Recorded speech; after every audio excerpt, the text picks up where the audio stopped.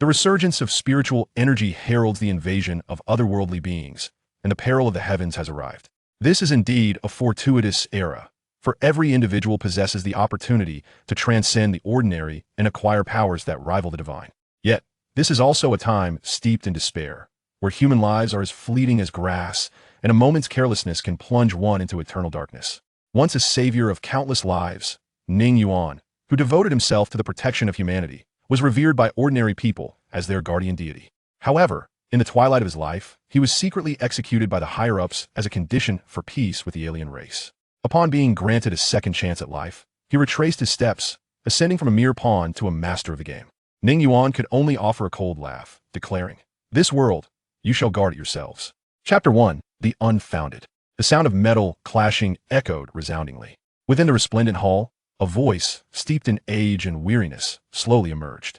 "Ning Yuan, it is not your disloyalty, nor is it our desire. It is they who have chosen you, explicitly demanding your demise.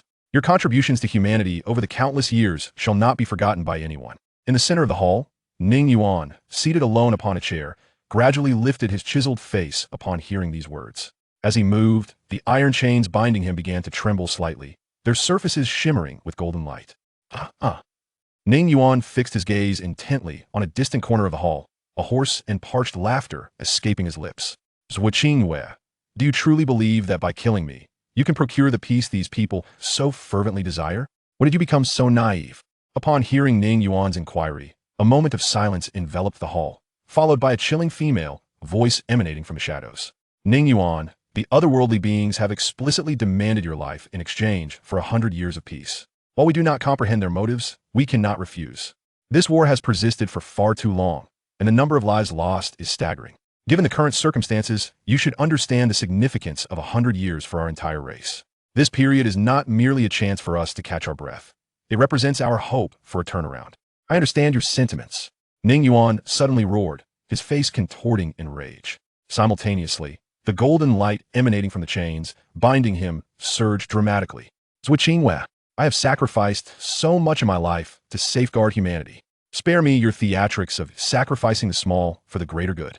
In my youth, I was misled by your so-called righteousness, and in striving to save others, I lost the most important person in my life.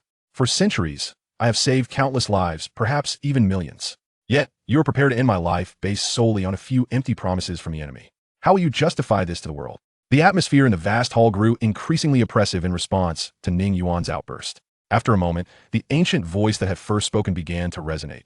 "Justification? Ning Yuan, do not overestimate your significance. You are but a transcendent being who has lingered at the fourth tier for centuries, with little time left. In the current state of affairs, there is no need for us to justify your execution to the world. We merely require some unfounded accusations to condemn you to death.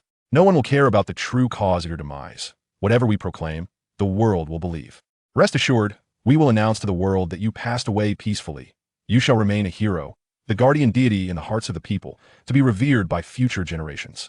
Upon hearing this, Ning Yuan fell silent for a moment before erupting into a grotesque laugh.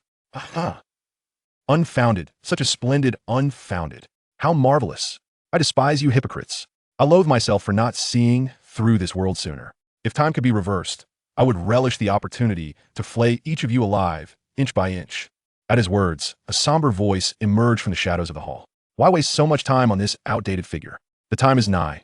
Let us swiftly dispatch this old hero on his final journey." Ning Yuan's source of power is light, his abilities exceptionally robust in defense. To ensure all goes smoothly, Lin Chuan, you shall personally accompany him on his last journey. As the words fell, a figure emerged slowly from the shadows of the hall. It was a middle-aged man, clad in white robes, with long hair cascading over his shoulders, standing tall like a pine, his features austere, and his eyes faintly glowing with a purple hue. "Shen Linchuan." Ning Yuan regarded the man approaching him with a self-deprecating smile. "This individual is a legend, the youngest among the 5 7th-tier transcendent beings on the entire Blue Star. In contrast to Ning Yuan's unparalleled defensive capabilities, Shen Linchuan wields the power of lightning, recognized as the most formidable offense in the present age. Ning Yuan, rest assured, your death will grant us the time we so desperately need. Humanity shall not perish now, nor in the future. We will fight until the last moment, until victory or death. The ideals upheld by your generation shall endure throughout the ages." Shen Linchuan's voice resonated with profound steadiness, instilling an immediate sense of tranquility within the listener. Is it possible for the human race to evade extinction simply by relying on this fleeting respite of a mere century? Ning Yuan's gaze ascended towards the vaulted ceiling of the Grand Hall, as if attempting to pierce through to the vast firmament beyond. In the next moment, Ning Yuan fixed his attention on Shun Linchuan, who unexpectedly posed an intriguing question. Are you aware of the ability that accompanies the breakthrough to the fifth tier of light? Without acknowledging Ning Yuan's inquiry, Shun Linchuan slowly raised his right hand, a sudden flash of purple brilliance materializing before transforming into an exquisitely crafted lightning spear. In an instant, a tempestuous surge of raw power radiated from his palm, expanding in all directions. Time itself is a form of light. This is the ability granted by the breakthrough to the fifth tier of light. Alas, only you and I are privy to this knowledge, Shun Linchuan. As he sensed the devastating aura emanating from above, Ning Yuan unexpectedly revealed a peculiar smile, a stark departure from his usual demeanor. Observing Ning Yuan's strange expression, Shun Linchuan furrowed his brow. He then brought his palm down forcefully upon Ning Yuan's head. Boom! The purple radiance erupted violently, piercing through Ning Yuan's skull with a lightning spear, causing his entire body to shatter like fragile porcelain. Time. In a realm where no ears could perceive, a faint and indistinct voice emerged, frail to the point of being ethereal. In the next moment, a flicker of white light traversed the void, vanishing into the abyss. In the bustling city of Dazhou, the relentless summer heat was accompanied by the incessant chirping of cicadas, as the fervor of recent graduates seeking employment could not be quelled. Excuse me, young man. A middle-aged woman waved her hand before Ning Yuan, jolting him from his reverie. The hazy image before him gradually sharpened, allowing Ning Yuan to discern the middle-aged woman who addressed him. She was somewhat plump, clad in a white dress, with a pair of glasses perched upon her nose. Seated within a makeshift tent, a wooden table before her was piled high with stacks of recruitment advertisements. Noticing Ning Yuan's unwavering gaze fixed upon her, the middle-aged woman awkwardly averted her eyes and inquired, "So, have you given any thought to this job opportunity? This position offers substantial personal growth. Although the initial phase may be arduous, the prospects for advancement in the future are quite promising." Consideration. Upon hearing her words, Ning Yuan instinctively glanced at the recruitment advertisement clutched in his hand. Work hours, 8 a.m. to 9 p.m., with only 1 day off per week. Meals and accommodation not provided. No social insurance or housing fund. Monthly salary ranges from 2,000 to 4,000. Ning Yuan's gaze swept across the contents of the advertisement before settling on the date printed at the bottom. Year 2035, July 21st. At the moment he beheld the date, Ning Yuan's pupils constricted sharply as a torrent of memories surged into his mind like a tidal wave. Witnessing Ning Yuan lapse back into a daze, the middle-aged woman's lips twitched, her thoughts echoing, "Goodness, could he have been rendered foolish by his studies?" Ha ha ha ha ha. Just as the middle-aged woman, growing impatient, prepared to speak again, she was taken aback by Ning Yuan's sudden laughter, which crescendoed in volume. Ning Yuan's unexpected mirth instantly attracted the attention of those nearby. Ignoring the curious glances from onlookers, he clenched the recruitment advertisement tightly, his fair and delicate features contorting with excitement to the point of appearing somewhat grotesque. "I can scarcely believe it. I have truly succeeded. It is now the year 2035. This means I have returned 400 years into the past by virtue of my fifth-tier ability to rewind time." Realizing this, Ning Yuan suddenly grasped the significance of the moment. He immediately focused his breath and began to sense the myriad changes within himself. After a brief pause, Ning Yuan's brow furrowed slightly, for he found no trace of the familiar primordial power he once knew so well. So that is how it is. It appears that the time rewind does not restore the physical body, but merely transports my consciousness back for centuries. Contemplating this, Ning Yuan felt no disappointment over the loss of power. Rather, he found himself utterly relaxed and increasingly elated, for this indicated that he could now freely choose the extraordinary path he wished to pursue. "Classmate, are you all right? If you're feeling unwell, you should consider visiting a hospital." At that moment, the middle-aged woman's voice grew increasingly impatient. Due to Ning Yuan's erratic behavior, not a single person had approached for the job application. Regaining his composure at the woman's words, Ning Yuan casually discarded the crumpled recruitment advertisement onto the ground, then rose to blend into the crowd, disappearing from view. Chapter 2. The Extraordinary. Memories, long sealed away, surged forth in Ning Yuan's mind like relentless waves. As he sat in the taxi, gazing out at the passing scenery, he found himself reminiscing about nearly forgotten moments and those who had slipped from his memory. Before long, the taxi came to a gentle halt. "We've arrived at Chuanha Community. Classmate, is this the place?" The driver, glancing at Ning Yuan through the rearview mirror, wore a peculiar expression. He felt a surge of wariness towards this suspicious passenger, who struggled to recall even the location of his own residence. Ning Yuan looked at the entrance of the aged community, then paid the fare and stepped out of the vehicle. As he crossed the threshold, he entered a building and pressed the button for the elevator to the 7th floor. The elevator ascended slowly, and with a chime, the doors opened.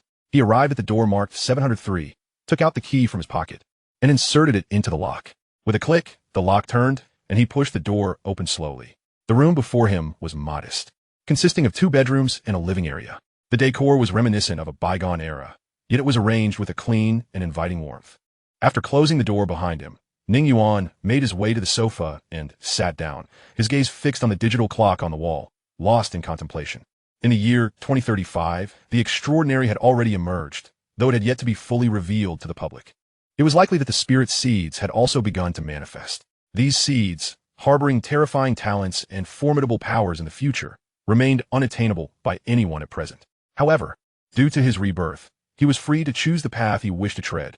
As he pondered this, Ning Yuan recalled the immense power that had the potential to alter everything. What were spirit seeds? Some claimed that all things possess a spirit, and spirit seeds are the essence and source of that power, the very seed from which they sprout. During the tumultuous years of foreign invasion and human suffering, the struggle between technology and the otherworldly beings endowed with divine powers was akin to primitive men confronting modern armies, an exercise in futility. In such times, the emergence of spirit seeds represented the very source of hope for humanity. Some referred to spirit seeds as gifts from the divine. Should an ordinary individual obtain a spirit seed and merge with it, their existence would be irrevocably transformed, transcending the mundane. Spirit seeds appeared in myriad forms, with varying strengths and weaknesses. Once an individual merged with one, their fates became eternally intertwined, akin to the bond of a soul, impossible to alter. In his past life, Ning Yuan's merged spirit seed granted him powers related to light. Had he not fortuitously broken through to the 5th tier just days before his execution, acquiring the ability to reverse time, he would never have had the chance to relive this life. Similarly, the one who had condemned him to death, Ning Yuan, had merged with a spirit seed that bestowed upon him the power of thunder. Those who merged with spirit seeds were known as the extraordinary. In the future, it was the existence of the extraordinary that would empower humanity to resist, preventing the slaughter by otherworldly beings from becoming an overwhelming tide. As he recalled the blood and tears of his past life, a fleeting moment of distraction clouded Ning Yuan's gaze. However, that moment was swiftly replaced by an icy indifference. The choice before him was starkly clear: to leverage the advantage of his rebirth and merge with that once fleeting spirit seed, which had incited madness among the otherworldly beings. He would stride ahead of all others, in the impending chaos of an unending tumult. Only by becoming sufficiently powerful and mastering absolute strength could one become the strategist, rather than a mere pawn to be sacrificed, as in his previous life. A click brought Ning Yuan's thoughts back to the present. He looked up to see the door being gently pushed open. A girl, carrying a small bag and a supermarket shopping bag in her hand, entered the room. Xiao Yuan, when did you return? The girl appeared to be of similar age to Ning Yuan, with a pure and fair complexion. She wore a white t-shirt, denim jeans, and a pair of white sneakers. I just got back, Ning Yuan replied softly, his gaze lingering on her bright, clear eyes, a complex emotion flickering across his own. This girl was his cousin, Ning Xiaoluo, 3 years his senior. When Ning Yuan was 4 years old, his parents tragically passed away in an accident, leading him to live with his uncle and become like a sibling to the only child, Ning Xiaoluo. The place where Ning Yuan now stood was the apartment that Ning Xiaoluo had rented after starting her job. It was a 2-bedroom unit, chosen so that Ning Yuan would have a place to stay during his breaks, since they resided in the same city. How was work today? Ning Xiaoluo asked as she hung her bag on the wall, changed her shoes, and walked toward the kitchen with the shopping bag. There's no rush to find a job. If nothing suitable comes up, don't settle. By the way, I bought some fish today. I'll make soup for you later. In the kitchen, her voice mingled with the sound of running water from the faucet. As the only family member from his past life who had haunted his thoughts, seeing her alive again due to his rebirth stirred a myriad of emotions within Ning Yuan. Xiao Yuan, why are you so quiet? Is it because finding a job has been tough? Noticing his lack of response, Ning Xiaoluo, now wearing an apron, curiously peeked out from the kitchen. Upon seeing Ning Yuan's intense gaze fixed on her, she inquired with curiosity, "What's wrong? Is there something on my face?" "Nothing." Ning Yuan averted his gaze and shifted to the sofa, turning on the television. "It is indeed challenging to find work. Don't worry about it. I'm off tomorrow and can accompany you to look around, she reassured him. Okay, Ning Yuan replied softly, continuously switching through the channels. The following morning, as Ning Xiaoluo opened the bedroom door, she found Ning Yuan seated on the living room sofa. Stifling a yawn, she walked over, clad in loose-fitting sleepwear. Xiao Yuan, why are you up so early? Seeing him engrossed in a video on his phone, she remarked softly, Isn't that Mount Everest? I couldn't sleep, so I got up. Ning Yuan replied with a faint smile as he put away his phone. All right, then I'll go make breakfast. After we eat, we can go out for a stroll together, she said, turning toward the kitchen. Watching her retreating figure, Ning Yuan reopened his phone, his gaze lingering on the majestic video of Mount Everest. A glimmer of light passing through his eyes. Chapter 3. The Seed Capital. At the dining table, Ning Yuan spoke up. You don't have to accompany me to look for a job after breakfast. It's your rare day off. You should just rest at home. Upon hearing this, Ning Xiaoluo paused in her task of peeling an egg, then looked up at him and asked, What's wrong? I don't mind. After a moment's thought, Ning Yuan replied nonchalantly, I've made plans with a few classmates. Oh, really? Ning Xiaoluo placed the peeled egg in front of him, nodding. That makes sense. It would probably be more enjoyable to be with your peers. After finishing their meal, Ning Xiaoluo tidied up in the kitchen while Ning Yuan returned to his room to grab his packed backpack, preparing to leave. Just as he opened the door, Ning Xiaoluo's voice called out from behind him. Xiao Yuan. Ning Yuan turned back at the sound. Ning Xiaoluo, dressed in casual attire, emerged from the kitchen, raising her delicate, fair hand in a gesture of encouragement. Good luck. As Ning Yuan beheld this scene, a faint smile graced his lips before he shut the door and departed. He wandered aimlessly along the bustling streets, his gaze occasionally sweeping over the surrounding walls and telephone poles. With the passage of time, he continued his solitary stroll, burdened only by his backpack. Upon turning into a secluded alley once more, his attention was captivated by a bulletin board plastered with rental information. Approaching the board, he spotted a card and promptly tore it down. Urgently need money? Same-day disbursement, low interest, instant arrival, borrow, and repay at your convenience. Phone, 1XXXXXXXXX. Address, 302 Lianhua Road. Dazhou City, Express Finance Company, Limited. A smile flickered across Ning Yuan's face as he contemplated the contents. He then retrieved his phone and dialed the number displayed. The phone rang only 3 times before being answered. Hello, who is this? Came a bright female voice from the other end. I need money, Ning Yuan stated bluntly. There was a moment of silence before the voice resumed. The address listed as fake. I will provide you with a new one. Just bring your ID and come directly. After receiving the new address, Ning Yuan hung up, hailed a taxi, and instructed the driver to head there. The journey took a mere 20 minutes. Arriving at the designated location, Huiman Finance Company. Looking up at the company name, Ning Yuan pushed open the glass door. The room was modest, with only 3 individuals present. Upon his entry, a heavily made-up woman, reminiscent of a receptionist, stood up. Her voluminous waves cascaded over her shoulders, and she wore a revealing low-cut outfit that drew attention to her alabaster curves. Welcome, handsome. Unlike her formal tone on the phone, her voice now dripped with flirtation. Ning Yuan's gaze briefly scanned the woman before shifting to the 2 individuals seated on the sofa. One was a burly man clad in a tank top, his shiny bald head marred by a conspicuous scar, engrossed in a mobile game. The other, a more refined middle-aged man donned in a suit with gold-rimmed glasses, was meticulously trimming his nails. Upon hearing the woman's greeting, the bespectacled man lifted his gaze to Ning Yuan. Without hesitation, Ning Yuan approached him and took a seat, placing his ID on the table. Loan, he stated succinctly. The man was momentarily taken aback, his rehearsed words momentarily stifled. How much do you need? He inquired after a brief pause. Ning Yuan smiled in response. The more, the better. At this, the burly man instinctively glanced at Ning Yuan. The woman, who had come to pour water, also cast him a few more glances. The bespectacled man pondered for a moment, then, while examining Ning Yuan's ID, opened the laptop on the table and began, I need to understand your situation clearly to assess the amount you can borrow. Ning Yuan readily agreed. Soon, after swiftly completing the process, he was more than satisfied with the maximum loan amount he could secure. A sum of 200,000 was transferred to his bank account. Ignoring the so-called interest rates and repayment deadlines, as well as various terms and conditions, Ning Yuan continually pressed his fingerprints, signed, and posed for photos under the enthusiastic hospitality of the trio.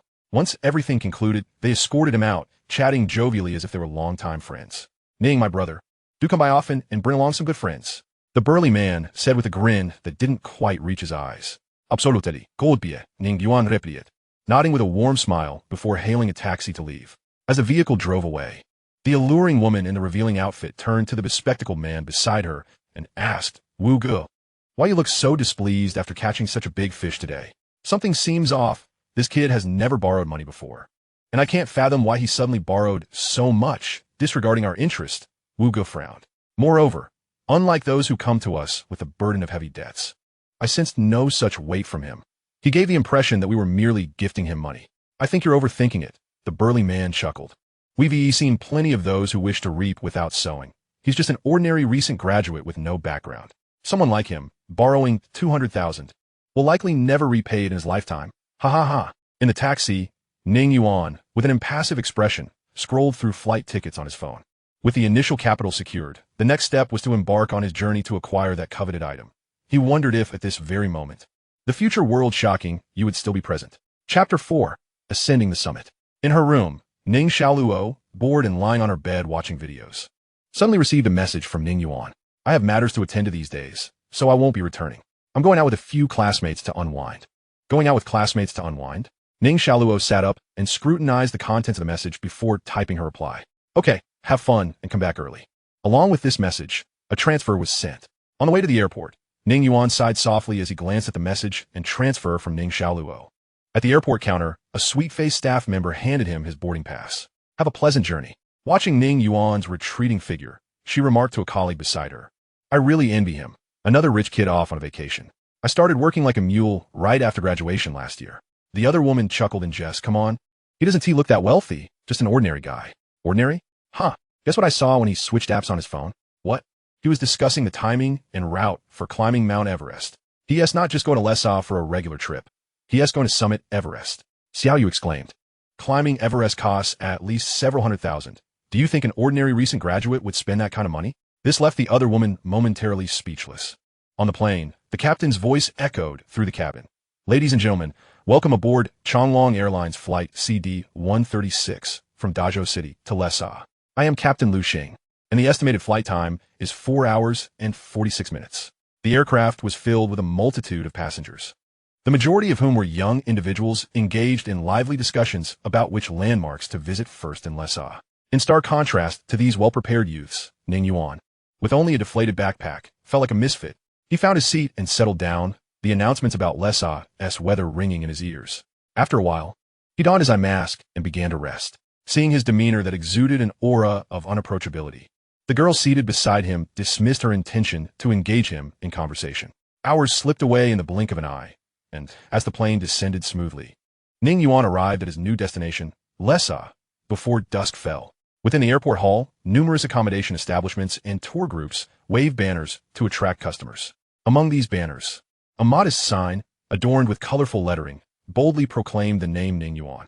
It was this very sign that Ning Yuan noticed immediately, prompting him to walk over.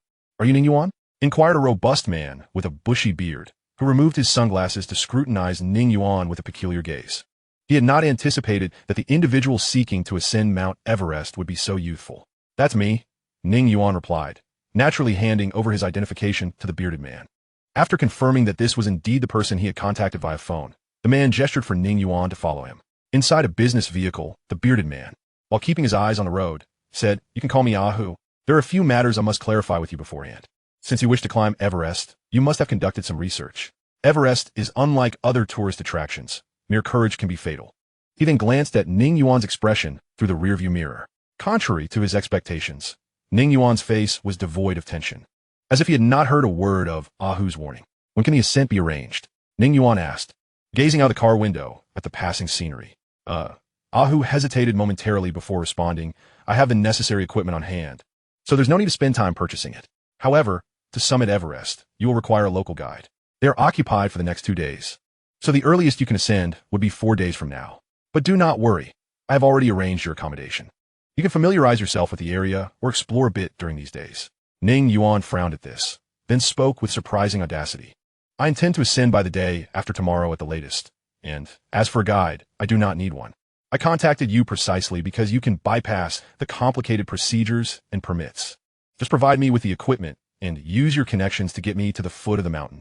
The agreed sum of 100,000 yuan will remain unchanged. What? Ahu exclaimed, his eyes widening. You say you don't need a guide for your Everest ascent? At that moment, Ahu perceived this as the most ludicrous joke imaginable. After all, Even the world's foremost climbing experts could not tackle Everest alone. It was tantamount to courting death. Could it be that this young man is considering? A terrifying thought suddenly crossed Ahu's mind. After a moment of silence, he softened his tone considerably. Young man, this world holds not only suffering, but also boundless beauty. What obstacle is insurmountable? Understanding the implication behind Ahu's words, Ning Yuan smiled faintly. You're overthinking it. To be candid, I came to Everest secretly, just to take photos and flaunt to friends.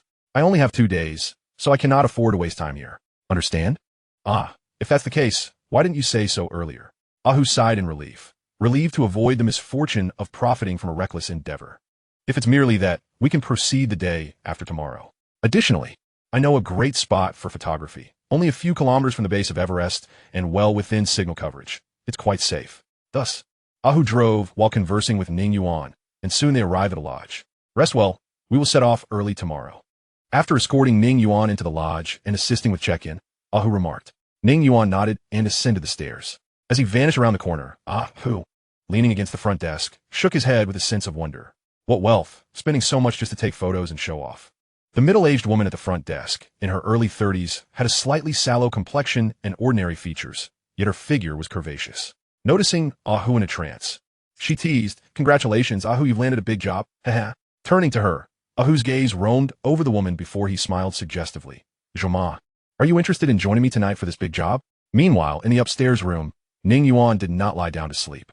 Instead, he stood before the vast window, quietly observing the starry night sky, where he could already discern the enormous silhouette of Everest. Chapter 5. Past Life and Present Life. The following morning, Ahu promptly drove Ning Yuan towards the base camp for the ascent. Perhaps aware of Ning Yuan's time constraints, Ahu made minimal stops along the way. After navigating through various checks, he brought Ning Yuan to a location close to Everest by evening, a spacious tent. You will stay here for the night. I have prepared your gear and clothing. I will handle a few matters, and will take you up the mountain first thing in the morning, Ahu instructed, pointing to a corner of the tent. Afterward, he pulled out his phone and stepped outside while making a call. Ning Yuan surveyed the contents of the tent. Down jackets, oxygen tubes, goggles, and all the requisite climbing gear were present. He donned a down jacket, which fit him perfectly due to the prior disclosure of his height and weight. The chill began to fade, and he exited the tent. Outside, laughter and chatter filled the air. At that moment, the base camp was bustling with numerous people, most of whom were young tourists. However, for Ning Yuan, who was preparing to ascend, this was merely the beginning of his journey. With a profound gaze, Ning Yuan looked towards the Everest, illuminated by the stars, a fiery passion igniting within him. Boss, 3 bowls of lamb soup. A melodious female voice resonated from a tinted lamb soup shop. After sitting down, Ning Yuan turned his head towards the speaker. The woman had casually cascading, slightly curled long hair, and her loose, thick clothing could not conceal her perfect figure. More striking than her physique was her face, flawless, pale skin, and exquisitely featured. She was the epitome of beauty. Her arrival quieted the previously boisterous shop, drawing countless gazes towards her. Ning Yuan briefly scanned her face before noticing the 2 burly middle-aged men guarding her. From just that glance, he understood that their identities were anything but ordinary. A woman protected by 2 elite special forces soldiers clearly had significant intentions for being there. Sensing Ning Yuan's discerning gaze, one of the men behind the woman glanced at him, but after a mere moment, he withdrew his attention. Ning Yuan recognized that this was an act of dismissal. In their eyes, he posed no threat whatsoever. However, Ning Yuan remained unfazed, sipping his lamb soup, though his brow subtly furrowed. In this particular moment and setting, encountering several individuals of extraordinary background appears to portend ill for Ning Yuan. Miss, let us refrain from drinking. If the captain finds out, we shall face reprimand, he suggested. The young woman, who had just settled down, chuckled lightly at his words. What is there to fear about drinking? I have thoroughly prepared for this. The lamb soup here is quite delectable. As for Lu Feng, I shall handle that, so rest assured. The 2 men standing behind her exchanged glances, seemingly aware of her temperament, and thus positioned themselves on either side of her. With both hands cradling the bowl, Ning Yuan savored the lamb soup until it was empty, then settled the bill before turning to leave. Shizhou, what troubles you? Is there something amiss? The woman casually inquired, sipping the soup with her spoon, directing her question towards the man beside her. The middle-aged man, known as Shizhou, hesitated momentarily before speaking in a hushed tone. From the moment we entered the establishment, every gaze and attention has been fixated on the miss, yet he alone has been observing me and Lao Gao. He seems to have discerned our true identities. What? exclaimed the man referred to as Lao Gao, a look of surprise crossing his features. You must be imagining things. That lad looks like a recent graduate here for some leisure. Perhaps, Shizhou conceded, feeling that he might indeed be overthinking. The woman set down her spoon and dabbed her mouth with a napkin before nonchalantly stating, "Let it be. Some individuals are born with an intuition that surpasses the ordinary. Perhaps he is one of those. Boss the bill, please." The following day, have you comprehended the precautions I laid out for you? In the tent, Ahu was loading supplies into the vehicle while conversing with Ning Yuan. Indeed, Ning Yuan replied. In this backpack, I've prepared everything you will need. Food, hot water, GPS, and a backup power source. Oh, and this. Ahu extracted a retractable selfie stick from the tent and added it to Ning Yuan's backpack. You certainly have a thoughtful service. This money spent is indeed worthwhile, Ning Yuan remarked with a gentle smile. Absolutely. If you enjoy yourself this time, do not forget to introduce me to a few friends. My prices are reasonable, and the service is guaranteed. Ahu grinned, rubbing his hands together. Certainly, Ning Yuan affirmed. Now let's be on our way.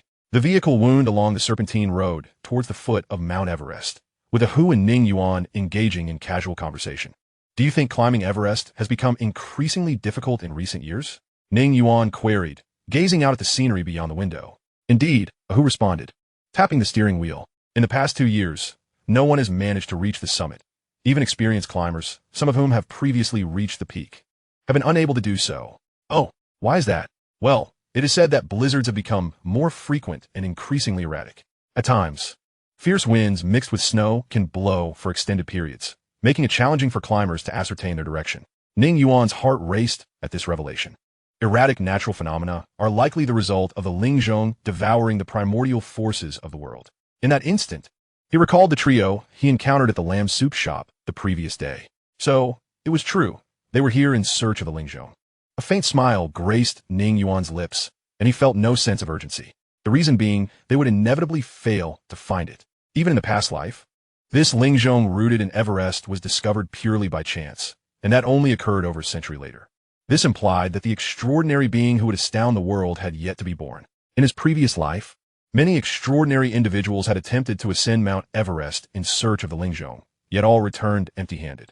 Even for them, climbing Everest was a trivial feat, yet they still could not locate the Lingzhong. Humans instinctively gaze towards distant horizons, oblivious to the fact that true treasures lie right beneath their feet. Ning Yuan Muset. Alas, this truth is lost on all.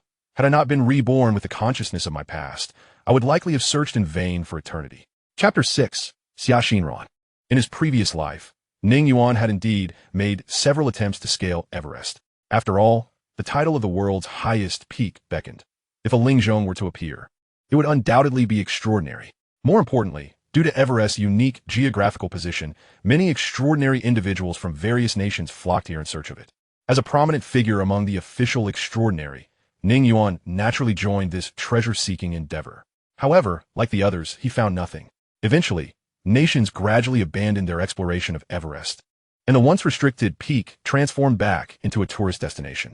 During this period, a climbing team composed of ordinary individuals began their ascent of Everest. Among them, one individual serendipitously obtained the Lingzhong and fused with it, becoming an extraordinary being, a unique entity that nearly overturned everything. The following day, at the base of Mount Everest, the crunch of tires rolling over gravel echoed as the vehicle came to a gradual stop. Fully attired, Ning Yuan stepped out of the car, only to be met by a biting cold wind that struck his face. Come, follow me. Ahu, donned in a mask and sunglasses, led the way, guiding Ning Yuan directly through the barrier towards the climbing management station. Outside an office at the management station, Ning Yuan peered through the window, watching as Ahu conversed quietly with the staff inside, gesturing for him to pay attention. After approximately 10 minutes, Ahu emerged, signaling for Ning Yuan to approach. You have only 2 hours, stated a bespectacled, middle-aged, balding man, placing a thermos on the table before Ning Yuan as he entered the room. Since your sole purpose is to take photographs, this time should suffice. With that, the balding man rose and retrieved a coat from a cabinet behind him. Put this on. It is the work attire of our management staff. You may remove it while taking photographs. Ning Yuan cast a blank expression towards Ahu beside him. Ahu hurriedly leaned in, whispering, "There's no option. Climbing has been restricted these days. I only just learned that someone is scouting Everest. However, 2 hours should be sufficient. The location I mentioned will only take half an hour to reach." Ning Yuan replied with a sardonic smile. So, 100,000 for just 2 hours? I have no choice, Ahu explained softly outside the office. Do you think all that money goes into my pocket? He then held up 3 fingers. Once I get you in, this is the only amount I receive. I wouldn't deceive you. Now that the money is spent and the connections made, consider it carefully. The 2 hours I negotiated will be ample for your photography. Ning Yuan scoffed. Very well. 2 hours it is. Seeing Ning Yuan acquiesce, Ahu sighed in relief. Be mindful of the time and route. The only danger at the foot of the mountain is the slippery terrain. Should anything unexpected occur, use the intercom to call me.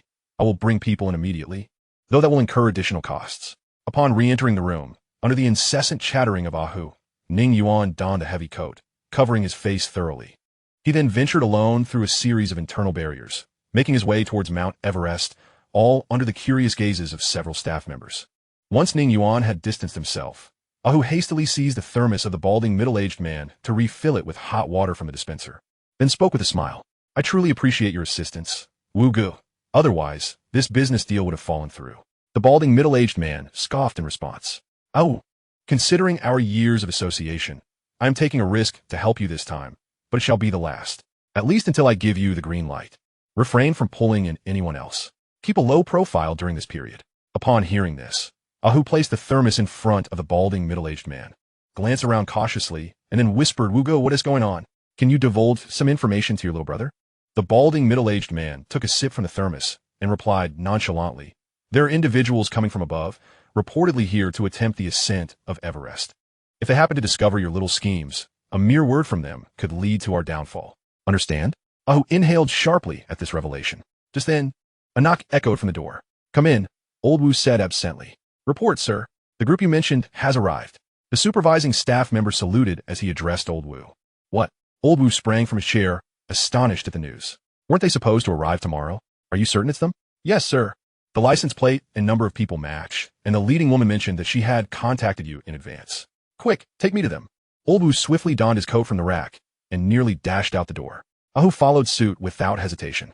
Outside the barrier, 2 black SUVs stood quietly, beside which stood 6 individuals, 1 woman and 5 men. Had Ning Yuan been present, he would have recognized the woman as the one he encountered at the lamb soup shop the previous night. Oh, Xia, look at you.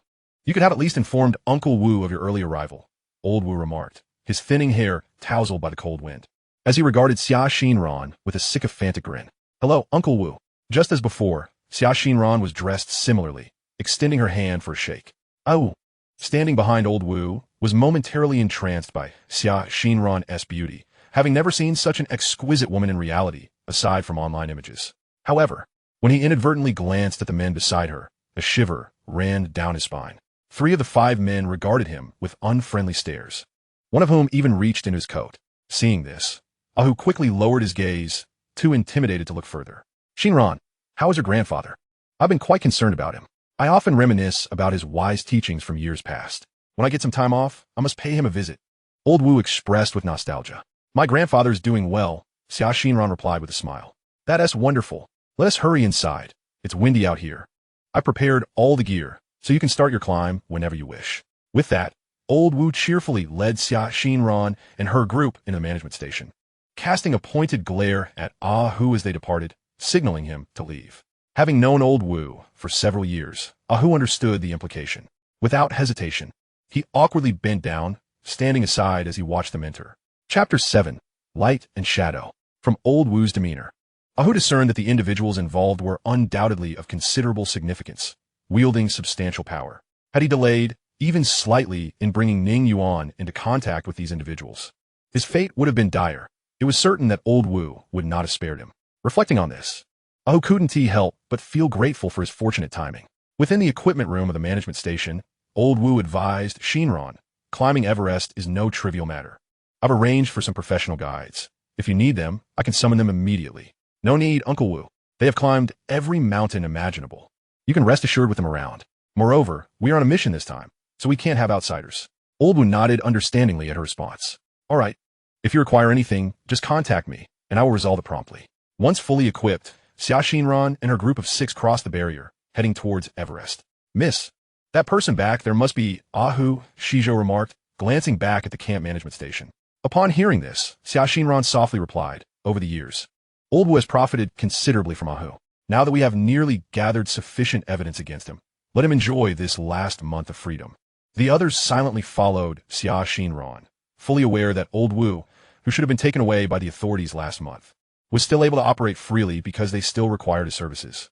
After all, in the upcoming days of exploration on Everest, old Wu's nearly 10 years of experience made him invaluable. Simultaneously, ahead of Xia Xinran's group, Ning Yuan had deviated from the predetermined route. Peering through his goggles at the majestic snow-capped peaks, he recalled the location etched in his memory. He then discarded the locator from his possession onto the ground and proceeded in a specific direction. The path he traversed was winding and uncharted, for it was not meant for climbing. In the year 2146 of the Yuan calendar, over a century from now, a group of ordinary individuals embarked on the challenge of climbing Everest. At that time, extraordinary beings had already integrated into society. Ordinary people revered them, aspired to be like them, and regarded them as saviors.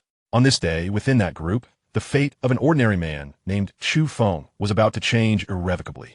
As Ning Yuan walked, he reminisced about the detailed account left by Chu Feng regarding how he obtained that spirit seed. Contrary to external speculations, Chu Feng did not acquire the spirit seed at the summit of Everest. Overcome by fear, he had only climbed a short distance before breaking away from the group and venturing alone. Subsequently, he encountered a blizzard on his descent, relying solely on his memory to navigate the treacherous path. The subsequent outcome was predictable. He diverged from his route, and although he was descending, it was in the opposite direction. Only when he reached the base of another mountain did Chu Feng realize he had gone astray. He then used the stars to guide him onward until he stumbled upon the luminous spirit seed. Reflecting on Chu Feng's candid recounting of his experiences under the scrutiny of the authorities, Ning Yuan felt a profound sense of empathy. At that time, Chu Feng was merely a passionate youth in his early 20s, harboring an almost fanatical trust in the official headquarters of extraordinary beings. He revealed all his abilities in detail, only to be shocked and fearful in the end, until the news was leaked by an insider and ultimately assassinated by powerful individuals from other races and countries. Recalling Chu Feng's life, he passed by like a shooting star in the sky. In that most turbulent era, all extraordinary beings may not see the sun of tomorrow, to the point where no one has the ability to protect them. Thoughts turn around. Ning Yuan climbed the stones ahead step by step, his gaze not missing any corner. As time slowly passed, the sky gradually darkened and the temperature at the foot of Mount Everest became colder. Ning Yuan walked away like this for almost a day without any gain, and he showed no signs of impatience, until he struggled to climb over a huge rock again. Ning Yuan spriat frose.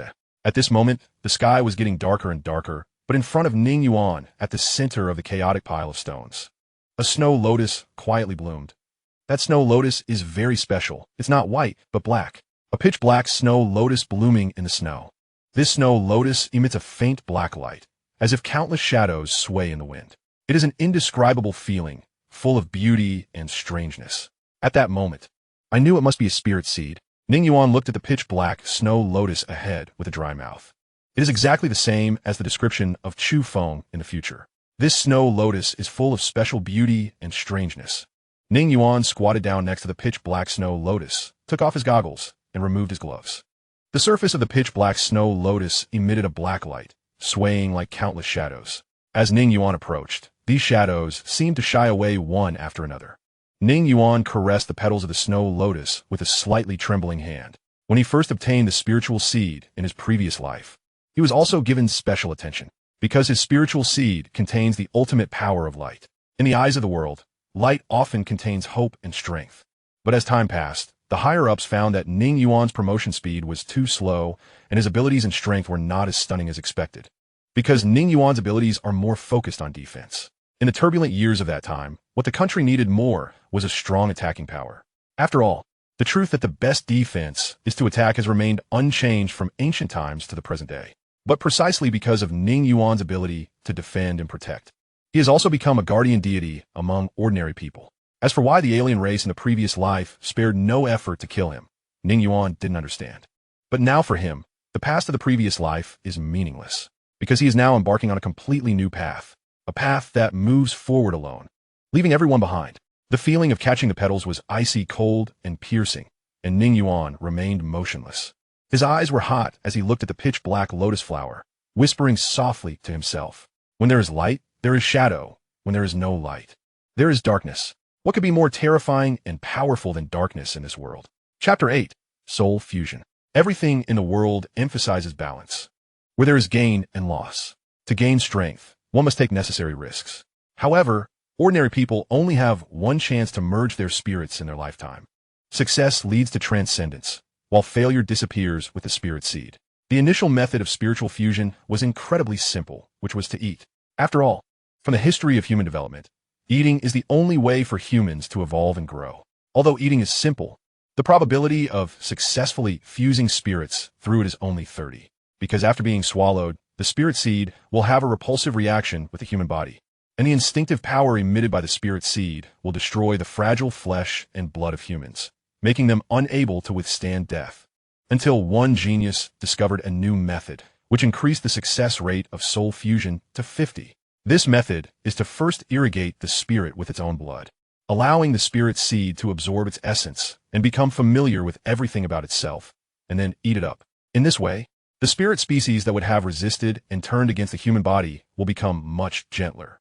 To increase the probability of merging spiritual seeds, it is necessary to use a large amount of one's own blood to irrigate it. That is, to enhance the compatibility between the two sides. Think of this. Ning Yuan took out a brand new dagger from his arms. Staring at the pitch-black snow lotus, his fiery gaze gradually disappeared and instead brought a touch of madness. At the next moment, Ning Yuan slashed open the artery in his arm with a knife. Subsequently, a large amount of hot blood spilled directly onto the icy black snow lotus below. The pain did not make a ripple on Ning Yuan's face. Moreover, when he saw his blood being quickly absorbed by snow lotus, a joyful expression appeared on his face. The sound of blades cutting through flesh and blood resounds once again.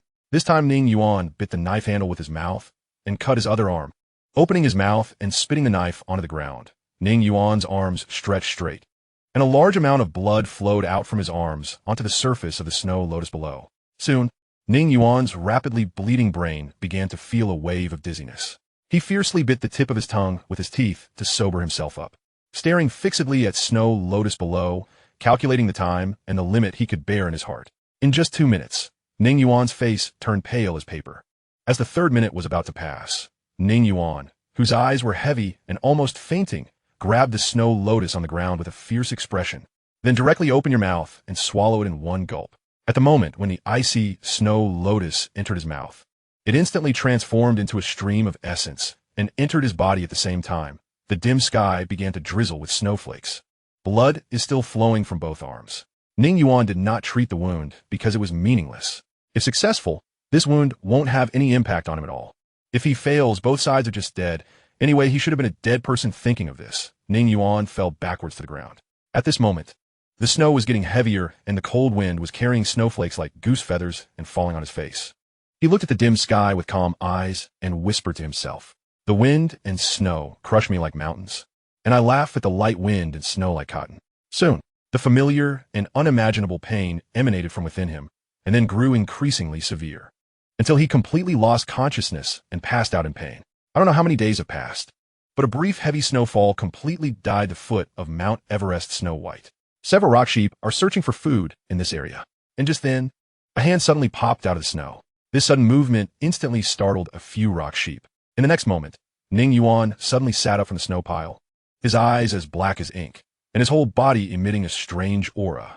However, his aura quickly dissipated, and his eyes returned to their original state. At first glance, they looked no different from before, except that his pitch-black eyes were deeper than those of an ordinary person. He ha ha ha ha. After a brief silence, Ning Yuan burst out laughing. "It's done, I've done it." Standing up from the snow, Ning Yuan first looked at his scarred arms, and then skillfully used his spiritual consciousness to peek into his body. Now his body is completely different from that of an ordinary person. I saw a small black tree rooted in a gray space inside my body, like a withered tree. The small tree has several branches, and on one of them hangs a small black light ball, which looks like a newborn fruit at first sight. Ning Yuan gazed fervently at the obsidian sphere before him. This diminutive orb served as the wellspring of extraordinary power. With its presence, Ning Yuan could unleash might beyond the comprehension of an ordinary person. In his previous life, as a fifth-tier extraordinary being, he had harbored 5 spirit fruit cores within him, yet none could compare to the elation he felt now. Was this the joy of anticipating a smooth path ahead? Ning Yuan withdrew his spiritual sense and extracted his phone from his pocket. Upon glimpsing the time on the screen, along with a plethora of missed calls and messages, a frown creased his brow. 15 days. He had been in a coma for a full 15 days. This duration far exceeded his expectations. He stared at the multitude of calls and messages from Ning Luo and momentarily contemplated returning the call. However, he hesitated, then crushed the phone in his grip. He had no intention of responding. After all, he would soon return and could simply claim that his phone had been lost. Discarding the shattered device, he casually picked up a fist-sized stone from the ground and held it in his hand. With a mere exertion of force, the stone, blanketed in ice and snow, crumbled to dust in his grasp. His first-tier strength far surpassed that of his previous life. As he regarded the powder in his palm, he began to comprehend the extent of his newfound power. He recalled that the first-tier ability of the Dark Spirit was shadow manipulation. His understanding of dark abilities was limited to the first 4 tiers. As in his previous life, Chu Feng had been assassinated before reaching the 5th tier. As these thoughts coursed through his mind, Ning Yuan turned to survey his reflection in the pristine snow. In the next moment, an uncanny scene unfolded. His human-shaped shadow began to elongate, morphing in accordance with his will. With a thunderous roar, a pitch-black spear shot forth from his shadow, piercing through a massive stone before him. With a mere flick, the stone, towering like a giant, shattered as easily as tofu. With another resounding crash, several ebony spears erupted from Ning Yuan's shadow, instantaneously obliterating the surrounding boulders. In the distance, several mountain goats, startled by the spectacle, leapt 3 feet into the air and fled in a frenzy. After a brief acclimatization, Ning Yuan, drawing upon the experiences of his past life, deftly maneuvered his first-tier abilities, skillfully manipulating his shadow below. The phantoms birthed from his shadow could not only alter their form at will to strike targets, but could also detach from the ground. Hovering before him, Ning Yuan beheld the towering black silhouette that mirrored his own stature, his eyes brimming with complexity. A spirit that integrated attack, defense, speed, and strength was something he had only witnessed 3 times in his previous life. Yet now, the dark spirit embodied all these attributes of the first tier. Stepping forward, Ning Yuan melded with the shadow before him, transforming into a wraith-like figure as he surged towards the summit of Mount Everest. At the pinnacle of Everest, Ning Yuan's form materialized out of thin air.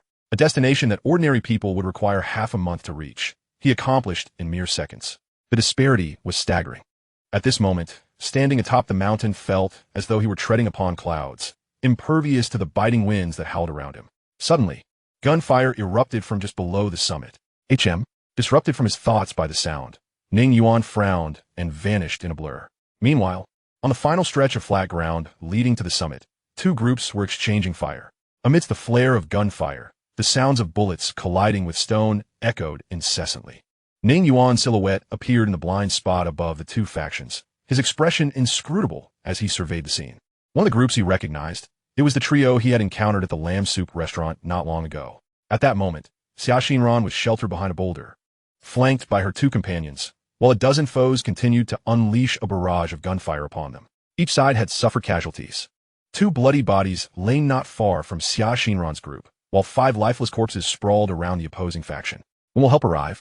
Xia Xinran questioned anxiously, gripping her handgun tightly as she turned to Shizhou. Gasping, Shizhou replied, "At least half an hour. At this altitude, helicopters and drones struggle to reach us, so they can only drop us off at the maximum altitude they can manage." Just then, the opposing group began to deliberately advance, seeking cover as they pressed their advantage. "Miss," called a burly man beside Xia Xinran, firing off a clip of bullets. Seizing the opportunity during the reload, he spoke quickly. "They are not only numerous, but also battle-hardened. Their background is likely significant." As the adversaries listened, the gunfire abruptly ceased, replaced by a voice through a loudspeaker. "Lay down your weapons and surrender immediately. We assure your safety if you comply." Upon hearing the clumsy Mandarin, Shizhou's eyes widened in disbelief, quickly turning to fury. "Damn, so it's foreign devils. They dare to cross our borders and bear arms." The burly man's expression darkened ominously. They had been ambushed. Had it not been for a stroke of luck in finding a boulder behind them, they might have been wiped out in an instant. Having been caught off guard by the sudden assault, they had suspected that their movements had been compromised, but never could they have imagined facing a well-equipped foreign force. How dare they? Did they not fear that their actions might incite a conflict between nations? Though Xia Xinran found the situation hard to believe, she took a deep breath and called out, "No matter where you come from or who you are, this area is our territory. If you leave now, we will pretend we did not see you. Otherwise, you understand the consequences." Such brazen armed incursions into another country's territory could indeed spark war.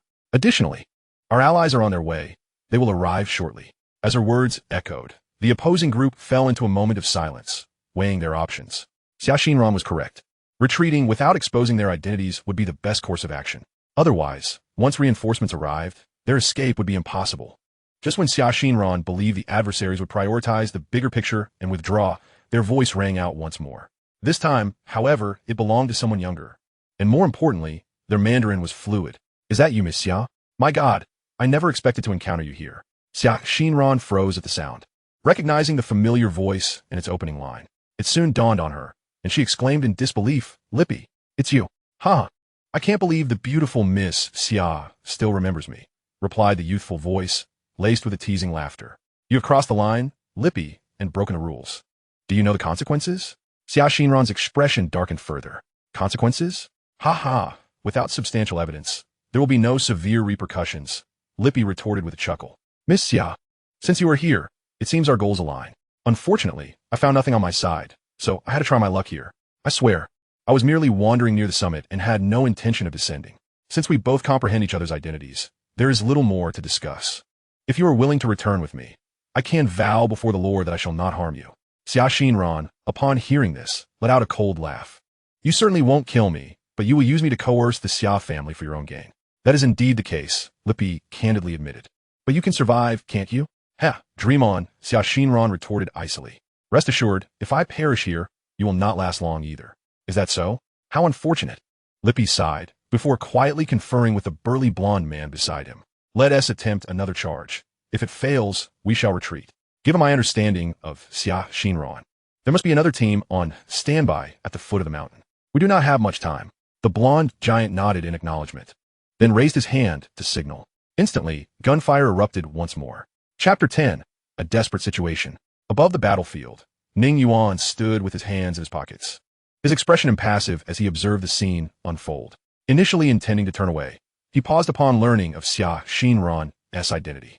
The Xia family is among the most formidable clans in the country, wielding substantial influence within the military and the upper echelons of the state. Such a powerful family could serve as an excellent pawn in his preliminary plans, thus necessitating the prudent utilization of this woman.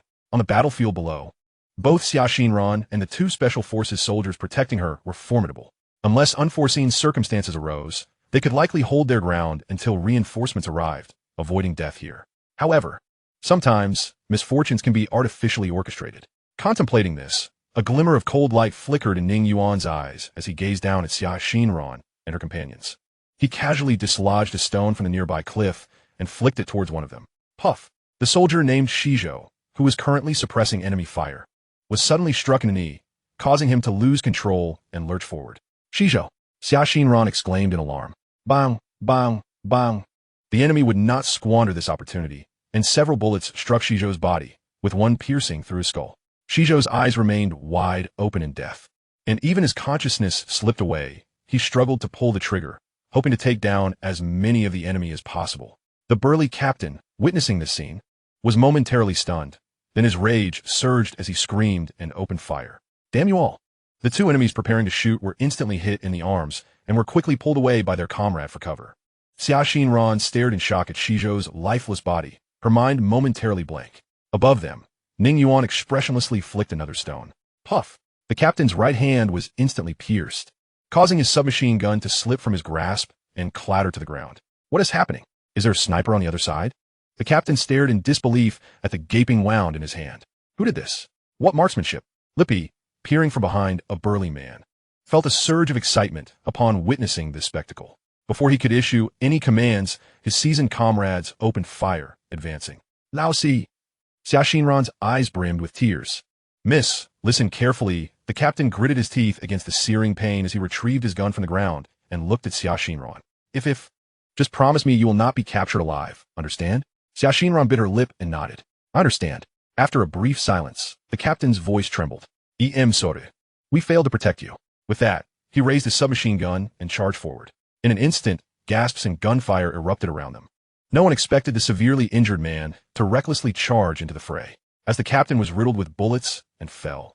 The once tranquil summit of Everest fell into silence once more. A series of footsteps approached slowly. Xia Xinran raised her pistol to her chin, her entire body trembling uncontrollably. At this moment, Even with her resilient spirit and experiences far beyond that of an ordinary person, facing death rendered her as vulnerable as any ordinary girl. Filled with fear and helplessness. Put down the gun. Several masked figures armed with submachine guns surrounded Xia Xinran, one of them shouting at her in a foreign language. Xinran, oh no, you need not go this far. Lippy, peeking from behind a burly man, urged her. There's a saying that those who recognize the times are wise. Rest assured, as long as you obediently comply, I will not harm you. Life is beautiful, and we are living in an era more splendid than ever before. Are we not? Would you truly resign yourself to death? Xia Xinran merely gazed coldly at Lippy. Lippy, to you, this era may seem unprecedentedly splendid, but for many, it is one of despair. I will take my leave. I trust your fate shall mirror mine before long. With that final utterance, Xia Xinran closed her eyes, preparing to pull the trigger. However, at that moment, a calm, detached voice echoed. What is happening here? What are you doing? This sudden voice startled everyone, including Xia Xinran. For the newcomer spoke in the language of Huaxia. She opened her eyes to behold the source of the voice, her gaze widening in shock. It's him. How is this possible? Not far away, Ning Yuan stood with his hands in his pockets, his expression unchanged as he regarded them. Unlike the others clad in goggles and masks, Ning Yuan's attire was exceedingly simple, more akin to a leisurely outing than an expedition to scale Everest. What the hell? The burly blonde man shouted, raising his gun to aim at Ning Yuan. Where did this guy come from? Lippy felt an overwhelming sense of unease upon seeing Ning Yuan and his attire. As he witnessed his comrade aiming at the newcomer, Lippy hastily shouted, No, lower your weapon. Yet at that very moment, a shadow, resembling a long spear, swiftly pierced through the blonde man's skull. In an instant, blood and brain matter splattered all over Lippy. This sudden turn of events left everyone in shock. The first to react, Lippy trembled violently. My God, he is an extraordinary being. Lippy's companions were aware of the existence of extraordinary beings, having only heard tales of them but never encountered one. Who would have imagined their first encounter with an extraordinary being would unfold in such a manner? A fear the snow was almost covered with broken corpses and blood. The scene before her was an unstoppable churning in Xia Xinran's stomach, even after undergoing various trainings. Are you all right? Ning Yuan took a step forward and inquired in front of Xia Xinran. Xia Xinran instinctively stepped back, her eyes revealing an indescribable fear. Sigh.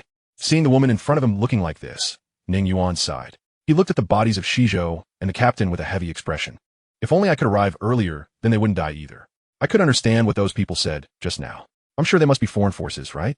Seeing Ning Yuan's expression and words, Xia Xinran's fear eased a lot. She nodded and trembled as she spoke. That's right, these people are all foreign forces. The leader is called Lippy, who has a big background and is one of the inheritors of a top multinational corporation.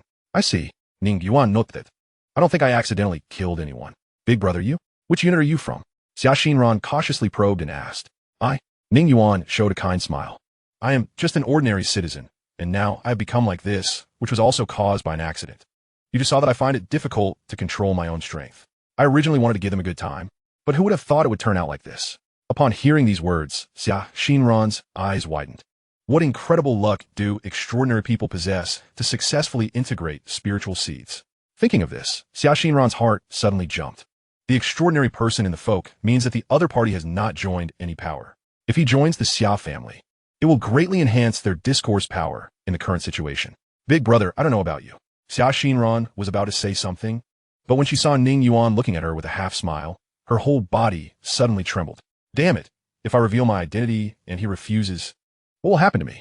Xia Xinran couldn't help but recall the words spoken by her elders at home. Heart flies. These extraordinary beings are no longer human in a way. Those who have gained terrifying power often do whatever they want when encountering certain things. So they must be careful and cautious when facing such people. What's wrong? Ning Yuan looked at her calmly. I wonder if you could leave your name, Big Brother. I will definitely repay the life-saving kindness today. Xia Xinran changed her attitude of utmost respect. She's a woman with some brains. Ning Yuan thought so in his heart and shook his head with a smile behind him. There's no need to report it to others. How could I watch my fellow countrymen being bullied by these outsiders while I'm away? It's just a small gesture. However, judging from your performance, I believe you have also seen people with this kind of power besides me. So I hope you don't reveal everything about me. After all, I don't want to be treated as an experimental guinea pig. Experimental white mouse? Xia Xinran couldn't help but smile bitterly in her heart. This person seems to underestimate his own strength and prospects. But now the Transcendent is secretly recruited by various countries with all their might. Don't worry, Big Brother. I won't say a word about what happened here. Upon hearing the other party's promise, Ning Yuan nodded with satisfaction. Then the shadow under his feet began to spread, until it enveloped the scattered corpses and bodies around him. Xia Xinran watched helplessly as these broken corpses and the bodies of several people in Shizhou disappeared without a trace, as if they had never appeared before. All right, goodbye for now. There are many people climbing down here below, and I'm sure these people are the ones you called for rescue. After speaking, Ning Yuan's body turned into a pitch-black shadow and disappeared in place. Xia Xinran looked at this scene with shock in her heart. What level of spirit has he fused? You can even teleport. When nearly 20 people with live ammunition arrived at this empty space, they only saw Xia Xinran sitting alone there. Miss, how are you doing? Where are the others? The leader saluted Xia Xinran before the court and asked in confusion. They couldn't find Xia Xinran anymore. She looked ahead at the vast white sky and spoke softly. The people around looked at each other in confusion upon hearing this. In the sky, a black shadow swiftly passed through the clouds like a shooting star. The life-saving kindness that is unfamiliar and unrewarded is often the most expensive. In Ning Yuan's plan, when he meets Xia Xinran again, it will be the day when the Xia family repays him. Not long after, when Ning Yuan rushed back to Dazhou City without stopping and pushed open his own door, the first thing that caught his eye was Ning Xiaoluo sitting alone on the sofa. Upon hearing the sound of the door being opened, Ning Xiaoluo suddenly lifted her head. Nowadays, Ning Xiaoluo has loose hair and looks extremely haggard. When she saw Ning Yuan, Ning Xiaoluo was first stunned, then suddenly stood up from the sofa. Xiao Yuan? Where have you been these past 10 days? Why isn't the phone answered? Quickly approaching Ning Yuan, Ning Xiaoluo raised her hand with red eyes. Wanted to hit the man in front of her, but her hand never fell. I called the police, and they said they found out that you bought a plane ticket to go to Lessa. What are you doing in such a faraway place? Even if you're going to play, you should let me know. I thought you were tricked into going abroad, or something happened. Looking at the girl in front of him who was crying, Ning Yuan suddenly opened his arms and gently hugged her, feeling the soft fragrance in his arms. Ning Yuan's voice slowly sounded. Xiaoluo, our good days are coming. Good day, what good day? Ning Xiaoluo did not break free from Ning Yuan's embrace and raised his face in confusion, asking in a voice. It's the kind of day where you can have whatever you want.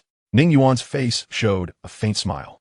Upon hearing this, Ning Xiaoluo broke free from Ning Yuan's embrace and shook his head at him. Xiao Yuan, a plain life is also a blessing. Although having money is good, you can't do everything just to make money. Actually, I think we're already very happy now compared to before. Even if you don't work, I can still support you. Is being plain and indifferent also a blessing? Ning Yuan lowered his head and looked at the girl in front of him. The consequence of being plain is that there is no qualification to choose before facing certain things. Chapter 12, The Road Tree. Upon hearing this, Ning Xiaoluo looked at Ning Yuan in a daze. She always felt that her cousin, who had grown up, seemed to have changed during this time. When did it start? Is it because it's difficult to find a job? Just treating himself as a cousin talking nonsense, Ning Xiaoluo continued to inquire about Ning Yuan. By the way, you haven't answered my question yet. Aren't you with your classmates? Why did you go to Lessa alone again, and why have you been missing for more than 10 days? I just want to relax alone. As for why I lost contact, it's very simple. I lost my phone and didn't have money to buy it later on. After briefly telling the fabricated lie, Ning Yuan showed a helpless expression. Fortunately, I have met a kind elder brother during this period. If it weren't for him buying me a plane ticket, I'm afraid I wouldn't be able to come back now. Under Ning Yuan's vivid lie description, Ning Xiaoluo seemed to have personally experienced Ning Yuan's experiences during this period, which made her already haggard and pretty face full of tension at this moment. This big brother is really a good person, but unfortunately he didn't leave his contact information. If possible, it would be better for us to return the money to him. Ning Yuan casually waved his hand in response. His elder brother was quite affluent and was not concerned about such trivial matters. By the way, Xiaoluo, I have a craving for your braised spare ribs. To evade further inquiries from Ning Xiaoluo, Ning Yuan concocted an excuse. As anticipated, upon hearing his words, Ning Xiaoluo eagerly nodded in agreement. All right, I'll go buy the ingredients right away. You must be exhausted, so take a moment to rest. I'll call you when it's ready. After giving her instructions, she hurriedly took her basket and departed. Watching Ning Xiaoluo's retreating figure, the smile on Ning Yuan's face gradually faded. After finishing dinner, as nightfall descended, the world slowly quieted. The vast majority of people had succumbed to slumber. In the pitch-black room, Ning Yuan stood alone by the window, resembling a specter, gazing down at the darkened night. At this juncture, sleep was a luxury he could forego. Even abstaining from food and drink would have no bearing on him. For now, his sustenance was not derived from ordinary fare, but rather from the essence of spirit. What is this essence of spirit?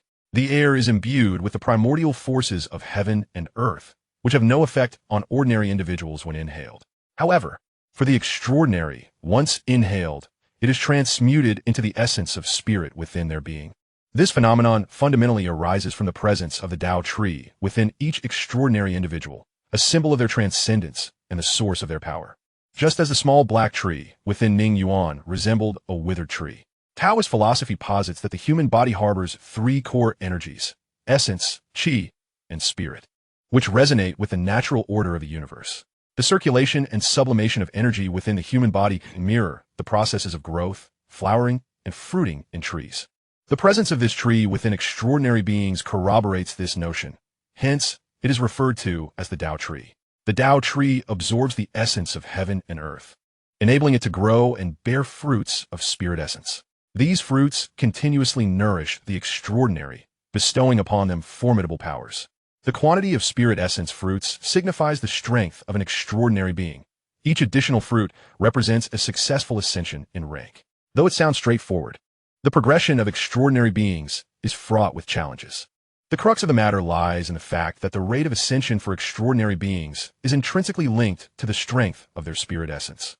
From a moment the universe and all its myriad forms came into existence, distinctions of good and evil, beauty and ugliness, strength and weakness have prevailed. The spirit essence, which embodies the primal forces of the cosmos, is no exception.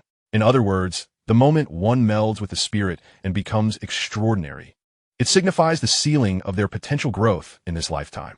Thus, even in Ning Yuan's previous life, although there were many extraordinary beings among humanity, the most powerful among them had only borne 7 fruits of spirit essence. Despite the existence of 7th-tier extraordinary beings, humanity remained at a disadvantage in the wars against alien races. Had it not been for the internal strife among the alien factions, humanity would have faced extinction long ago. Ning Yuan's figure transformed into an ephemeral shadow, vanishing from the room. This shadow traversed the darkness boundlessly, and the next moment, Ning Yuan materialized on the rooftop of his apartment complex.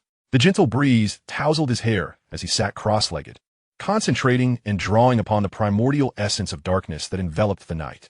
As he activated the Tao tree within himself, countless imperceptible threads of darkness seemed to be drawn into his body, subsequently absorbed with alacrity by the Tao tree. In his previous life, if the sheer might and uniqueness of the dark spirit garnered countless gazes upon Chu Feng, then the dark spirit's terrifying rate of ascension positioned him squarely in opposition to both alien and human forces. An elder once imparted words that linger in Ning Yuan's memory. The hearts of the alien races I do not comprehend, as I am no extraordinary being. But the human heart, as one of your kind, I understand well. Should a person possess a power that compels us to look up in awe, they will treat us with greater cruelty than the alien races, regarding us not as kindred, but as mere servants and pests. This truth has remained unchanged throughout the ages. The elder who spoke these words was an ordinary man. And from Ning Yuan's current perspective, this elder had yet to be born. Yet, the words of such a commonplace individual resonated like a curse, deeply imprinting themselves upon the minds of the era's most formidable extraordinary beings. Ultimately, this led to some among them colluding with the alien races, secretly plotting to assassinate Chu Feng. Human hearts are no longer as they once were. In his previous life, Ning Yuan failed to grasp this truth in his youth, even believing the elder's perspective to be excessively selfish. Why would one eliminate their powerful ally in the face of a great enemy? However, having experienced numerous trials and now reborn in the present, Ning Yuan found the elder's words strikingly accurate. They resonated profoundly within him. For from the moment he fused with the dark spirit, he was destined to forge ahead alone, relentlessly pursuing his path. On the rooftop, the Tao tree within Ning Yuan continued to absorb the essence of darkness from the world. The solitary fruit of spirit essence emitted a gentle glow, swaying lightly as if in exuberant delight. In his previous life, an ordinary extraordinary being required at least 6 years to ascend from the first to the second tier without external assistance, and nearly 20 years to transition from the second to the third. Most extraordinary beings found themselves stagnating at the 3rd tier throughout their lives. As for the leap from the 3rd to the 4th tier, it belonged to an entirely different realm. Achieving the 4th tier before the age of 100 granted an extraordinary being an additional 400 years of lifespan, and their appearance would remain unchanged from the moment of their 4th tier breakthrough until death. Ning Yuan observed the changes within himself. Even though he had previously comprehended the dark spirit, experiencing it firsthand was still astonishing. The terrifying rate of ascension associated with the dark spirit far exceeded his expectations. Based on his current rate of absorption and the transformations of the Tao tree, it was deduced that he would require no more than a month to ascend from the first to the second tier. Reflecting on the arduous efforts and time expended for progression in his previous life, Ning Yuan couldn't help but chuckle at the contrast with his current ease and comfort in ascending. In his previous life, he had unexpectedly obtained the light spirit at the age of 29, and due to the light spirit's peculiar nature, coupled with the immense resources and manpower allocated by the state, he ascended to the second tier by the age of 32, reached the third tier by 38, and ultimately broke through to the fourth tier at 48. However, after the state invested considerable resources to assist him in achieving the fourth tier, they became disillusioned upon discovering that his abilities leaned predominantly toward defense. Consequently, they ceased to invest heavily in him. After all, the resources and time needed for a fourth-tier extraordinary being to break into the fifth tier were sufficient to cultivate numerous exceptionally talented fourth-tier extraordinary beings. Thus, without the hope of further investment, Ning Yuan was gradually overshadowed by waves of more gifted newcomers, and he stagnated at the fourth tier, only managing to break through to the fifth tier through years of relentless self-cultivation just days before his covert execution. Centuries of effort finally bore fruit. The capabilities of the fifth-tier light spirit granted Ning Yuan a chance at rebirth. This spirit essence, capable of reversing the flow of time, was far from the superficiality perceived by others in his previous life. Its power was unfathomably formidable, and its existence could, in many respects, alter the very fabric of reality. Regrettably, in this life, Ning Yuan had never intended to choose it, as he lacked the luxury of time to gradually ascend. With foresight into the dire circumstances of the future, he had only the path of the dark spirit before him. For it was the terrifying speed of ascension provided by the dark spirit that could change everything. As for the former light spirit, he had other plans for it in this life. With the fruit of spirit essence on the Tao tree no longer swaying or glowing, Ning Yuan slowly rose to his feet and casually stretched his arms. As he moved, Ning Yuan's entire skeleton creaked, as if every bone were undergoing a profound reconfiguration. It was already 2 o'clock in the morning, with only the streetlights and the scattered glow of shop signs illuminating the area below. It was time to initiate the second phase of the plan. Ning Yuan gazed down at the distant cityscape, murmuring to himself. In the next moment, his figure vanished without a trace. The city's night was rife with indulgence and crime. In the shadowy corners devoid of surveillance, drunken men and women sought thrills, while illicit transactions transpired furtively among lawbreakers, and predators prowled in search of prey. Ning Yuan's silhouette drifted through the darkness, indifferent to the events unfolding below. He was in pursuit of an opportunity, a scene that would satisfy his requirements. After searching for several minutes, Ning Yuan indeed discovered a setting that perfectly aligned with his demands. As for what those demands entailed, they were quite simple: a crime scene, particularly one bustling with activity and under surveillance. Only in such an environment could he attract the attention of those at headquarters under a plausible guise. As for why Ning Yuan was willing to expose himself, there were 2 reasons. First, we find ourselves in the early stages of an extraordinary era, and with the experience of a past life, Ning Yuan was acutely aware of how scarce extraordinary individuals were during this period, and how vital they were to the nation. Thus, revealing his identity would only invite attempts at recruitment. The second reason was straightforward. In the forthcoming extraordinary era, whether it be the terrifyingly powerful alien races or the nations that command public favor and control various extraordinary resources, they would all be the forces shaping the future landscape. If Ning Yuan sought vengeance and aimed to forge his own path ahead of all others, he must utilize every resource at his disposal. At this moment, in a park, a cacophony of curses erupted, accompanied by the sounds of a woman's desperate pleas. 2 men were berating and mercilessly beating a young man on the ground. Opposite them, a man was tightly embracing a sorrowful, weeping girl. The man clutched the girl firmly, laughing heartily. Meanwhile, a few onlookers stood by, refraining from intervening, instead engaging in hushed conversations. This is outrageous. Isn't this just bullying? Indeed, these individuals appear to be intoxicated. Those poor young lovers are truly pitiable. That young man should have taken his girlfriend and left instead of trying to act tough in front of her when confronting 3 drunken men. By the way, have you called the police? Keep your voice down. I discreetly called them earlier. The police should arrive shortly. The youth lying on the ground, clutching his head, was in a pitiful state, his clothes torn and his face smeared with dust and blood. He shouted hoarsely, "You're finished. I will sue you. You'll end up in prison." "What? Prison?" One of the assailants, a stout man, momentarily faltered upon hearing this. Then he burst into laughter. Huh, you think you're scaring us? You just had bad luck running into us three. Your words are meaningless to us, ha ha ha. Do you even know who he is? The stout man gestured towards the one holding the girl. He is, just as the stout man was about to reveal more. Another man in a tank top interrupted him. There are others here. Watch your mouth. The stout man was taken aback and then glanced around at the numerous onlookers, some of whom were recording with their phones. This realization sent a jolt of fear through him, and his drunken bravado began to wane, slapping his own face several times. The stout man forced a smile. Look, I had too much to drink. After chastising himself, he kicked the young man on the ground twice. Young Feng, are you okay? The girl, held tightly by the man, cried incessantly. I'm sorry, please don't hit us. Just let us go. The man cradling the girl smiled slightly at her pleas. His robust arms clamped down on her delicate frame like iron vices, and his large hands occasionally roamed over her body. With a drunken belch, he leaned in close to her ear and whispered, in the park at night, Are you up to no good? The girl trembled in fear, her eyes swollen from crying. No, we just came out to clear our heads. We didn't mean any harm. Lying isn't a good habit for students, he replied, inhaling deeply near her fair neck, his expression one of intoxicated delight.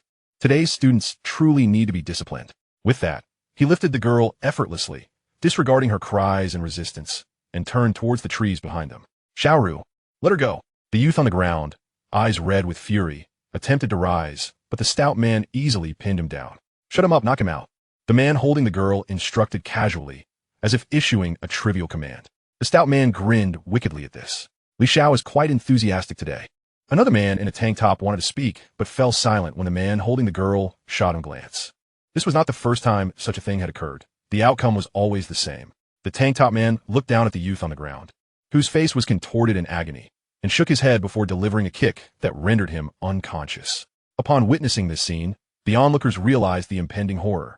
Some men contemplated intervening, but were restrained by their female companions. Others anxiously checked the time on their phones, puzzled as to why the police had not yet arrived. Amidst the crowd, Ning Yuan nonchalantly extracted a handful of peanuts from a bystander's shopping bag and began to munch on them, a satisfied smile blooming on his face as he observed the unfolding drama. Help! Help! The girl cried. I promise I won't come to the park at night again. Please, just let me go. It seemed she had foreseen the impending horror, and she was on the brink of despair, tears and snot streaming down her face. She pleaded desperately, her tear-stained visage scanning the surroundings for aid. Her partner lay unconscious on the ground. The expressions of the bystanders reflected a mix of sorrow and rage. Yet not a single soul stepped forward to intervene. People are inherently clever, and the instinct to avoid danger is a predominant trait among the vast majority. Especially upon witnessing the ruthlessness and disregard exhibited by the three men, their fear intensified. While there may be some passionate young souls brimming with a sense of justice, they are far from ubiquitous. As the reality of no one stepping in began to sink in, despair consumed the girl. Her once bright eyes dulled, and her cries dwindled to a whisper. Just as she was about to be carried into the dark woods, a stone flew through the air, striking Li Xiao squarely on the head. What the hell? Severe pain struck, causing Li Xiao to stumble and his brain to blur. His hands instinctively released the girl's grip. The other two men were momentarily stunned upon seeing this scene, and then turned around in surprise to look at the onlookers. TMD, who wants to throw a stone to die? The fat guy pointed at the onlookers and cursed loudly. Do you want to die? Do you believe that if I kill you, you'll still be fine tomorrow? The onlookers instinctively took a few steps back upon seeing this scene. Just then, another stone flew over and hit the fat man's head impartially. This sudden blow made his eyes sparkle with gold stars, and a stream of heat swept across his cheeks. The fat man reached out and touched the blood in his hand, which was so glaring. The fat man was either angry or in pain, and he trembled all over as he looked towards the direction where the stone was flying. Now he saw clearly. That is a young man who looks in his 20s, with well-defined facial features and a delicate appearance. His eyes are extremely deep, and he is now looking at him with a playful expression. Ning Yuan's expression was as if he had just casually hit a barking dog. At the same time, Li Xiao also realized that he looked at Ning Yuan and smiled. But the smile was a bit twisted. He pointed to Ning Yuan's trembling voice and spoke. You, do you know who I am? If you dare to smash me, I will kill your whole family tomorrow. I'm going to kill your whole family. No, I'm going to oppose you today and kill your whole family in front of you. After speaking, Li Xiao rushed straight towards Ning Yuan. His burly figure, coupled with his face contorted in anger, was even more intimidating. The fat man with blood all over his face and another man in a vest also followed suit when they saw this scene. At this moment, the onlookers had already scattered and fled, leaving only Ning Yuan untouched. I see you. Li Xiao came up to Ning Yuan and punched him in the face while cursing. Wow. A crisp sound came through. Li Xiao's fist hadn't hit the other person's face yet, but he was slapped directly in the face. Ning Yuan's slap directly smashed half of Li Xiao's face, causing one of his eyeballs to bulge and half of his teeth to fly out of his mouth. In order to prevent the other party from being kicked away, Ning Yuan even thoughtfully bent his knees to protect him. There was no scream because Li Xiao had already been knocked unconscious. Then Ning Yuan lifted his foot and kicked him in the lower abdomen. Snap. The chilling sound of bones shattering echoed. Li Xiao's lower abdomen and spine were all shattered by this kick, and he flew out upside down, then smashed fiercely into the garbage bin in the park. The force of Ning Yuan's kick was just right. He didn't kill the opponent, but let him live forever with only his upper body. At this moment, the other two people who were slightly slower finally realized. They saw Li Xiao's pitiful appearance, and their eyes almost popped out. Grass, you're done. Do you know who he is? His surname is Li. And there's also a man in Dazhou City who has vision and vision. His surname is Li.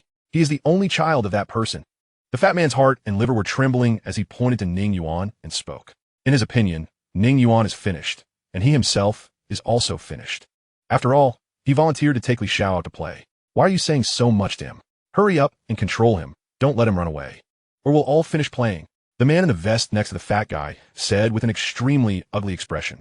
Control? This guy's a trainer. It's not easy for us to deal with him. The chubby guy shuddered at the scene where Li Xiao was kicked away just now. He has also been in society for a long time, and he has seen some people with powerful means. Those people are easy to deal with, whether it's 1 to 10 or 1 to 5. The man in the vest seemed to have thought of this as well.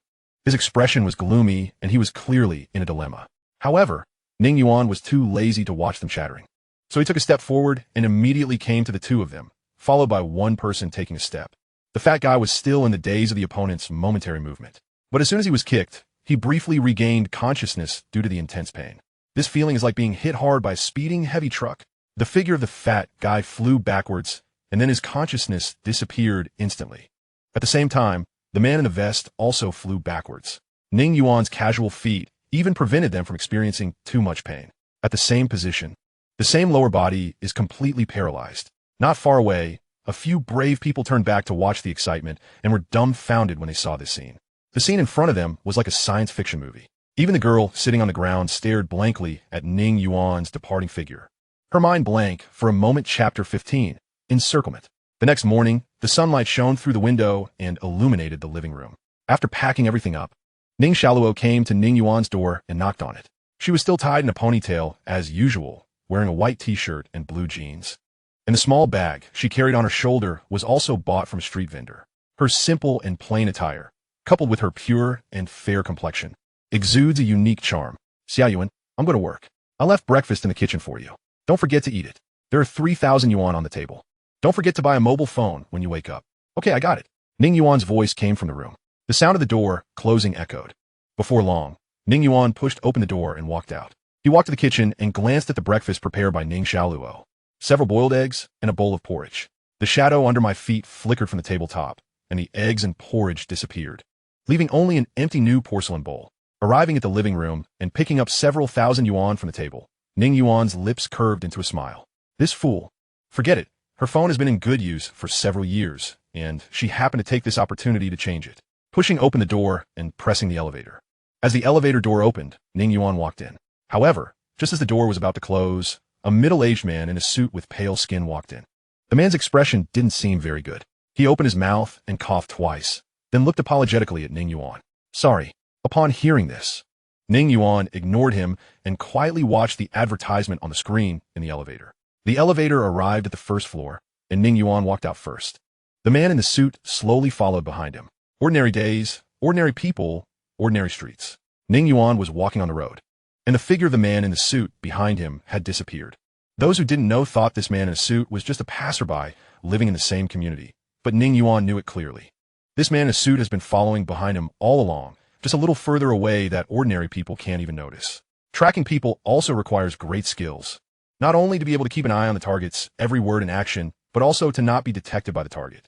Obviously, this man in a suit is a master at tracking people. The efficiency is still so high. Ning Yuan murmured to himself in his heart.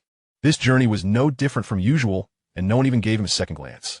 Ning Yuan went straight to a mobile phone store. Handsome guy, do you need to check your phone? When a customer came knocking, a young female salesperson approached with a smile and asked, "Give me 2 of your best phones and apply for another card." Ning Yuan went straight to the front desk and sat down.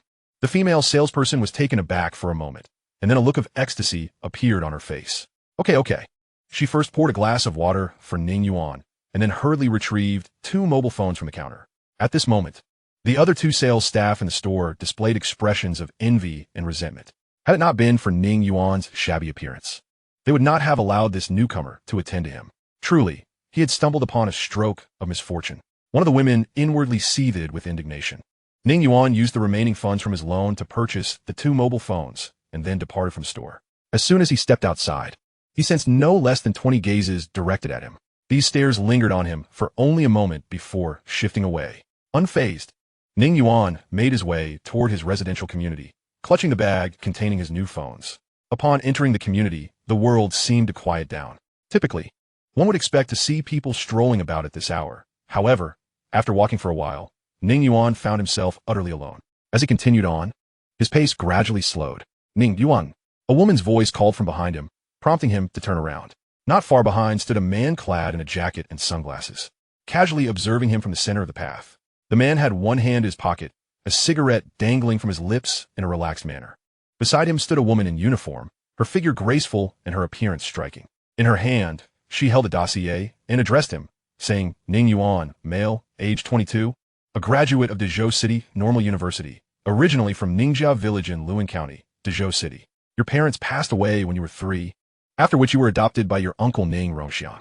At the age of 12, Ning Rongxiang became entangled in gambling and drugs. His wife, unable to endure his daily abuse, committed suicide by ingesting pesticide.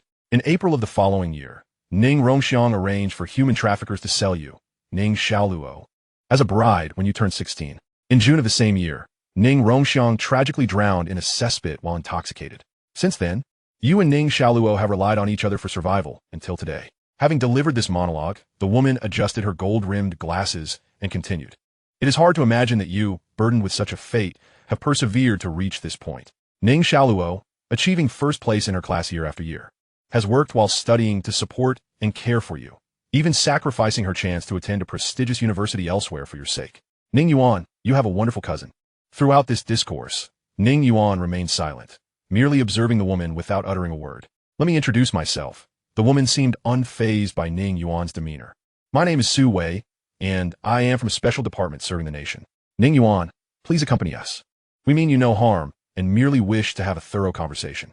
Her words left no room for negotiation. "Haha, truly impressive tactics," Ning Yuan chuckled, though his smile caused Su Wei to feel a sudden chill. Observing this, the man in the jacket stepped forward, positioning himself protectively behind Su Wei. Simultaneously, several small red dots appeared on vital areas of Ning Yuan's body, with 3 concentrated on his forehead. It was evident that the area had been meticulously secured. "Ning Yuan, we bear you no ill will. I understand you are unlike ordinary individuals. Come with us, and you will comprehend many things." The man in the jacket spoke again, his voice steady. "Are you here because of those 3 worthless individuals from yesterday?" Ning Yuan suddenly inquired. Su Wei was momentarily taken aback, then replied with a light chuckle. "No, they're far beneath our notice. The 3 you incapacitated yesterday will not trouble you, and Li Tong's father was monitored a month ago. He is likely to be eliminated soon. We are not here concerning that matter, but rather for you." Ning Yuan fell silent for a moment, then nodded, feigning a troubled expression. "All right, but may I at least leave my phones at home?" Su Wei visibly relaxed at this, responding promptly, "Of course. We will wait for you here." With that, the red dots vanished from Ning Yuan's body. He proceeded toward his apartment building. Watching his retreating figure, Su Wei's face bore a look of relief. Fortunately, this extraordinary individual seems quite amenable. The man in the jacket, upon hearing this, discarded his cigarette and crushed it underfoot. Perhaps, but individuals like us are often perceived as lunatics. Some even consider themselves saviors or protagonists. This time, we seem to have encountered someone rather normal. However, unbeknownst to them, within the apartment building, a peculiar smile spread across Ning Yuan's face. "At last, I have awaited your arrival. My dear companions, I have returned." Chapter 16. Tactics. Are you truly going to allow him to return alone, not fearing he might escape? After all, we are unaware of any special abilities he may possess. The man in the jacket questioned Su Wei. She slowly tucked the documents into a folder and replied, "If he is wise, he will not flee. For he is not without attachments. The jacketed man paused, then shrugged. In terms of scheming, you remain the most adept. Suwei smai non komita.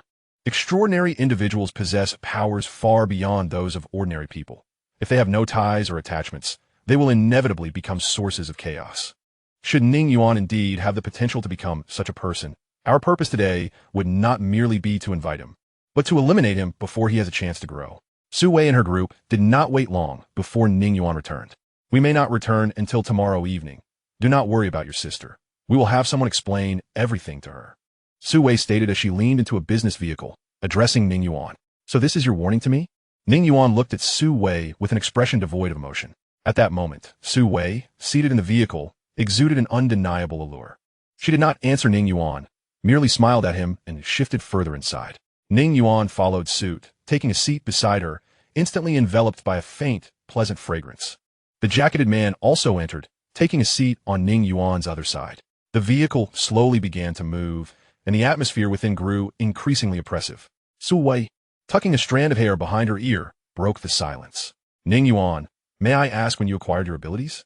I don't know. Ning Yuan replied, still expressionless. Su Wei fell silent. Where are you planning to take me? Ning Yuan inquired. I don't know, Su Wei shot back. Ning Yuan remained quiet. After a moment, he turned to Su Wei and said slowly, You are remarkably bold. I truly wonder who instilled such confidence in you. Was it the armed individuals in front of us? Or perhaps this so-called protector beside me? As Ning Yuan's words hung in the air, the tension within the vehicle intensified. The four fully armed soldiers in the front instinctively tightened their grips on their submachine guns. If you believe that by controlling Ning Xiaoluo, you can easily manipulate me, then you are gravely mistaken. I could eliminate all of you within 10 seconds and appear before Ning Xiaoluo. Kid, it would be wise to refrain from boasting. The jacketed man retorted with a cold laugh. Is that so? Ning Yuan's lips curled into a smile as he gazed at Su Wei. Su Wei, intending to respond, suddenly felt a hard object pressing against her waist. Looking down, her pupils dilated in shock. Before her stood Ning Yuan, whose previously empty right hand now grasped a pistol pressed firmly against her waist.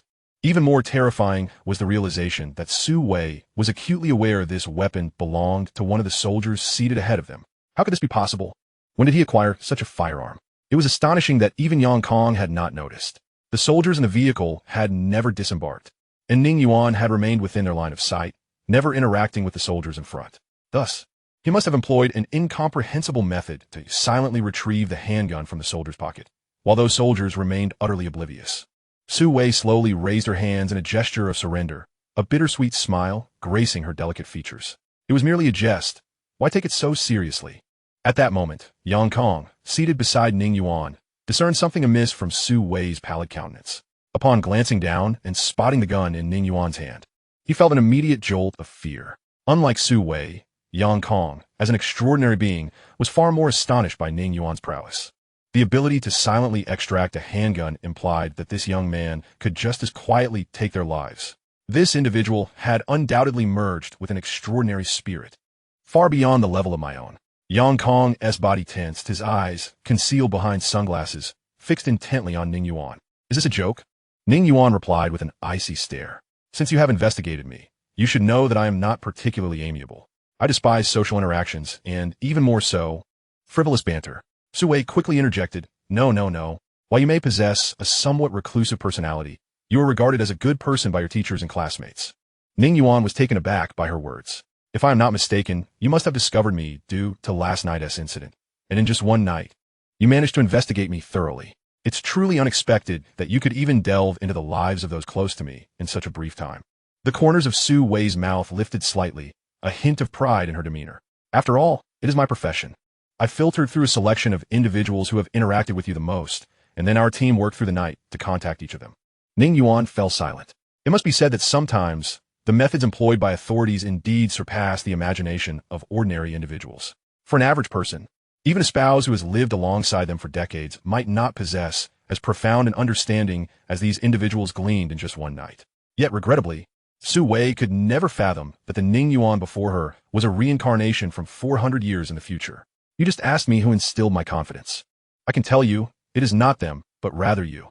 Su Wei gazed intently into Ning Yuan's eyes, speaking each word with deliberate clarity. You are astute. You recognize what fate awaited that girl had she been dragged into the alley, and you were aware that intervening could expose you. Yet, you still chose to act and save her. Ning Yuan, you are a good person, and that is the source of my confidence. As the hard object at her waist vanished, Su Wei exhaled in relief.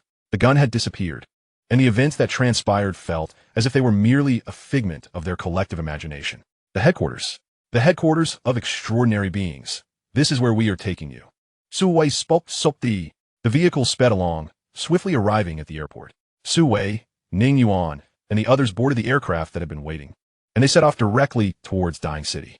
After several hours of flight, the plane landed smoothly in Dying City, where they disembarked and were escorted into a military vehicle. The interior of the vehicle was spacious with all windows, including the windshield, covered in a special material that prevented those inside from seeing outside. Only the driver, clad in military attire and wearing specialized glasses, was unaffected, driving steadily onward. I hope that the next time you visit the headquarters, it will not be in such a manner, Su Wei remarked, glancing at the man who had remained composed throughout. Ning Yuan understood the implication behind her words. He was not trusted, and thus would be kept in the dark about the headquarters location. Is that so? Perhaps next time I will find it on my own? Ning Yuan replied, closing his eyes as he spoke. Chapter 17, The Conference Room. The vehicle continued its journey for a full hour before coming to a gradual halt. The doors swung open, and Ning Yuan and his companions exited the vehicle. So, we have finally arrived, Ning Yuan murmured to himself as he beheld the scene before him. He stood before a complex resembling a military base, vast in expanse, with armored vehicles and armed soldiers visible in every direction. The layout and structures rose no higher than 5 stories, their simple yet dignified architecture exuding an air of solemnity. Directly ahead of Ning Yuan stood a particularly striking building, a massive flag billowing in the sunlight, its vibrant red hue fluttering in the breeze. The headquarters of extraordinary beings. Upon the grand plaque, reminiscent of a palace, were the elegantly inscribed characters declaring its purpose. Isn't it magnificent? Su Wei gazed longingly at the inscription. Then, leaning closer to Ning Yuan, she whispered additionally, I can confide in you that this location is quite special. You would never guess its whereabouts. With that, Su Wei led the way into the headquarters. Inside, they were met by a middle-aged man in a suit and glasses, slightly portly, who smiled and approached Ning Yuan, extending his hand. Hello, Ning Yuan. It is a pleasure to meet you. I am Lu Yi. Ning Yuan accepted the handshake. Xiao Wei, Director Yang, Lu Yi greeted the other two. Yang Gong merely nodded, while Su Wei smiled in response. Hello, Minister. Let us go. The reception room is ready, Lu Yi announced. Yang Kong seemed to have completed his task, bidding farewell to Su Wei before turning to leave. Lu Yi guided Ning Yuan and Su Wei into the elevator, unlocking access to the 5th floor through facial recognition. Upon reaching the 5th floor, they followed Lu Yi to a door leading to what resembled a conference room. Please, come in, Lu Yi gestured. Ning Yuan cast a glance at Lu Yi before stepping inside without hesitation. Minister, may I also enter? Su Wei asked, her tone tinged with apprehension. Of course. While you have only just met him, you both hail from the same city. Your presence may help ease his mind, Lu Yi reassured her. Su Wei nodded and entered the conference room alongside Lu Yi. The door closed behind them. Inside the conference room, a long table dominated the center, with a massive LCD screen at one end. At that moment, aside from the 3 who had just entered, 5 individuals were already seated on either side of the table. Apart from an elderly man in a gray Zhongshan suit, whose hair and beard were entirely white, the rest were middle-aged. Please, make yourselves comfortable, Lu Yi said with a smile, gesturing for them to sit. Ning Yuan pulled out a chair in front of him and sat down, while Su Wei took a seat beside him. The 5 who had been waiting scrutinized Ning Yuan, who in turn assessed them, his gaze lingering for a moment on the elderly gentleman in the Zhongshan suit before shifting away. The 5 made no effort to greet Ning Yuan. Instead, they observed the unfolding scene as mere spectators. Unlike Ning Yuan's impassive demeanor, Su Wei was visibly anxious, her palms slick with perspiration. My heavens! I believe I have seen 2 of these individuals on television. They appear to be prominent figures in the military and political realms. As for the elderly gentleman, could he possibly be the elite transcendent that Yang Kong spoke of? With this thought, Su Wei furtively glanced at the old man, only to quickly lower her gaze, for he was gazing at her with a benevolent smile. At this moment, Lu Yi nodded toward the 5 individuals, making his way to the end of the conference table by the LCD screen, which he promptly activated. Ning Yuan, you may be curious as to why we have brought you to this place. I shall elucidate everything shortly, Lu Yi declared, before opening a folder on the display. The contents were a compilation of audiovisual material documenting the manifestations of transcendent powers worldwide. Lu Yi's voice resonated gently, In recent years, the emergence of transcendent beings has become increasingly frequent across the globe. You're neither the first nor the last. The immense power they wield brings hope to some, yet it also engenders a profound despair, both for ordinary individuals and entire nations. The advent of transcendent beings undoubtedly signifies a new threat. After all, the disparity between a common criminal and a transcendent criminal is vast. While police and military forces can eliminate ordinary criminals, they struggle to pose a significant threat to transcendent beings, particularly those endowed with unique abilities. Harnessing transcendent beings to combat their own kind and leveraging their powers for greater gain has become a paramount strategy for nations today, eclipsing even the arms race.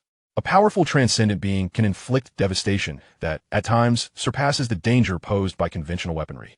You may not grasp this now, but trust in my words. A formidable transcendent can alter the course of events dramatically.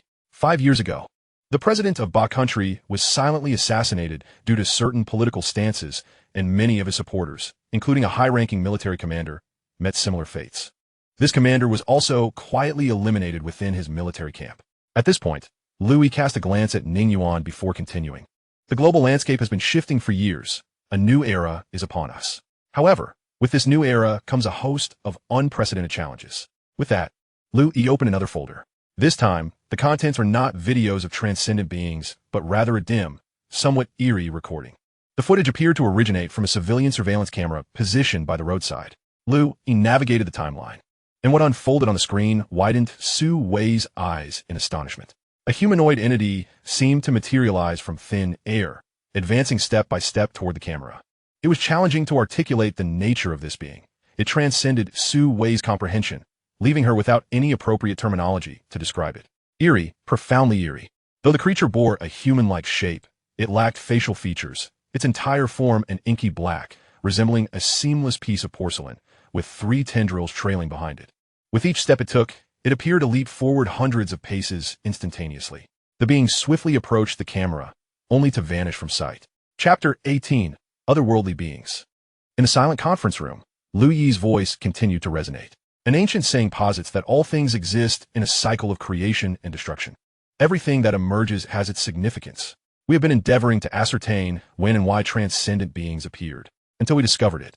Louis sighed at this juncture. They do not belong to Blue Star, nor to any species known to us. We know not whence they originate, but it is certain that they harbor hostility toward us.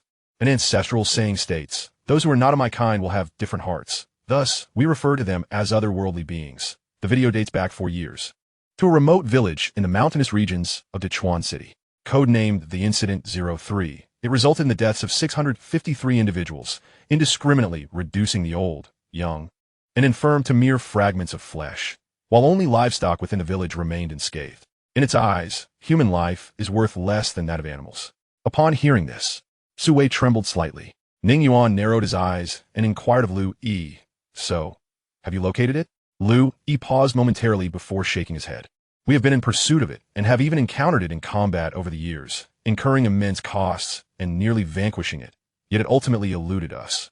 It has not shown itself since, but it is certain that it lies in wait somewhere, perhaps in urban areas or the wilderness."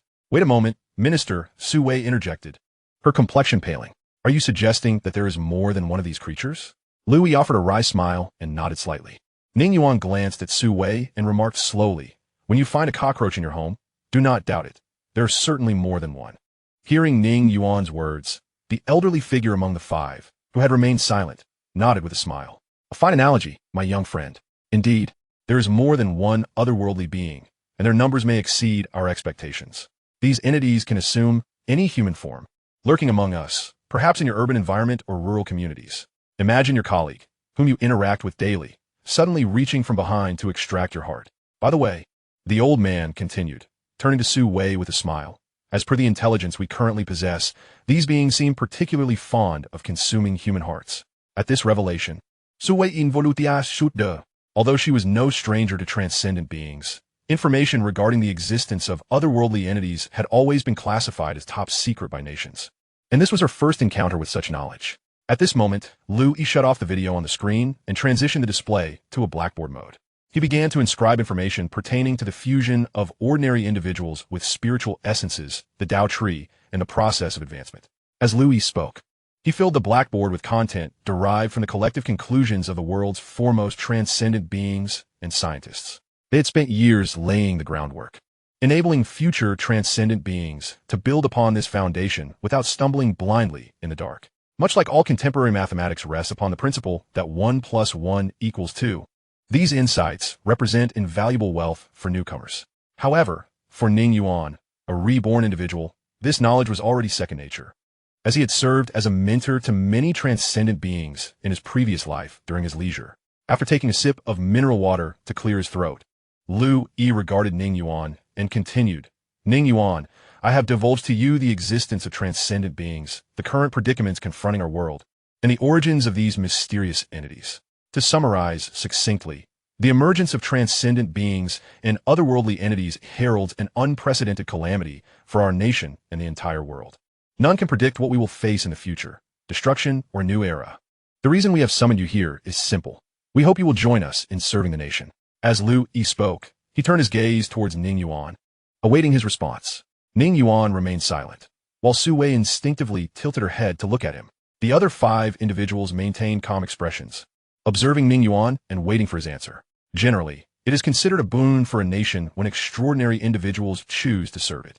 However, there are those who refuse to do so. After all, no one can compel a powerful being to pledge their allegiance, lest they risk being betrayed when they least expect it. In simpler terms, it is akin to sacrificing oneself for the state. After a brief silence, Ning Yuan let out a light chuckle. Once he joins you, it is inevitable that tasks which would spell doom for ordinary individuals will fall upon us extraordinary beings. For instance, confronting other extraordinary entities or dealing with those so-called otherworldly races. Lu Yi nodded in acknowledgement, his words unchallenged. Indeed, you are correct. Of course, you have the option to join us or to decline. That is your prerogative. Upon hearing this, Ning Yuan's expression remained unchanged. Yet inwardly, he scoffed at the notion of freedom. How amusing. With an outward sigh, he turned to Lu Yi and inquired, what advantages come with joining you? And what will be the consequences of not joining? Lu Yi adjusted his glasses and swiftly wrote a few large letters on the empty screen beside him. S. A. B. C. Joining us means becoming an official extraordinary being. Each extraordinary individual's abilities will be assessed for their strength and potential for future growth, rated from S to C, with S being the highest and C the lowest. An S rank signifies irreplaceability and limitless growth potential, akin to powers deeply connected to nature, such as the 5 elements, metal, wood, water, fire, earth, or forces like wind, thunder, and ice. An A rank denotes uniqueness and a very high growth ceiling, including powers related to the mind, space, sound, toxins, and gases. A B rank indicates conventional special abilities with a high growth limit, such as manipulation, bestowal, absorption, and release. C rank represents ordinary capabilities with a low growth ceiling, lacking special powers, where the only enhancements possible involve one's own strength and speed. At this point, Louis gestured toward C rank. If you are a C rank extraordinary being, you will receive a monthly stipend of 200,000, and you and your relatives will enjoy priority protection rights. To put it plainly, this means that in a disaster where only 1 among 5 ordinary people can survive, that survivor will be the one with priority protection rights. This special privilege is the recompense you deserve for your contributions. Chapter 19, Entering the Game. With that, Lu Yi raised his hand to point at B rank. If you are 8B rank extraordinary being, you will receive a monthly stipend of 500,000 and an upgraded priority protection right, along with a special identification document. This document will grant you access to the resources of an entire city. You may understand it as being the de facto leader of that city in times of necessity. Lu Yi's hand continued to ascend. As for a rank, the stipend will be 2 million monthly, with priority protection rights, designated protection rights, priority access to national resources, and a provincial leadership certificate. Lu Yi intended to move his hand higher, but then lowered it with a faint smile. As for S rank, if you are of that caliber, the state will fulfill all your reasonable requests. Moreover, regardless of your rank as an extraordinary being, serving the nation and completing designated tasks will earn you corresponding rewards, such as wealth, status, and various privileges. This could include rare resources that can significantly enhance one's cultivation speed, or extraordinary artifacts that grant unique abilities for your personal use. Upon hearing this last statement, a flicker of brilliance passed through Ning Yuan's eyes, and he murmured to himself, resources gathered from the collective strength and efforts of the nation, destined to be mine alone in this lifetime. Noticing Ning Yuan's contemplative demeanor, Lu Yi continued. The benefits of joining the official extraordinary ranks extend far beyond what I have outlined. There is another aspect I have yet to mention, access to national-level confidential information, including the latest intelligence on otherworldly races and extraordinary beings. As an official member, you would be privy to this information at the earliest opportunity. Naturally, you can choose to decline our offer. The state does not overly interfere with extraordinary beings, provided you obey the law and refrain from using your abilities to disrupt social order or harm others. As long as you adhere to these stipulations, you may carry on as if nothing has transpired, and we will send you back to continue living your ordinary life. Lu Yi concluded, quietly watching Ning Yuan, evidently awaiting his decision. To join or not to join? Ning Yuan rubbed his temples and feigned a look of resignation, exhaling softly.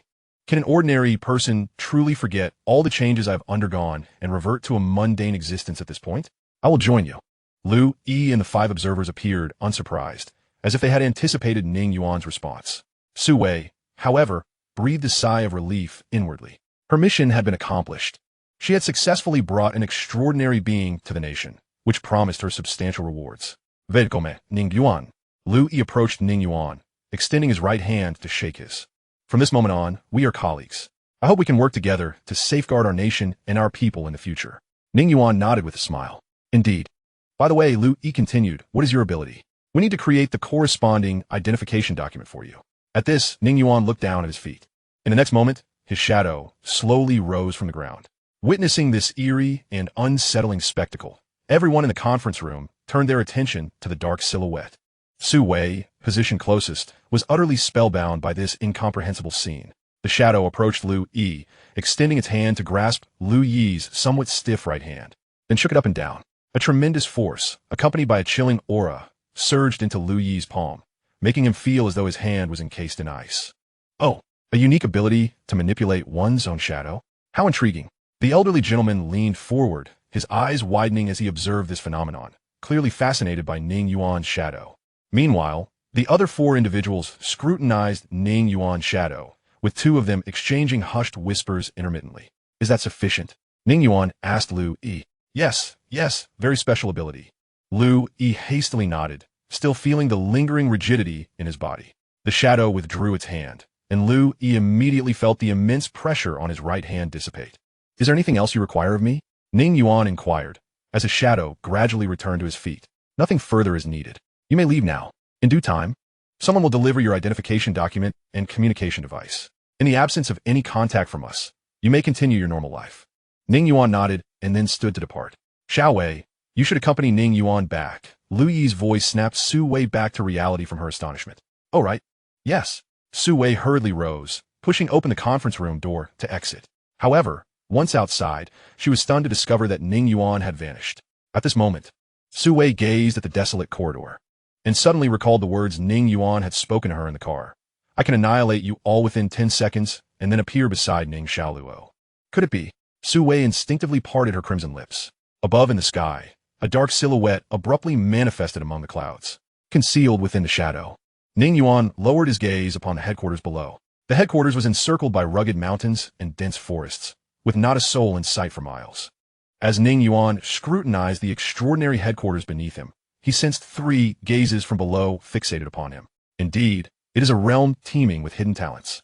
A sardonic smile crept across Ning Yuan's lips, and in the blink of an eye, he transformed into a shadowy wraith and vanished. Inside the conference room, a middle-aged man clad in military attire looked at the elder with surprise. Old Qin, you mean to say this kid can actually fly? Lu Yi and the others also regarded Old Qin with astonishment. Ha.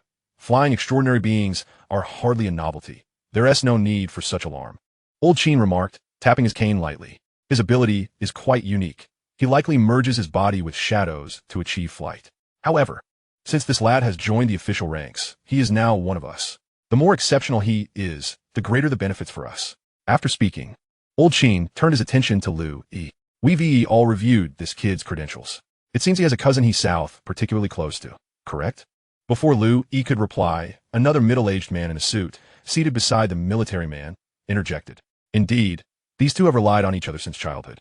If I'm not mistaken, Ning Xiaoluo's father didn't die by accident, but was slain by Ning Yuan. This boy possesses a maturity beyond his years, coupled with courage and determination. He is a promising prospect. Laughter erupted in response. A fine prospect indeed, worthy of nurturing to shield the people of our homeland from the storm. Regardless, this young man is far more deserving of cultivation compared to those solitary and arrogant extraordinary beings. After all, those with ties possess vulnerabilities. Chapter 20. Leaning against a great tree for shelter. In the bustling city of Dazhou, Ning Yuan pushed open the door to find Ning Shaluo seated on the sofa, engrossed in a television show. Clad in loungewear with her dark hair tied up, she held sunflower seeds, fixated on the romantic embrace of the lead characters on screen. Upon hearing the door open, she turned her head. Xiao Yuan. Ning Shaluo's face lit up with surprise upon seeing Ning Yuan return. You're back, Ning Yuan noted, casually hanging his coat on a rack. Did you buy this phone? Ning Shaluo inquired, pointing to the pristine packaging on the table. Sitting on the opposite side of the sofa, Ning Yuan confirmed, yes, I did. Where did you get the money? Earned it. Earn it? Ning Shaluo's eyes widened in astonishment as she stared at him. This is the latest model, top configuration. It costs over 10,000. How did you earn that? It's a secret. Ning Yuan picked up some sunflower seeds from the table and began to crack them. Meanwhile, the television displayed a heart-wrenching scene of separation between the lead characters. Which bored Ning Yuan? Ning Shaluo regarded him with suspicion. Suddenly, she sprang from the sofa and quickly approached Ning Yuan, lifting his shirt in an unexpected gesture. Upon seeing that his abdomen bore no scars, she sighed in relief. What are you thinking? Ning Yuan looked at her, half amused. You didn't think I sold a kidney for this, did you? Ning Shaluo blushed slightly and withdrew her hand. I earned this from part-time work during my spare time. You needed a new phone ages ago. As Ning Yuan explained, he pulled another phone from his pocket. Here, once I save enough, I got us each one. Just so you know, no returns or exchanges. Seeing that Ning Yuan seemed genuine, Ning Shaluo felt a wave of relief wash over her. Well, thank you for the gift. Though she initially intended to advise him against extravagant spending, she reconsidered, realizing the purchase was already made. Time passed swiftly in tranquil routine. Before they knew it, 20 days had elapsed. During this period, Ning Yuan engaged in idleness during the day under the pretense of going to work, while at night he diligently honed his abilities. On the rooftop beneath a starry sky, Ning Yuan sat in meditation, eyes closed. The Tao tree within him swayed gently, drawing and absorbing countless primal powers emanating from the darkness. Unlike before, the Tao tree now seemed to undergo a transformation. The primal energies from the darkness, upon being absorbed, did not reciprocate by nurturing the spirit fruit, but instead sank into oblivion like a stone cast into the sea. Ning Yuan narrowed his eyes slightly at this sight. The first spirit fruit had reached its limit, unable to absorb any more primal power. He understood that the moment to break through to the second tier had arrived. The Tao tree, devoid of consciousness, could not independently produce a second spirit fruit. It would merely instinctively absorb the primal forces of heaven and earth to nourish its existing spirit fruit. Yet, while the Tao tree lacks sentience, humans are the most sentient beings. Boom! Ning Yuan summoned all his strength, channeling it toward a withered branch of the Tao tree. As time passed, the withered branch, nourished by powerful energy, began to change. Like a withered tree blossoming in spring, a tender shoot gradually emerged, evolving into a budding flower. Ning Yuan was drenched in sweat. To successfully transition from the first to the second tier, the only viable method was to forcibly infuse the withered branch of the Tao tree with sufficiently powerful primal energy, prompting the birth of a second spirit fruit. This required not only the Tao tree to be at the right moment, but also the extraordinary being to possess formidable strength, at least having reached the pinnacle of the first tier.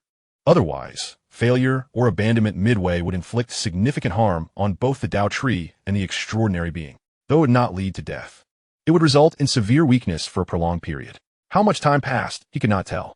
Under Ning Yuan's relentless infusion of power, the bud on the withered tree blossomed, then withered again, transforming into a small, dark fruit as glossy as a pearl. Seeing this, Ning Yuan exhaled in relief. At last. Now, aside from exquisitely perfect spirit fruit on the Tao tree, another withered branch had birthed a fledgling fruit, only a tenth the size of the first. Though this tiny fruit appeared fragile and insignificant, Ning Yuan could profoundly sense the immense power it contained. Its diminutive form was not inferior to the fully matured spirit fruit. At this moment, there was no need for him to consciously direct the Tao tree. It began to naturally nurture this small fruit. Simultaneously, the first rays of morning sunlight bathed Ning Yuan's face. He slowly opened his eyes. Now, he had ascended to the second tier general. Oh my goodness! How did I reach this step? On the roadside, The sigh of an elderly man surrounded by a crowd echoed. The old man slapped his smooth forehead. "Little Ning, let us have another round. This time, I will definitely win." Upon hearing the old man's words, the onlookers responded with murmurs of disbelief. "Old Zhang, how many times have you said that? You haven't T1 against little Ning even once in the past few days. This time, surely this time." The old man, with an unruffled countenance, began to rearrange the chessboard anew. Ning Yuan took out his phone to check the time. Seeing that it was still early, he decided to engage in another match. Lately, his mornings were spent playing chess with a group of elderly gentlemen by the roadside, afternoons idly gaming at an internet cafe, evenings savoring meals prepared by Ning Xiao Luo, and nights practicing on the rooftop. This fulfilling yet languid routine constituted his daily life. It could be said that Ning Yuan's actions were entirely dissimilar to those of the reincarnators in television dramas, who voraciously sought out heavenly treasures.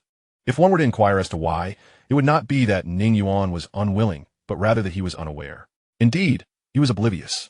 For Ning Yuan, his rebirth was an unforeseen twist of fate, merely a last-ditch effort before his demise. Just like an ordinary person, if suddenly granted a chance at reincarnation, could they recall the winning lottery numbers? Could they remember where treasures have been unearthed in the news? The answer is glaringly obvious, unless it pertains to profoundly impactful events, such as the world-shattering Dark Spirit incident. Ning Yuan could only recall a few significant occurrences. As for the spiritual artifacts and instruments that could enhance his strength and expedite his cultivation, he remembered some, and those items were indeed formidable.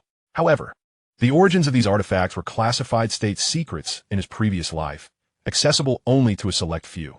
Moreover, it could be said that the spiritual resources Ning Yuan acquired in his past life were entirely dependent on his contribution points exchanged from the national treasury.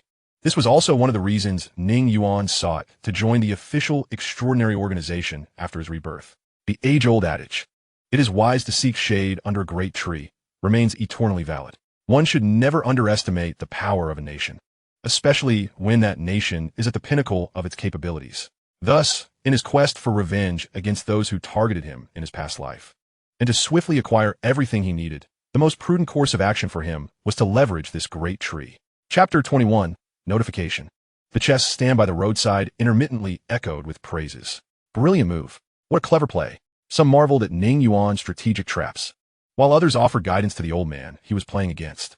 "Oh, old Zhang, you can't move your chariot there. Heed my advice and jump with your horse." "You can't jump with your horse. Keep an eye on Ning's cannon." "What nonsense are you spouting? Just counter with cannon against cannon. This lad is definitely leading you into a trap." Around old Zhang, 3 or 4 elderly men were providing him with counsel. Among them, one man, his face flushed and neck taut, clearly bore the demeanor of one frustrated with their lack of acumen. Just as the chess stand was enveloped in a fervent atmosphere, a red sports car slowly came to a halt at the roadside. The window rolled down. Su Wei, Doning Sung La, looked on in perplexity at the throng surrounding the chess stand. Removing her sunglasses, she exited the vehicle. Today, Su Wei was not clad in her professional attire. Instead, her casual ensemble of a short-sleeved top and high-waisted denim shorts exuded an extraordinary aura. Her tall and striking figure, coupled with her long, fair legs, instantly drew the attention of numerous passers-by. To be fair, Su Wei was indeed beautiful. Given her profession, good looks invariably conferred advantages. Yet her physique was even more captivating than her appearance. "Ning Yuan," Su Wei called out from the periphery of the encircled crowd. Her voice was crisp and melodious. Yet the elderly gentleman obstructing her path did not turn around. "Ning Yuan," Su Wei raised her voice. The few elderly men standing before her glanced back, and one furrowed his brow, glaring at her. Where did this girl come from?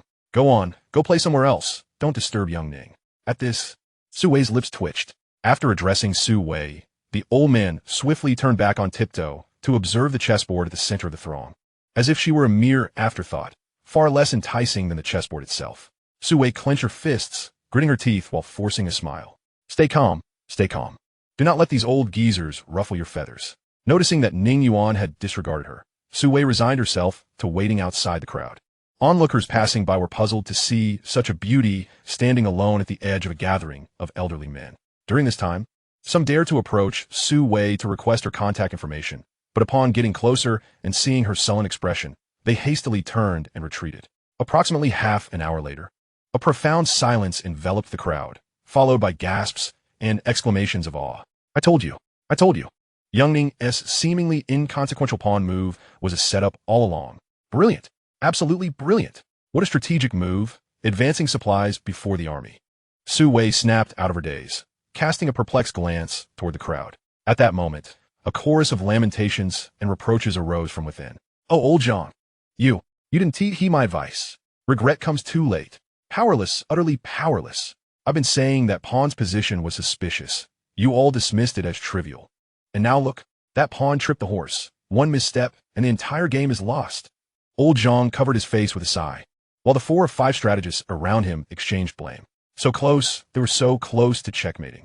Yet they fell to that pawn. Let us have another match. This time, I shall surely defeat you, young Ning. Old Zhang lifted his short-sleeved shirt to wipe the sweat from his brow, then reached out to reset the chess pieces. Ning Yuan, I, Su Wei, have matters to discuss with you. Just as Ning Yuan was about to acquiesce to old Zhang's request for another game, Su Wei's voice rang out once more. Old Zhang, let us call it day. We can play again another time. Ning Yuan frowned, responding, it's still early, still early. Young Ning, let us play one more round. It's already noon, and afterward, I'll treat you to a meal at Defu Tower. Defu Tower, one of the premier dining establishments in Dazhou City, operated on a membership basis. Inaccessible to the general populace, with a minimum meal expense of no less than 5,000 yuan. The surrounding crowd did not display any astonishment, as old Zhang was indeed capable of such expenditures. Ning Yuan glanced at the time and shook his head in refusal. Perhaps next time. As you can see, someone has business with me. Without waiting for old Zhang to press him further, Ning Yuan stepped out of the crowd and approached Su Wei, despite his inner discontent. When Su Wei spotted Ning Yuan, her face brightened with a smile. Busy man Ning, have you finally finished? Ning Yuan cast her a blank look. Speak quickly. I still need to go grocery shopping. Su Wei, taken aback, responded with a puzzled expression. The notification has arrived. It's crowded here. Let us discuss in the car. Regaining her composure, Su Wei gestured for Ning Yuan to enter her vehicle. As the two drove away, murmurs of speculation arose from the chess stand. Young Ning is impressive. That must be his girlfriend, right? She is truly stunning, and drives such an exquisite car. At that moment, the old man who had been attempting to silence Su Wei eagerly interjected. Poor young Ning. You should have seen that girl's expression earlier. It was positively dreadful. He merely played a little longer, and she kept urging him. How unreasonable. Old Zhang nodded in agreement. Indeed, it seems young Ning was reluctant to continue playing because of her. It's a pity that such a fine young man is bound by a woman. Oh, old Zhang, if you're going to say that, why not introduce your granddaughter to him? She is quite the beauty herself. A nearby aunt chimed in with a teasing remark. Old Zhang, upon hearing these words, surprisingly nodded in agreement. Alas, you wouldn't believe it, but the car that girl just drove is the same model as the one my granddaughter owns. I think it's called something like a Ferrari. If Xiao Ning is genuinely interested, I would be inclined to introduce my granddaughter to him, allowing them to become acquainted. Judging by his exceptional chess skills, it's evident that Xiao Ning possesses remarkable potential. My granddaughter, too, is a person of lofty aspirations. Thus, they might indeed be well suited for one another. After finishing his thought, old Zhang hurriedly gathered his belongings and rode off on his electric scooter, leaving the surrounding elderly folks speechless as they watched his departing figure. Meanwhile, Su Wei adeptly maneuvered her vehicle to a quaint cafe. The two settled into a cozy corner by the window, and Su Wei promptly retrieved a bank card from her bag, sliding it across the table towards Ning Yuan. Chapter 22. The Mission. Su Wei took a sip of her coffee, a smile gracing her lips as she addressed Ning Yuan. This bank card is yours. It contains 500,000. Additionally, on the 1st of every month, another 500,000 will be deposited. The password is your birthday. Furthermore, congratulations, Mr. Ning. After thorough evaluation and discussion among the various departments, the headquarters has officially classified you as a B-level extraordinary being, granting you the associated privileges. Moreover, as there is currently no designated extraordinary being in charge of Dazhou City, the headquarters has appointed you as the official head of Dazhou City, with me as your full-time assistant in your duties. In a certain sense, you now hold the most significant power in Dazhou City. B-level? Ning Yuan did not appear surprised by this revelation. Instead, he smirked inwardly. The headquarters only recognized his abilities as a shadow, but failed to perceive that his true power lay in darkness. His intentional guidance had proven remarkably successful. Su Wei scrutinized Ning Yuan, his calm demeanor exceeding her expectations. She was well aware of his character. Despite his somewhat reclusive nature, he was merely in his 20s. To illustrate, if a young man in his 20s were to suddenly become the mayor, wouldn't he display an expression of ecstatic disbelief? At the very least, one would expect a look of confusion or astonishment to be more logical. Yet, Ning Yuan's reaction was as though he had anticipated this outcome all along. Leaving Su Wei, who had been eagerly awaiting his expression, feeling somewhat disappointed. Ning Yuan casually shoved the bank card into his pocket, refraining from tasting the expensive coffee on the table. He gazed at Su Wei, inquiring, "If there is nothing else, I shall take my leave." At this, Su Wei set her coffee down, adjusted her posture, and adopted a more serious tone. "Ning Yuan, I have two matters to discuss. The first is an introduction of myself. I am Su Wei, a liaison investigator for Dazhou City. My role involves identifying potential extraordinary beings within the city and engaging with them to guide them. When a head is appointed in Dazhou City, I am required to assist in all tasks to ensure the mission is executed effectively. From this moment onward, we shall be colleagues. Being a native of Dazhou City, I hope we can collaborate well in the days to come." Su Wei extended her hand. Ning Yuan regarded her in silence. In his previous life, he had briefly served as the head of Dazhou City when he first became an extraordinary being, and at that time, Su Wei was responsible for him. However, once his abilities were classified as a level, he ascended to provincial leadership and seldom remained in Dazhou City. He reached out and shook Su Wei's delicate hand. Su Wei withdrew her hand and proceeded to address the second matter. She first took out her mobile phone and placed it before Ning Yuan. The second matter pertains to a mysterious incident that has recently occurred in Dazhou City. As she spoke, she opened a video clip on her phone. The footage was dimly lit, with the faint glow of streetlights illuminating the surrounding scenery. Not far away, a road was visible, and the video timestamp indicated it was 9 o'clock at night. Su Wei scrolled through the video, pausing it at a certain point. The footage revealed a middle-aged woman riding an electric bike, glancing nervously around as she cycled. Unexpectedly, a shadow appeared to descend from the heavens right in front of the woman's bike. It was a man, specifically one wearing a bovine mask. The man seemed to drop from the sky, extending a gloved hand to block the advancing electric bike. The bike halted abruptly, as if it had collided with an invisible wall. What transpired next ignited Ning Yuan's interest. The masked man forcefully yanked the woman off her bike. The woman trembled, muttering something in a state of panic, her hands gripping the man's clothing tightly, a look of terror and pleading etched on her face. Yet, the masked man remained silent, raising his hand to strike her face repeatedly.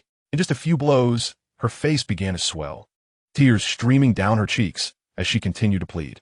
Due to the distance, her voice did not reach the camera, but her demeanor clearly indicated she was begging for mercy. The masked man delivered a series of over a dozen slaps, and upon seeing her collapse unconscious on the ground, he ceased his assault.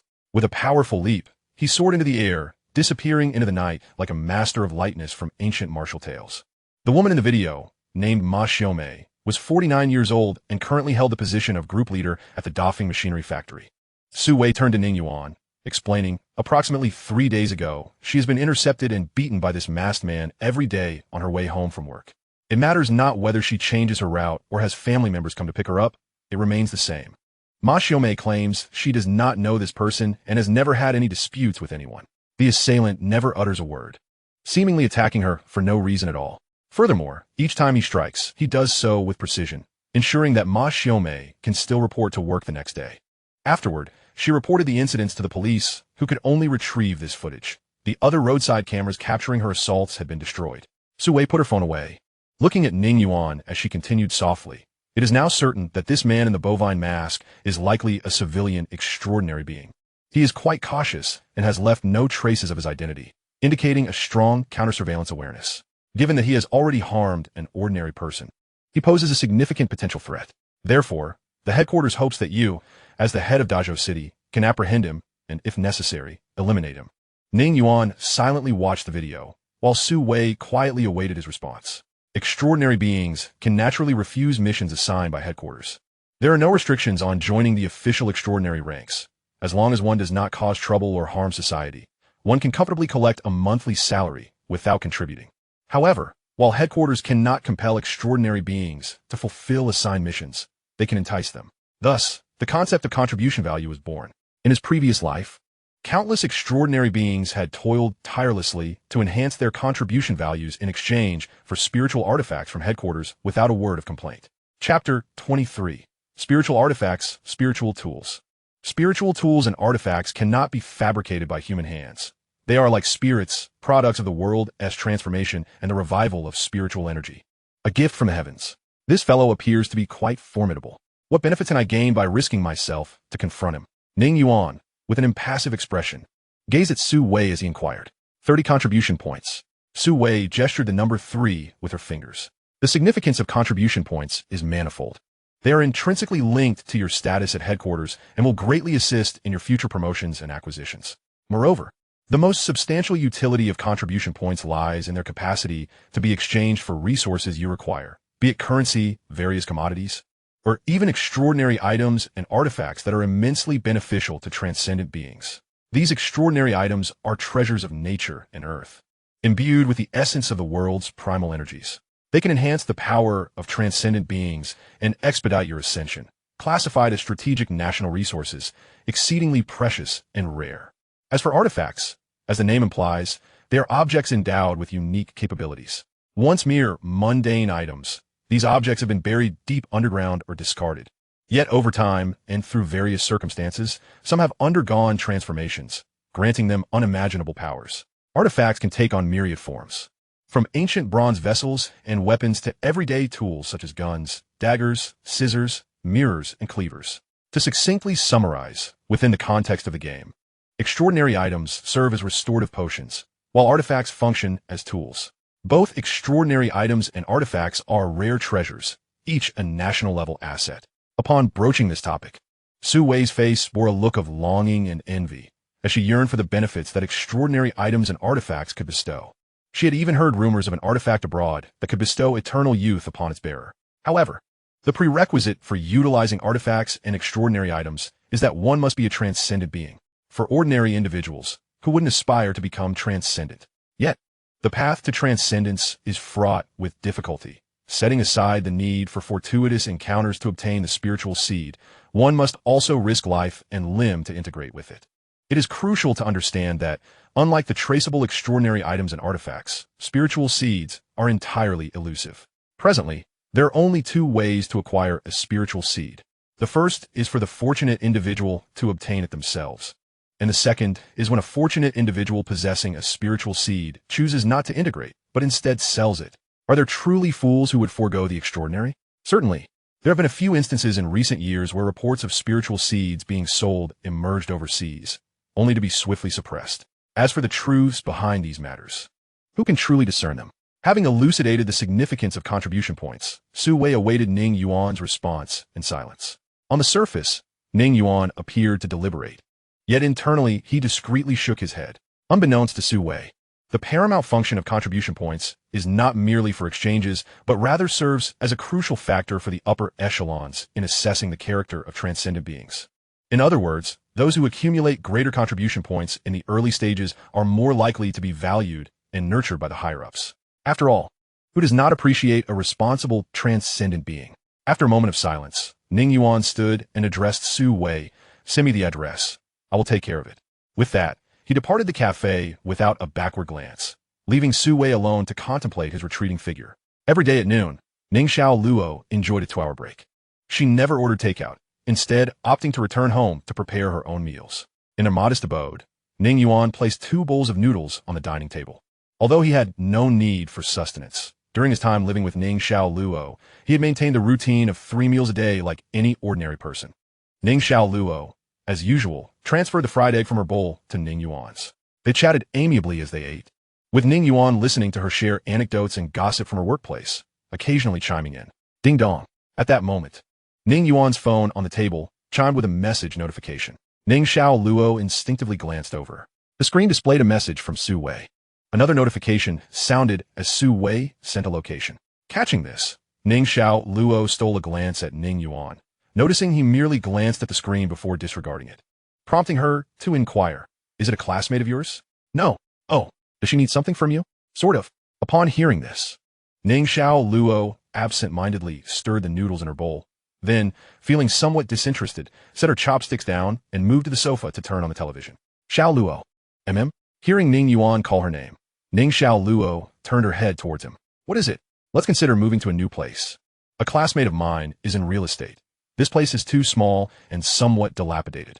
We should buy a larger house." Ning Luo paused in surprise, then chuckled softly. Hee sure. How big do you want? Let's save up to buy it." Ning Yuan pondered for a moment, recalling the home he had shared with Ning Luo after becoming a transcendent being in his previous life. Considering the time elapsed, it should have been completed by now. Xinghu Huapan, a renowned villa district in Dazhou City. In his previous life, when he was still an ordinary person. He had passed by this area with Ning Luo, who had once smiled and told him that living there would surely bring happiness. Later, after Ning Yuan became a transcendent being, a villa, which an ordinary person could never afford in a lifetime, was offered to him. Their lives improved, and Ning Luo no longer needed to work, with ample funds at their disposal. But did it make her happy? Ning Yuan remembered that her smiles had become increasingly rare, replaced by worry and concern. He understood that it was her fear for him, the dread that one day he might meet the same fate as those transcendent beings, suddenly perishing. Returning to Xinghu Huapan, Ning Yuan quietly observed the opulently decorated sales office. It was evident that the development had just recently opened, as workers could still be seen planting greenery within. Ning Yuan retrieved his phone and opened the message Su Wei had sent him earlier that afternoon. Ning Yuan, at 9 o'clock tonight, Ma Xiaomei will leave work alone. I have sent you the address. If you require any assistance, feel free to let me know. Ning Yuan promptly dialed Su Wei's number. The phone rang once before being answered, and he heard Su Wei's voice on the other end. Ning Yuan, is there something you need me to do? Su Wei, assistance is unnecessary. I will manage on my own this evening, Ning Yuan replied. I called you for another matter. The line fell silent, and a hint of nervousness could be sensed in Su Wei's breathing. Could you lend me some money? Chapter 24, Borrowing Money. As Ning Yuan's words hung in the air, a profound silence enveloped the other end of the line for half a minute. Borrow money? Su Wei questioned, unsure if she had misheard, and sought confirmation. Yes, borrowing money. Ah, okay. How much do you need? Su Wei replied without hesitation this time, her tone noticeably lighter. Although she was puzzled as to why a transcendent being would need to borrow money from her, any rational person would agree, especially someone as astute as Su Wei.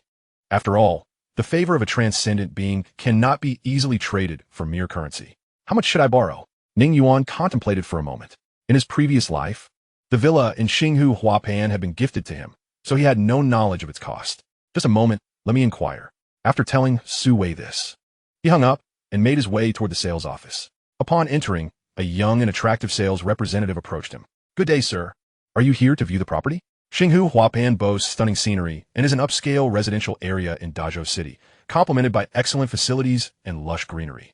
The sales representative smiled and began to extol the virtues of the property, even though Ning Yuan's attire was clearly not that of a wealthy individual. He interrupted the sales representative's pitch with a direct inquiry.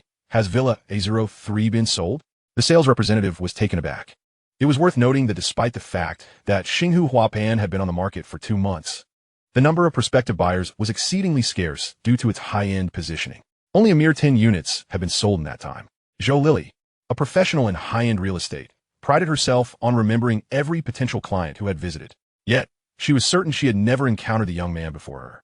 Yes, sir, you have a discerning eye. Villa A03 is indeed the most desirable property in Xinghu Huapan. Zhou Lily's heart raced, her nerves intensifying. Although his clothing was plain, his demeanor and the familiarity he exhibited with Xinghu Huapan suggested he was far from ordinary. Was he perhaps purchasing property for some influential figure?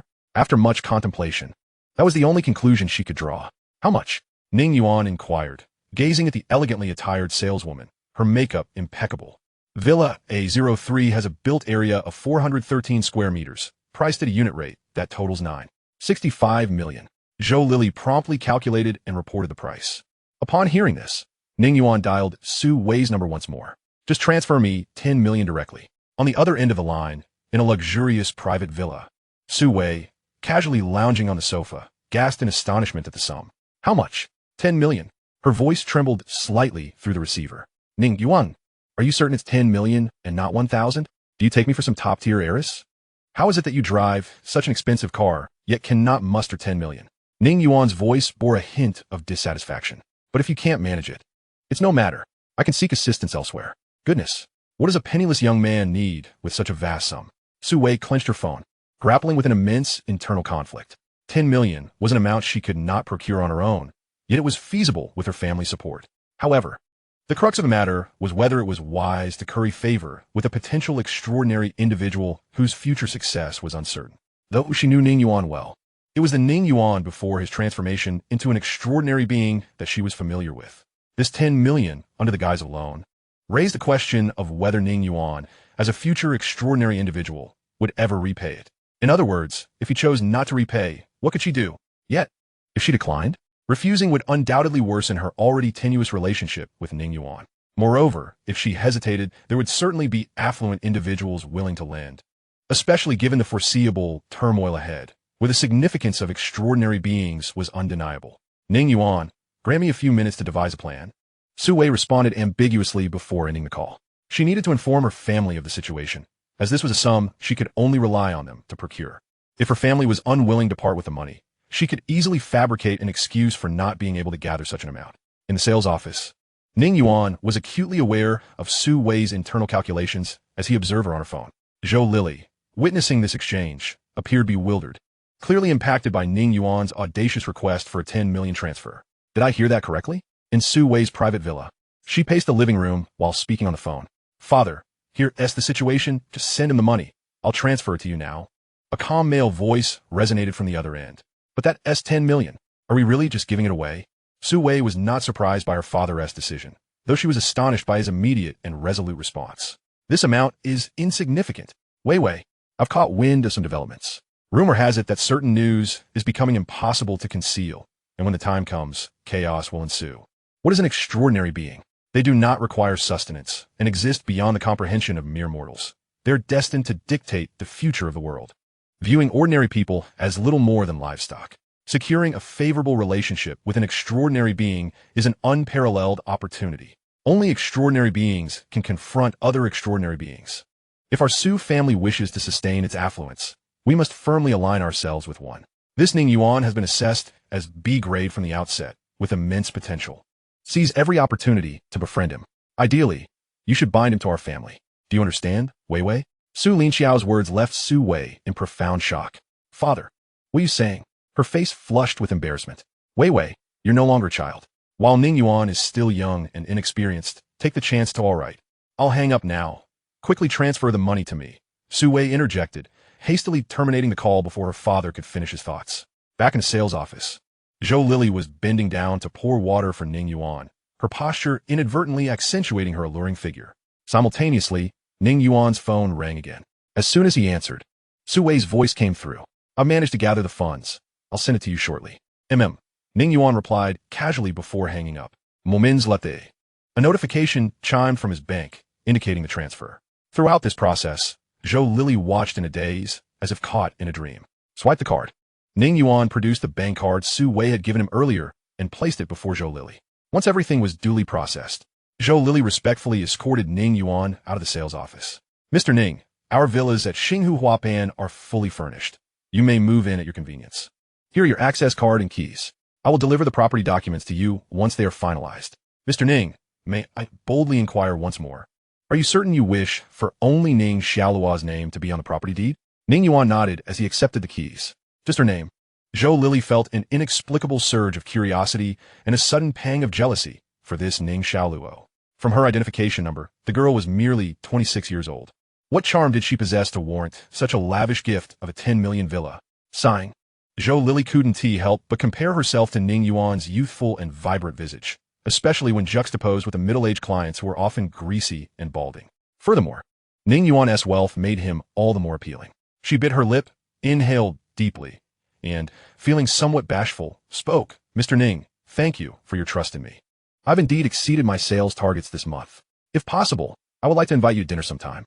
Should you require any assistance regarding the property, please don't hesitate to reach out. I am at your service. As she concluded, Zhou Lili bowed her head deeper, her cheeks slightly flushed. In all honesty, she once held a certain disdain for those female salespeople who sacrifice themselves for the sake of so-called performance. Possessing an admirable figure and beauty herself, she had been subtly hinted at by numerous clients since embarking on her career in real estate. However, upon witnessing the stark disparities between individuals, particularly when she first observed a man gifting his female companion a villa worth 10 million, she suddenly found herself empathizing with those women. After all, the fleeting act of self-sacrifice pales in comparison to a lifetime of happiness. Yet, contrary to Zhou Lili's expectations, no one responded to her words. Mr. Ning?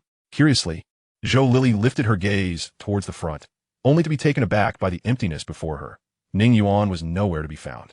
After dinner, Ning Yuan had exchanged pleasantries with Ning Xiaoluo before locking himself in his room. Just past 8 o'clock, Su Wei's call came through again. Gazing out at the city's nightscape through the window, Ning Yuan answered the phone. Ning Yuan, in half an hour it will be time for Ma Xiaomei to finish work. Su Wei's voice echoed from the other end. Although you don't require assistance, I must inform you that our superiors recently issued a directive indicating that we should make every effort to recruit this extraordinary individual. Hence, I will accompany you on this mission. However, you needn't worry. I will remain in the shadows to assess the threat level posed by this person, determining whether my presence is necessary for communication. Ning Yuan listened quietly and nodded in agreement. All right, I understand. With that, his figure vanished from the room. In the Qinghai Industrial Zone, on North Industrial Avenue, the newly constructed road lay eerily silent and desolate, illuminated only by the streetlights.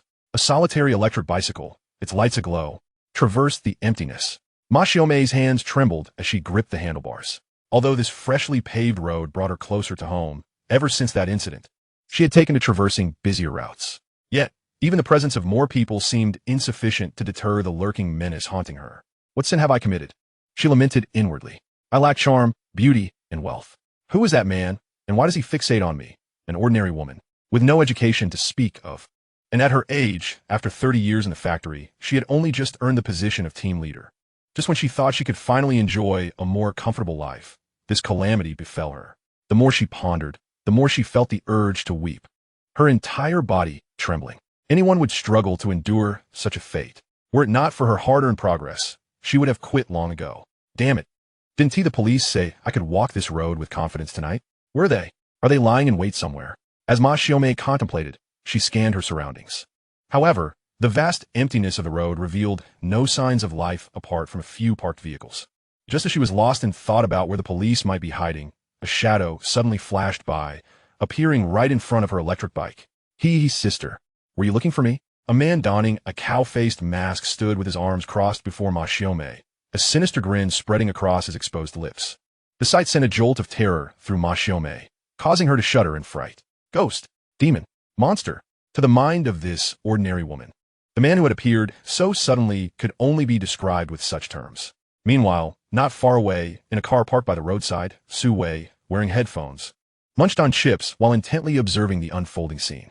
Despite her vigilant watch over Ma Xiaomei, she could only faintly discern a fleeting shadow. Suddenly, a hand reached from behind Su Wei into her bag of chips and snatched one. The unexpected intrusion nearly startled her out of her skin. She whipped around to find Ning Yuan, who nonchalantly chewed the chip while teasingly regarding her. Su Wei, is this your work ethic? Breaking into someone else's vehicle is one thing, but now you're eating their food. Su Wei, relieved to see Ning Yuan, shot him an incredulous glare. I'll let you 10 million today. Are you trying to scare me to death so you won't have to pay me back? Ning Yuan could only stare in silence. Ahem, I'm merely requisitioning this vehicle from a kind citizen in the name of upholding justice. I'm sure this good Samaritan will understand. Feeling a bit embarrassed, Su Wei tucked away the unfinished chips. By the way, I couldn't get a clear look at that person's movements, but as an extraordinary individual, you surely did. How confident are you in subduing him? Ning Yuan did not respond to Su Wei's inquiry, instead transforming into a shadow and vanishing from the car. Chapter 26, Retribution. Su Wei, witnessing Ning Yuan demonstrate such abilities for the first time, felt her pupils constrict. It was remarkable that even in the sealed confines of the car, Ning Yuan could escape without any hindrance. On the road, Ma Xiaomei's voice rang out, filled with fear and despair. Let me go. Please don't hit me. Her body trembled with fright, tears streaming down her cheeks like a torrential flood. Yet, the masked man remained unmoved by her pleas, his right hand raised high, poised to strike. Ma Xiaomei's breathing grew labored, her complexion turning pale from lack of oxygen as she struggled desperately against his grip, but it was all in vain. Damn it, where have the police gone? What happened to my promised protection? Just the sight of the man's hand made her face burn with pain. The masked man sneered, preparing to deliver a vicious slap to the woman. However, just as his hand was about to descend, it abruptly halted mid-air. His gaze was fixated on the ground, for within the shadow cast by the streetlight, he discerned a third figure. This was no illusion. The silhouette was unmistakably clear. His heart raced. How could this be? There were only two of them. How could another person suddenly appear? A wave of terror washed over him as he instinctively looked up. Not far from him, perched atop a streetlight, stood a young man. With delicate features and dressed quite ordinarily, he bore no remarkable traits. He merely stood there, expressionless, observing them. The moment the masked man locked eyes with the young man, an icy chill surged through his spine, and a cold sweat broke out across his back. The stranger's gaze was chillingly indifferent, devoid of any emotional fluctuation, resembling a soulless puppet, sending shivers down one's spine. Intuition warned him that this person was undoubtedly of his ilk, and appeared even more formidable. Ma Xiaomei watched the masked man with a mixture of curiosity and confusion, pondering why he had yet to strike her, slap her. Just as the masked man was weighing whether to spare Ma Xiaomei and depart, he heard Ning Yuan's voice unexpectedly interject. What? Both the masked man and Ma Xiaomei were taken aback, momentarily nonplussed. Haven't you noticed she is accustomed to your slaps? If you don't strike her, she'll feel uneasy. Go on, a good slap should knock her out. Otherwise, I'll be the one to slap you. As Ning Yuan spoke, he raised his right hand before him and clenched it, producing a series of creaking sounds. The masked man was the first to react, letting out a peculiar laugh. Good friend, I shall heed your words. With that, he delivered a resounding slap to the unsuspecting Ma Xiaomei, rendering her unconscious. What the hell? Su Wei, who was hiding in a nearby car, widened her eyes in disbelief at the scene unfolding before her, casually discarding Ma Xiaomei's limp form onto the ground. The masked man raised his hands, retreating slowly while addressing Ning Yuan. Friend, we harbor no enmity. My actions against this woman stem from personal grievances. Let us pretend we have never crossed paths. Ning Yuan regarded him, a faint smile creeping onto his otherwise indifferent visage. I see no objection to that. The masked man exhaled a sigh of relief upon hearing this. However, his body tensed once more. Ning Yuan gestured nonchalantly toward the distance. I have no objections, but she seems to have some words for you. At that moment, Su Wei emerged from the car, raising her hands to signal her lack of threat as she approached. An ordinary person? The masked man frowned upon realizing Su Wei's seemingly mundane nature, turning to Ning Yuan for clarification. She has something to say to me? What do you mean? Just then, Su Wei brandished her identification, flashing it before the masked man. No need to be alarmed. We are official personnel. I hope you will cooperate as I ask you a few questions. If there are no issues, you may leave. The masked man's gaze darted over Su Wei several times, then cautiously glanced at Ning Yuan. All right, what do you wish to inquire? After much deliberation, the masked man acquiesced to Su Wei's request. Standing beneath the streetlight, Ning Yuan narrowed his eyes slightly, observing him with keen interest. Just moments ago, this man had displayed 3 subtle movements as if to lunge at Su Wei. Yet he had restrained his impulses. Su Wei, seemingly oblivious to the masked man's intentions, continued. First question, what is your relationship with this woman? What grievances do you hold against her? Why have you been targeting her for revenge recently? The masked man fell silent for a moment before responding slowly. I merely cannot stand the sight of this woman, flaunting her arrogance by day, despite being an uneducated worker herself. Once she became a minor leader, she began to torment her subordinates. Those ordinary workers, fearing retaliation or job loss, dare not resist. So I took it upon myself to teach her a lesson. Su Wei was momentarily taken aback. So you simply disapprove of her actions and are meting out justice? She regarded the masked man with a peculiar expression. You can interpret it that way. He nodded in agreement. Su Wei fell silent, unsure of how to respond. Oh, Ning Yuan began, observing the masked man. So you work under her. By day, you cannot reveal your true self and are subjected to her bullying, yet by night, you seek revenge while concealing your identity. The masked man's pupils constricted at this revelation. Su Wei, now attentive, looked toward Ning Yuan. How can you be certain he works for Ma Xiaomei? She inquired, curiosity piqued. It was known that the masked man was cautious and possessed an awareness of counter-surveillance, evading cameras each time he appeared or departed. Thus his identity had yet to be uncovered by headquarters. It's quite simple, Ning Yuan replied nonchalantly. A true avenger would have already eliminated Ma Xiaomei or incapacitated her. This individual neither kills nor incapacitates her. His physical attacks do not impede her work. Clearly, his intent is merely to torment her. The ingenuity required to devise such a method of torment leads me to believe he is someone who has suffered under her prolonged oppression. Su Wei instinctively nodded at Ning Yuan's analysis. Remove your mask, Ning Yuan commanded the masked man. Or if you prefer not to, know that by tomorrow morning at the latest, your identity will no longer remain a secret. After a brief silence, the masked man, aware of the impending exposure, decisively removed his mask. Chapter 27, The Outburst. The visage beneath the mask was entirely different from the menacing appearance Su Wei had anticipated. Before her stood a youthful man with slightly juvenile features, dark skin, and an innocent countenance that suggested he was merely in his 20s. You guessed correctly. I am indeed one of her employees. The young man cast a cold glance at the unconscious Ma Xiaomei on the ground before turning to Ning Yuan with a smile. This smile, coupled with his youthful appearance, exuded an air of sincerity. However, the next words that left his lips sent a shiver down Su Wei's spine. I toiled during the day to earn a living, only to be berated and bullied by her, simply because I am an outsider without connections. and because I am young and naive, not knowing how to resist. Initially, I intended to kill her, but fearing exposure, I merely slapped her twice. However, when I saw her the following day, still wearing a mask and hurling insults at me, I found myself thinking that killing her would be a pity. Thus, I began slapping her every night. As he spoke, a strange smile crept onto the young man's face. You might find this strange, but I initially sought revenge. However, I unexpectedly grew fond of this feeling. The stark contrast between being bullied and insulted by her during the day and witnessing her weeping and pleading for mercy at night became an addictive thrill. Su Wei's mouth twitched involuntarily at his admission. Already, Ning Yuan applauded, his hands clapping together. Indeed, by day you are the ordinary victim, while by night you transform into the powerful arbiter of her fate. Such a stark disparity can indeed intoxicate one at times. Right. The young man's eyes sparkled as he gazed at Ning Yuan. Brother, I know we are kindred spirits. You must understand me. Ning Yuan nodded. Of course I understand. After all, many ordinary individuals who have recently become extraordinary go through a similar phase. Extraordinary? Is that what we are called? The young man pondered aloud, while Su Wei, listening to their exchange, felt a headache coming on as she began to suspect that the young man's psyche was somewhat unbalanced.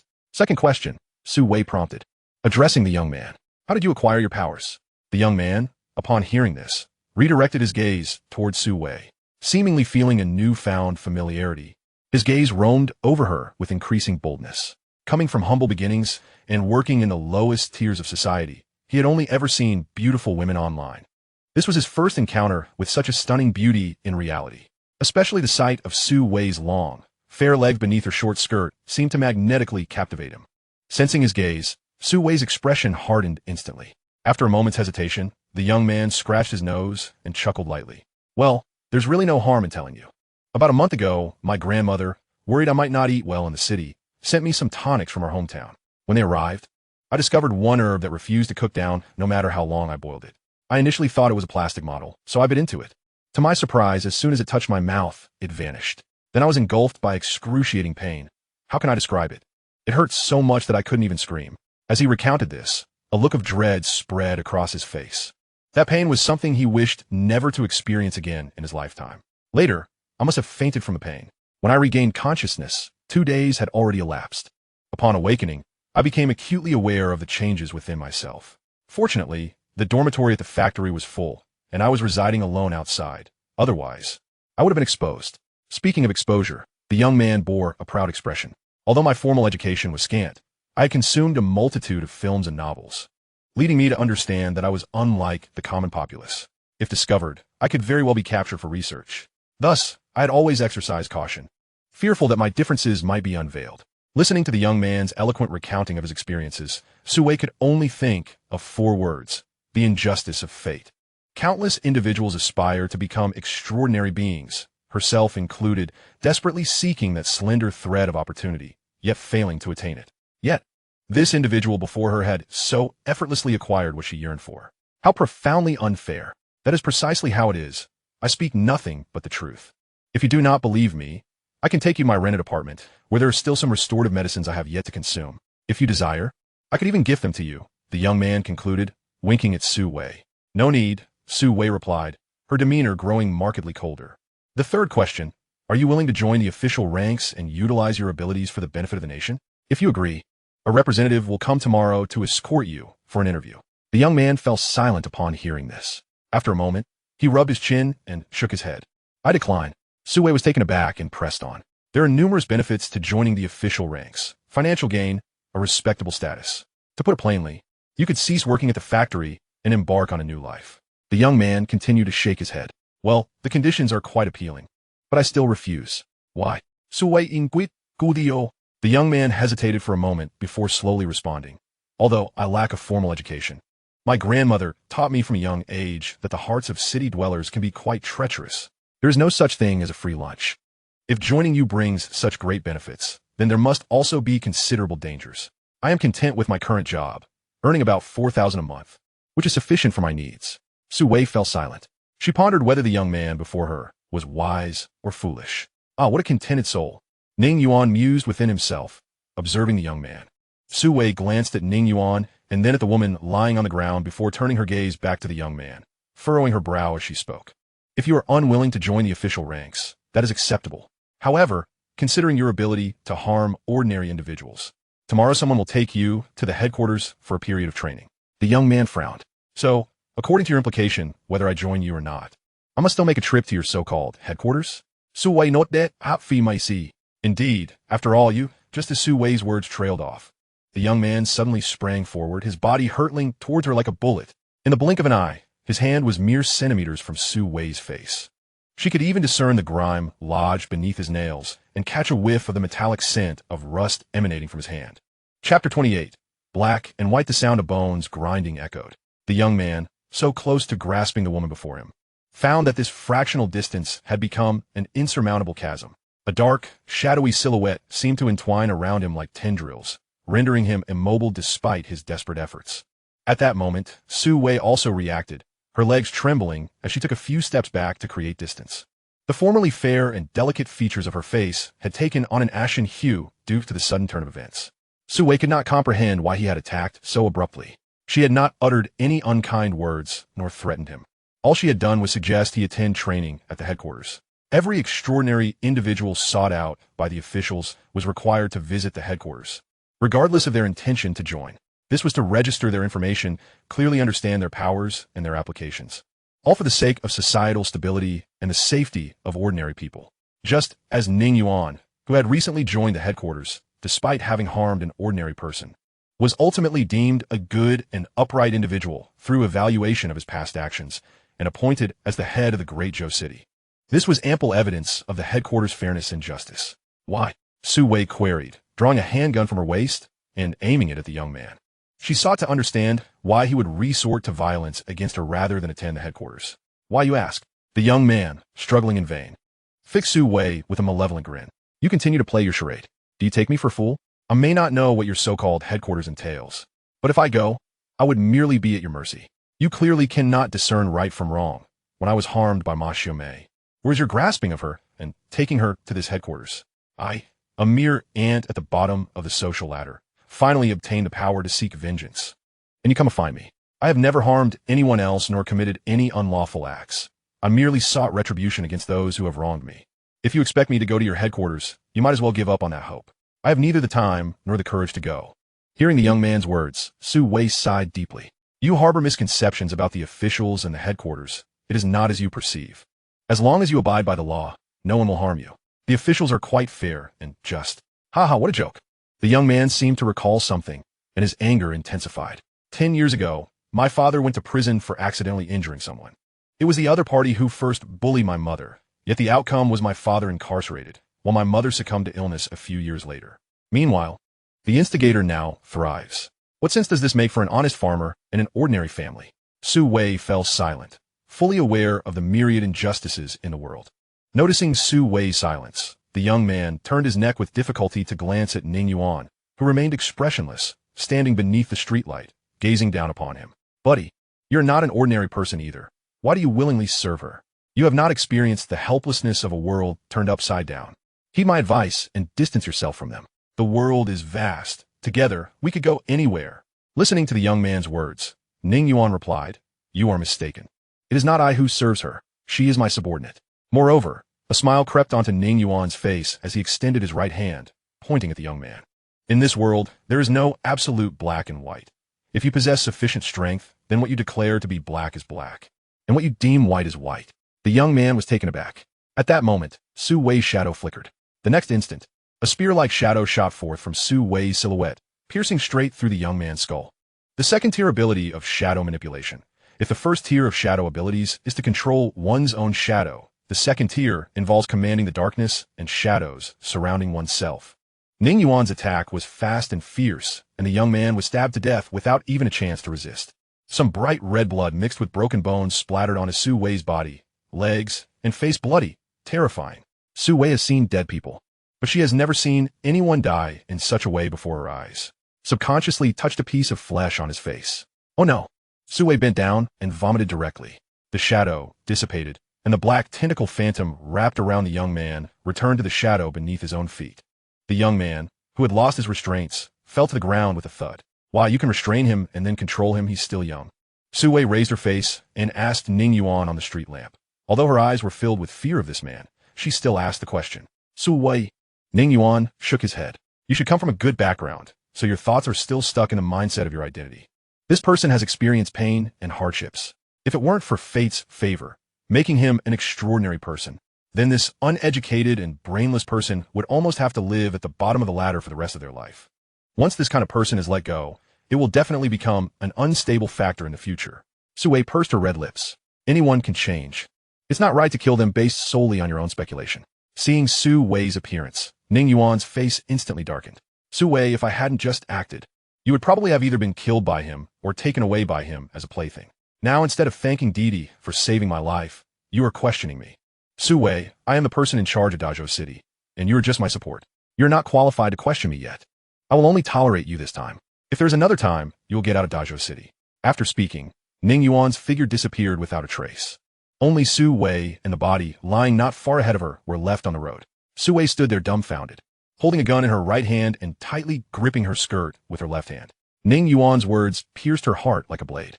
At this moment, a middle-aged man's voice came through Sue Wei's earphones. Xiao Wei, Ning Yuan is right. But minister, there are clearly other means, clearly they can. Xiao Wei, unstable factors can lead to many consequences, and sometimes we cannot afford these consequences. Although Ning Yuan is ruthless and decisive in his methods, the result of his problem-solving is not wrong. There are many things that you will gradually understand. A car will come to pick you up later. As the last sentence was spoken, there was no more sound coming from the earphones. Chapter 29, Attribution. Daikyo City, headquarters of the Transcendent. The brightly lit combat conference room. Lu Yi took off his headphones and then walked out of the room with a gloomy expression. He came to his office and then slammed the table in front of him angrily, saying, It's too much for Ning Yuan not to ask for the headquarters' opinion before committing the murder. The office door was pushed open, and a young man with a shaved head, sharp features, and a slender figure walked into the room with a smile. Is the minister angry about this? The young man picked up the water cup and teapot from his desk and poured 2 cups of water, smiling as he spoke. Otherwise, since Ning Yuan is an official, at least think about his own positioning before doing anything. Killing someone casually like this shows that he didn't take us seriously at all. Lu Yi took the water handed by the young man as he spoke. I think Ning Yuan did the right thing. To be precise, it suits my taste very well. Of course, it also suits your taste, minister. Speaking of which, the smile on the young man's lips grew even stronger. Lu Yi's hand holding the water cup paused slightly, and his eyes looked at the young man with some surprise. The young man lazily sat on the sofa and continued to speak. If Ning Yuan really catches that person back, minister, will you let him go? Or was it killed? Still not killing or releasing. If you release it, this guy has a deep-seated hostility towards the authorities due to his special experience. Once he doesn't join us, he will eventually go against the country. If you kill someone, killing an extraordinary person who has not committed a major crime during this special period will do us more harm than good. After all, there are many forces secretly watching every move of the headquarters. If we don't kill or release in the end, and keep it locked up, it's even more impossible. Not to mention the impact on us after the news is exposed. The superhumans inside the headquarters may feel uncomfortable. After all, these people all believe that their destiny is extraordinary. Listening to the young man's words, Lu Yi stopped drinking water. Then he placed the cup on the table and watched the young man ask with a smile, but not a smile. Zheng Guang, why do you also believe that fate is extraordinary? The young man, known as Zheng Guang, quickly raised his hand upon hearing Lu Yi's words. Minister, you're joking. I don't consider myself destined to be extraordinary. I can sacrifice my life for the country and the people at any time. Lu Yi shook his head and jokingly cursed, You stinky kid. Don't show off your intelligence in front of me. Speaking of which, it's really rare for you to praise someone. Don't you always say that your peers are all useless? Zheng Guang shrugged when he heard the words, then pointed to his own brain and spoke up. This guy named Ning Yuan is either a brainless and reckless man who only knows how to kill, or a smart person with a clear political mind who understands the thoughts of superiors. Obviously, Ning Yuan is not a brainless person. Lu Yi sat on the sofa and pinched his sore nose bridge. Well, he is indeed a rare smart person. This is a talent. Unfortunately, my family background is not very good. Birth. Zheng Guang frowned upon hearing Lu Yi's words. How do you say it? I remember Ning Yuan's resume. He came from a poor background and had no parents since childhood. What's wrong with that? Sigh. Lu Yi sighed and then looked at Zheng Guang. It's because of a poor background without a father or mother. That's why it's not good. Seeing that Zheng Guang still didn't understand, Lu Yi had no choice but to continue speaking. Let me ask you, since ancient times, when dynasties were defeated by external enemies, do you know why people within the royal family fought desperately to resist, while many who enjoyed glory and wealth due to imperial favor surrendered and rebelled? Upon hearing Lu Yi's blunt words, Zheng Guang immediately reacted. Are you referring to a sense of belonging? Lu Yi nodded with satisfaction. Not bad. It's about a sense of belonging. You come from a military family and have been high-ranking officials for generations. So you naturally have an unbreakable sense of belonging to your country. This Ning Yuan is a talent with impressive abilities and intelligence. It's almost impossible to establish an unbreakable sense of belonging in the heart of such a smart person, just because of their poor background. Dazhou City, Chuanha Community. With a loud bang, the sound of phone falling on the floor rang out. Ning Xiaoluo stared blankly at Ning Yuan, her red lips slightly parted, and her eyes were filled with shock. At this moment, across from her, a person formed by a shadow is standing beside Ning Yuan. Listening is believing. Seeing is believing. Can you believe what I'm saying now? As Ning Yuan spoke, he controlled the shadow to pick up the phone from the ground and place it next to Ning Xiaoluo. This world has changed, with superhumans, races, and various strange creatures and things that may arise in the future. I don't know how long it has been. Ning Xiaoluo gently rubbed her face, glancing at Ning Yuan and then at the shadow, occasionally pinching her own arm. So, Xiao Yuan, are you now an extraordinary being? Are you currently serving the nation? Ning Yuan nodded in affirmation. When did this happen? Seemingly recalling something, Ning Xiaoluo continued. Was it during those 10 days when you went missing in Lhasa? Ning Yuan nodded once more. After what felt like an eternity, Ning Xiaoluo unsteadily rose to her feet. Everything Ning Yuan had shared with her today felt akin to a surreal dream. Though she hesitated to confront the reality and felt a deep-seated fear, she endeavored to accept it. Regardless of whether Ning Yuan was an ordinary person, an extraordinary being, or even had transformed into a monster, he remained her brother, her sole family in this world. I'll go prepare dinner, she said, yearning for the solace of the kitchen. Do extraordinary beings require any special sustenance? Perhaps fresh blood or some type of meat? Ning Yuan took it, bemuset. It's not as dire as you think.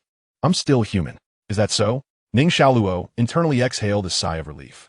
While she wouldn't mind preparing such items for Ning Yuan, she still felt that raw flesh was inherently unclean. Ning Yuan quietly observed Ning Xiaoluo bustling about in the kitchen.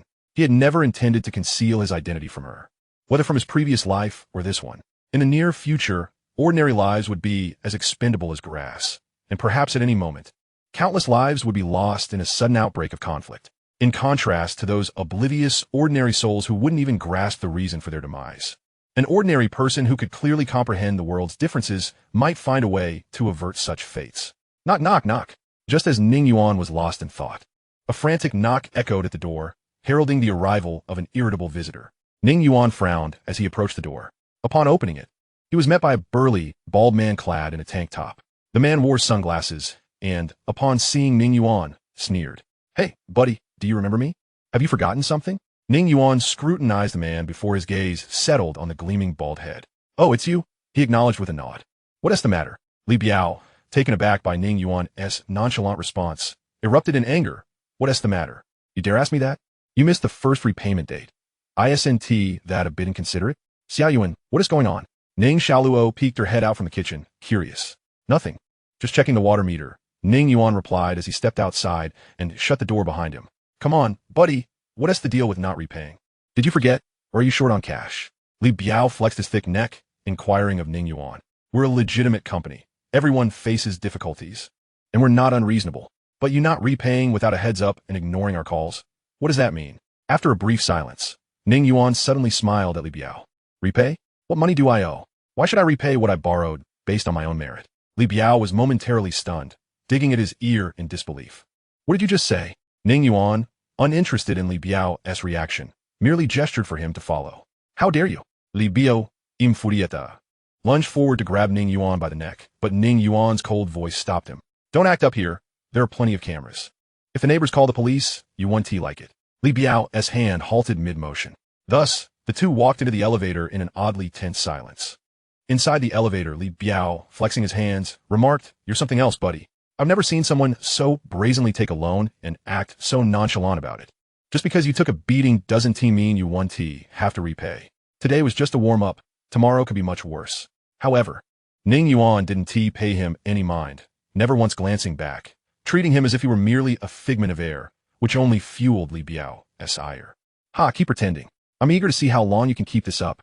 Before long, Ning Yuan led them to a blind spot in the community park. Mere seconds later, anguished cries erupted. Do you still want the money? Ning Yuan pressed his foot onto Li Biao's face, nearly burying it in the dirt. His expression devoid of emotion. At that moment, Li Biao lay on the ground, his right arm twisted and contorted, his body racked with pain. No, no, no. I don't want it. He croaked, his voice hoarse and fragmented, each utterance resulting in mouthfuls of dirt. Reflecting on the swift events that had just transpired, his heart was consumed by sheer terror. Moments ago, he had been eager to swing his right arm at the young man before him, intending to show him what a heavy fist felt like. However, the young man had deftly seized his hand, and excruciating pain had swiftly followed, twisting his entire arm into a helix. In that instant, Li Biao felt that not even a horror film could compare to the terror he was experiencing. The overwhelming agony drained him of all strength, leaving him sprawled on the ground like a lifeless dog, almost teetering on the brink of unconsciousness. Yet, when Ning Yuan's foot pressed down on his head, posing that question, Li Biao was still able to provide the answer that would satisfy the young man. He could sense the intensifying pressure from Ning Yuan's foot. If his answer displeased him, death would inevitably follow. Indeed, Ning Yuan appeared satisfied with his response, retracting his foot from Li Biao's head. Next time, don't target the wrong person. Not everyone is as easy to deal with as I am. With that, he turned and left. Back in the room, the two sat in silence, eating dinner. The typically lively Ning Xiaoluo was unusually quiet, refraining from initiating conversation with Ning Yuan.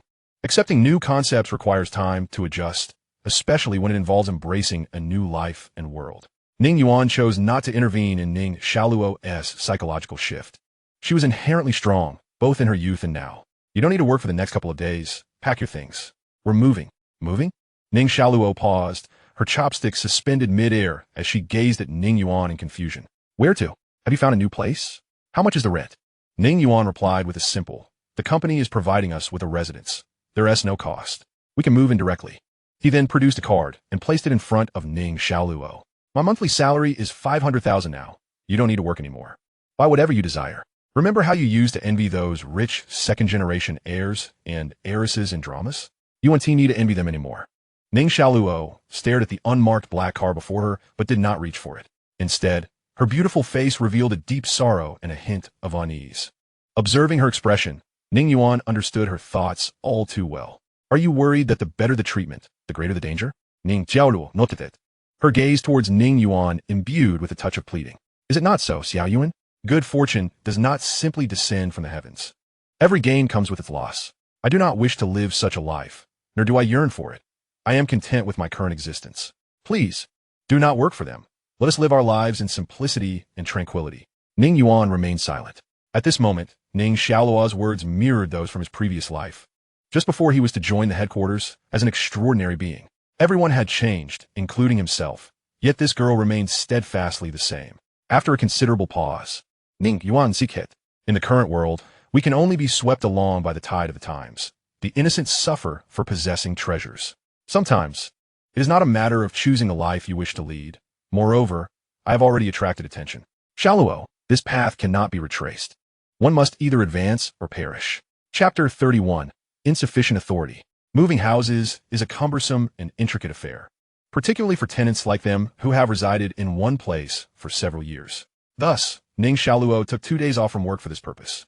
The two busied themselves throughout the morning, only managing to pack the bulk of their belongings by afternoon. The vehicle has arrived. Let us proceed. After hanging up the phone, Ning Xiaoluo addressed Ning Yuan. Thus, they hefted their luggage down the elevator. At the foot of the building, a small van was parked. Its driver, a dark-skinned, middle-aged man, leaning against the door, smoking. Upon seeing Ning Yuan approach, laden with 2 large bags, the driver was momentarily taken aback, quickly exhaling his smoke and stepping forward to assist. Oh my, what a hefty load. The driver instinctively reached for one of Ning Yuan's bags, only to awkwardly realize he could not lift it. Ning Yuan glanced at him, and the driver, feeling a bit embarrassed, withdrew his hand and turned to open the van door. Thank you, sir. Compared to Ning Yuan's 2 bags, which were stuffed with an unknown quantity of items, the suitcase held by the beautiful girl appeared much lighter. The driver chuckled, helping to stow the 2 suitcases Ning Xiaoluo was carrying into the vehicle. Is there anything else? I can help you retrieve it.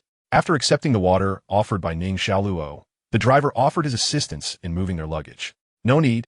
There isn't much left upstairs. We will make one more trip to finish it. Ning Xiaoluo declined the driver's kind offer with a smile. Xiao Yuan, the driver's vehicle still has ample space. Should we take the refrigerator as well? After all, we purchased that. She surveyed the van, inquiring of Ning Yuan. Ning Yuan, somewhat amused, replied, "No need.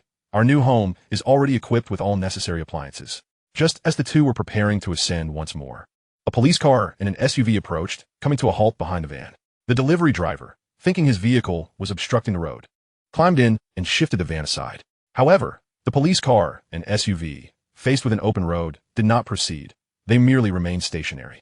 As the driver wore a puzzled expression, the police car door swung open, and 3 officers emerged, striding toward them. Simultaneously, the SUV's door opened, revealing a man in a suit with gold-rimmed glasses, followed by Li Biao, who limped forward, his arm in a sling.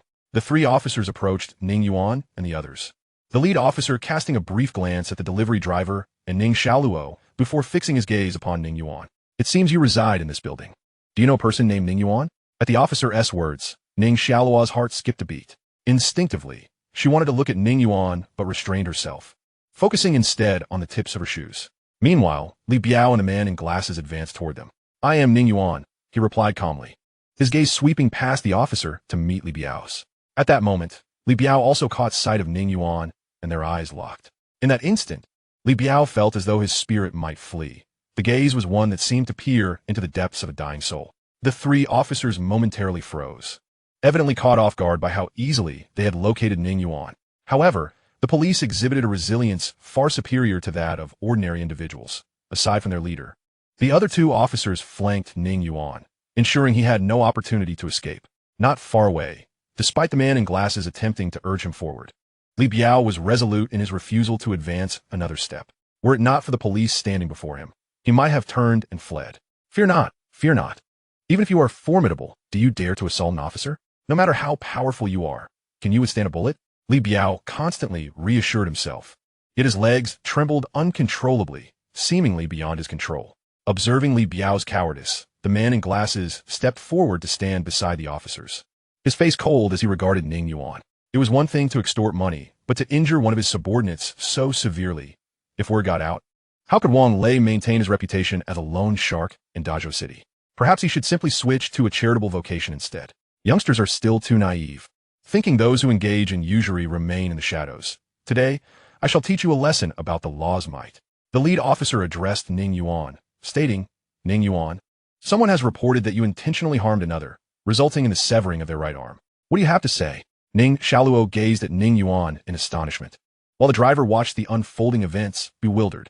After a moment of silence, Ning Yuan nodded. "I did it." Upon hearing Ning Yuan's admission, a cold smile crossed Wang Lei's lips. He actually confessed. How delightful. This simplifies matters. The lead officer, noting Ning Yuan's straightforward acknowledgement, did not press further. He produced his phone and began the procedural inquiries. "Please provide your identification number." Xiao Yuan, Ning Xiaoluo, standing nearby, wished to interject, but Ning Yuan offered her a reassuring glance.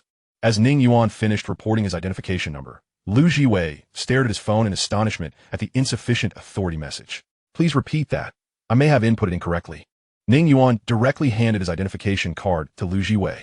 This time, Lu Jiwei meticulously entered the identification number once more, checking it twice for accuracy before pressing confirm. "Insufficient authority. Please try again." "Insufficient authority." Lu Jiwei, beads of sweat forming on his forehead, stared at the 4 words on the screen, confirming he was not mistaken. As the team leader, he understood that the appearance of insufficient authority indicated 2 possibilities.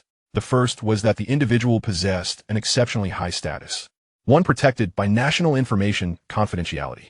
The second was that the individual belonged to a special national department, often wielding significant power and bearing critical responsibilities. It is no exaggeration to assert that such individuals could commit acts of violence in public without facing repercussions.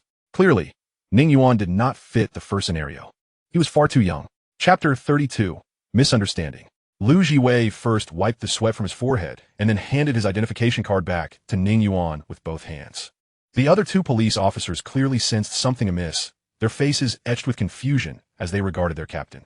Wang Lei, somewhat perplexed by the unfolding situation, realized that the development seemed to diverge from his initial expectations. Could it be that this young man had someone backing him? As this thought crossed his mind, a sense of urgency washed over Wang Lei, prompting him to glance at Lu Jiwei. "Captain Lu," just as he began to speak, his words were stifled by the murderous glare Lu Jiwei cast upon him. After warning Wang Lei with a look, Lu Jiwei saluted Ning Yuan and then, with a smile, extended his hand towards him. Thank you for your hard work. If you require any assistance, please do not hesitate to ask. Ning Yuan shook his hand and replied in a calm tone. You have all worked hard as well. Afterward, Ning Yuan glanced at Wang Lei and continued. There has been a misunderstanding between us, but we will resolve it ourselves. All right then, if there is nothing else, we shall not disturb you any further. Lu Jiwei responded with a smile.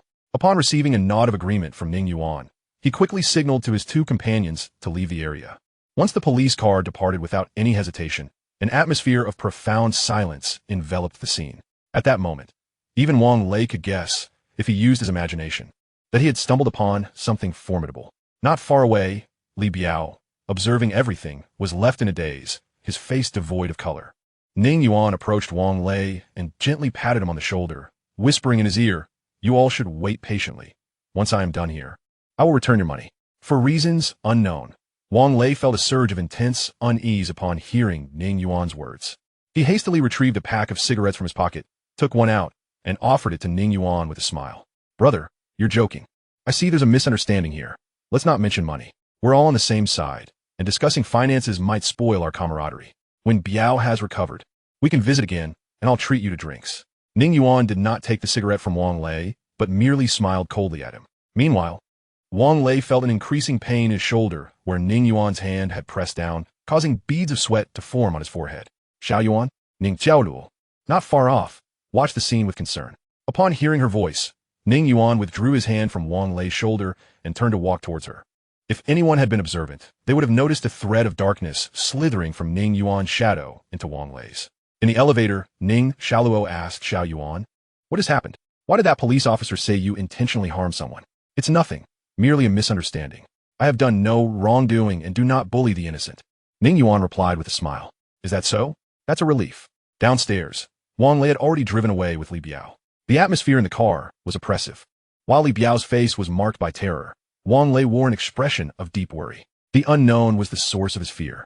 To this day, he could not comprehend the identity of a young man who had frightened Captain Lu away. Why had this young man borrowed money from him under a false identity? Had he inadvertently crossed paths with someone he ought not to have offended? Was he being deliberately targeted?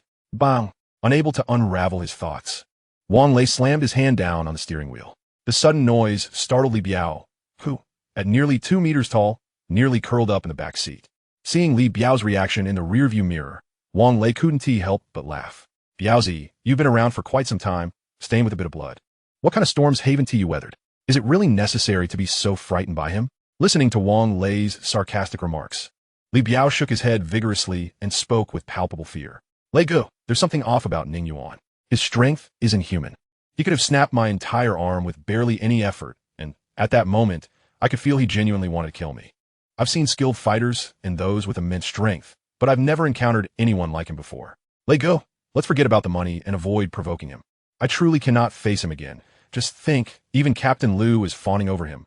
What do we count for? As Li Biao spoke, Wang Lei, feeling agitated, lit a cigarette and placed it in his mouth. I understand. 20,000 is merely a trifle. If we must forfeit it, so be it. Yet, this sense of uncertainty vexes me greatly. When bestowing money, I ought to know whom I am honoring, right? The car turned onto a narrow road. After driving a short distance, Wang Lei spotted a police car parked on the roadside with its hazard lights flashing.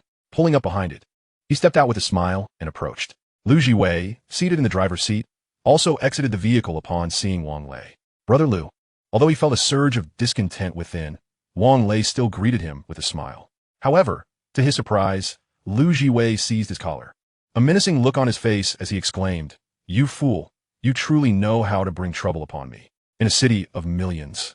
How could you offend such a person? Startled, Wang Lei had never seen Lu Jiwei in such a state.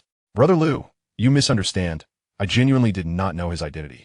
Otherwise, I wouldn't dare cross him even if you lent me 100 lives. Besides, he approached me for a loan. What was I to do? As he spoke, Wang Lei's tone was filled with lament. Borrow money from you. Lu Jiwei, upon hearing Wang Lei's words, was both furious and incredulous. What do you think you are? He would seek a loan from you? 20,000, for heaven's sake? The identity of this individual is so well guarded that even my department head lacks the authority to access it. Furthermore, after 3 attempts, he was warned by higher-ups when they called to inquire about him. Do you truly believe such a person would lack 20,000? Would he ask you for it? Wang Lei stood there, dazed, absorbing Lu Jiwei's words. You must have done something to offend him. Think carefully, if not. He would not have deliberately set a trap for you to find trouble. Offend him? How could I have offended him? Wang Lei's body felt weak at that moment. He mentally revisited all the unsavory deeds he had committed over the years, forcing women into prostitution, ensnaring naive female university students, engaging in bribery, and driving many into despair for failing to repay debts, among others. Once impeccably dressed in a suit and sporting gold-rimmed glasses, Wang Lei was now drenched in sweat. His complexion pale.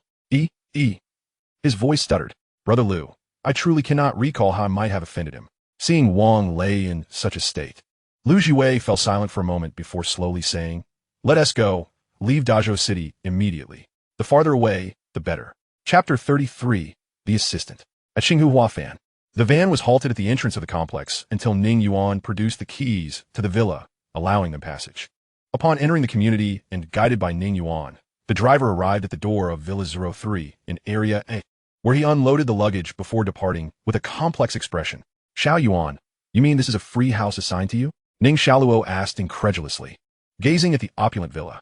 Pausing while unlocking the door, Ning Yuan was momentarily reminded of Su Wei's exquisite face. Yes, it's complimentary, so rest assured. After all, I am now a national-level talent. The treatment is naturally exceptional, Ning Yuan quipped, as the two individuals opened the courtyard gate, preparing to carry their luggage into the house. The sound of a car engine emanated from the neighboring villa. A luxurious vehicle then gracefully emerged from the adjacent yard, making its way toward them.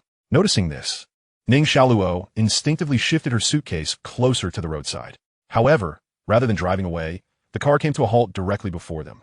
The rear window slowly descended, revealing a man and a woman inside. The man appeared to be in his 50s or 60s, dressed casually in leisure wear and sporting black-rimmed glasses, exuding an air of vitality. The woman, seemingly in her 40s, was remarkably well-preserved, her fair skin and opulent jewelry accentuating her distinguished demeanor. It was she who signaled the driver to stop, then turned her head, curiosity etched on her face as she scrutinized Ning Yuan and Ning Xiaoluo. Has it actually been sold? Are you here for cleaning?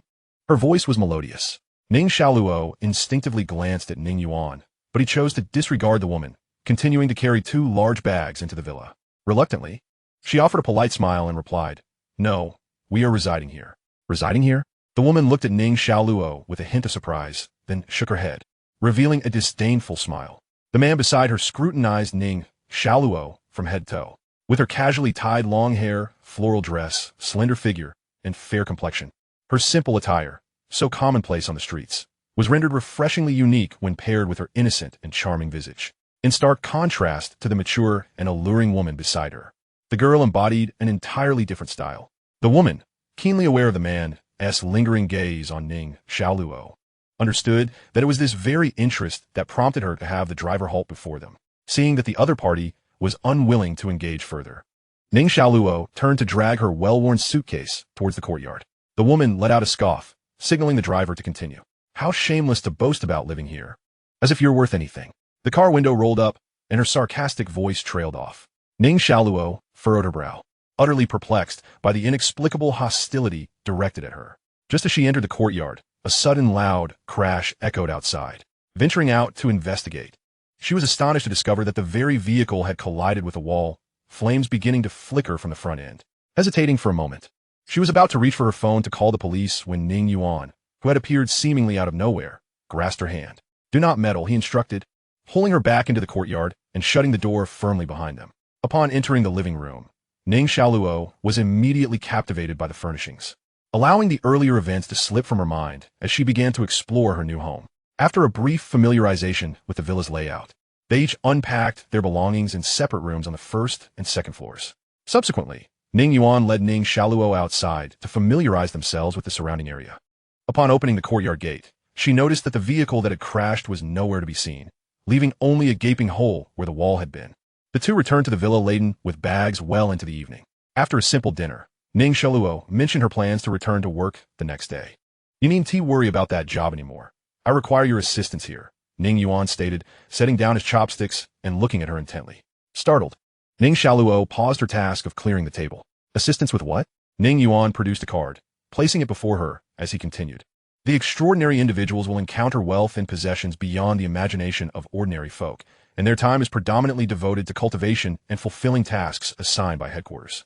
Hence, Each extraordinary individual typically has a dedicated personal assistant responsible for managing their assets and acquiring various items. Shalua, we are family. I trust no one but you to handle this matter. After a moment of contemplation, Ning Shaluo accepted the card, nodding in agreement. Time sped by, and night soon enveloped the surroundings. In a room on the second floor of the villa, Ning Yuan gazed out at the expansive view through the massive floor-to-ceiling windows. A smile gracing his lips. They are quite swift, he mused. Meanwhile, on a highway 400 kilometers from Dazhou City, a sleek black SUV sped down the road. Inside, Wang Lei gripped the steering wheel with one hand, his gaze fixed on the road ahead.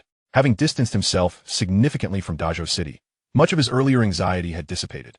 Just moments ago, Lu Jiwei's threatening words had instilled considerable fear in him, prompting him to hastily gather his belongings before fleeing the store with his girlfriend, Li Biao. Brother Lei, how much longer do we need to drive? Lin Cece, seated in the passenger seat, stretched languidly, her heavily made-up face displaying mild irritation. A long-distance trip should at least come with a heads-up. I would have changed into something more comfortable. Who wears a bodycon dress and high heels for such a long ride? Wang Lei shot her a sidelong glance, irritation evident in his voice. Stop complaining. I'm already in a foul mood. In a foul mood? What would make you feel better, Brother Lei? Unperturbed by his reprimand, Lin Cece smiled, tossing her hair over her shoulder and leaning down to unbuckle his belt. What the hell? Are you insane? We're going at 130. Wing Lai exclaimed, Angerflering. I trust your driving skills, Lin Cece replied, undeterred. Biaozi is still in the back. Wing Lai whispered urgently. He has been asleep for ages. I checked just now. Suddenly, the speeding car jolted violently before stabilizing again. In the inky darkness of the night sky, Ning Yuan stood suspended in the void, quietly observing the frantically racing SUV. Inside the vehicle, Wang Lei was drenched in sweat, his body trembling slightly as he focused intently on the road ahead, refusing to let his concentration waver. As he tightened his grip on the steering wheel, a pair of shadowy hands, dark as a phantom, crept over the back of Wang Lei's seat, brushing against his shoulders before seizing his hands on the wheel. Simultaneously, a chilling sensation enveloped him from behind. This icy dread erased all the sweat from Wang Lei's body, prompting Lin Cece to voice her confusion. Wang Lei's gaze shifted from the road to his hands, only to find not the delicate, soft hands of Lin Cece he had anticipated, but rather an unearthly pair beyond his imagination.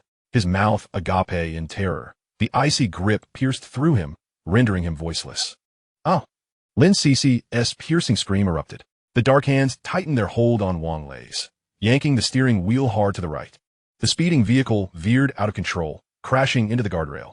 With a thunderous roar, the guardrail shattered, and the car barreled forward into the mountainside. Moments later, a deafening explosion illuminated the night, dispersing the darkness with a brilliant blaze. Chapter 34. A face-to-face discussion. In Dazhou City, at the central police station, whispers spread among the officers. Have you heard? There was a car accident on Jiguang Highway last night, within the confines of the office. A young police officer engaged in conversation with his colleague regarding the events of the previous night. What is so surprising about a high-speed car accident? Remarked a female officer casually, who was in the midst of her breakfast. Of course, it must be extraordinary. Otherwise, I wouldn't be sharing it with you all, he retorted. Oh, in what way is it extraordinary? An intrigued colleague inquired. My childhood friend is in the fire brigade. He participated in the rescue operation 2 nights ago. The young officer replied, extending 3 fingers. The car crashed through the guardrail at a speed of 140 miles per hour and subsequently collided with the mountainside beyond. 3 individuals perished on the spot, their bodies nearly reduced to charred remains by the flames. It was truly horrific. 3 fatalities? That is indeed tragic, someone sighed, expressing their condolences. Now, here comes the crux of the matter. Can you guess the cause of this accident? The young officer continued. Fatigue driving? The female officer suggested. Shaking his head, the young officer cleared his throat and elaborated further. The male driver was trapped against the steering wheel, his upper body twisted and broken, while the female passenger lay across his legs and the last body was in the back seat. My friend, being an experienced firefighter, immediately discerned the cause of the accident from the female corpse. Following his account, a brief silence enveloped the office. Ugh! The female officer spat and rose to leave. TSK. TSK. TSK. The youth of today truly chase thrills at the cost of their lives, someone lamented with a shake of the head. At that moment, Lu Jiwei entered the office, his expression grim, carrying a stack of documents. What are you all chattering about? Get back to work. Upon his arrival, the staff hastily lowered their heads to resume their tasks. glancing at the death investigation report concerning Wang Lei and his companions from the previous night. Lu Jiwei's mind conjured the image of Ning Yuan, a surge of ineffable dread swelling within him. Was it mere coincidence? Or something more? As time leisurely drifted by, a month slipped away in the blink of an eye. During this period, Su Wei had seemingly vanished, not reaching out to Ning Yuan, and the authorities had not issued any tasks for him to undertake. The only reminder of his identity was the timely deposit of his 50,000 yuan salary at the beginning of the month. In a picturesque park, Ning Xiaoluo was intently tending to the food on a small barbecue grill before her, while Ning Yuan reclined on the carpet, resting his eyes. A casual glance at Ning Yuan's profile brought a smile to Ning Xiaoluo's face. It had been many years since she had lived so carefree. Ever since entering middle school, she had never paused, balancing studies while seeking various part-time jobs to earn money. It was through her relentless efforts that she and Ning Yuan had managed to attend university, pulling themselves out of a sorrowful existence. Had Ning Yuan not suddenly become some kind of extraordinary being, altering everything, her life would have likely continued in a cycle of labor for money, ultimately to buy a house and secure a wife for Ning Yuan. Just as Ning Xiaoluo's thoughts wandered, her phone vibrated beside her. Looking down, she picked up Ning Yuan's device. The caller ID displayed just 2 characters, Su Wei. Su Wei? Ning Xiaoluo glanced at the name on the screen, and then at Ning Yuan. Seeing that he appeared to be sound asleep, she hesitated before answering the call. Hello. Su Wei, driving, was momentarily taken aback by the soft female voice emanating from the phone. After confirming that it was not a misdial, she responded, Ning Xiaoluo? This time, it was Ning Xiaoluo who was momentarily stunned. Yes, it's me, she finally replied after a brief pause. Hello, Xiaoluo. Is Ning Yuan beside you? Please have him take the call. I need to speak with him. He.S. asleep. Asleep? Su Wei's foot instinctively pressed the brake, causing her car to slow down. What time is it for him to be sleeping? I mean, how can an extraordinary being be sleeping at this hour? Su Wei thought frantically. When Xiao Yuan wakes, I'll have him return your call, Ning Xiaoluo suggested, noticing the silence on the other end of the line. No, Xiaoluo, it's urgent. Please hand the phone to him. What's the matter? This time, it was not Ning Xiaoluo's voice, but Ning Yuan's that spoke up. Upon hearing his response, Su Wei quickly asked, Are you at home? I need to see you in person. Qingxin Park. After a brief moment of silence, Ning Yuan provided her with the name of the park. Swiftly, she searched for directions on her navigation app and continued, I'll be there in about 20 minutes. Hanging up, the bright red sports car executed a dazzling drift and swiftly turned around, heading toward the park. Xiao Yuan, is your friend coming later? Ning Jiaoluo inquiret curiosity. There isn't much food left. I'll go buy some more. Ning Yuan shook his head in refusal. No need. Don't waste money on outsiders, and besides, she wouldn't be interested in what we're having. Given his response, Ning Xiaoluo had no choice but to relent. One could only imagine how furious Su Wei would be if she heard Ning Yuan's words, especially considering she had recently lent him a staggering 10 million. Before long, the roar of an approaching engine grew louder, and a striking red sports car came to a stop outside the park. Su Wei, quali captivang, stepped out of the vehicle and quickly spotted Ning Yuan and Ning Xiaoluo beneath a large tree. Waving her hand, she jogged over to them. Xiaoluo, it's a pleasure to meet you. I'm Su Wei. Gazing at the radiant figure in a flowing white dress with clear, bright eyes, Su Wei smiled as she extended her hand in greeting. Hello. Ning Xiaoluo, feeling somewhat shy in the presence of Su Wei's alluring form, shyly shook her hand. In contrast to Su Wei's vivacious and confident demeanor, Ning Xiaoluo appeared more like a delicate flower, long secluded in her chamber. After greeting Ning Xiaoluo, Su Wei turned her smile toward Ning Yuan. It seemed she had not held any grudges regarding their previous unpleasant encounter, and Ning Yuan was equally disinterested in dwelling on it. What's on your mind? Ning Yuan inquired directly, cutting to the chase.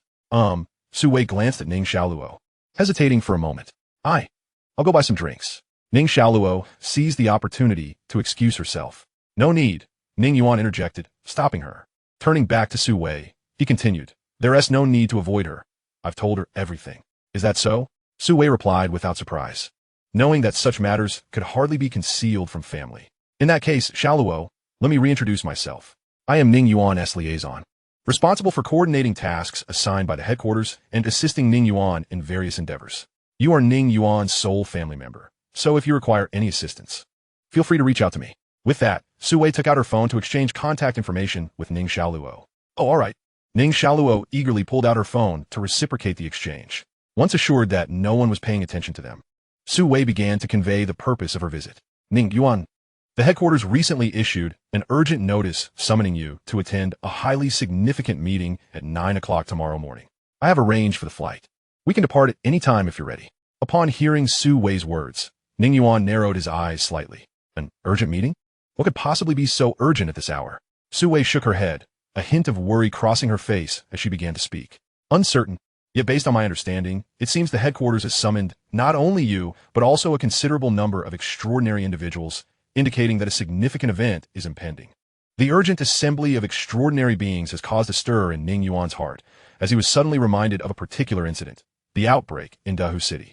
In his previous life, this event had unveiled the existence of extraordinary beings and otherworldly races to the public. At that time, Ning Yuan, still an ordinary person, had encountered this unfamiliar realm for the first time through online discussion surrounding the incident, hence the vividness of his recollection.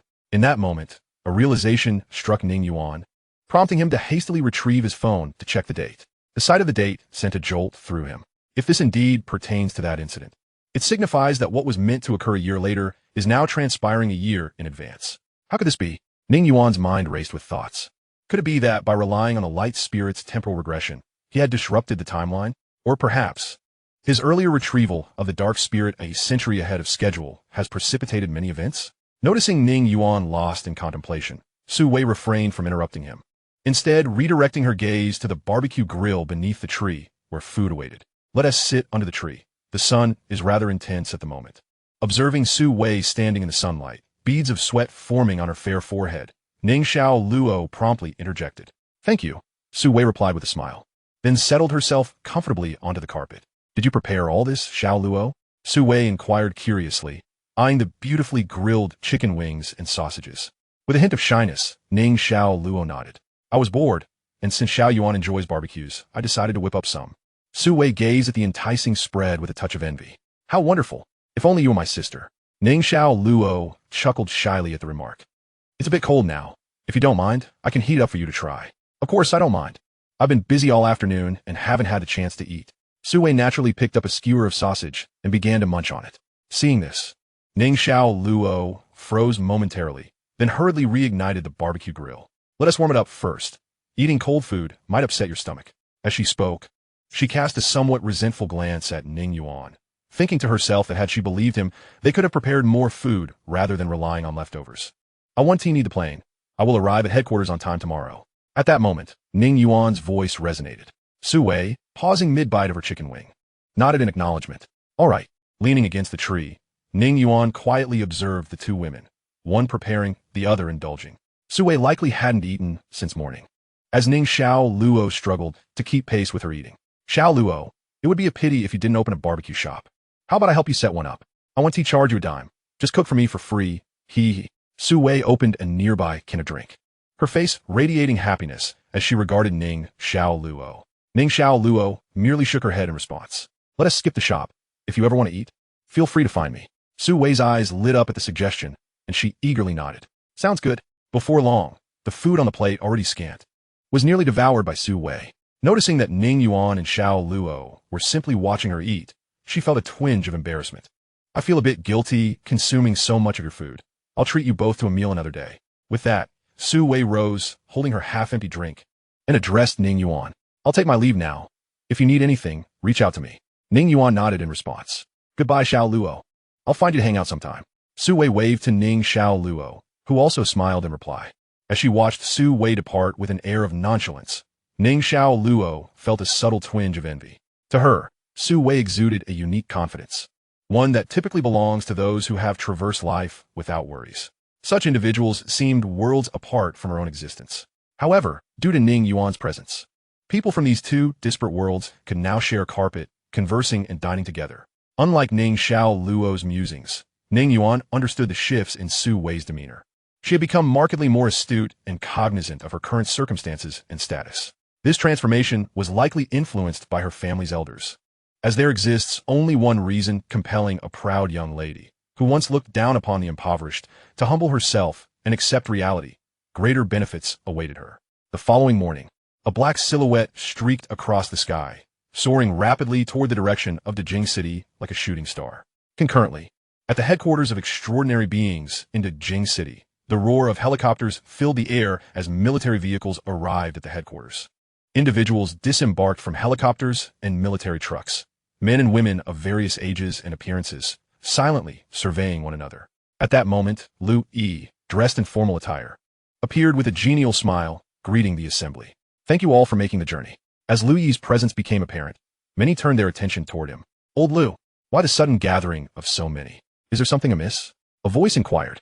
Lu Yi turned to face the speaker, a young man in his 20s, rugged in appearance, with a disheveled look suggesting he had just emerged from the wilderness. Xiao Shuang, where have you been this time? Lu Yi chuckled, observing the youth's obviously fresh from the mountains appearance. Don't even mention it. I was tricked by an old coot into searching for treasures in a godforsaken place. Chen Xiao Shuang replied angrily. By the way, Director Lu, you haven't yet answered my question. Why the urgent summons? I traversed over a dozen mountains to get here in a hurry. Patience, patience. We shall wait until everyone is present before discussing matters. Lu Yi raised his hand to check the time. It was now 8:50. He gazed at the crowd, silently awaiting the arrival of the last two individuals. Chapter 36. The Meeting. Buzzing sounds of helicopters grew closer, prompting everyone to instinctively look up. A figure gracefully descended from the sky, a girl clad in casual sportswear with twin ponytails. She floated down like a leaf, landing softly on the ground. Phew, that was close. I almost arrived late, she exclaimed, patting her flat chest. Simultaneously, a black silhouette plummeted from above, maneuvering past the circling helicopter and landing directly on the ground. As the shadow dissipated, Ning Yuan's figure emerged, instantly capturing the attention of everyone present. What kind of ability is this? He can actually fly, someone exclaimed enviously. Perhaps it's merely a facade, another voice scoffed inwardly. As Lu Yi noted everyone had arrived, he gestured for all to follow him. As they traversed the corridor on the first floor, they arrived before a colossal blast-proof door. Lu Yi raised his hand to press the touchpad beside the gate. Following the successful scans of his fingerprint and facial recognition, the grand door began to slowly part. Only after everyone had entered did they realize that it was an elevator spacious enough to accommodate hundreds. With a hum, the door sealed shut, and contrary to the crowd's expectations of ascending, the elevator commenced its descent. After a brief moment of gentle swaying, the elevator came to a halt, and the doors opened to reveal a stunning scene. Except for a few individuals, the majority of the attendees felt their pupils constrict and their hearts tremble with shock. At the center loomed a massive screen, accompanied by a towering podium, surrounded by semicircular seating that could hold thousands. This spectacle unmistakably conveyed that they had entered a special conference room. Minister, are you inviting us to watch a movie? Someone in the crowd jestingly inquired of Lu Yi. If you wish to watch, it wouldn't be impossible, Lu Yi responded with a smile, glancing back at the group. However, his expression soon shifted to one of solemnity as he continued. But before we commence, please find a seat. The meeting is about to begin. With that, Lu Yi proceeded forward, accompanied by several staff members.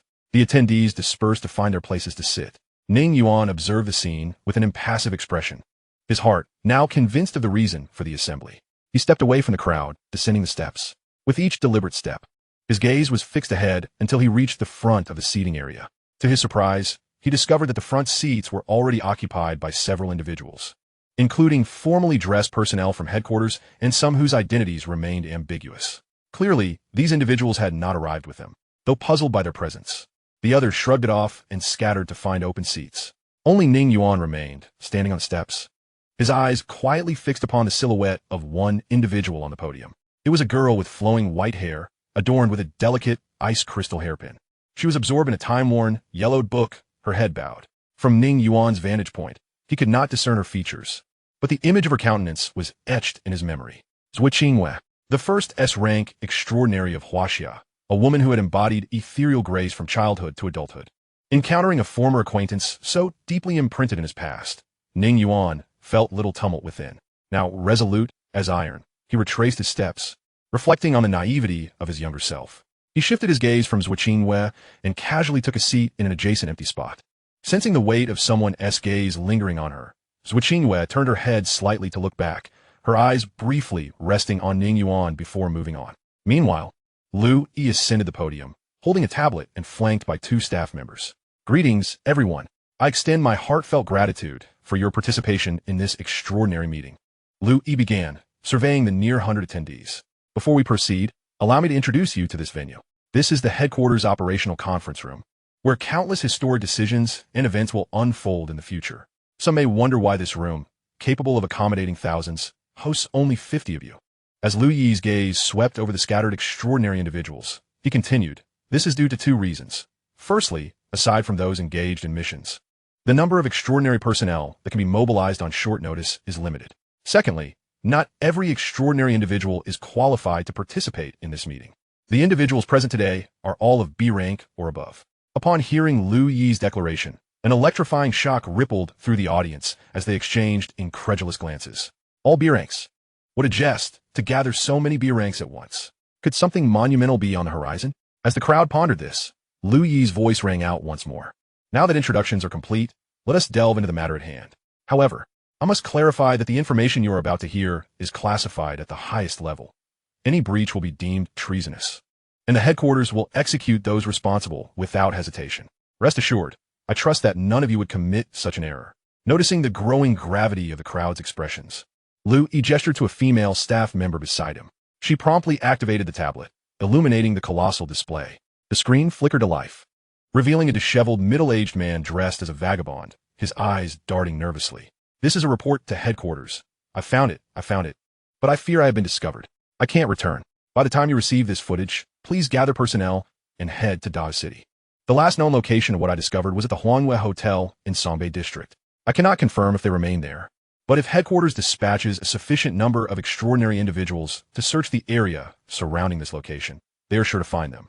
And if I die, please do not inform my mother. Tell her I am abroad on a mission. Lastly, please ensure my family is treated well. With that, the screen plunged into darkness, followed by a faint rustling sound. It was evident that the middle-aged man had employed some special ability to conceal his phone. Suddenly, a loud thud reverberated from the screen, startling the audience. Who are you?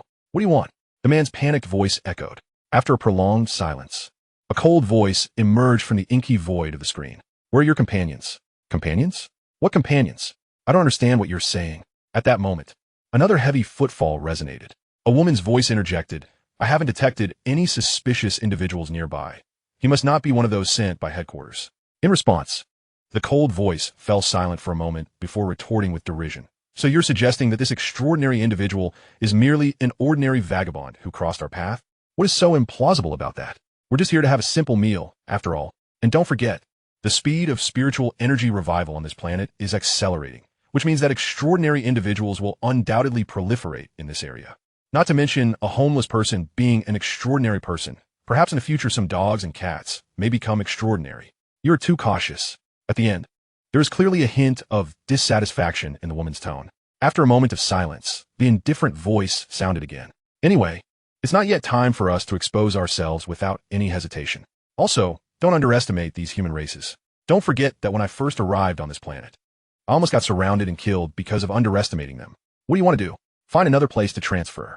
What? Transfer? We have been setting up in the Shanghai Stock Exchange for so long, and you have to transfer this garbage just because of it? How do you explain to those who have defected to you? Do I need to explain to you what I need to do? You can stay here by yourselves if you don't agree. Never mind. But it always takes time to make a subtle transfer, right? After all, if their current identity suddenly disappears, they will definitely be noticed as something is wrong at the first time. Please handle this matter as soon as possible. I don't want to be eliminated in the early stages. Okay, by the way, how do you handle this garbage? What else can we do? Kill him. The conversation between the two completely treated the middle-aged scavenger like air, and when they said the last sentence of kill him, their tone was as if they had casually stepped on an ant on the roadside. You, kill me? Why did you kill me? Killing is illegal. What do you want to do? Middle-aged people know they can't escape, so they just pretend to be a beggar who accidentally becomes an extraordinary person. He turned around and ran, shouting for help while running. However, pooh! In the next moment, with the sound of flesh and blood piercing through, the voice of the middle-aged scavenger abruptly stopped. He can't even muster any strength. It seems that he is really a beggar who accidentally became an extraordinary person. The female voice sounded. Since that's the case, why don't we leave? After all, we've been operating here for a long time. Don't make me say it again. A cold and indifferent male voice sounded. You forget it. Just leave. It's not a big deal anyway. Women are helpless. After a moment, the crackling sound of fire slowly echoed from the pitch-black screen, turning off the screen. The conference room fell silent, and everyone looked at Lu Yi. Lu Yi pushed his glasses and slowly opened a copy in front of him. This video material was obtained by us the night before yesterday. The person who just appeared in the video is named Lu Xing. He is one of the first extraordinary individuals to join the headquarters since its establishment. With a B-level and fusion ability, he is one of the extraordinary individuals sent by the headquarters to investigate the 03 tragedy. Codenamed 03 Tragedy. As Lu Yi finished his last sentence, the image reappeared on the huge screen. The content is exactly the video that Lu Yi showed Ning Yuan when he recruited him. A completely incomprehensible and bizarre creature slaughtered over 600 people in a remote mountain village in Dachuan City. The screen ends, and then a series of bloody and terrifying photos appear. The content in the photo is roughly the same, all against the backdrop of a mountain village. The ground stained red and black with minced meat and blood. Lu Yi's voice continued to ring. We have been tracking this alien for 4 years. Up to now, countless people have died at its hands. During this period, we only successfully contained it once 2 years ago, but it eventually ran away. It wasn't until the night before yesterday that we truly relocked its position for the second time through luxing. After speaking, Lu Yi's gaze turned to the crowd, and this time his originally gentle face became somewhat ferocious. Lu Xing died. He died without any resistance or grievance in order to give us this opportunity. I understand him. We have been investigating it for so long and know how terrifying the other party really is. If Lu Xing resists or reveals a trace of his own strength, not only will he die, but the other party will also leave the Shanghai Stock Exchange without hesitation. After speaking, Lu Yi clenched his fists tightly. The only agenda for this meeting is to cooperate with headquarters at all costs to eliminate these things before they are transferred. As Lu Yi finished speaking, everyone sitting in scattered places felt a heavy heart. Wow, this is asking them to come and work as thugs. Bang! At this moment, someone behind the seat stood up and patted the table in front of it. Everyone followed the sound and turned around to look. I saw a young man in a jacket with a muscular figure looking at Lu Yi with a gloomy expression. Minister Lu, to be honest with you, if you had told me the content of this meeting beforehand, I wouldn't have come. Lu Yi looked calmly at the man speaking. Zhang Yu, you can say whatever you want to say, but I need to remind you that it's best for you to think carefully about public and private matters. Both publicly and privately, Zhang Yu chuckled. Minister Lu's words are meaningless. After speaking, Zhang Yu's gaze swept over the dozens of people who were attending the meeting with him and slowly spoke up. As far as I know, the perpetrator of the 03 tragedy 2 years ago was besieged by the headquarters.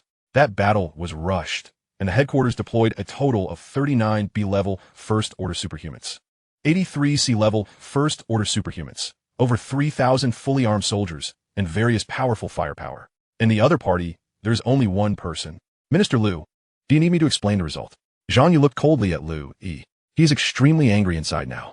If he didn't have a lot of insider information, he would probably not know how he died this time when he was shot. Thinking of this, a hint of killing intent faintly appeared in Zhang Yu's gaze towards Lu Yi. This damn ordinary person dares to fool us extraordinary people like fools. Chapter 38, Qin Guangyi. After listening to Zhang Yu's words, Lu Yi calmly answered. 39 B-level, first-level extraordinary individuals, with 15 killed in battle, 10 severely injured, and 14 fleeing. 83 C-level, first-level superhumans, with 53 killed in battle, 0 seriously injured, and 30 escaped.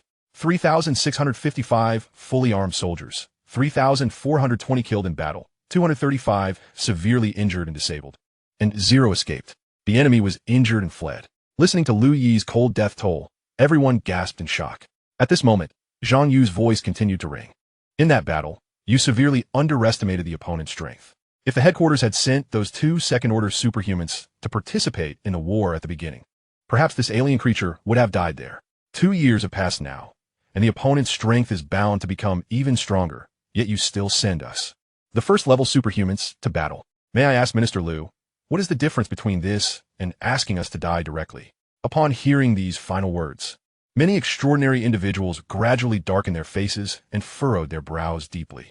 At this moment, Lu Yi's voice sounded. Firstly, the headquarters did initially underestimate its strength. Secondly, when the battle had just begun, Qin Lao had already rushed to the battlefield, but it was still too late in the end. From the results alone, this is indeed a dereliction of duty by the headquarters, and the former minister and many staff members have been dismissed as a result. Thirdly, you're absolutely right. The opponent's strength will definitely become stronger, and based on current intelligence, it is not alone now. Upon hearing this, many extraordinary individuals present felt a heavy weight settle in their hearts. However, Lu Yi scanned the crowd and shifted the tone of his discourse, stating, over the past 2 years, our ranks have swelled with formidable talents, enhancing our collective strength. Thus, we are destined for victory in this battle. Moreover, As the future hope of the headquarters, it is inconceivable that the headquarters would allow you to perish. You will not be the primary combatants in this operation, but rather serve as peripheral support. The timing has come upon us with alarming suddenness. And this is the most optimal plan the headquarters can devise in such a short span. After Lu Yi's words, many individuals fell into deep contemplation. At that moment, Zhang Yu coldly scoffed and shook his head, declaring, "Director, I lack the capability and shall not participate in this mission." Upon hearing Zhang Yu's statement, several others resolved to withdraw as well. Lu Yi silently observed Zhang Yu without responding. Unbeknownst to anyone, the veins in Lu Yi's hands, resting on the podium, were already prominently visible. Just as someone prepared to rise and decline participation like Zhang Yu, a figure unexpectedly stood up and approached the podium. It was an elderly man with graying hair, dressed plainly in worn cloth shoes. He was of a slender and diminutive stature, one hand resting behind him while the other leaned on a wooden cane. Curiously, despite using the cane, the old man bore no hint of stoop. The sight of this man caused a shiver to run through Zhang Yu, and those who had previously been restless now found themselves inexplicably calmed. Elder Qin. Lu Yi greeted the old man with a smile as he approached the podium. Qin Guangyi, Ning Yuan observed the elder, a flicker of gravity passing through his eyes. This old man could be regarded as the backbone of the headquarters today. Elder Qin's face bore a warm smile, his demeanor exceedingly benign. He first nodded at Lu Yi and then stood beside him. Strangely, despite appearing frail and having uttered not a single word, an inexplicable sense of dread welled up within everyone at the sight of him, prompting an instinctive adjustment of their postures. Zhang Yu, should you wish to withdraw from this mission, know that you will be expelled from the headquarters, Lu Yi stated, locking eyes with Zhang Yu. Being expelled from the headquarters meant forfeiting all current privileges. Furthermore, he would be treated as an ordinary, extraordinary individual under constant surveillance. Lu Yi's words were not solely directed at Zhang Yu, but serve as a warning to all present. Each individual faced a choice, to stay or to leave. The crowd fell into contemplation and hesitation. Zhang Yu was no exception. He had not anticipated the headquarters would be so decisive, employing a blunt approach to force his hand. Two paths lay before him: to risk his life by participating in a mission and maintain his status, or to sever ties with the headquarters entirely. Alas, these fools remained oblivious to the terrifying adversary they would confront. For a first-tier extraordinary, facing it would be tantamount to seeking death. Let be. If leaving the headquarters is necessary, so be it. As for the surveillance, a mere extraordinary individual like me shall still soar freely, Zhang Yu thought. And after a brief moment of reflection, he seemed to arrive at a decision. Under Elder Qin's watchful gaze, he reined in his arrogance. Offering an apologetic smile as he spoke, "Director, I recognize my limitations. I shall withdraw from the headquarters so as not to burden you." The crowd fell silent, taken aback. The majority had not expected Zhang Yu to prefer resigning from the headquarters rather than participating in the mission. In contrast, Ning Yuan's expression shifted to one of sardonic amusement upon hearing Zhang Yu's words. "Zhang Yu, I shall ask you once more. Are you certain you wish to leave the headquarters?" Lu Yi inquired, his expression still inscrutable. Zhang Yu furrowed his brow, glancing at the silent Elder Qin, who stood like a statue beside Lu Yi, before nodding, "Yes, I am certain." Lu Yi did not pose further questions. Instead, he swiftly tapped on the tablet before him. Soon, colossal images appeared on the massive screen. The angles of these photographs were surreptitious, clearly taken without permission. The contents of the images left everyone in shock. Upon comprehending the images, Zhang Yu felt as though he had plunged into an icy abyss. At that moment, Lu Yi's voice resounded. "Zhang Yu, since you're no longer a member of the headquarters, you will now be investigated as a civilian extraordinary." He enumerated Zhang Yu's misdeeds over the past 3 months. "You have used your abilities to deceive and violate 7 women, maim 2 others, abuse drugs, and consort with minors." Lu Yi articulated each word with precision, and as he concluded, he slammed the tablet forcefully onto the table before him. His previously calm demeanor twisted with rage as he berated Zhang Yu. "You wretch, do you know why we have not acted against you for these transgressions? If you were an ordinary person, you would have been apprehended long ago. It is solely because you are an extraordinary individual, capable of saving more lives, that we have turned a blind eye to your excesses. Now that we require your assistance in saving lives, yet you refuse to contribute, what purpose do you serve? It would be better to eradicate you, this malignant tumor." Zhang Yu trembled, pointing at Lu Yi, and after a moment, gritted his teeth to respond. "You have been surveilling me." Lu Yi merely regarded him coldly, saying nothing. Realizing he was in the wrong, Zhang Yu turned on his heel and made to leave. Just then he caught a glimpse of Elder Qin like a statue, moving subtly. The elder gently lifted his cane. Chapter 39, Intimidation. This action was so slight that it went unnoticed by many, yet Zhang Yu, ever vigilant, perceived it distinctly. He remained uncertain of the elder's true strength. But one thing was clear, it was far beyond his own. With this realization, Zhang Yu halted his hesitation and with a swift step, propelled himself towards the exit like a cannonball. In the blink of an eye, he reached the door. At that moment, a resounding thud echoed as the cane struck the ground. Instantly, everyone felt as though their hearts had been gripped by an invisible hand, their bodies rendered rigid and unresponsive. Zhang Yu's hand was mere inches from pushing the door open, yet he suddenly felt as though he had lost control of his own body, unable to move. Moreover, from the corner of his eye, he clearly saw Elder Qin raising his cane once more. With this action, an overwhelming sense of dread enveloped him. No, you cannot. Even if I have erred, my crimes do not warrant death. To execute me before everyone. Do you not fear inciting despair among them? Zhang Yu shouted in desperation. Seeing that Elder Qin remained unmoved and the cane was poised to strike the ground once more, he hastily pivoted his plea towards Lu Yi. Director, I was wrong. I will participate in this mission. Grant me a chance for redemption. Lu Yi remained silent, his gaze icy as he regarded him. Thud! Another cane struck the ground, and this time, everyone returned to their former state, the oppressive atmosphere dissipating. Yet Zhang Yu's pupils constricted sharply. Disbelief etched across his face as he gazed at Lu Yi on the podium. Subsequently, blood flowed incessantly from the corner of his mouth, and with a thud, Zhang Yu collapsed at the entrance, his eyes wide open, unblinking in death. This sudden occurrence transpired in a heartbeat, leaving everyone aghast as they gazed at Elder Qin. How had he managed to so effortlessly slay a superhuman? Zhang Yu had not even been afforded the opportunity to flee before him. Ning Yuan scrutinized Elder Qin on the stage, feeling a deep sense of awe within. The voice of the spirit, though classified as A-grade, had been developed to its utmost potential in this individual, its intensity rivaling even that of S-grade abilities. One sound of tremor, two sounds of shattering, three sounds of annihilation. Qin Guangyi, backed by the nation, possessed vast resources for cultivation and must now have attained third-tier strength.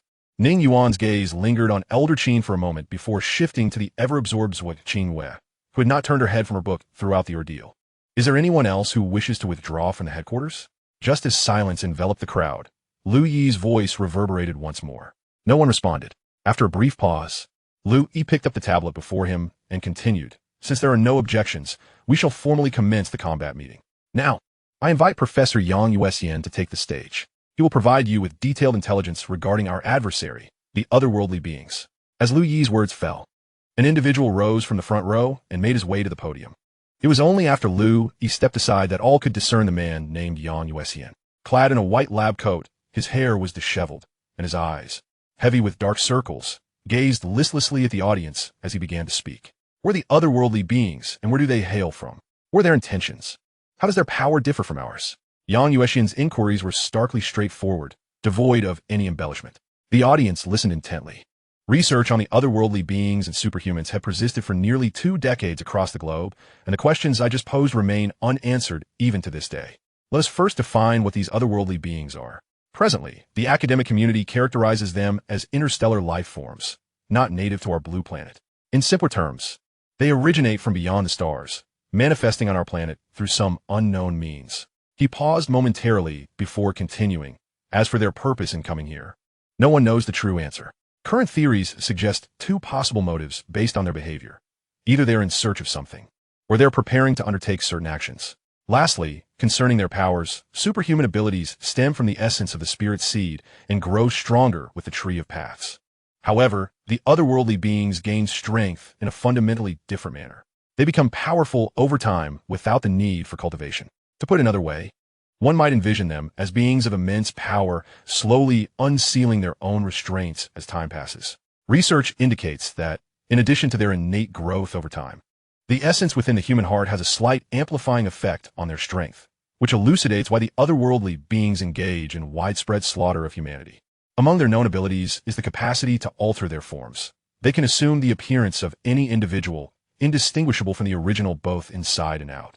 Alongside possessing remarkable strength and speed, as well as potent special abilities they refer to as divine powers. Hearing this, the audience felt parched. The chasm of disparity within them almost ineffable. They were acutely aware of the rigorous conditions required to become superhumans, a status earned through near-death experiences. Furthermore, The pursuit of enhancing their powers after becoming superhumans necessitated relentless dedication to cultivation, with breakthroughs often taking years, rendering it an arduous endeavor. In stark contrast to these beings who could effortlessly grow stronger, their own efforts seemed almost laughable. Professor Yang, your assertions are rather absurd. A voice arose from the back of the audience, questioning, if they truly are as you describe, why should we even resist these so-called otherworldly beings? We might as well surrender entirely. Moreover, how can you be certain that what you claim is absolutely correct? Perhaps their path to power comes with a cost similar to ours, but you simply have not uncovered it.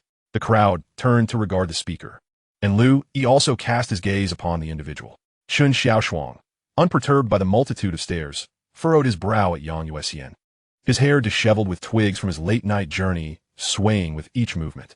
Yang Yuan regarded him calmly and responded with a composed demeanor. I can address your concerns. First, we can gauge their overall strength through comparative analysis. The otherworldly beings are not invincible, while their inherent strength and rate of enhancement surpass those of superhumans. We possess an advantage they lack: sheer numbers. Throughout history, the power of human unity has overcome innumerable challenges. If we cannot defeat them individually, we shall do so collectively, whether by the hundreds, thousands, or even millions, until victory is ours. Upon hearing this, many in the audience felt a surge of resolve. Yang Yuan continued, directing his attention back to Chun Xiaoshuang. As for your inquiry regarding the certainty of my statements, allow me to share an astonishing revelation. All that I have conveyed is derived from years of research on a captured otherworldly being. Chapter 40. The Leak of Information. Yang Yuan's final declaration sent ripples through the assembly. Many instinctively rose from their seats, and even some of the veteran superhumans seated at the front displayed shock as they stared at Yang Yuan. Professor Yang, is that truly the case? Our nation has managed to capture and imprison an otherworldly being? An excited superhuman who had previously encountered the beings inquired. They were acutely aware of the formidable nature of these entities. Professor Yang, wasn't this information supposed to be protected by the highest confidentiality agreements among nations? How could you? Lu Yi interjected, astonished as he looked at Yang Yuan. Yang Yuan shook his head in response. The information leaked 2 days ago, and the captured otherworldly being has since been urgently relocated. What? Lu Yi's eyes widened in disbelief. Such crucial news had eluded him, despite being an insider. Yang Yuan glanced at him. A friend informed me of this earlier today. He was involved in the transfer operation. Additionally, you should receive official notification regarding this matter once this meeting concludes. Upon hearing this, Lu Yi's expression darkened with concern. Who leaked the information? Such a traitor deserves the harshest punishment. A voice from the front of the assembly erupted in anger. Yang Yuan cast a glance at him, replying in a calm tone. The term traitor is not entirely fitting, for the location of the otherworldly being's confinement is not within our nation. However, you may refer to this unidentified leaker as a star traitor. The middle-aged man who had voiced his outrage fell silent, his expression stiffening. That is all I have to say. Yang Yuan yawned as he surveyed the crowd. You now possess a general understanding of the otherworldly beings. Indeed, there is another significant matter I almost neglected to mention. As extraordinary beings, you possess a unique intuition towards beings of other races, a sense that alerts you to their inherent danger. Therefore, when such entities are present in your vicinity, you may rely upon this intuition to ascertain their identities. Moreover, if you do not reveal your extraordinary essence, these beings will be unable to distinguish you from an ordinary person. Operating in shadows while the enemy is in the light can be considered an advantage of your kind. Furthermore, Yang Yuan continued with remarkable speed. For extraordinary beings below the second tier, should you find yourselves unfortunate enough to encounter beings of other races alone, it is imperative that you do not expose yourselves. Instead, swiftly contact a second-tier extraordinary being for assistance in combat. If you find yourself revealed and cannot reach a second-tier extraordinary being, then your best recourse is to escape if possible, should escape prove futile. Select a location with minimal ordinary presence to meet your end, thereby minimizing collateral damage. Having concluded his remarks, Yang Yuan strode directly off the stage towards another exit, evidently intending to depart prematurely. The assembly remained silent, gazing at his retreating figure, unsure of what to say. Liu Yi similarly regarded Yang Yuan in silence. He had previously briefed him prior to the meeting, urging him to find a way to bolster morale. Yet, instead of uplifting their spirits, Yang's words seemed to suggest a march to their doom. Clearing his throat twice, Lu Yi finally spoke regarding this operation. Second-tier extraordinary beings have already been dispatched to the Hu City as the vanguard. while your task as first-tier extraordinary beings is merely to scout and ensure the safety of your designated areas. Additionally, upon completion of this mission, headquarters will evaluate your contributions and reward you accordingly. Upon hearing of the rewards, many faces visibly softened. Concurrently, Lu Yi picked up a list from the table and announced, "We shall now assign your tasks. Those whose names I call, please approach the stage to collect the communication devices for this mission, which contain the details of your assigned areas and reconnaissance locations. Once confirmed, you may depart. A private aircraft awaits to transport you to Da Hu City." As several staff members prepared on stage, Lu Yi began to read out names. Su Chengle, Wu Changge, Wang Yin. Sitting quietly in the front row, Ning Yuan listened attentively as Lu Yi called out one name after another, observing the proceedings. Thus far, everything that transpired had validated his suspicions, whether it be the outbreak incident in Da Hu City or the secrets leaked by Yang Yueguan. However, one aspect surprised Ning Yuan. These events, once separated by years, had all converged on this day. It is worth noting that in his previous life, the being of another race, held captive for research, was only revealed 5 years after the Da Hu City outbreak. The process remains unchanged. What is altered is the timing. Contemplating this, Ning Yuan fell into deep thought. Time passed, and when Lu Yi finally called out, "Ning Yuan," it became apparent that most of the first-tier extraordinary beings had already departed the assembly. Rising, Ning Yuan approached the podium. Lu Yi regarded him with a hint of a smile, breaking through his otherwise neutral expression as he handed Ning Yuan a small touch device. This is an internal communication device. Should you detect the presence of an otherworldly being, you can use it to contact the nearest extraordinary being. Additionally, the device's location function allows you to pinpoint areas requiring support. Ning Yuan accepted the device, examining it. This communication apparatus, resembling a miniature smartphone, contained just 3 functions: location, contact, and task. Opening the task function, he read, "Task location, Da Hu City, Songnan District, Mingli High School. Task details, centered around Mingli High School. Investigate any anomalous occurrences within a 10-kilometer radius, and protect uninvolved individuals during critical moments." Upon seeing this location, Ning Yuan's eyes narrowed slightly. Perhaps you have heard of this school. It ranks second among the nation's elite high schools. Lu Yi continued, "And your mission is to ensure the safety of these students. Originally, this task was assigned to a second-tier extraordinary being, but I advocated for your involvement. Do you understand why?" Hearing Lu Yi's words, Ning Yuan glanced at him and replied coolly, "Because my ability allows for flight." Lu Yi paused momentarily, then nodded with a smile. "Indeed, your ability to fly provides an alternative means of mobility, which equates to an additional escape route in critical situations." After hearing this, Ning Yuan regarded Lu Yi thoughtfully, and after a moment, he playfully queried, "Minister Lu, has headquarters secretly dispatched a third-tier extraordinary being for this battle?" As he spoke, Ning Yuan glanced at the elder Qin, who offered him a warm smile in return. Lu Yi's eyes flickered with surprise, yet he merely patted Ning Yuan's shoulder gently. "It is time to depart. With your capabilities, you need not be escorted by private aircraft. The communication device contains the location of Mingli High School. Maintain contact." Placing the communication device in his pocket, Ning Yuan turned towards the exit. In that fleeting moment, he cast a glance at the girl seated in the front row, her long white hair cascading like a silken waterfall. Zhu Qingwei remained engrossed in her book, seemingly detached from the surrounding world. With his back to everyone, a glimmer of cold determination flashed in Ning Yuan's eyes. Chapter 41. The Disparity. Exiting the underground conference room, Ning Yuan rode the elevator back to the surface. "Good day, sir. The helicopter is ready. Please follow me," a staff member said upon his arrival, guiding him towards the helicopter bound for the airport. Ning Yuan waved his hand dismissively, signaling that he needed no assistance. Instead, he retrieved his phone and sent a message to Ning Xiaoluo. "On a mission, I should not return for a while. Please take care of yourself." Within mere seconds, a reply from Ning Xiaoluo arrived. "Is it dangerous?" To which he responded, "No danger, merely acting as support." "All right." After stowing his phone, Ning Yuan transformed into a streak of black shadow, soaring into the sky amidst the astonished gazes of the surrounding staff. 2 days later, in Da Hu City, Songnan District, with the ringing of the dismissal bell, students at Mingli High School began to stream out of the campus. Outside, the streets were lined with vehicles waiting to pick up the students. My biggest takeaway from running this stall is a middle-aged man of ample build, working at a roadside beverage stand across the street, inquired of a young man lounging in a chair beside him. "Takeaway? What did you possibly take away?" Ning Yuan, bored and scrolling through his phone, glanced at the vendor in response. "The disparity." The vendor extended a finger, gesturing ahead. "For instance, do you see that girl with a ponytail? Following the vendor's gaze, Ning Yuan indeed spotted a tall, graceful girl with a ponytail. Just then, a sleek black luxury vehicle pulled up in front of her, and a suited driver swiftly exited to retrieve her backpack and open the door for her. Look at the car she's getting into. It's valued at around 4 million. The vendor remarked, you wouldn't believe it. But I've seen several different luxury cars come and pick her up.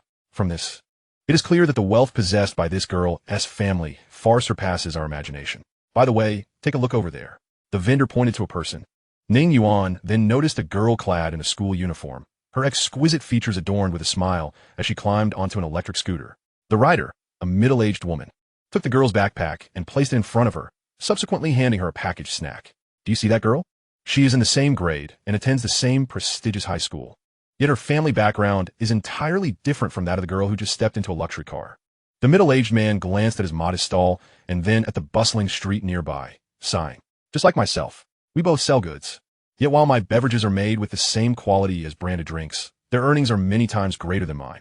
They relax in air-conditioned stores, making money effortlessly, whereas I toil outdoors, paying a daily stall fee of 100, enduring the wind and sun, merely earning enough to subsist. As he spoke, the man switched on his speaker, and the sound of his sales pitch filled the air. Ning Yuan observed the students leaving school while responding to the vendor. Do not envy the wealthy. Although they possess all this, they are destined to lose something in return. Oh, your words are intriguing. What do they stand to lose? The middle-aged vendor inquired curiously. They will lose their worries. Ning Yuan replied nonchalantly, taking a sip of the juice before him. The vendor looked at him bemused. Young man, are you perhaps a recent graduate who cannot find a job? Too afraid to return home. Hence you linger here for a day, nursing a cup of juice? Ning Yuan regarded him with some confusion. Why do you think that? By the way, may I borrow your power bank? The vendor handed it over while internally lamenting. A person as chatty as you must be quite the rare find in a job interview. Meanwhile, students began to pass by one after another. The vendor's cold drink stall gradually attracted customers. Xin Ran, are you thirsty? Shall I get you 2 cups of coffee? No need, Ming Lang. Xiaoming, and I will just wander about inside for a bit. You can head back first. We will take a taxi home later. Xin Ran, what could I possibly have to do? It has been ages since we gathered, and I shall take you and Xiaoming to a fun place later. Near the stall, 3 individuals stood at the entrance of the commercial street, engaged in conversation. Passers-by glanced their way, and even the middle-aged vendor found himself repeatedly looking back as he prepared drinks. This man and the 2 women were quite striking. The man appeared to be in his early 20s, tall and handsome, while the 2 girls exhibited entirely different styles, one tall and the other petite. The tall girl, seemingly in her 20s, had flawless and delicate features, her figure accentuated by straight jeans that highlighted her perfect legs. The hem of her white t-shirt nodded, subtly revealing her flat, fair abdomen. The quieter girl beside her, dressed in loose-fitting school attire and sporting shoulder-length hair, possessed a youthful charm that, despite her more modest stature, rivaled the beauty of her taller companion. There's no need to go play. Thank you for picking up Xiaoming, otherwise I would surely miss my chance. Summer Xin Ran remarked, taking her sister's hand. Oh, it was just a small matter on my way. It's also unfortunate that guy was careless while driving and bumped into you. But it seems we are fated to meet under such circumstances, just days after my return to the country. I had originally intended to gather our childhood friends in a few days. Song Ming Lang smiled as he spoke, noticing Xin Ran's reluctance to leave, her brow ever so slightly furrowed. However, since he had just helped her and was a friend from her childhood, she could not bring herself to speak too harshly. At that moment, Summer Ming, who had been quietly holding her sister's hand, shook it gently. Xin Ran turned to her curiously. Meng raised her hand and pointed toward a nearby street vendor selling icy drinks, her voice barely above a whisper. I want to drink that. Xin Ran glanced in the direction she indicated, noticing a crowd of students around the drink stall. Xiaoming, do you want that? Summer Meng nodded gently. Song Ming Lang, witnessing this, interjected. Xiaoming, those roadside drinks are unsanitary. You mustn't drink them. If you're thirsty, Ming Lang Ge will buy you something good from the store. Yet, Summer Meng ignored Song Ming Lang, tugging at Xin Ran's hand as they made their way to the drink stall. Chapter 42, Coincidence. Perhaps the vendor's drinks were indeed both high quality and affordable, as many students gathered after school. At the only table available, several students surrounded Ning Yuan, watching him play a match 3 game. Brother, what era is it? You're still playing such an old game? My mom doesn't even play that anymore. A vivacious girl teased. Ning Yuan shot her a glance and replied, Your mom is still young. When she grows older, she'll realize that match 3 games are quite enjoyable. The girl's mouth twitched at his response. Just then, someone suddenly exclaimed, No way. Am I hallucinating? Look over there. Isn't that Xiaoming? It really is her. Given the direction she is coming from, could she be here to buy a drink?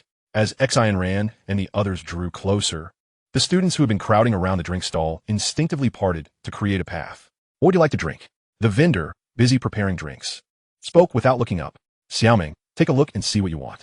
Xian ran assessed the stall, noting its cleanliness before inquiring with Summer Ming. Ming glanced at the fresh juice menu and pointed towards the signature orange juice. Boss, we'll have 3 cups of that signature orange juice. Once Ming made her selection, Xian ran, relayed the order to the vendor. All right, 3 cups of signature orange juice. There are still 10 people ahead, so it may take about 20 minutes. The vendor looked up at the trio, a flicker of surprise crossing his face, and then his movements quickened. Upon hearing the 20-minute wait, Xian Ran was about to respond when Song Ming Lang expressed his discontent. Waiting 20 minutes in this heat is too long. How about this? Boss. He pulled out his phone and scanned the vendor's payment code. I'll transfer you 1,000. Please make us 3 cups first. Hearing this, Xian Ran frowned, attempting to stop him. Ming Lang, what do you mean by that? We can wait 20 minutes. Besides, aren't those students waiting too? Oh, Xian Ran. It's torturous to wait in this heat. This isn't a shopping mall. Song Ming Lang chuckled as he began entering his password. However, at that moment, the vendor firmly rejected him. I'm sorry, but first come, first served is the rule. Taken aback, Song Ming Lang laughed. Ha ha ha, rules are good. As he laughed, a hint of mockery flashed in his eyes before he continued. How about this? I'll transfer you 10,000. The surrounding students stared at Song Ming Lang in disbelief. The vendor was also momentarily stunned, only for a surge of indignation to rise within him. Song Ming Lang, if you are unwilling to wait here, you may return first. The cold voice of Xia Xinran resonated. Xinran, do not concern yourself. There is nothing in this world that cannot be acquired, especially for individuals of our standing. After speaking, Song Xiling bestowed a gentle smile upon Xia Xinran, then turned to the vendor and spoke slowly. What do you say, boss? Is 10,000 enough? The vendor glared at him before responding. Get lost, I won't do business with you. Very well, you are indeed formidable. Song Xiling chuckled, giving a thumbs up to the vendor. Subsequently, he adjusted the payment amount on his phone, adding an extra 0 to the 10,000, transforming it into 100,000. Presenting his phone to the vendor, Song Xiling's smile became even more radiant. 100,000, prepare 3 cups of beverages for me. This is your final opportunity. I shall grant you merely 10 seconds to contemplate. Will you agree or refuse? The vendor's gaze was fixed on Song Ming Lang, scrutinizing the amount displayed on his phone. 654. The onlooking students, captivated by the scene, could not suppress their anxious cries. Agree, hurry and agree. 2-1. All right, I shall prepare them for you. The moment Song Xilang uttered the final word, the vendor, face flushed, begrudgingly acquiesced. For reasons unknown, the surrounding students exhaled a collective sigh of relief upon hearing the vendor's agreement. Ha ha, you could discern the importance of face and money. Song Minglang grinned as he transferred the 100,000. Ensure the oranges are selected well. Wash them thoroughly before preparation. If we suffer from stomach ailments, you shall not be able to compensate. The vendor, whether out of excitement or anger, trembled slightly as he selected the oranges. He raised his head to the surrounding students, his expression apologetic. Dear students, I shall prepare their drinks first. Your beverages will be complimentary, as an apology from your uncle. Upon hearing this, the surrounding students erupted in joy. Observing Song Minglang's satisfied expression, Xia Xinran's eyes flickered with disdain. Xiaoming, let us depart. We shall not partake. I will prepare for you at home. Xia Xinran attempted to grasp Xiaoming's hand, only to find it empty. Looking down, she realized that Xiaoming had somehow wandered away from her side. Xiaoming? Xia Xinran hastily scanned her surroundings. Sister, Xiaoming is over there. A nearby female student pointed to a table surrounded by students near the vendor. Upon hearing this, Xia Xinran turned her gaze, discovering that 5 or 6 students had gathered there, with Xiaoming among them, the surrounding girls kindly making a bit of room for her. Isn't it, bro? Is your game rigged? I think so too. Otherwise, how could it keep exploding? As Xia Xinran approached, she overheard their conversation. She reached forward to grasp Xiaoming's hand. Xiaoming, do not stare, At that moment, her tall figure finally revealed the young man encircled in the center, Ning Yuan. Xiaoming turned to her sister, only to find Xia Xinran staring blankly at the youth engrossed in the game, her expression filled with disbelief. Since she could remember, it was the first time Xiaoming had seen her sister display such a countenance, sparking her curiosity. Meanwhile, Ning Yuan glanced sideways at the Xia sisters, a slight smile gracing his lips. What a coincidence, we meet again. As Ning Yuan uttered these words, The vivid scenes of a snow-capped mountain from her dreams resurfaced in Xia Xinran's mind. Images of bloodshed as he annihilated everyone with a mere flick of his hand. Merely recalling that moment made Xia Xinran's long legs feel weak. Ah, indeed, what a coincidence. After a moment of hesitation, Xia Xinran refrained from addressing him as senior and instead offered a respectful smile. Chapter 43, Merging Shadows. As Ning Yuan ceased his gaming, the students surrounding him gradually dispersed. Xiaoming glanced between her sister and Ning Yuan, her large eyes filled with confusion. Once the area was clear of others, Xia Xinran, feeling somewhat anxious, extended her right hand towards Ning Yuan, a smile gracing her delicate features. It is fate that we meet again. I am Xia Xinran, and this is my sister, Xiaoming. Xiaoming, so you are Xiaoming, Ning Yuan remarked, casting a fleeting, almost imperceptible glance at her. He then took hold of Xia Xinran's frail hand, smiling as he spoke. There is no need for senior. We are of similar age. Just call me Ning Yuan. Hearing Ning Yuan's amiable response eased Xia Xinran's inner tension and fear considerably. Xinran, the drinks are ready. At that moment, Song Minglang approached, carrying 3 cups of juice. Xinran, let's go. Just as Song Minglang began to speak, his voice abruptly halted. His gaze swept over Ning Yuan before landing on the hands tightly clasped together between the two. Song Minglang's eyes narrowed slightly, and he approached Xia Xinran with a forced smile. Xinran, who is this? Xia Xinran withdrew her hand and replied to Song Minglang with a calm demeanor. He is a friend of mine. A friend? Xinran's friend is also my friend. Upon hearing this, Song Minglang quickly extended his hand to Ning Yuan. I am Song Minglang, acquainted with Xinran since childhood. May I inquire which prominent family you hail from? Where do you currently study? Ning Yuan regarded him with a bemused expression before replying with an odd smile. I am not from a prominent family. I currently work as a security guard for a company. Song Minglang was taken aback, scrutinizing Ning Yuan from head to toe, his brow furrowing as he withdrew his hand. The young man's attire and demeanor did not resemble those of their circle. How did you come to know Xinran? Song Minglang inquired, curiosity evident in his voice. Song Minglang, what does it matter how we met? At this moment, Xia Xinran felt inexplicably anxious. She hastily took out her phone and looked at Ning Yuan. Ning, big brother. Since our meeting is fated, how about we exchange contact information? You helped me last time, and I would like to find an opportunity to express my gratitude. After a moment of contemplation, Ning Yuan nodded in agreement. Once they exchanged contact information, Xia Xinran smiled at Ning Yuan to bid farewell. We shall take our leave now. Big brother Ning. With that, she disregarded Song Minglang and directly took Xiaoming's hand, striding toward the taxi waiting at the roadside. Xinran, let me drive you back. Seeing this, Song Minglang hurried to catch up, attempting to persuade her, but Xia Xinran simply entered the car and instructed the driver to depart. Watching the taillights of the car fade away, Song Minglang's smile gradually vanished, replaced by a brooding expression.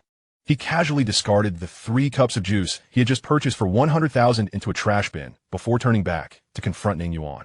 Kid, how do you know her? Why is Xia Xinran being so cordial with you?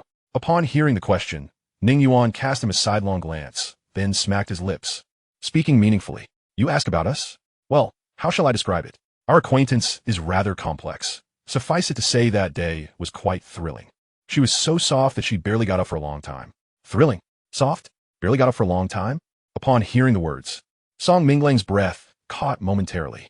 He then shifted his gaze towards Ning Yuan, the expression in his eyes transforming, imbued with a mixture of fury and a profound sense of humiliation. If the reality were indeed as he suspected, he could never accept that the goddess he had ardently pursued for years had succumbed to a man who was, in every conceivable way, his inferior. Ning Yuan, perceptive as ever, saw through his thoughts and regarded him with a bemused smile, as though he were savoring an amusing performance. Perhaps it was the derisive grin on Ning Yuan's face that deeply wounded Song Minglang's pride, prompting him to clench his right fist and unleash a barrage of curses. You laugh, you pathetic loser. Just as Song Minglang prepared to step forward and deliver a punch to Ning Yuan's smirking face, he felt an uncanny sensation as the shadow beneath him oddly melded into his very being. In an instant, Song Minglang found himself unable to control his body, frozen in place. Meanwhile, Ning Yuan maintained his playful demeanor, watching him with an amused expression. What is happening? My body. Song Minglang soon realized he had completely lost all sensory awareness of his own body. It was as if he were a patient placed on an operating table, under general anesthesia, the only difference being that while the patient was unconscious, his own mind remained acutely aware. An overwhelming sense of dread washed over him. At that moment, his body began to move involuntarily. What's going on? What is happening? No.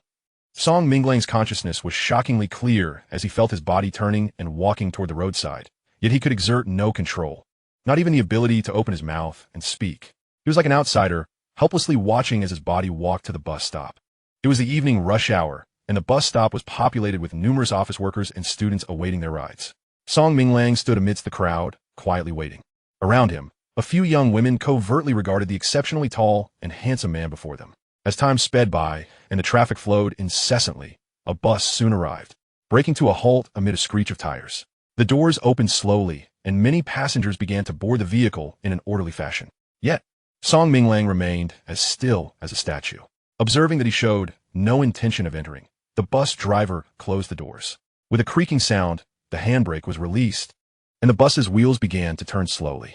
At that moment, a young girl waiting for the next bus timidly tapped Song Minglang, hoping to ask for his contact information. However, the instant her hand brushed against him, he suddenly collapsed as if he were deliberately seeking death, positioning his head directly beneath the now starting bus. The massive wheels rolled over him with little resistance. A loud, sickening sound resonated, reminiscent of a watermelon crashing to the ground. A middle-aged woman at the bus stop dropped the watermelon she had just purchased, horrified by the gruesome scene before her. Instantly, the bus stop erupted into screams. Chapter 44. The Truth. The shrill wail of sirens pierced the air as police cars and ambulances sped past. Beside the cold drink stand, a student remarked to a companion. Someone in the group said a bus just hit a person. Let us go take a look. The busy middle-aged vendor, taken aback, glanced toward the road ahead. Strange. I've never heard of a bus hitting someone in all my years here, let alone killing someone. He shook his head with a sigh, noticing the sky darkening and business dwindling, and began to wrap up his day. By the way, young man, he said casually, continuing to chat with Ning Yuan while cleaning up. It's odd. I made 100,000 today and should be thrilled, yet I feel utterly joyless. Ning Yuan cast him a fleeting glance and replied coolly, why ponder so much? Money can provide a good life, but dignity only offers self-comfort. Upon hearing this, the vendor paused with his cloth in hand, looking at Ning Yuan with a probing expression. Young man, if it were you, you would surely choose money, right? After all, who wouldn't want money? Ning Yuan tossed his drink cup into the trash, rising to utter a single word, no. The vendor's expression shifted, and a wave of shame washed over him. He hadn't expected that the young man would prefer dignity over 100,000. Compared to him, he felt utterly diminished. Just as the middle-aged vendor regretted his thoughts, Ning Yuan, turning to leave, added, I want both. The vendor stood speechless, his earlier intent to offer Ning Yuan a free drink evaporating. Before long, as the vendor finished tidying up and prepared to ride his tricycle home, a group of policemen approached him, accompanied by two students. Is this the place? One of the officers inquired of the students. Yes, officer, that person bought juice here. The students confirmed. After hearing this, the officer turned his gaze to the vendor and then to the tricycle beside him. He exchanged glances with a colleague, and the other three officers began rummaging through the tricycle. Hey, what are you doing? I have a permit to set up shop here. The vendor protested, but the leading officer held up a hand to stop him. The officer retrieved a photo from his phone and displayed it, saying, we are from the Songnan District Police Station. This person came here to buy a drink not long ago, correct? The vendor recognized Song Minglang's image in the photo and nodded slowly. Yes, he came by not long ago and bought 3 cups of juice. While observing the vendor's expression, the officer continued, he is deceased, found 200 meters from here at the bus stop. He was killed when he lay down beneath the wheels of a departing bus. The vendor was momentarily stunned, his face a mask of disbelief. Song Minglang. He would never commit suicide, even if his death appeared self-inflicted. The officer continued, thus, we need to investigate everyone associated with him today. Noticing that the other officers were still searching his tricycle, the vendor grimaced and said, Officer, I have no grudges against him. You don't suspect me of poisoning his drink, do you? The leading officer shot him a glance. No one accused you of that. This is merely a standard precautionary check. As the sky grew darker and the search yielded nothing, the officers claimed they needed to analyze the drink's content in the past month. The second spiritual fruit on Ning Yuan's Dao tree has grown increasingly robust and translucent. Based on the current pace, it is estimated that a breakthrough to the 3rd tier through diligent self-cultivation will require at least another 6 months. The progress, however, feels rather slow. Due to certain unforeseen events, a sense of urgency has arisen within Ning Yuan. Besides the accumulation of personal practice, extraordinary beings can also enhance their cultivation speed by consuming spiritual materials. Yet, such materials are exceedingly rare, even centuries later, coveted treasures that extraordinary beings ardently pursue. Moreover, In the present time, although the headquarters has not explicitly stated the quantity of spiritual materials it possesses, Ning Yuan can ascertain from his own experience that there are not many available. These materials are primarily reserved for those with formidable backgrounds, such as Elder Qin and Zhuqing Wei, or allocated as rewards for extraordinary beings who have made significant contributions. As for Ning Yuan, there is no possibility of acquiring spiritual materials from the headquarters unless he find a way to compel them to provide him with some. As time slowly passes, the silence of Mingli High School envelopes the night. It is now 1 o'clock in the morning. Ning Yuan rises and stretches his body before vanishing from the rooftop. Over the past couple of days, he has spent his days idling and his nights scouting the surroundings for any potential anomalies. Although he knows what is to come, the reincarnated Ning Yuan is far more cautious than he was in his previous life, refusing to allow any unexpected events to disrupt him. In the darkness, Ning Yuan flies in a specific direction. As he passes over a street, he suddenly senses a presence watching him. Pausing midair, he looks down. Below, the street illuminated by streetlights is devoid of any human figures, save for a few stray dogs foraging for food. Frowning at this sight, Ning Yuan is certain that something alive was indeed observing him. After all, he is high in the air, and it is the dead of night, making it impossible for the naked eye to detect him. After waiting for a moment, the feeling of being watched does not return. Ning Yuan shifts his gaze to the stray dogs. Seeing nothing unusual about them, he departs. Chapter 45, Enlightenment. Approximately half an hour later, a yellow dog beside a garbage bin regurgitates its food, letting out a deep sigh as it mutters to itself. What a curse. What was that creature just now? Flying about in the middle of the night? If I had delayed my gaze any longer, I might have been discovered. With this thought, the yellow dog instinctively looks up at the sky once more.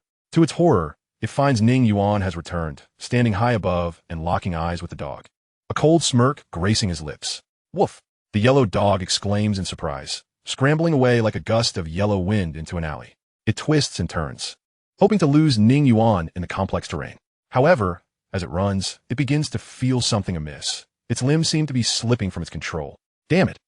The yellow dog exclaims, horrified as it watches itself uncontrollably retracing its steps. Under the streetlight, Ning Yuan stands still. Before long, the terrified yellow dog finds itself before him. Observing the dog's complex demeanor, Ning Yuan feels a twinge of surprise. He recalls hearing of animals that accidentally consumed spiritual seeds and transformed into extraordinary beings in his previous life, but had never witnessed it firsthand. Essentially, these unintelligent extraordinary beings often meet untimely ends due to their newfound powers, unable to comprehend their application, falling off cliffs, drowning, or colliding with obstacles. Yet, the yellow dog before him is unlike those extraordinary beings in his mind. It exhibits signs of awareness. It steals glances at itself, expresses fear, flees, and even its eyes convey its current state of mind. Realizing this, Ning Yuan addresses the yellow dog. I will lift the restrictions placed upon you and ask you some questions. If you understand, do not flee. Should you escape? Ning Yuan glances at a nearby stray dog that is feasting. In an instant, that dog is silently reduced to a pile of flesh. If you flee, I shall conclude you do not comprehend my words, and your fate will mirror that of its. Upon hearing this, the yellow dog trembles. Ethereal wisps, invisible to its eyes, flow from its body and merge with the night, allowing it to regain control. Suppressing its instinct to flee, the yellow dog stands upright and bows before Ning Yuan, whimpering. My lord, spare my life. I have never committed any wrongdoing. My heart is pure, and heaven can attest to it. Ning Yuan gazes at the speaking dog with astonishment. You can speak? Indeed, my lord. Initially, I could only understand but not speak. However, after living as a stray dog in this neighborhood for a year, constantly listening to people speak and occasionally finding discarded books in garbage bins to read, I gradually learned to converse. The yellow dog's speech is clear and fluent, indistinguishable from that of a normal person. Ning Yuan contemplates for a moment before curiously asking, Do you recall what you consumed to become this way? The yellow dog hesitates slightly before bashfully responding. To inform my lord, I was just an ordinary stray dog. One day, while rummaging through a garbage bin for food, I stumbled upon a small, softly glowing bead. I believe it was after accidentally consuming that bead that I gradually became more intelligent. Ning Yuan sighs, feeling a sense of melancholy. The bead-shaped spiritual seed was evidently discarded by someone as a child's toy. Have you discovered any special abilities? Ning Yuan inquires, studying the yellow dog. Special abilities?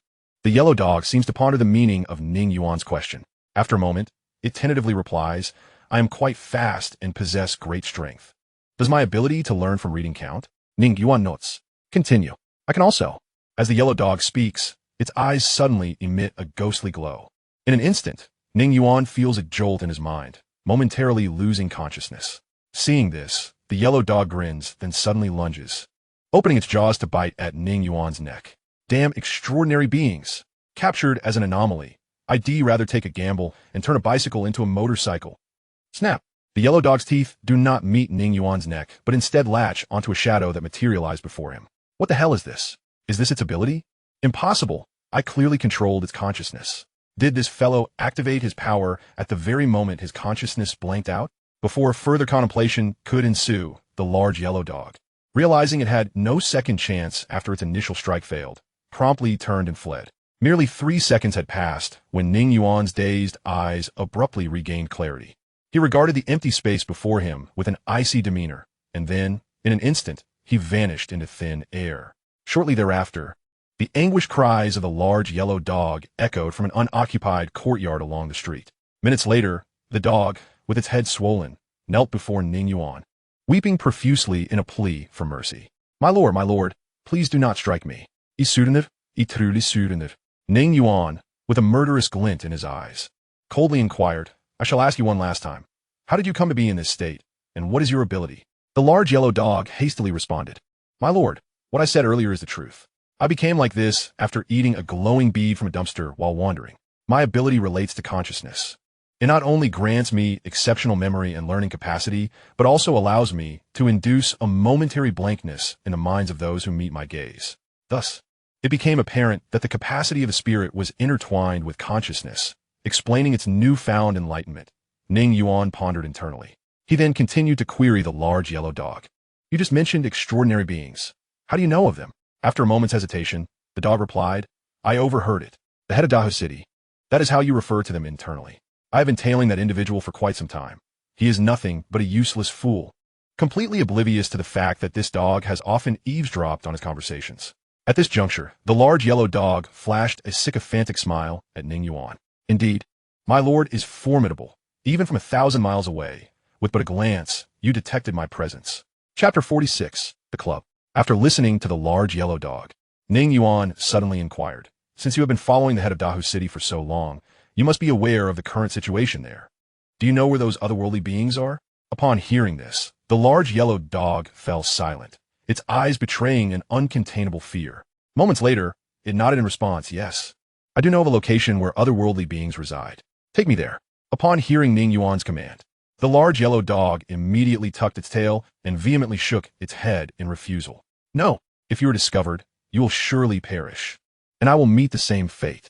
Fear not. I only wish to observe. The large yellow dog sought to refuse once more, but upon meeting Ning Yuan's gaze, laden with lethal intent, it wilted instantly. Clearly, it was a matter of choosing between immediate death or the gamble of remaining undetected. Then you must heed my words. To my knowledge, they can sense all anomalies within at least 1,000 meters. For instance, the aura emitted when extraordinary beings exert their powers, or any hostility directed towards them, or even prolonged gazes. The dog's revelations piqued Ning Yuan's interest, prompting him to ask, How do you know all of this? A fleeting, unnatural expression flickered across the swollen face of the dog. After a moment's hesitation, it stammered, Although my ability has granted me extraordinary wisdom, it comes with certain drawbacks. I possess an insatiable curiosity towards the unknown, be it knowledge or otherwise. There was a time when I could no longer suppress my intrigue regarding these beings from beyond Blue Star, so I took the risk of shadowing them. All the information I just shared with you is gleaned from their own words. Ning Yuan regarded the dog with a peculiar expression. It was undeniable that, despite its fear of death, this creature exhibited considerable boldness. Clearly, it had once masqueraded as an ordinary dog to approach those otherworldly beings, who remained utterly unaware of this extraordinary canine. With this thought, Ning Yuan vanished alongside the large yellow dog from the courtyard. Under the dog's guidance, they swiftly arrived at a bustling urban area. This locale, adjacent to Songnan District, was replete with towering skyscrapers, exuding an air of prosperity. Stop. This is far enough. Do not advance any further. As the large yellow dog's alarmed exclamation echoed, a man and his canine companion silently appeared on the rooftop of an office building under the cover of night. The large yellow dog, wide-eyed with trepidation, surveyed its surroundings before pointing with its paw in a particular direction.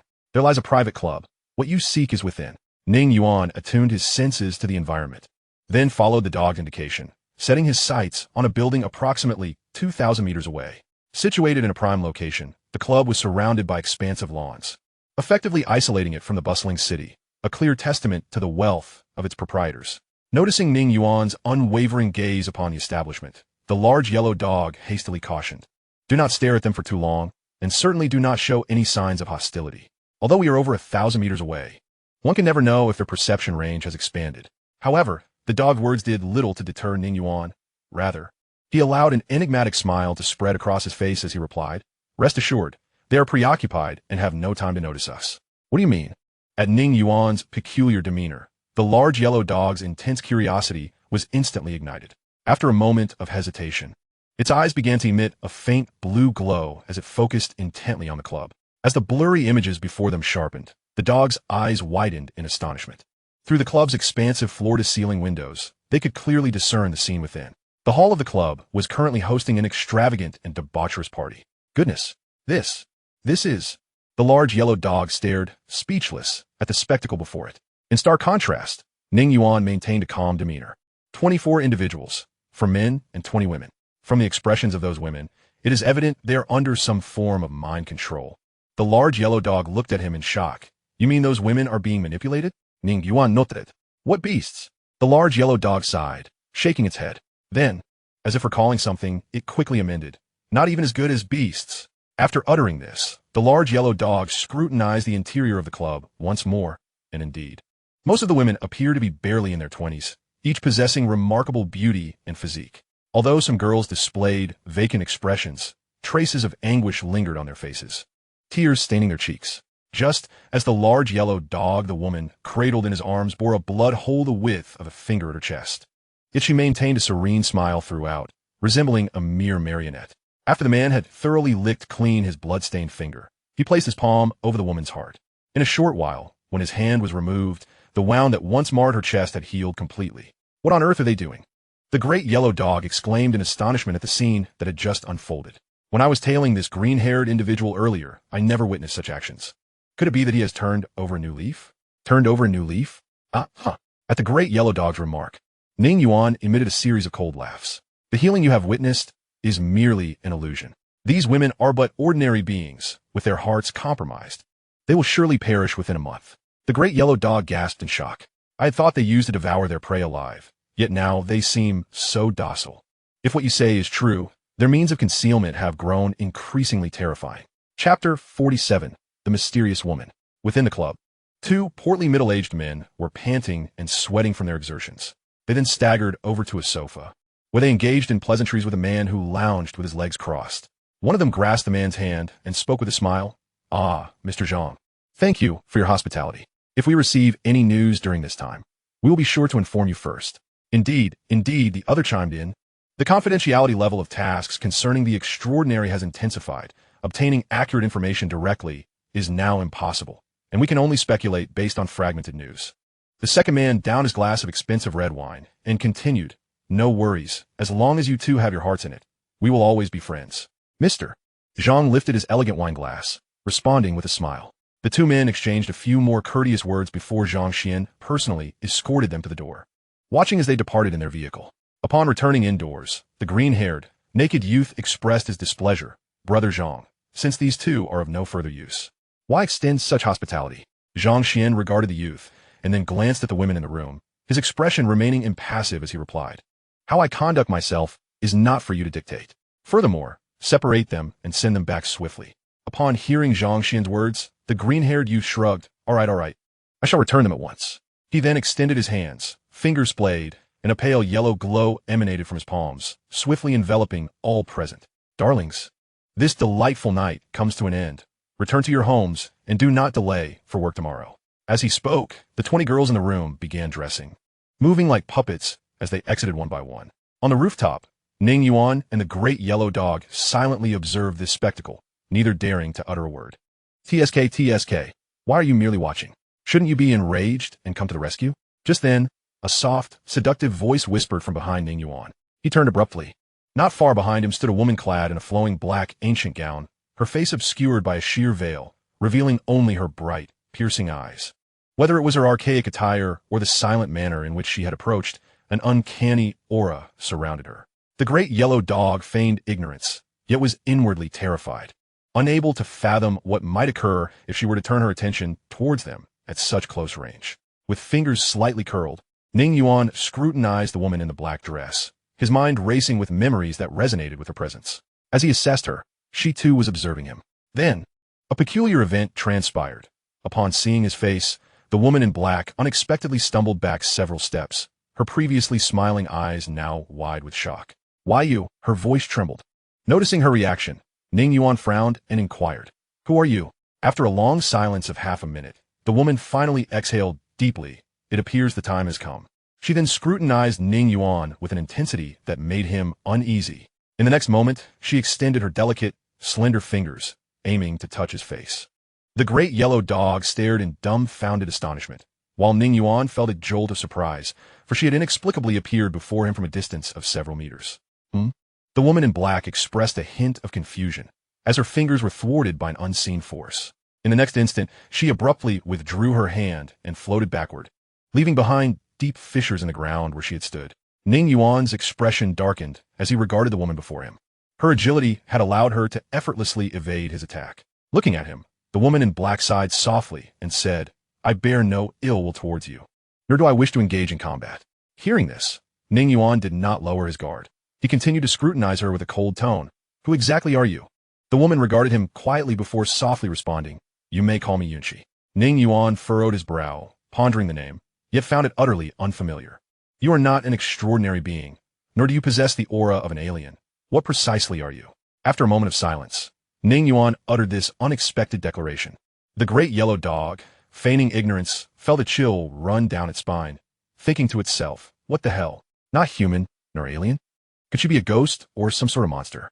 Upon hearing Ning Yuan's words, Yunqi chuckled softly. "It is rather late, and I do not wish to disturb your important matters. If we're to meet again, I would prefer to converse at that time." With that, Yunqi continued to gaze at Ning Yuan as she delicately stepped backward, her form vanishing like a specter into the darkness below. As she disappeared into the night, the great yellow dog stammered, "Is she a monster or a ghost?" Ning Yuan gazed silently into the darkened horizon and shook his head. "I do not know." The great yellow dog shivered at his reply. "This world is becoming increasingly insane." Ning Yuan cast a knowing glance at it, implying, "Indeed, it is growing ever more chaotic." With that, he led the great yellow dog away from the rooftop. On a nearby street, Ning Yuan returned the great yellow dog to its original location. "You will remain here for the time being. I shall return shortly for a task. Do not entertain thoughts of escape." Otherwise, he glanced at the shadow of the great yellow dog on the ground before offering it a smile. This devilish grin caused the great yellow dog to tuck its tail tightly between its legs. "Rest assured, great king, I shall remain within my confines and go nowhere." The large yellow dog stood upright and loudly assured Ning Yuan. Satisfied, Ning Yuan nodded, and then, in an instant, he vanished from sight. Chapter 48, The Pillar of Light. The following day, as anticipated, the owner of the icy drink stall did not show up. Observing this, Ning Yuan reluctantly sought another location to recline. Just as he was unfolding the deck chair he had purchased, preparing to bask in the sun atop the school building, his phone suddenly rang. Upon checking, he was surprised to find it was a call from Xia Xinran. As soon as he picked up, Xia Xinran's voice came through. "Ningke, do you have a moment? I'm currently near Mingli High School. Could we meet?" A smile crept onto Ning Yuan's face at her words. It seemed that Xia Xinran had discovered his true identity sooner than he had anticipated. After pondering briefly, he replied, "All right, just name the place." Shortly thereafter, in a luxurious private room of an upscale tea house not far from Mingli High School, Ning Yuan met Xia Xinran, who was seated alone. "Ningke." Upon seeing him, Xia Xinran immediately rose, smiling as she greeted him. "This place seems rather extravagant," Ning Yuan remarked playfully, observing her attire. Dressed in an off-shoulder long dress, Xia Xinran looked exceptionally graceful. "You jest, Ningge. If I were the owner here, I would feel immensely honored to have you visit." After signaling the waiter to leave, she personally pulled out a chair for Ning Yuan, smiling as she did so. "Now, what brings you here?" Once seated, Ning Yuan looked directly at Xia Xinran and inquired straightforwardly. Taking a seat beside him and pouring tea, Xia Xinran replied with a hint of shyness, "To be honest, Ningge, I am aware that you are an extraordinary being from headquarters, as well as the person in charge of Dajo City." "Oh, Ning Yuan, holding his teacup, gazed at her in surprise. How did you come to know this? With a touch of embarrassment, Xia Xinran fidgeted with her teacup. Actually, I'm the eldest daughter of the Xia family. You might not be aware, but my grandfather is Xia Chongfeng, the commander of the Southern Military District. In a certain sense, we are compatriots serving the nation.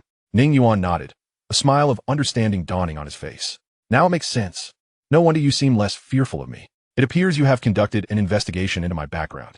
Xia Xinran's cheeks flushed at his words. Indeed, her fear had dissipated upon learning of his identity and past. I apologize for investigating you without your consent, Ninggu, she said, looking apologetically at him. Not at all. Ning Yuan waved his hand dismissively. Since we are on the same side, it is of little consequence. Seeing him unfazed, Xia Xinran felt a wave of relief wash over her, her smile brightening further. Ninggu, the reason I sought you out today is quite important. Oh, what is it? Ning Yuan asked curiously. With a hint of shyness, Xia Xinran continued. Next week is Xiaoming's 18th birthday celebration. My grandfather wishes to invite you to our home as a guest to personally express his gratitude for saving me. Gratitude? Or perhaps an attempt to form alliances. Ning Yuan inwardly scoffed, though he graciously declined on the surface. That incident was merely a matter of convenience. I believe any capable individual would have intervened to save you. No need for your grandfather to thank me personally. Upon hearing this, Xia Xinran's regard for Ning Yuan deepened. Ninggu, please do not say that. A life-saving grace is worth more than a mountain. My grandfather, being of advanced age, felt profoundly grateful upon hearing about the incident, and he wishes to express his thanks in person. I, as his junior, do not want him to harbor any regrets. By the end of her statement, Xia Xinran's eyes were filled with sorrow. Noting her demeanor, Ning Yuan understood her intentions. He hesitated for a moment before nodding in agreement. Very well, since you have asked, I shall pay a visit next week. Upon hearing his consent, Xia Xinran's anxious heart instantly relaxed, her face lighting up with joy. Ninggu, thank you. It's merely a small matter, he replied with a chuckle. The two then engaged in light conversation, and throughout their exchange, Xia Xinran refrained from mentioning Songminglang, which caused Ning Yuan to regard her with greater respect. After all, some matters, once spoken, cannot be retracted. After some time, they departed the tea house together. At the entrance, Xia Xinran approached a sleek black luxury car and opened the back door. With a smile, she bid farewell to Ning Yuan. Ninggu, I shall take my leave now. I hope I do not disturb your work. See you next week. Upon hearing this, Ning Yuan first shared a glance with the quietly seated Xiaoming in the back seat, then turned to Xia Xinran with a hint of surprise. You are aware of this too? Xia Xinran stepped closer, lowering her voice as she replied, Yes, my grandfather mentioned that this mission is quite perilous. So Ninggu, please exercise caution. Ning Yuan glanced at Xiaoming, who was sitting quietly behind them, and suddenly understood. Clearly, they were preparing to leave Dahu City. As Xia Xinran bent down to enter the car, an unexpected turn of events occurred. From a distance, a massive black pillar of light shot skyward, resembling a streak of luminous energy piercing the heavens. Boom! A tremendous explosion followed immediately. In that moment, everyone around turned to gaze at the towering pillar of light in unison. Xia Xinran, too, looked up in shock, momentarily frozen in place. Ning Yuan's gaze was fixed on the pillar, his pupils contracting as he murmured to himself, It has come. This day has arrived sooner than anticipated. Gradually, those around him snapped out of their initial shock with someone crying out in terror. What is that? Has war broken out? Is there a nuclear weapon leak? Simultaneously, the black shadow at the top of the pillar began to expand, swiftly descending like a slowly unfurling black umbrella, enveloping the surroundings. Ninggu, what is that? Xia Xinran asked, her voice trembling. Having assisted her grandfather in managing affairs for years, she understood that this pillar of light could not possibly be the result of current technology or weaponry. Ning Yuan shook his head, gazing at the pillar. I do not know, but it is certainly not a good sign. You both must leave Dahu City at once. With that, Ning Yuan transformed into a streak of black light and vanished from sight. This scene left many onlookers around them wide-eyed in astonishment.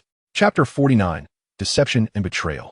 Approximately 2 hours prior, in Songjiangnu District, the most bustling and populous area of Dahu City, which was also one of the headquarters' primary concerns, Jiang Zhongyi aimlessly strolled along the pedestrian path of the Cross River Bridge, accompanied by a woman indulging in bread and milk tea. Seriously, Hua, don't you ever tire of drinking that? And as an extraordinary being, aren't you supposed to be above needing food? Jiang Zhongyi remarked, teasing the woman beside him. Kai Hua shot him an exasperated glance. I may not need food to survive, but do you understand the concept of indulgence? Eating and drinking not only satiates hunger, but also brings joy to the heart.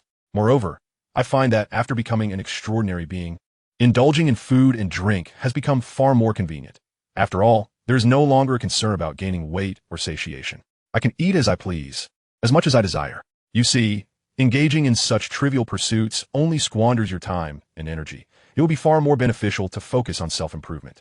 Jiang Zhongyi shook his head. In his perspective, the time spent on eating and drinking could be better allocated to more meaningful endeavors. Kai Huahua, upon hearing this, felt an immediate surge of indignation. Then, as if struck by sudden thought, she leaned closer to Jiang Zhongyi and whispered, "By the way, Zhong, you mentioned that eating and drinking is a waste of time. Does that mean what you and your wife do in that regard is also a waste?" At her words, Jiang Zhongyi's face flushed crimson, and he shot her a glare. "Oh dear, you haven't become an extraordinary being and lost your senses in that aspect, have you?" Kai Huahua feigned a look of shock. "You're talking nonsense. I'm perfectly normal." Jiang Zhongyi was about to retort further, but his attention was abruptly captured by the silhouette of a man standing by the bridge. Noticing the unusual expression on Kai Huahua's face, he became vigilant. "What's the matter, Huahua?" Kai Huahua halted her steps and turned to gaze at the man, who had his back to them, facing the vast river. She then quietly remarked to Jiang Zhongyi, "Look at that man." Jiang Zhongyi followed her gaze and scrutinized the man intently. After a moment, he expressed his confusion. "What is the matter? I don't see anything particularly special about him." Kai Huahua tossed her milk tea and pastry into a nearby trash bin and, with a hint of sorrow in her voice, said, "His posture and silhouette, don't they resemble Brother Lu Xing?" Jiang Zhongyi was taken aback for a moment, then shook his head with a sigh. "Brother Lu Xing? How could it be him? He sacrificed himself to transmit intelligence about the alien race to us. He is dead." A shadow of grief flickered in Kai Huahua's eyes upon hearing this. As one of the earlier members to join the headquarters, the bond among the three of them was strong. Both Lu Xing and Jiang Zhongyi had ascended to the second tier last year, while she remained at the first tier. If only Brother Lu Xing were still alive. Shaking her head, Kai Huahua prepared to continue walking with Jiang Zhongyi. However, at that moment, the man turned slightly, causing Kai Huahua, who had taken a few steps forward, to stop once again. She observed the man crushing his half-finished cigarette between his left thumb and ring finger, then wiping his face with his right hand, as though he were brushing away tears. Witnessing this, Kai Huahua's body trembled, and she immediately approached the man. Jiang Zhongyi hurriedly followed. Upon reaching the man's back, Kai Huahua suddenly called out, "Lu Xing." The man stiffened at the sound of her voice, then slowly turned to face her. His sorrowful expression faltered for a moment before he averted his gaze and spoke in a trembling voice. "You've mistaken me for someone else." At this moment, Jiang Zhongyi also discerned the man's face, finding it ordinary, devoid of any resemblance to Lu Xing Huahua. "You're mistaken," he said apologetically to the man and reached to pull Kai Huahua away. Yet, Kai Huahua shook off Jiang Zhongyi's hand. Her gaze fixed on the unfamiliar man, her eyes filled with confusion. Although the man's silhouette and demeanor were so familiar, why did he not align with her memories of that person? The man appeared uneasy and attempted to step away, but Kai Huahua grasped his arm. She then swiftly lifted his shirt. Her speed caught the man off guard. As she did so, a small black mole the size of a thumb appeared on his abdomen, causing Kai Huahua's eyes to well with tears. She then leaped into the man's embrace, her voice choked with emotion. "Lu Xing, I knew it was you. Even if you've changed your face, I would still recognize you." The man, now revealed, trembled slightly and embraced Kai Huahua, his voice shaking as he said, "Huahua, I thought you were on a mission abroad. Why are you here?" With tear-filled eyes, Kai Huahua looked up at him and replied, "I heard you were dead, so I requested to return to the headquarters for this mission to avenge you." At this, the man's eyes reddened, and he grasped Kai Huahua's shoulders, urging, "I'm still alive. There is no need for revenge. You must leave quickly, get out of Dahu City at once." With that, he forcefully pushed Kai Huahua away. "Lu Xing, why?" she asked in confusion. Just then, the sound of a gun being cocked echoed ominously. Kai Huahua turned to see Jiang Zhongyi, his face darkened. Aiming a gun at Lu Xing. "Zhongyi, what are you doing? He is Brother Lu Xing." Kai Huahua exclaimed in disbelief, knowing well that Jiang Zhongyi's weapon was far from ordinary. "What am I doing?" Jiang Zhongyi snarled at Lu Xing, his expression contorted with fury. "Damn you, Lu Xing. How dare you betray the headquarters, betray your country?" "What?" Kai Huahua's mind went blank at his words. "Zhongyi, what are you saying? He is Lu Xing, our comrade. He could never." "Be quiet, Kai Huahua." Jiang Zhongyi's roar interrupted her before she could finish. "Use your love-struck brain to think clearly. This guy claimed at the headquarters that he would die if exposed. Then he hid his identity here. He is clearly colluding with the alien race." Kai Huahua felt a chill wash over her at Jiang Zhongyi's accusation. Indeed, as an agent herself, she could now reflect on the discrepancies. If Lu Xing had not betrayed the headquarters, then why had he not returned? Why had he not revealed that he was still alive? Instead, urging the headquarters to send extraordinary beings here quickly? Moreover, if Lu Xing had truly betrayed the headquarters and the nation, then what was the purpose of this mission? It was a trap, undoubtedly a trap aimed at the headquarters, designed to lure a significant number of extraordinary beings into this snare. As these realizations dawned upon her, a sense of dread enveloped Kai Huahua, instinctively causing her to take a step back. Chapter 50, Unwillingness. Lu Xing gazed upon his former friends, tears streaming down his cheeks. I'm sorry, Huahua. Zhongyi, you must leave quickly. It will be too late if you delay any longer. Why, Lu Xing, why? The headquarters treated you well, and yet you choose to become a traitor. No, you are even more despicable than a traitor. Zhongyi trembled with rage. I had no choice. I truly had no choice. Lu Xing cried, desperation lacing his voice. You cannot comprehend what I endured. The methods of those alien races are too horrifying. I had no means of escape. Listening to the barrage of accusations, Zhongyi finally broke down, tears streaming down his face, drawing the attention of passers-by. Some even mistook the scene for an arrest in progress due to Zhongyi's firearm. To hell with it. No matter how tragic the outcome, it all leads to the same end, death. I misjudged you all these years. You're nothing but a coward afraid of dying. Zhongyi wasted no more time and turned to Kai Huahua, stating firmly, quick, report to the headquarters that Lu Xing is still alive. This mission is a conspiracy against the headquarters. Kai Huahua finally grasped the gravity of the situation. Trembling, she hastily retrieved her communication device to contact headquarters. Witnessing this, Lu Xing stepped forward, and in an instant, the device in Kai Huahua's hand dissolved into a puddle of muck. Bang! Simultaneously, a gunshot rang out, causing the onlookers to shriek and scatter in terror. The bullet fired by Zhongyi pierced the air with a deafening crack, and then it struck Lu Xing's head directly. However, despite the gaping hole in his brow, Lu Xing did not collapse. He continued to gaze mournfully at the two, uttering, I implore you, leave at once. Get away from here. Zhongyi, taken aback by Lu Xing's resilience despite his grievous injury, thought, how can this be? Even if my shot does not kill him, it should at least incapacitate him. Lu Xing looked at Zhongyi and, raising a hand to point at his own head, spoke sorrowfully, this head is not mine. My true head is in their possession. As long as my original head remains, I shall persist in life, and, correspondingly, they will continue to torment me. Unbelievable. Isn't it? The horror of their methods far exceeds your imagination. You have not endured my suffering. It is a torment so profound that even death eludes me. Upon hearing Lu Xing's words, a chill coursed through Zhongyi's mind. He swallowed hard, his gaze fixated on Lu Xing, opening his mouth as if to speak. Yet, before he could utter a word, a cold, indifferent voice suddenly resonated from behind him.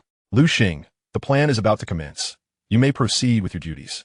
Upon hearing this voice, Zhongyi's pupils constricted, and he slowly turned his stiff neck to look back. Not far behind him stood a man in a shirt, observing them with an expression of utter indifference.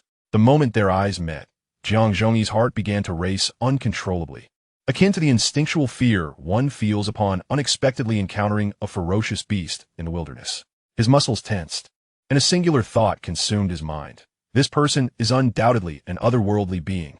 Kai Huahua, too, turned pale, beads of cold sweat dotting her forehead as she gazed at the man in the shirt. The plan is starting early? Why? Was it not supposed to commence the day after tomorrow? Hearing the man's words, Lu Xing trembled and inquired, You speak too much. The timing of the plan is the young master's decision. All we can do is obey orders. The man in the shirt regarded Lu Xing with an air of chilling detachment. Lu Xing swallowed hard, then with a pleading tone, gestured towards Zhongyi and Kai Huahua. Zhongyi, Huahua, these two are my dearest friends.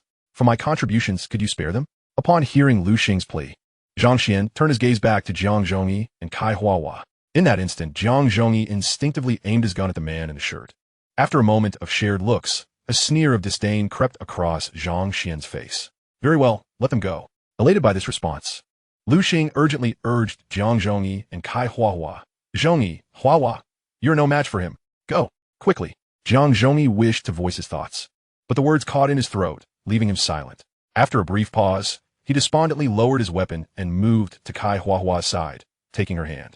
We must leave. Zhongyi cast a lingering gaze at Lu Xing before departing with Kai Huahua.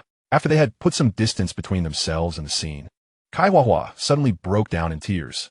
Jiang Zhongyi's eyes brimmed with blood, his jaw clenched tightly. He slightly turned his head, stealing a glance back, and noticed that the otherworldly being was not looking at him. Instead, it was conversing with Lu Xing, hesitating for a moment. He reached into his pocket to grasp the communication device, beginning to type a message to headquarters from memory. Lu Xing is alive. Just as he typed a few letters, he glanced back again, only to see Lu Xing staring at him in terror, his mouth moving as if trying to convey something. What sent a shiver down Jiang Zhongyi's spine was the sudden realization that the otherworldly being who had stood before Lu Xing had vanished. "Zhongyi, be careful." Kai Huahua's terrified voice pierced the air. Jiang Zhongyi instinctively raised his weapon and fired, simultaneously pressing the send button with his left hand that had reached into his pocket. Bang! Thud! The sounds of gunfire and the splatter of flesh erupted simultaneously. Zhang Xian slightly tilted his head, the almost imperceptible bullet grazing his cheek, leaving a streak of crimson. Yet, with unimpeded force, he delivered a punch that shattered Kai Huahua's hastily conjured energy barrier, obliterating her skull. In a swift motion, he then executed a backhand strike that severed Jiang Zhongyi's head. Zhang Xian's speed was astonishing, his power and timing executed to perfection, leaving Jiang Zhongyi no chance to fire a second shot. As his head soared through the air, Jiang Zhongyi's wide eyes were filled with horror and resentment. In that moment, regret washed over him. Had he, as a second-tier extraordinary being, chosen to confront his fear and join forces with Huahua against this otherworldly entity, even in death, he would not have succumbed so easily. If only they could have delayed until reinforcements arrived, victory might not have been out of reach. The bitterness surged within him. As he gazed upon Kai Huahua's gruesome fate, Jiang Zhongyi's consciousness began to fade. "Huahua Zhongyi! No!" Lu Xing, in a frenzy, rushed to Kai Huahua's decapitated body, lifting her and glaring furiously at Zhang Xian. "You promised not to kill them. Why?" Zhang Xian, his hands glowing with azure light, swiftly cleansed the blood and gore from his hands without responding to Lu Xing's anguish. Casting a fleeting glance at him, he uttered, "Remember your mission." With that, Zhang Xian turned and vanished in a thin air after a few strides. "Aya!" Lu Xing screamed towards the heavens. Chapter 51. Choices and Decisions. In the bustling metropolis of Shanghai, beneath the Ming Tower, a coin was slowly tossed into the air, spinning endlessly before being caught by a hand. A young man, casually dressed, sat on a step, idly playing with the coin. "Ling Wu, have you had enough fun? How much longer must we wait?" A sultry woman beside him looked at him with a hint of frustration. Many tourists, drawn to this iconic building for photographs, turned their attention to the duo. In stark contrast to the young man's casual demeanor, the woman was strikingly alluring, her figure voluptuous and her attire daringly provocative. Her skirt barely reaching the tops of her thighs, she seemed utterly unconcerned about any potential wardrobe malfunctions. "Why the rush? Haste makes waste," the young man replied, catching the coin once more, glancing at the woman. "Heads or tails?" The woman rolled her eyes but reluctantly answered, "Tails." The young man opened his hand, revealing the coin's face. "Heads. You've lost again." He shook his head, tossing the coin once more. If any extraordinary beings present at the headquarters meeting were nearby, they would undoubtedly be astounded, for the voices of these two mirrored precisely those of the otherworldly beings seen in the video that had eliminated Lu Xing. Before long, after yet another incorrect guess from the woman, a pale-skinned, frail elder with a shadowy demeanor approached them. "Are you ready?" Ling Wu gazed at the elderly man before him and spoke with a calm demeanor. "Reply, young master, all preparations have been completed." The old man bowed respectfully and subsequently produced a pitch-black jade pendant emanating an ethereal glow, which he handed to Ling Wu. Upon receiving it, Ling Wu gently caressed the pendant, a sinister smirk creeping upon his lips. "Excellent." The alluring woman, witnessing this scene, was filled with unrestrained joy, and she immediately bent down to plant a passionate kiss on the old man's cheek. "Old Chun, you never fail to impress." Bystanders gawked in astonishment at this unexpected display. Unfortunately, the rules of this star were excessively draconian. The formation could only reach this level of potency. The old man brusquely pushed the seductive woman away, shaking his head with a sigh. Ling Wu, upon hearing this, responded with a subtle smile. "This is more than sufficient to deal with these insignificant pests. They will unwittingly walk into their own demise." With that, Ling Wu began to activate the jade pendant in his grasp. The surface of the pendant shimmered with an erratic glow, its brilliance intensifying. He fixed a menacing gaze forward and uttered, "Aren't you fond of seeking me out? Come forth. I await you here." With a sharp crack, the jade pendant shattered in his hand, and simultaneously, a dark beam of light erupted from the Ming Tower behind him. Soaring into the sky, In the grand capital city, at the headquarters of the extraordinary beings, the conference room door was thrust open abruptly, interrupting Lu Yi mid-sentence. Frowning, he turned his attention to the intruder. Minister, there's been an incident. A staff member responsible for communications hurried to Lu Yi, presenting the message dispatched by Jiang Zhongyi just before his demise. Lu Xing is not dead. Lu Yi initially appeared perplexed as he read the information on the phone, but his pupils suddenly constricted moments later. He grasped the staff member's collar with trembling hands and stammered, "Where is Jiang Zhongyi? Can we still reach him?" The staff member faltered, "We cannot establish contact." Lu Yi felt a deafening thud in his mind. "Minister, what has transpired?" Several individuals in the conference room rose, anxiously inquiring about Lu Yi's distress. Lu Yi held his forehead and addressed the staff member urgently. "Quickly, summon Professor Yang. We need him here at once." The staff member dashed out upon receiving the order. Once the communications officer departed, Lu Yi turned back to the assembled group, his voice heavy with fatigue. Lu Xing is alive. He may have betrayed the headquarters. The worst-case scenario is that this mission is a trap, a cunning ploy to lead the extraordinary beings to their doom. With that, Lu Yi sank slowly into his chair, his gaze dark and contemplative as he surveyed the thoughts swirling in the minds of those present. Upon hearing this news, one individual turned pale and collapsed into a chair. "Damn traitor! Who is responsible for protecting Lu Xing's family?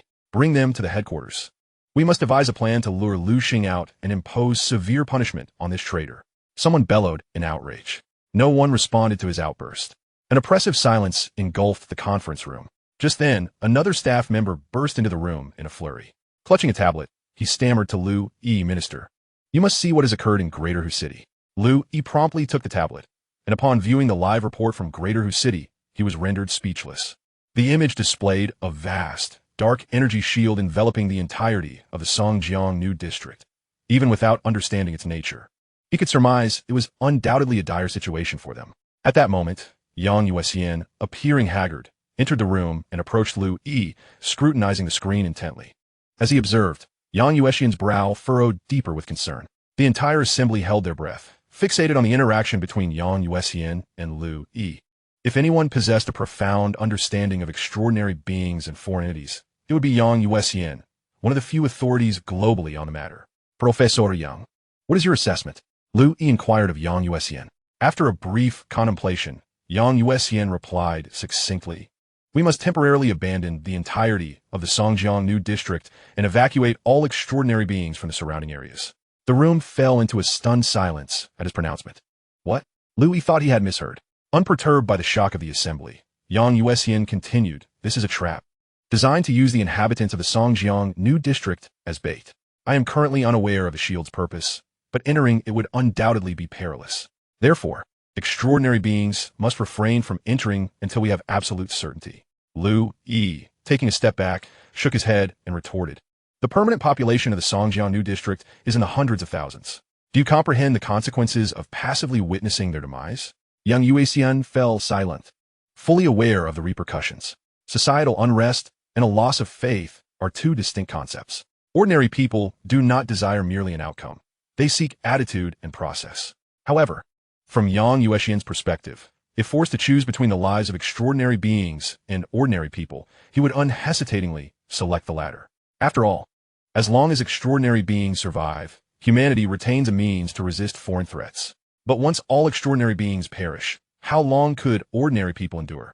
"I shall first visit Greater Hu City to assess the situation before making a decision." With a heavy sigh, Yang Yuan patted Lu Yi's shoulder and stated. In Greater Hu City, within the Songnan district, Ning Yuan found himself standing on a street, gazing skyward at the conspicuous dark beam piercing the heavens. As time trickled by, the events unfolding in Greater Hu City surged forth like a colossal wave, sweeping across the globe. Meanwhile, the ordinary citizens surrounding the Songjiang New District transitioned from initial fear at the sight of the beam to shock and curiosity, eagerly pulling out their phones to capture the moment. At that moment, a large yellow dog in an abandoned courtyard looked up in confusion at the beam, unaware that Ning Yuan had already approached from behind. With a swift kick to the dog's rear, Ning Yuan wasted no time in whisking away with him. Several fighter jets took off in succession from the grand capital city, heading towards Greater Hu City, located hundreds of kilometers away. Inside the leading fighter jet, Lu Yi maneuvered the aircraft while simultaneously conversing with others. Yes, initiate level 1 combat readiness. Isolate the entire Songjiang New District Evacuate all individuals within a 50-kilometer radius. And establish a sufficiently long buffer zone. Also, closely monitor the border. Ensure that regional heads strictly control entry at the major airports to prevent any foreign enemies from causing chaos. Seated behind him, Yang Yuan was engrossed in manipulating a tablet, adjusting the angles of the live feed of the energy shield, hoping to glean some insights. Outside their fighter jet, a streak of red light trailed closely alongside them. Before long, the fighter jets landed sequentially, guided by the first responders to the incident. Liu Yi had barely disembarked when he was unable to greet the saluting commanding officer. As he bent over and retched, Yang Yuan shook his head at Liu Yi's condition. "Old Liu, your physical constitution is deteriorating." After a moment of vomiting, Liu Yi accepted water from a nearby staff member to rinse his mouth, sighing, "I'm getting older. To be honest, I can truly feel my body declining over the past 2 years." "What is the current situation?" Liu Yi asked the commanding officer beside him. "Report, Commander. We are currently employing various methods to systematically disperse the surrounding crowd. If all goes according to plan, we should complete the task within an hour." The youthful and spirited commander responded loudly. Liu Yi nodded, his gaze drifting toward the imposing, inky black light curtain not far ahead. It was only when he beheld the scene firsthand that he truly grasped the magnitude of its grandeur. How on earth did they manage to achieve this? Liu Yi muttered to himself, prompting Yang Yuan, who was also observing, to glance at him and respond with a smile. "Curious to know?" Liu Yi turned his head to him and nodded. "Then let us draw closer to take a look," Yang Yuan remarked lightly, gesturing toward the dark light curtain. The surrounding staff and the commanding officer were taken aback by his words, quickly voicing their objections. "No, Minister, we cannot approach too closely. We do not know if this light shield will expand again, and getting too near could be perilous." "Indeed, Minister. There are already troops stationed at the forefront to assess any dangers. Let us wait a moment. You cannot afford any mishaps." Liu Yi disregarded their concerns and directly inquired of a young man standing nearby. "Zhengguang, what do you think?" At his words, everyone turned to look, only to see a young man with a buzz cut, casually dressed, exuding a sunny charm, shrugging as he said, "I believe Professor Yang is correct. Curiosity compels us to take a look. Who is this fellow? When did he arrive here?" Many nearby were startled upon seeing Zhengguang. "All right, then let us go take a look," Liu Yi instructed the commander beside him. "You stay here. I, along with Yang Yuan and Zhengguang, will proceed." Although Liu Yi instructed them to remain, it was inconceivable for those present to stay behind while the highest authority himself advanced to the front lines. Thus, several military vehicles began their journey toward the light curtain area, 5 kilometers away. When Liu Yi and his group disembarked in an open area, they found themselves less than 500 meters from the dark light curtain. In the sky, several armed helicopters circled around the light curtain. On the ground, fully armed soldiers equipped with the most advanced exploration devices closely examined the black light curtain. "I'll take a look. You need not join, as you have many responsibilities to attend to. Remember, do not allow any extraordinary individuals to enter before my return," Yang Yuan said, hastily donning a set of protective gear before striding toward the light curtain, with Zhengguang following to protect him. Liu Yi nodded, then turned to the individuals beside him and asked, "I recall there were over a dozen extraordinary individuals assigned to investigate the Songjiangnu area. Aside from the missing Jiang Zhongyi and Kai Huahua, are the others reachable?" "Minister, we have yet to make contact with a single one," the communications officer replied, shaking his head. Liu Yi sikit inyardli. The inability to reach anyone could only imply 2 possibilities. Either they were all deceased or the light curtain had severed all signal from the outside. Regardless of which scenario it was, it posed a significant disadvantage for them. A staff member hurriedly approached Liu Yi, asking, "We can contact extraordinary individuals outside the Songjiangnu area, and many are inquiring about the situation here, Minister. How should we respond?" Liu Yi removed his glasses and rubbed his temples before replying, "Notify the second-tier extraordinary individuals from other districts to hasten their arrival here. First-tier extraordinary individuals are to remain where they are." "Understood." The communications officer swiftly began to busy himself. At that moment, someone beside Liu Yi anxiously exclaimed, "Minister, something's wrong." "Look." Liu Yi took the phone, and the screen displayed a live broadcast from Dahu City, which was currently drawing immense viewership, with an overwhelming number of comments flooding the screen. Most of the content consisted of people from across the nation inquiring about the unfolding events. A staff member spoke up.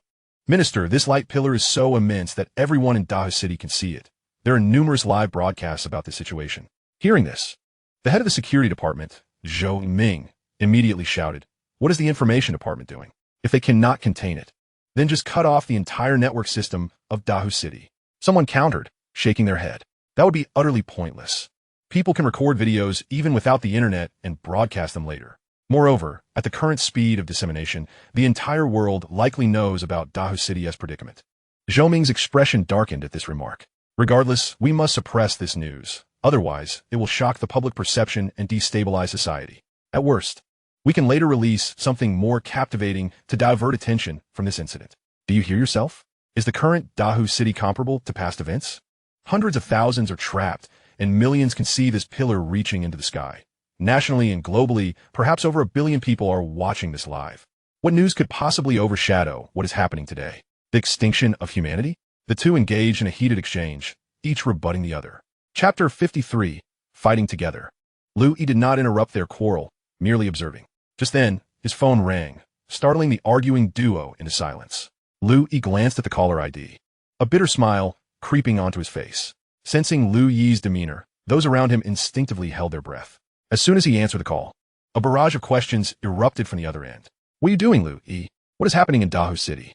Do you comprehend the implications this holds for our nation? This matter is not only garnering domestic attention, but also international scrutiny.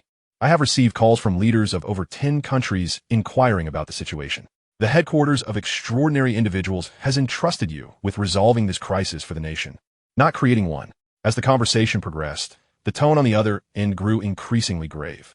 Lu Yi remained silent for a moment before responding. I acknowledge my oversight in this instance. I did not approach this mission with the necessary caution, resulting in this passive predicament. I will do my utmost to rectify the situation. Regardless of the outcome, I will take full responsibility for this incident. Responsibility? The voice on the other end retorted sharply. If these hundreds of thousands perish, can you bear the consequences? Even being executed 1,000 times would not suffice. Lu Yi, what do you intend to do? Speak your plan. If you lack a strategy, then return immediately. I will arrange for someone else to take your place. Lu Yi pondered for a moment before slowly articulating. For this incident, I intend to cease suppression. Furthermore, I will personally address the public to explain everything, asserting that it was the work of extraterrestrial beings. Continue. The matters concerning extraordinary individuals and alien species cannot be suppressed indefinitely. Our nation will inevitably confront this reality. Therefore, it is better to seize this opportunity to unveil the truth to the public. This approach offers 2 advantages. First, we are here to rescue everyone trapped in the Songjiang area, placing us on the side of justice. Second, we can rally the extraordinary individuals from the public to participate in the rescue, thereby minimizing casualties among the headquarters' extraordinary individuals. After Lu Yi finished speaking, there was a moment of silence on the other end of the line before a response finally emerged. The lives of hundreds of thousands cannot be disregarded. This is fundamentally tied to the order of society. The headquarters' extraordinary beings must also avoid significant casualties, as this pertains to the future of our nation. Therefore, Lu Yi, the most prudent course of action for you this time is to find a way to swiftly eliminate those alien creatures. As long as victory is attained, there remains a chance for redemption. I await your news. As the final words from the other end of the call echoed, the line was abruptly disconnected. At that moment, those around Lu Yi averted their gazes to their feet, feigning ignorance of what had just transpired. Meanwhile, on a rooftop of an office building several dozen kilometers away from the column of light, a person and a dog sat at the edge, their feet dangling in midair. The large yellow dog turned its head in astonishment, staring at Ning Yuan. What did you say? You mean the headquarters would take this opportunity to fully expose the existence of extraordinary beings and alien creatures to the world? How is that even possible? Even a dog like me knows the impact this news would have on ordinary people. Society would likely descend into chaos. Ning Yuan let out a cold smile at the words. In an era where extraordinary beings and aliens were on the rise, complete exposure was merely a matter of time. Rather than waiting passively for that moment, it was better to take the initiative now. If Lu Yi were to publicly present the headquarters as a just force standing against the alien beings, not only would all ordinary citizens witness the headquarters stance, but it could also rally and enlist the extraordinary beings from the populace to participate in the rescue efforts. By advocating a noble cause for the people, hidden extraordinary beings would emerge to lend their aid, thereby mitigating some of the headquarters' losses. The strength of those ordinary individuals at headquarters lay not in sheer power, but in their ability to manipulate public sentiment, transforming crises into advantageous circumstances. The large yellow dog, overwhelmed by this revelation, found itself at a loss. Despite its belief that it was well-read and more intelligent than many, it felt utterly inadequate upon hearing Ning Yuan's words. You don't seem very old. How do you understand all this? The dog gazed at Ning Yuan, its curiosity evident. Ning Yuan, however, chose not to respond to its inquiry. Why did he understand? Because he was aware of everything that transpired in the previous life.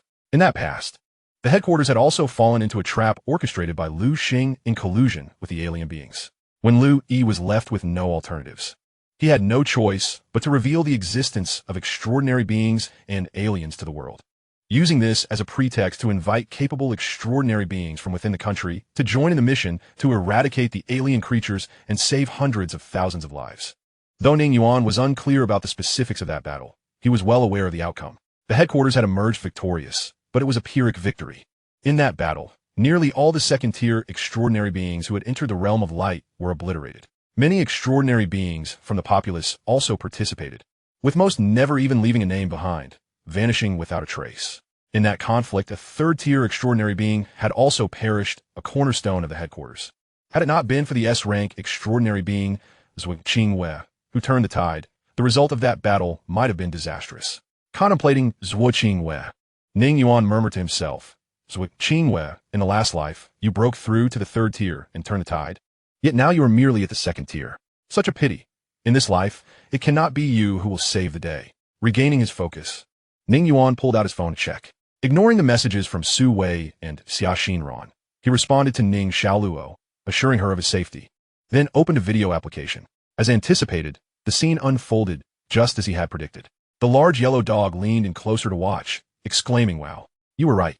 The official channel is indeed live streaming." At that moment, the video showcased Lu Yi delivering a speech. This was a live broadcast from an official account, drawing an immense audience. Behind Lu Yi loomed a dark protective barrier, the vantage point clearly indicating his presence at the front line of danger. Hello everyone, I am Lu Yi, currently serving as the Minister of the National Security Department. Through this medium, I wish to convey some crucial information to all of you. Lu Yi's words were succinct yet resonant, striking a chord with the viewers. Ultimately, the rise and fall of a nation rests upon each individual's shoulders. With alien forces encroaching upon our world, those with the ability must rise to resist.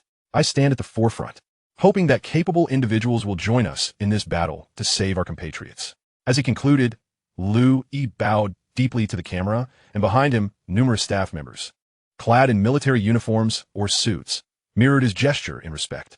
On the rooftop, the large yellow dog stared at Ning Yuan in disbelief. It's exactly as he said. Chapter 54, Joining the Fray.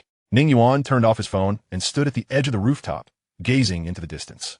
The large yellow dog, noticing his movement, hurriedly inquired, "Now that we've seen it, shouldn't we head back?" "Back?" Ning Yuan looked at it, suddenly breaking into a knowing smile. "Did you think I brought you here just to enjoy the breeze?" Seeing that expression from Ning Yuan, the large yellow dog inexplicably felt an ominous premonition rising within. Its voice trembled slightly. "WW, what do you mean?" Ning Yuan pointed at the dark column of light with a cold smirk. "Did you not hear Lu Yi just say? Those with the ability should contribute their strength. Therefore, we must certainly join in the fray." Upon hearing this, the large yellow dog felt as if it had been unjustly adorned with a lofty title. "No, no, no. Your Highness, you are the capable one. I'm just a dog." Ning Yuan seized the large yellow dog's neck and lifted it up, looking at it as he spoke slowly. "Enough with the nonsense.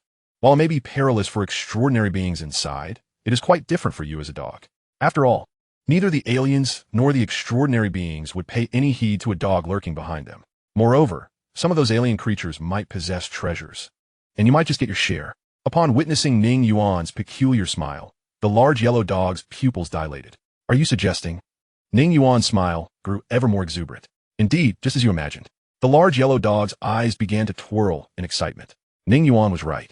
It was merely a dog. Who would truly care about a dog if it could seize the chaos and remain hidden behind the fray? As these thoughts swirled, a strange grin spread across the large yellow dog's face, eventually stretching its mouth almost to its ears. Meanwhile, outside the protective barrier on the ground, Yang Yu stood before Lu Yi, having just removed his protective gear. He took a few swigs from the water offered by the staff, and then addressed Lu Yi directly. "The barrier cannot be breached from the outside, whether through the power of extraordinary beings or conventional weaponry. Striking the barrier is no different than striking air. Thus, to destroy this barrier, we must either wait for it to dissipate on its own or dismantle that column of darkness from within." With that, Yang Yu pointed toward the towering dark column and continued, "Moreover, there exists an unknown black miasma within the barrier. Prolonged exposure to this miasma will impair the physical functions of ordinary people. I allowed Zheng Guang to inhale some, yet he showed no adverse effects. At this, Lu Yi's eyelids twitched. So, are you suggesting that extraordinary beings trapped within the black barrier remain unaffected, while ordinary people face life-threatening dangers as time passes? Yang Yuasian nodded sleepily. Indeed, unless the individuals inside cease to breathe, any inhalation would amount to a slow form of suicide. Lu Yi instinctively clenched his fists and turned to Yang Yuasian, inquiring, what about the dangers within? Is it possible to enter for a brief reconnaissance before retreating? Yang Yuasian shook his head and sighed. That is precisely the crux of the matter. I recently allowed 2 groups of soldiers to enter. The first group comprised 5 individuals, while the second consisted of 10. And then, did they emerge? What did they witness? Liu Yi piresid urgently.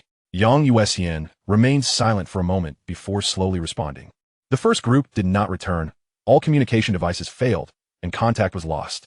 For the second group, I instructed them to carry one end of a rope inside, while the other remained outside, directing them to take 3 steps forward before returning. Yet, even with this precaution, they too failed to return, and the rope was severed, its ends jagged, as if forcibly torn apart. Upon hearing this, Lu Yi's brow furrowed deeper. However, based on my conjecture, these soldiers should not be dead, Yang Yuasian continued. The state of the ropes suggests that the area within the light barrier harbors not only miasma, but also possesses a spatial anomaly. Thus, when a person steps inside, they traverse only a short distance, but are drawn deeper into the void. The segment of the rope remaining outside was likely severed by this spatial force. After contemplating Yang Yuasian's words, Lu Yi asked, if we were to dispatch extraordinary individuals into that realm, what do you believe our odds would be? Or to rephrase, how might we secure victory in this battle while safeguarding the lives of those inside and ultimately obliterating that light pillar? Yang Yuasian fell silent for several minutes, and those around them waited in stillness. Finally, he rubbed his temples and spoke. I still recommend abandoning this area, as my observations lead me to believe that this light barrier will not endure for long. However, once extraordinary beings enter, their fates become uncertain. The motives of the otherworldly entities are quite evident. They lie in wait, anticipating our dispatch of extraordinary individuals to destroy the light pillar. Liu Yi, you understand that these beings are not mindless monsters. Their intellect may even surpass ours, and they are acutely aware of our vulnerabilities. We cannot have it both ways. Decisions must be made. We are unaware of what dangers lurk within, nor how many otherworldly entities may be present. Should they target the headquarters this time, aiming to dismantle the foundation we have painstakingly built over the years, what then? Lu Yi, who had been listening quietly to Yang Yuasian, clenched his fists tighter, the veins on his hands bulging. He looked skyward and sighed deeply, then shook his head at Yang Yuasian. Some matters must be undertaken, even when the outcome is foreseen to be futile. The only choice before us now is how to swiftly secure victory in this battle. Yang Yuasian ceased his attempts at persuasion and stated, if we aim to maximize our chances of winning this battle, we must send in a sufficient number of second-tier extraordinary beings. Furthermore, we need first-tier extraordinary beings rated B level or higher to participate in the fight. Once inside, extraordinary beings should not act independently, but rather advance in groups of 5 towards the light pillar, employing every means possible to destroy it as quickly as they can. Finally, it is imperative that at least one third-tier extraordinary being is involved in this operation. Chapter 55, The Dilemma of Choices. Upon hearing Yang Yuasian's final statement, Lu Yi's breath caught in his throat, and the surrounding staff gazed at Yang Yuasian in disbelief. After a moment, the communications officer, prompted by Lu Yi's glance, spoke up. Regarding the necessary number of second-tier extraordinary beings, we can mobilize 14 within 2 hours from headquarters, while approximately 100 first-tier extraordinary beings rated B or above can also be summoned. Yang Yuasian regarded him, then turned to Lu Yi and asked, is Elder Qin able to move? Lu Yi pondered for a moment before slowly shaking his head. This situation differs from the last. The duration required for anyone entering the light barrier to return remains unknown. You are aware of what is stored at headquarters. If Elder Qin is not there to safeguard it, a breach would yield consequences far graver than a defeat in this battle. Hearing this, Yang Yuasian frowned and inquired, what about the other 2 third-tier extraordinary beings? Can we find a way to summon at least one? Lu Yi continued to shake his head. Jiang Xiong is occupied protecting the chief and cannot come. As for Tian Xiangfeng, I have attempted to contact him, but whether he can return from abroad in time remains uncertain. Yang Yuasian then raked his fingers through his hair in frustration, scoffing, 2 are immobile, and one is unreachable. Observing Yang Yuxian's demeanor, Lu Yi quickly reassured him, there is no need to worry too much. Perhaps the situation is not as dire as you envision. Moreover, I have called upon capable extraordinary beings nationwide through a live broadcast for assistance. Let us proceed as you suggested, allowing the second-tier and first-tier extraordinary beings to enter and commence their actions swiftly. I will find a way to expedite Tian Xiangfeng's return. Upon hearing this, Yang Yuxian suddenly grasped Liu Yi's shoulder tightly. The onlookers were startled, some wanting to intervene, but Liu Yi waved them off. Everyone, please disperse. Professor Yang and I need to converse privately. The crowd complied and stepped back. Yang Yuxian glared fiercely at Liu Yi, his expression dark. Liu Yi, at such a critical juncture, if we are to save lives, let us do so. If we are not, then do not. What game are you playing now? Do you intend to risk the lives of these first-tier and second-tier extraordinary beings for a mere performance? I warn you, Liu Yi, this is no longer the past.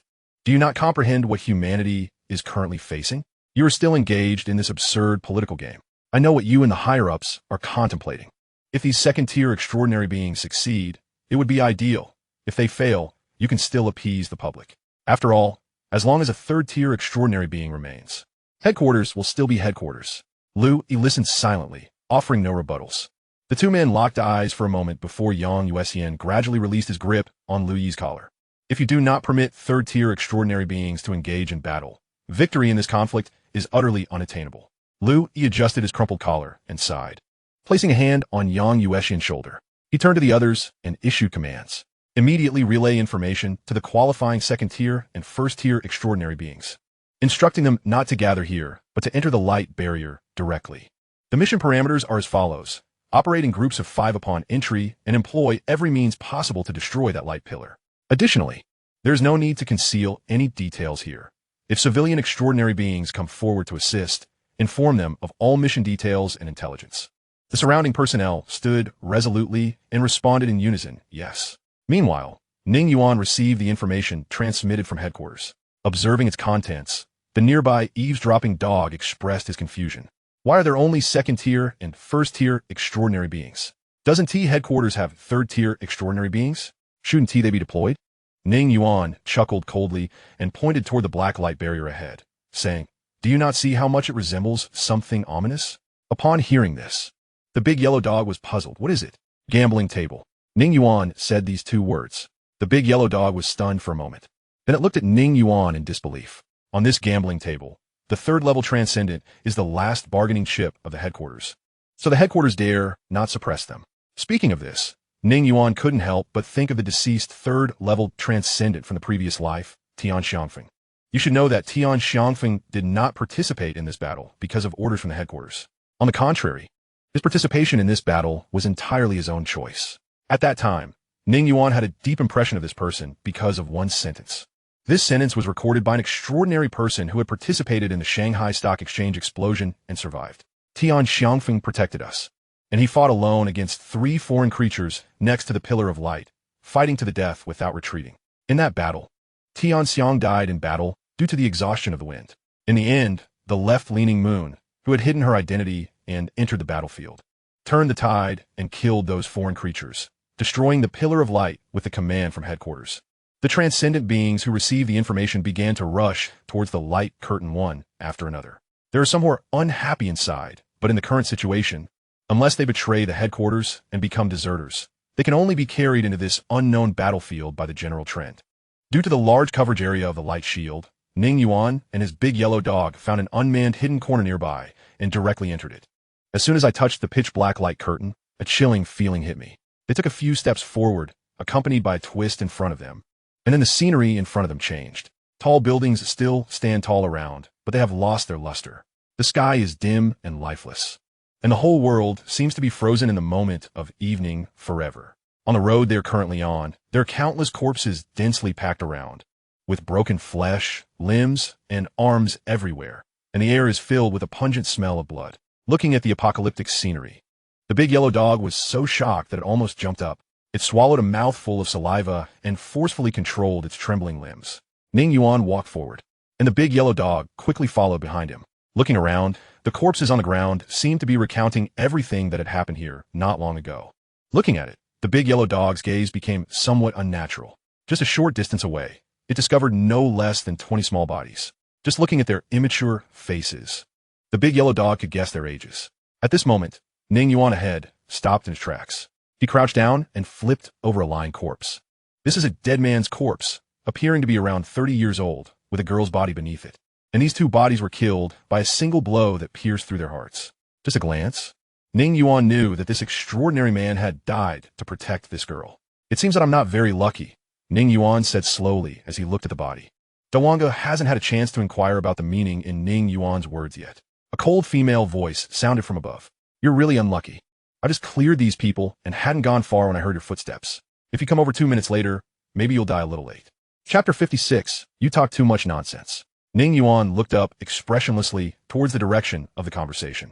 I saw a girl standing on the rooftop of a nearby shop. The girl wore a white dress with 2 fried dough twist braids, and her facial features looked a little green and immature. As soon as the big yellow dog heard the sound, it began to pretend to be an ordinary local dog, bowing its head and sniffing here and there, slowly moving away from Ning Yuan, to the relief of the big yellow dog's heart. The alien creature indeed only glanced at it, and then focused all its attention on Ning Yuan. The girl's footsteps were gentle, and she floated lightly like a white butterfly not far from Ning Yuan. Did you kill all these people? Ning Yuan looked at the girl in front of him and asked. The girl's indifferent face showed a stiff smile upon hearing the words. Yes, the man you just touched was a transcendent, but he was too weak and died before I could fully enjoy myself. With his strength, he shamelessly said to let those ordinary people run to him, first to block me. After speaking, the girl's gaze swept around the corpses and severed limbs. Then she stuck out her tongue and licked her lips. It's really satisfying. This action should have had a unique charm on the girl's body. But Ning Yuan's gaze seemed to be fixed on a ball of rotten meat. In his eyes, who had been in contact with foreign creatures for hundreds of years, the girl in front of him was completely different creatures on the surface and inside. The most common disguise method used by alien creatures is substitution. Simply put, it means killing the original owner and continuing to live in her place, seeing that the man in front of her did not panic as she had imagined. The girl couldn't help but feel a sense of loss. After all, in her opinion, this low-level prey should flee in fear and be chased by her. What's the point of looking straight at her now? Is the ignorant fearless? The girl was about to take action, but Ning Yuan's voice sounded ahead of her. How many people do you have?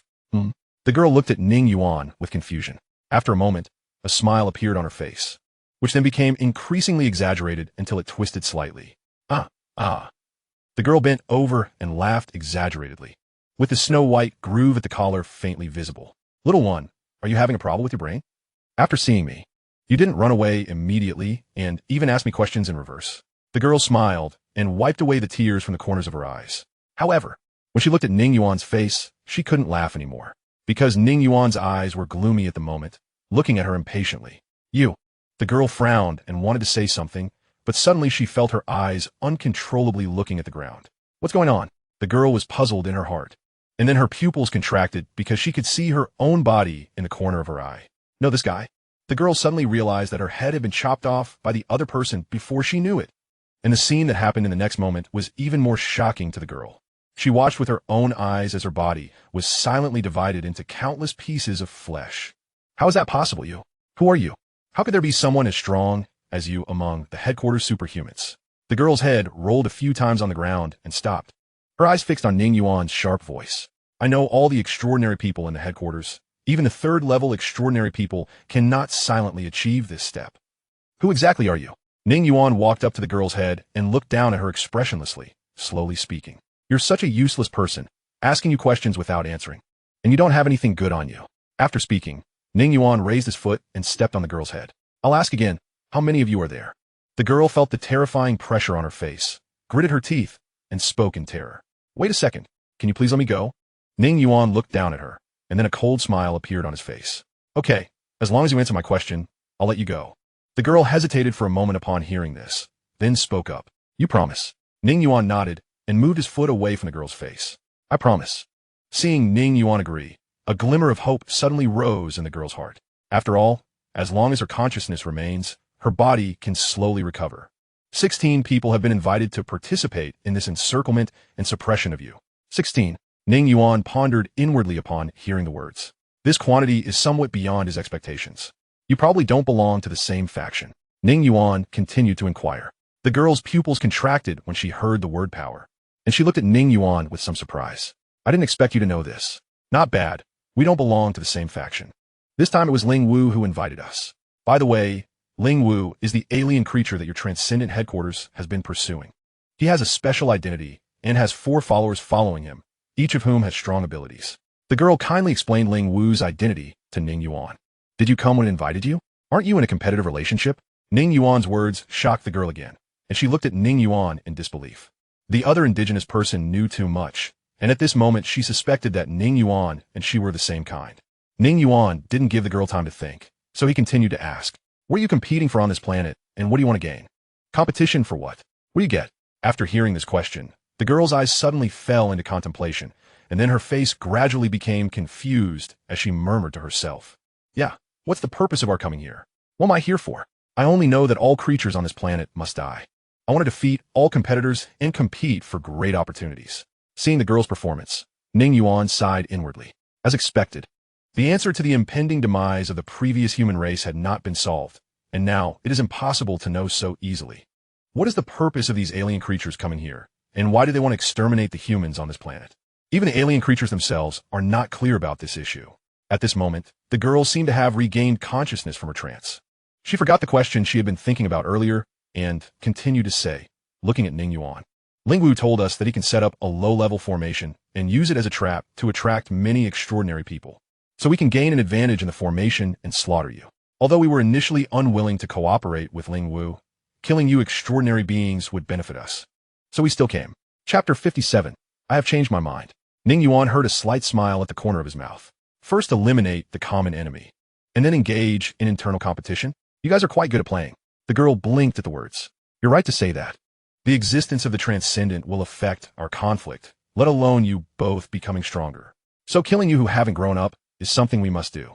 Seeing Ning Yuan remain silent, a chill flickered in the girl's eyes before a smile appeared on her face, and she said, "I have answered all your questions, and you should also fulfill your promise. Let me go. Not only will I not oppose you, but I can also help you deal with Ling Wu. After all, in some ways, he and I will eventually become enemies." At the end, the girl couldn't help but feel a great sense of humiliation in her heart. She would now bow her head and beg for mercy towards the human race. If her strength were to recover another 20, she could easily wipe out this ant with just a lift of her hand. Even if she hadn't been careless at the beginning and had used her magical powers immediately, perhaps she wouldn't have fallen to this point. Now with only one head left, she can't do anything and can only survive by pleasing the other party. Ning Yuan looked at her. Then he lifted his foot and stepped on the girl's head again. "You?" The girl's heart trembled when she saw Ning Yuan's movements. "You promised. How could you?" Feeling the increasing pressure on her face, the girl suddenly exclaimed in fear. "Yeah, I promised." Ning Yuan lowered his head and looked at her, then a fierce smile appeared on his face. "But I changed my mind." As the force under his feet grew stronger, the girl's head began to deform, and blood kept flowing from her 7 orifices. "You." The girl opened her mouth and sobbed. "Cursing, Ning Yuan." However, Ning Yuan's gaze towards the girl was as if he were watching a dying, sobbing dog. He gradually increased the strength under his feet with a thud. The head beneath his feet was completely trampled to pieces. The nearby big yellow dog trembled at this scene and gained a new understanding of Ning Yuan's shamelessness and ruthlessness. It approached Ning Yuan and spoke as it looked at the shapeless head. "Dead? Did this alien species die so easily?" Upon hearing these words, Ning Yuan looked at the bloody scenes around him expressionlessly and said, "The prolonged unilateral massacre made her drift away.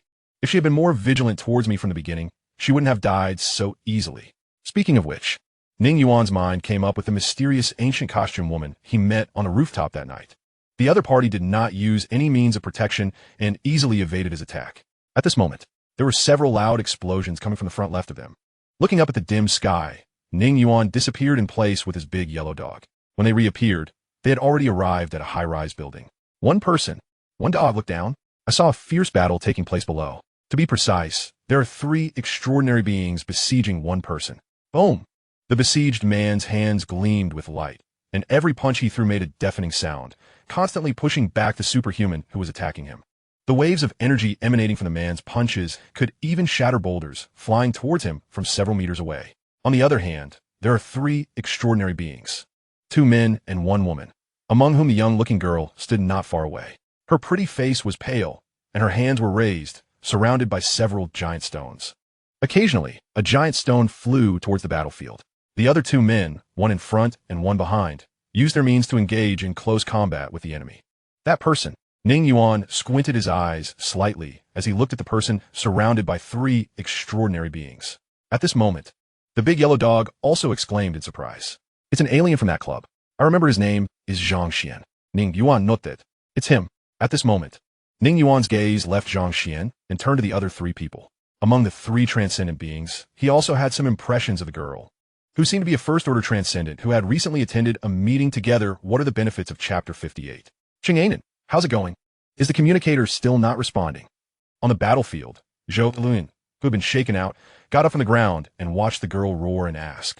At the same time, his hands were covered in dense cracks, and strands of white smoke kept emerging from the cracks. The girl who was manipulating the giant rock was too exhausted in her mental strength, and her originally fair and pretty face was now terrifyingly pale. Moreover, the girl's hair was wet with sweat and stuck to her face. I just looked at it. It's useless. Even though it was extremely difficult, the girl still gritted her teeth and responded to Zhou Liyuan's question. Upon hearing this, Zhou Mingyuan's forehead bulged with veins, and he angrily cursed Cheng Anan. Grass. Having just witnessed the unfolding chaos, Zhou Liyuan couldn't help but express his frustration, urging his companion to take action, to reconsider the situation. The urgency of the moment weighed heavily upon him as he observed his comrade entangled with the alien entity, while his own hands trembled uncontrollably. Gritting his teeth, he charged forth once more.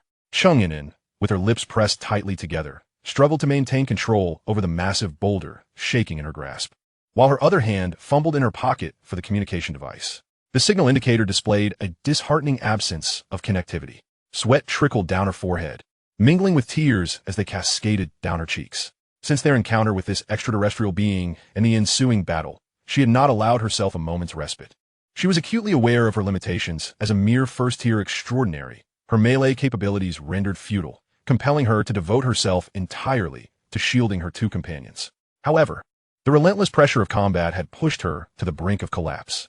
From the rooftop of the towering building, the large yellow dog observed the fray below with a mix of surprise and intrigue. It had not anticipated the three extraordinary beings to possess such prowess. Holding their ground against Zhang Xian with a semblance of parody, Ning Yuan, overhearing, let out a derisive laugh. Parody? Your eyes must be deceiving you. Observe Zhang Xian's movements closely. He not only evades the attacks of those two extraordinary beings, but also delivers strikes that keep them on the defensive, preventing any chance of retreat. Clearly, he is deliberately entangling himself with them, aiming to attract other extraordinary beings with the commotion. Upon hearing Ning Yuan's words, the yellow dog fixated its gaze on Zhang Xian's every move, soon gasping in astonishment. Just as Ning Yuan had described, Zhang Xian's assaults were impeccably timed, dangerous yet evitable for his opponents. However, should they attempt to flee, his attacks would undoubtedly strike from behind, akin to an ordinary person wielding a knife against a ferocious beast. While there may be room for maneuvering against the beast, turning one's back could spell disaster. The yellow dog could not suppress a grin of malice. This fellow seeks to lure extraordinary beings into the fray, seemingly unfazed by the potential for his own downfall. At this juncture, the yellow dog glanced at Ning Yuan, who had effortlessly dispatched an alien being moments prior, contemplating whether Zhang Xian could indeed pose a threat to him. Yet, as it observed further, confusion crept into the dog's mind. Ning Yuan exhibited no intention of intervening and appeared rather disinterested, surveying other directions. You? The yellow dog inquired, incredulity evident in its tone. Aren't you going to assist your companions? Ning Yuan turned to face it, his expression mirroring its bewilderment. The yellow dog gestured downward, implying, aren't you going to help them? Ning Yuan's brow furrowed, his confusion deepening. Help them? Why should I? The yellow dog was taken aback. What are you doing here? Ning Yuan replied, I intend to eliminate Zhang Xian. Since these extraterrestrial beings are destined to be foes, it is prudent to eradicate them sooner rather than later. My stance aligns with that of the recently deceased alien. The yellow dog wore an expression of peculiar disbelief. Wait a moment, let me clarify. Your reason for remaining here is to kill Zhang Xian. If you wish to do so, why not descend now while you have assistance? Ning Yuan fell silent, regarding the yellow dog as if it were a simpleton. What's wrong? Am I mistaken? The yellow dog gulped nervously. With a sigh, Ning Yuan pointed towards the individuals below. What benefit would I derive from saving them? The yellow dog pondered before tentatively suggesting. Perhaps it would aid in your confrontation with Zhang Xian? Ning Yuan shook his head dismissively. These first-tier weaklings are of no use, should Zhang Xian desire their demise. They wouldn't stand a chance to escape. The yellow dog fell silent, realizing the truth in Ning Yuan's words. Indeed, Rescuing the trio would yield scant rewards, likely resulting in little more than a few expressions of gratitude. Just then, Ning Yuan continued, "Moreover, should they perish here, it would ultimately serve my interests immensely." The yellow dog stared blankly at Ning Yuan, its mind struggling to comprehend his implications. Benefits? How could their death possibly benefit you? Ning Yuan noted affirmatively. Indeed, only when they're all dead will I emerge as the ultimate victor. A peculiar smile crept across Ning Yuan's face, causing the yellow dog to shudder with apprehension. It finally grasped Ning Yuan's intent. If a victor were to emerge from the conflict between the headquarters and the alien beings, it would be Ning Yuan himself. For only the victor could reap substantial rewards. In the battlefield below, the anticipated arrival of other extraordinary beings drawn by the commotion failed to materialize, further fueling Zhang Xian's growing impatience. The three adversaries, sensing a shift in the dynamics, felt an increasing sense of despair as escape seemed impossible with no reinforcements in sight. Cheng Enin's face drained of color, her orifices beginning to bleed from the overexertion of her abilities. At that moment, vibrant beams of light erupted in the distance, resembling a multitude of colossal, colorful serpents ascending towards the dim sky. This spectacle captured the attention of all, igniting a flicker of hope in the hearts of Cheng Enin and her companions. However, Zhang Xian's expression darkened as he noted the necessity of employing a particular device, indicating that the situation was indeed escalating. Returning his gaze to the trio, a glimmer of murderous intent flashed in his eyes. The game ends here. Chapter 59. Shameless and insidious. As Zhang Xian's demeanor shifted, Zhou Liyuan felt a shiver run down his spine. "This is bad, this guy." Another extraordinary being, Lin Hao, exclaimed in alarm, his heightened instincts allowing him to perceive the terrifying surge of pressure emanating from Zhang Xian. "What's wrong, Lin Hao?" Zhou Liyuan demanded, his focus unyielding on Zhang Xian. He, Lin Hao stammered, his eyes wide with fear. The two men were oblivious to Cheng Enin, who had lost clarity in her vision. Then, the unimaginable transpired. Zhang Xian made his MOV. The horrifying scene utterly shattered Cheng Enin's perception. Her body went limp, and she collapsed onto the ground, a large patch of moisture spreading beneath her. Zhang Xian cast a glance at her, then expressionless, retrieved a steel rod from a nearby boulder. In a mere step, Zhang Xian appeared directly before Cheng Enin from several dozen meters away. She trembled violently, her arms pressed against the ground as she dragged her lower body backward in a desperate retreat. With a swift motion, Zhang Xian effortlessly plunged one end of the steel rod into her heart. Coughing violently, Cheng Enin spat blood. Her strength began to ebb away, and her arms, once supporting her, succumbed, leaving her sprawled on the ground. It was in this vulnerable position that she caught sight of two dark figures atop the building. "So, you were here all along," she murmured to herself. The light in her eyes gradually faded, and her pupils began to lose focus, confirming that she had perished. Zhang Xian turned to leave. After taking a few steps, he halted and slowly turned to regard Ning Yuan, who stood nearby with his hands in his pockets. Their gazes met for a fleeting moment, and to Zhang Xian's surprise, a smile emerged on his otherwise cold visage, albeit a rather stiff one. "How intriguing. Among the extraordinary, there exists a formidable presence like yours. It appears I have not squandered my precious time in vain." Ning Yuan also smiled, a hint of mockery lacing his expression. "You seem quite exhilarated." "Indeed, upon seeing you, every muscle in my body quivered with excitement." Zhang Xian's smile turned increasingly sinister as he grasped his collar and tore it apart with a sudden motion. In that instant, his upper body revealed a physique sculpted to perfection. He clenched his fists, the sound of cracking bones resonating in the air. Ning Yuan assessed Zhang Xian's flawless torso and nodded approvingly. "A commendable physique, but have you ever heard the saying?" Zhang Xian raised an eyebrow at this. "What saying?" "Engaging in moderate exercise attracts the opposite sex, while excessive exercise attracts the same sex." Zhang Xian furrowed his brow, seemingly pondering the implications of Ning Yuan's words. Just then, his upper body suddenly leaned backward. Boom! A massive boulder behind him split in two, and Zhang Xian's eyes twitched at the sight of the shattered rock. He stood upright, a dark expression clouding his face as he glared at Ning Yuan. Had he not reacted promptly, he would have likely been cleaved in two. A sense of crisis surged within him once more. Now, Zhang Xian focused intently on Ning Yuan's assault.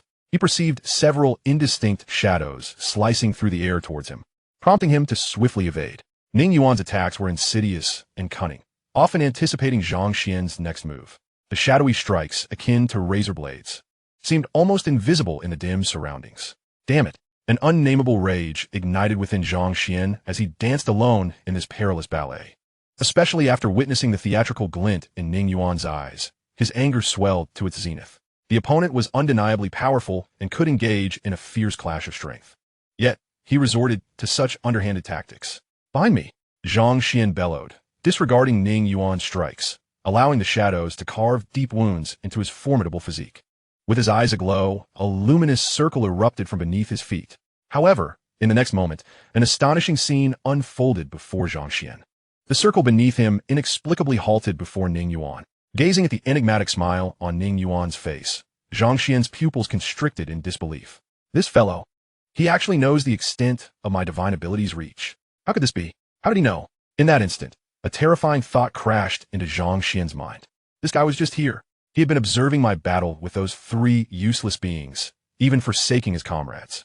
Before Zhang Xian could ponder further, Ning Yuan's relentless attacks resumed. Seething with rage, Zhang Xian trembled all over, yet found himself powerless against Ning Yuan. Advancing meant enduring his strikes, and Ning Yuan would shamelessly retreat, maintaining distance. Moreover, continuously employing his divine ability proved futile, draining his energy and rendering him increasingly passive. Thus, he was compelled to retract his divine ability and brace himself against Ning Yuan's onslaught. What to do? Engaging in a war of attrition with him would be decidedly disadvantageous. As Ning Yuan's attacks accelerated, the injuries on Zhang Xian multiplied, and his body's recovery rate struggled to keep pace. We must retreat. It's imperative to find an escape route.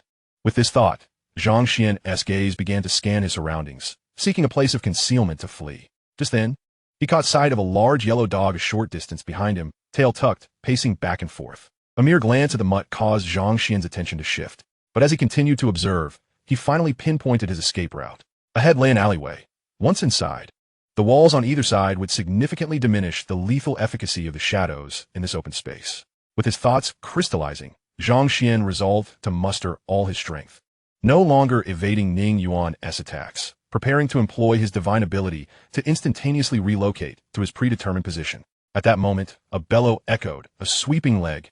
Zhang Xian's legs were suddenly struck with tremendous force, causing him to lose balance and topple backward. He stared in disbelief at the large yellow dog behind him that had executed the sweeping maneuver. Before he could react, the canine's eyes flared with a supernatural light as they locked onto his. Control the mind. The large yellow dog barked. Zhang Xian's mind felt as if it had been struck by a heavy object, and his consciousness momentarily blanked. Simultaneously, Ning Yuan appeared beside him and delivered a powerful punch that shattered his skull. Chapter 60, United We Stand. With a thud, the headless corpse collapsed onto the ground. To ensure Zhang Xian had no remaining tricks up his sleeve, Ning Yuan severed his hands and feet. After a brief wait to confirm that Zhang Xian was dead beyond any doubt, the large yellow dog exhaled deeply, calming its racing heart. That was exhilarating. As it spoke, the dog approached the corpse, paws rummaging through the remains. Observing this, Ning Yuan before long, 5 figures gracefully leaped into the vicinity. At the forefront stood a tall, slender man clad in a black trench coat, his countenance dark as he surveyed the surroundings from atop a second-floor rooftop. Noticing that only Ning Yuan was present, Li Guanfeng's vigilant gaze fixated upon him. "Are you from headquarters?" Ning Yuan nodded in acknowledgement. "Indeed, I am from headquarters." Li Guanfeng continued his inquiries. "I have a general impression of all second-tier extraordinary individuals from headquarters, but I have not seen you before. So you must be a first-tier extraordinary, correct?" Ning Yuan nodded once more. Observing this, Li Guanfeng turned to the 4 individuals behind him. "Zhang Yifei, Lin Yu, you two attended the operational meeting not long ago. Do you have any recollection of this individual?" Upon hearing Li Guanfeng's question, the two exchanged glances, and then Lin Yu, the extraordinary, nodded and spoke. "I remember. He did indeed participate in the operational meeting at headquarters. His arrival was the last, descending from the sky in Dying City, leaving a deep impression on me." Hearing this, Li Guanfeng felt a sense of relief wash over him. He leaped down from the rooftop to stand beside Ning Yuan and extended his right hand. "I am Li Guanfeng, one of the leaders of the South China region. A second-tier extraordinary." Ning Yuan responded by shaking his hand. "I am Ning Yuan, the head of Dazhou City, a first-tier extraordinary." After this brief introduction, Li Guanfeng directly inquired, "Ning Yuan, there's been a battle here. Do you know what transpired?" Upon hearing the question, Ning Yuan shook his head. "I was drawn here by the commotion of the battle and arrived just before you." Li Guanfeng nodded as he surveyed the signs of conflict around them. "It seems they have already departed. I only hope our compatriots have not found themselves at a disadvantage. With that, Li Guanfeng turned to Ning Yuan, extending an olive branch. You must know that this area is perilous. Individual strength is limited, so it would be prudent for you to join us. He gestured toward the dark beam of light piercing the sky. If we unite and reach there to destroy it, this will all come to an end. We shall be heroes saving tens of thousands. Ning Yuan internally chuckled at Li Guanfeng's cleverness. While he spoke of unity, he feared that, upon encountering otherworldly beings, these companions would be treated as mere cannon fodder. Though such thoughts crossed his mind, Ning Yuan feigned delight and replied, "Is that so? Splendid. To be honest, before your arrival, I had also been seeking allies. We are of the same mind, as strength in numbers can overcome all difficulties." Li Guanfeng's eyes briefly flickered with derision before he nodded. "Very well. As long as you follow my lead, there is little to fear here." Just then, a disturbance erupted before them once more. The once vanished prismatic light re-emerged, beams of color soaring skyward like great serpents. "It has returned. What on earth is that thing?" Li Guanfeng's expression shifted as he gazed upon the magnificent and bizarre spectacle. They had witnessed this scene on their way here, initially believing it had vanished, only to find it reappearing now. Unlike before, this time the light was accompanied by a series of thunderous booms. Ning Yuan furrowed his brow at the unfolding scene. Sensing vibrations emanating from the earth beneath him, a battle must be occurring there. Given that a confrontation was underway, it was highly probable that our compatriots were clashing with otherworldly beings. "Let us investigate," he urged. Li Guanfeng addressed the group, then surged ahead. The other extraordinary beings followed closely in his wake. Lin Yu deliberately slowed his pace, approaching Ning Yuan, who had positioned himself at the rear of the group. He tilted his head toward Ning Yuan and lowered his voice. "I recall that your ability allows for flight, correct?" Ning Yuan glanced at him and nodded. Upon seeing this, Lin Yu scanned the distance to ensure a safe gap from the others before speaking in a barely audible tone. "My ability can conceal everything within a 10-meter radius, and your power enables flight. In dire circumstances, we could collaborate." He glanced skyward, his meaning clear. If they found themselves in peril, they could work together to escape. Ning Yuan, taken aback, replied, "With so many of us, and Li Guanfeng being a second-tier extraordinary, why contemplate fleeing?" Lin Yu offered a wry smile in response to Ning Yuan's query. "You must not have been with headquarters for long. There are 3 leaders in the South China region. Each is second-tier extraordinary, and Li Guanfeng is the most cunning among them. While he may not act recklessly unless faced with life-or-death situations, when his survival is at stake, he is likely to abandon us, even using us as fodder." Hearing this, Ning Yuan regarded Lin Yu with a peculiar expression. Observing Ning Yuan's demeanor, Lin Yu siket. "You may wonder why, knowing this man is unreliable, I still chose to align with him. The answer is simple. If I act alone and encounter otherworldly beings, I am certain to perish. However, accompanying Li Guanfeng, while still risky, offers a greater chance of survival than going alone. I wish to complete this mission, to save the ordinary people here, but more than that, I desire to live." The implication of Lin Yu's words was unmistakable. He sought ways to enhance his chances of survival. Acting alone versus alongside Li Guanfeng, the latter presented a higher likelihood of enduring. By seeking collaboration with Ning Yuan, he aimed to further elevate that probability. Lin Yu awaited Ning Yuan's response, who appeared deep in thought. After a moment, Ning Yuan nodded in agreement. Lin Yu felt a wave of relief wash over him, a smile gracing his features. "Agreed, then." With that, Lin Yu quickened his pace, distancing himself from Ning Yuan. The group's speed was remarkable, their physical prowess allowing them to far exceed the velocity of ground vehicles. As time passed, they drew ever closer to the area of disturbance. Meanwhile, several hundred meters behind them, a yellow figure trailed closely in their wake. Along the way, they encountered countless ordinary people, most of whom had succumbed to unconsciousness, either sprawled on the road or slumped in their vehicles. Those with stronger constitutions appeared pale and frail, unable to walk normally, merely sitting by the roadside with vacant expressions as they watched the extraordinary beings rush past. The miasma within the formation continuously ravaged the physical capabilities of these ordinary individuals. If the source of that beam of light were not swiftly destroyed, it was only a matter of time before tens of thousands of ordinary lives perished. At the forefront, Li Guanfeng observed the scene with a furrowed brow, a sense of urgency rising within him. He understood that eliminating the source of the beam would resolve the situation. Yet that location was bound to be the most perilous, teeming with unknown otherworldly beings.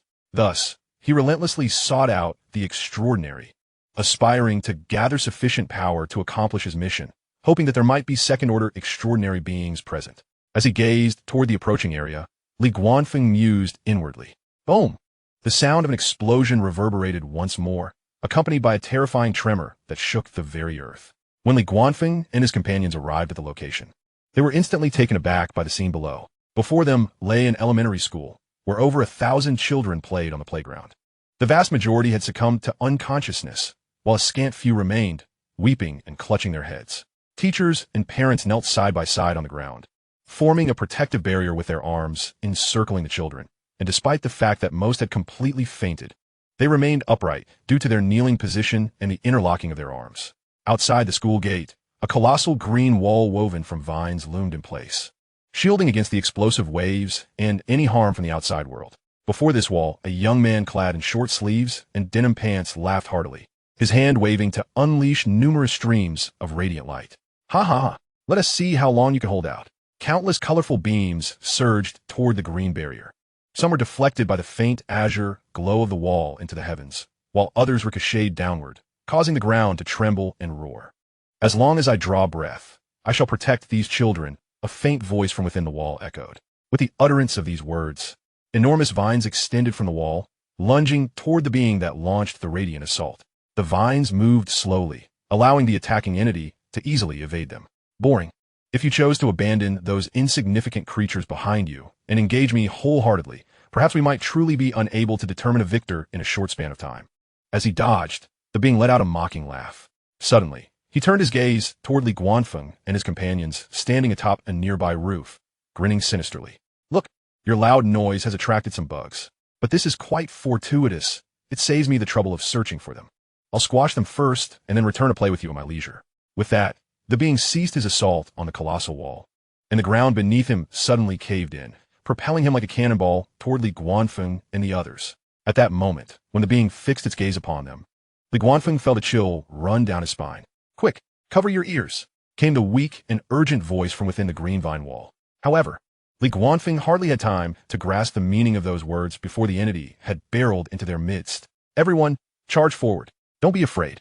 He bellowed at his companions, Ning Yuan and the others, while he himself leapt back in haste. Everything transpired in a blur.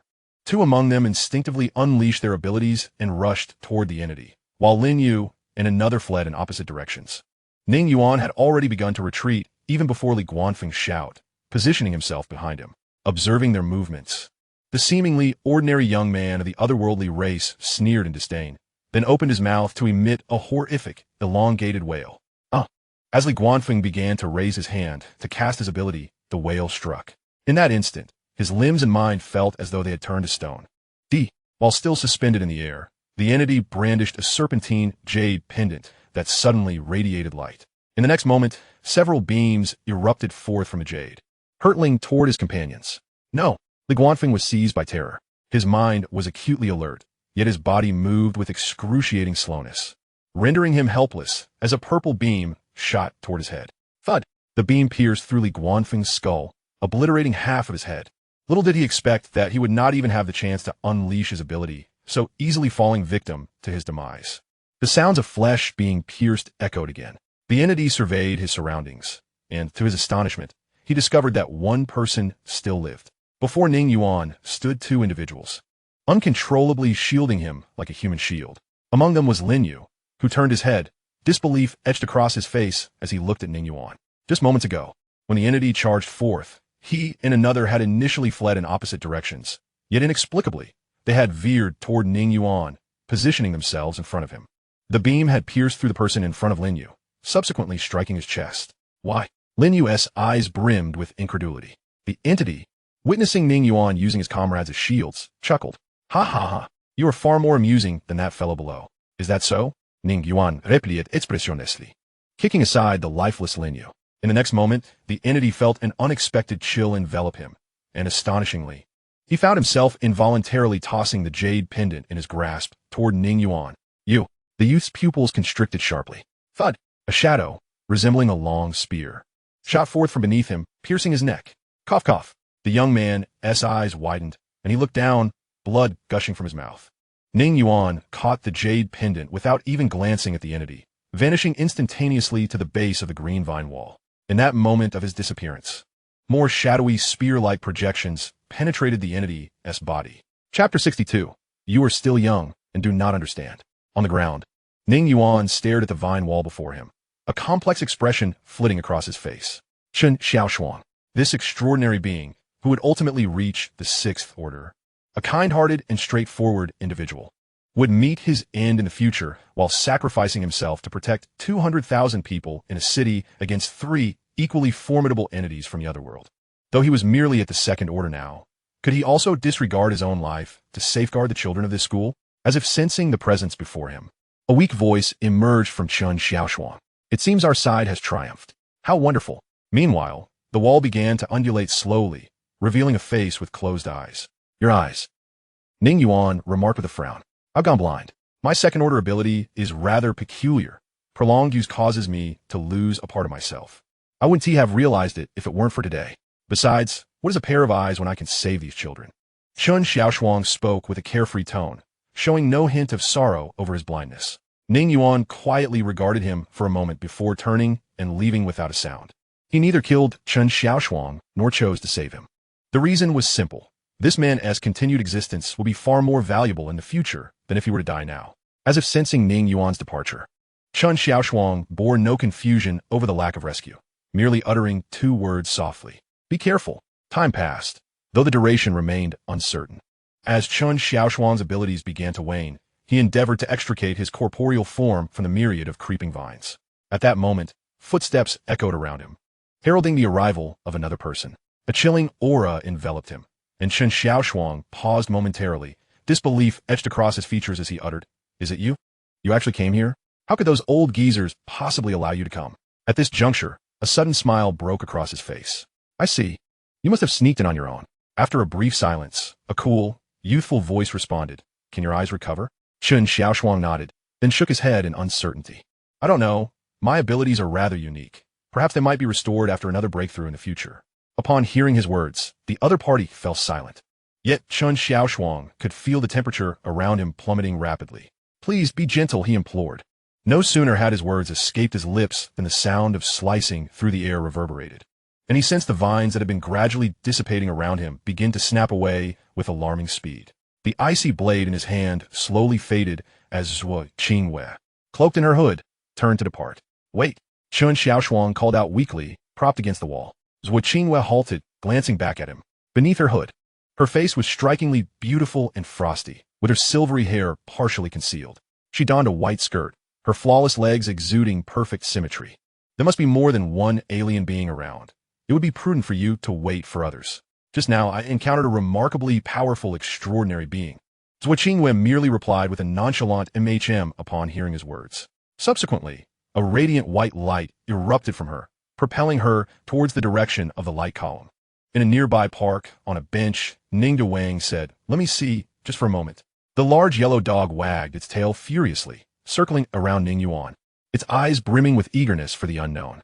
As Ning Yuan fumbled with the serpentine jade pendant in his hand, the dog's incessant prattling began to irk him, prompting him to toss the pendant to the excited canine. With a delighted bark, the dog cradled the jade pendant as if it were a treasure, inspecting it carefully, occasionally scratching it with its sharp claws, then nibbling at it, and finally sniffing it. All around them, ordinary people lay unconscious on the ground. Observing the darkening faces of those who lay there, Ning Yuan understood that they had at most one day left to live. Tian Xiangfeng, Zhuo Qingwei, you must hasten your pace, Ning Yuan murmured as he gazed up at the ominous light column. Meanwhile, hey young man, let us form a team. After all, many hands make light work.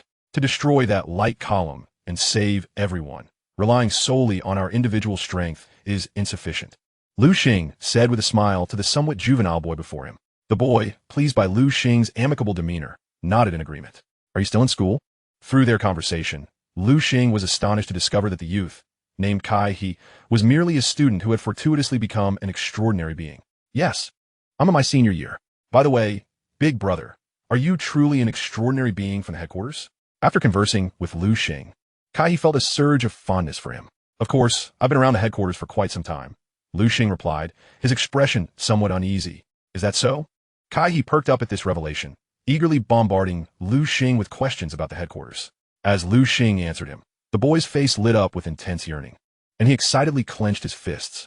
To be honest, Brother Lu, I always thought I had become a monster, but now I realize that we are chosen by the heavens.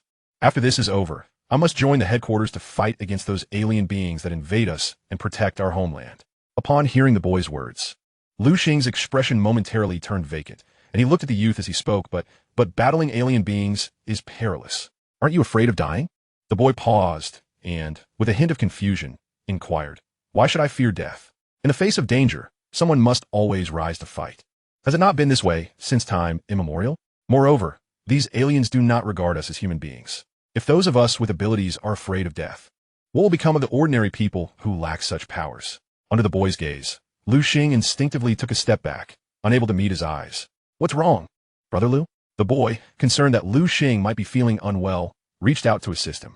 However, Lu Xing shrugged off his hand, murmuring, "No, you are still young. You do not understand.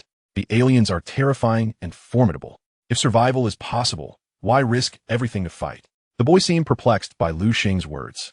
Scratching his head apologetically as he said, "I'm sorry, Brother Lu. I know nothing about extraordinary beings and aliens, so if I said something wrong, please don't be angry." Lu Xing's breathing grew heavy as he struggled to calm his emotions, forcing a smile at the boy. "It's nothing. Once you join the headquarters, you will naturally understand more." The boy nodded vigorously. The two companions set forth towards the light column, and whether by intent or coincidence, Lu Xing fell a step behind Kai He. Chapter 63. Ideals and Reality. Observing the spirited youth ahead, Lu Xing's right hand slowly rose, only to lower again. His body trembled slightly, caught in a tumult of internal conflict. "I'm not wrong. I'm not wrong. I just want to live to survive. Even the tiniest creature has the will to cling to life, let alone I, a human. But isn't he just my former self? No, reality is not ideal. Living grants one ideals, but death brings nothing. Yet, a true man born between heaven and earth either dies with the weight of a mountain or perishes as lightly as a feather. Nonsense. I am who I am. If I die, where would the mountain come from? I must live to have a mountain. In the end, it is merely a matter of death. Why can't you, Lu Xing, understand this simple truth? Death? I can't even die if I wanted to. How can you expect me to comprehend?" Lu Xing's mind felt as though two personas were locked in fierce debate, neither able to convince the other. At that moment, a vision of Ling Wu, with his smile and methods, suddenly surfaced in Lu Xing's mind. In an instant, his other persona was dispelled by fear. "What am I thinking? I must complete my mission. Only by fulfilling it can I continue to live, to truly live. Only by living can I possess wealth, power, women, status, and even my family." With this thought, a glint of ruthlessness flashed in Lu Xing's eyes as he gazed at Kai He. "Do not blame me. Blame those alien beings. Blame them. Brother Louis." Kai He was about to turn and ask Lu Xing if they should quicken their pace when he noticed Lu Xing's face contorted into a vicious grimace, staring at him. The boy had no time to react before, thud, Lu Xing's hand plunged like a blade directly through the boy's chest. With wide, disbelieving eyes, the youth's handsome face stared incredulously at Lu Xing. "Brother Lu, why? Are you not human? Are we not kin?" Lu Xing remained silent, his eyes filled with malice, his visage twisted and grotesque. "It is not I who is at fault, but rather this wretched world. Ultimately, you will meet your demise at the hands of those foreign beings. Why not succumb to me now? In doing so, you would assist me in my survival. We are kin, and you will aid me, will you not?" The youth glared at Lu Xing with clenched teeth, blood continuously flowing from his mouth as he struggled to extend his right arm. The surface of his entire right arm flickered with light, a searing heat emanating from it. He intended to unleash his powers in retaliation against Lu Xing, but as Lu Xing's gaze fell upon his right arm, the youth's limbs softened, resembling overcooked noodles. How could he hope to withstand an ambush from a second-tier extraordinary being? With an overwhelming sense of bitterness and resentment towards Lu Xing, the youth's eyes gradually dulled. "I'm not at fault. I'm not at fault. I'm not at fault." Lu Xing retracted his right hand, frantically wiping the blood smeared across his palm with the youth's clothing. He dared not gaze upon the lifeless eyes of the boy on the ground, merely bowing his head and repeating those three words. Ever since Ling Wu's plan commenced, Lu Xing had masqueraded as an extraordinary being from the headquarters, drawing close to others before striking them down from behind. The same pretext of forming a team, the same identity as a member of the headquarters. As one of the earliest extraordinary beings to join the headquarters, Lu Xing was far too familiar with its inner workings, leading to no one questioning his identity. This allowed him to swiftly eliminate more than 20 extraordinary beings in a short span. Not long ago, he had even killed a second-tier extraordinary being from the headquarters. Regrettably, that second-tier extraordinary being could not recognize the switched identities of Lu Xing. He believed Lu Xing to be a special operative executing covert missions within headquarters. Thus he did not suspect him. Consequently, Lu Xing effortlessly plunged his hand into the man's heart from behind. Ironically, before his death, the other party believed Lu Xing to be under the control of ambushing foreign creatures. Unable to bear the sight of the boy, whose eyes remained open in death, Lu Xing shakily rose and hurriedly departed the scene, seeking his next target. Ling Wu had given him but one task: to assassinate extraordinary beings, the more the better, for the greater his value would become. Thus, Lu Xing dared not pause for a moment, fearing his worth might diminish, leading him back to a fate worse than death. Tormented endlessly, the agony of having his soul pierced was a memory he wished never to revisit. Finally, Lu Xing spotted another individual. This too appeared to be a relatively young, extraordinary being, seemingly easy to deceive. As Lu Xing approached, he noticed a yellow-haired mutt accompanying the youth. What purpose does this person have in bringing a dog into this place? Though perplexed, Lu Xing paid little heed to the seemingly ordinary mutt. After all, as an extraordinary being, he could easily dispatch the creature with a mere kick. Friend, wait a moment. Ning Yuan called back in confusion. As the large yellow dog turned its head, it is fate that we meet here. I am an extraordinary being from the headquarters. As we draw closer to that pillar of light, why not join forces? After all, there is strength in numbers. Lu Xing approached Ning Yuan with a smile. Ning Yuan scrutinized him, about to respond when suddenly, an unexpected event transpired. A tremendous roar erupted from the sky, causing both Ning Yuan and Lu Xing to look upward, the large yellow dog instinctively following suit. Upon discerning what was above, Lu Xing's pupils constricted sharply. A dazzling blue light streaked across the darkened heavens like a comet. Wherever it passed, the gray mist retreated as if herded away like sheep. The sky was cleaved open by this blue light, only to be swiftly swallowed by the encroaching gray fog once more. Tian Xianfeng, you have finally arrived, Ning Yuan murmured to himself. Beside him, Lu Xing gazed at the heavens and muttered, a third-tier extraordinary being. Beneath that pitch-black pillar of light, a thick stench of blood permeated the air.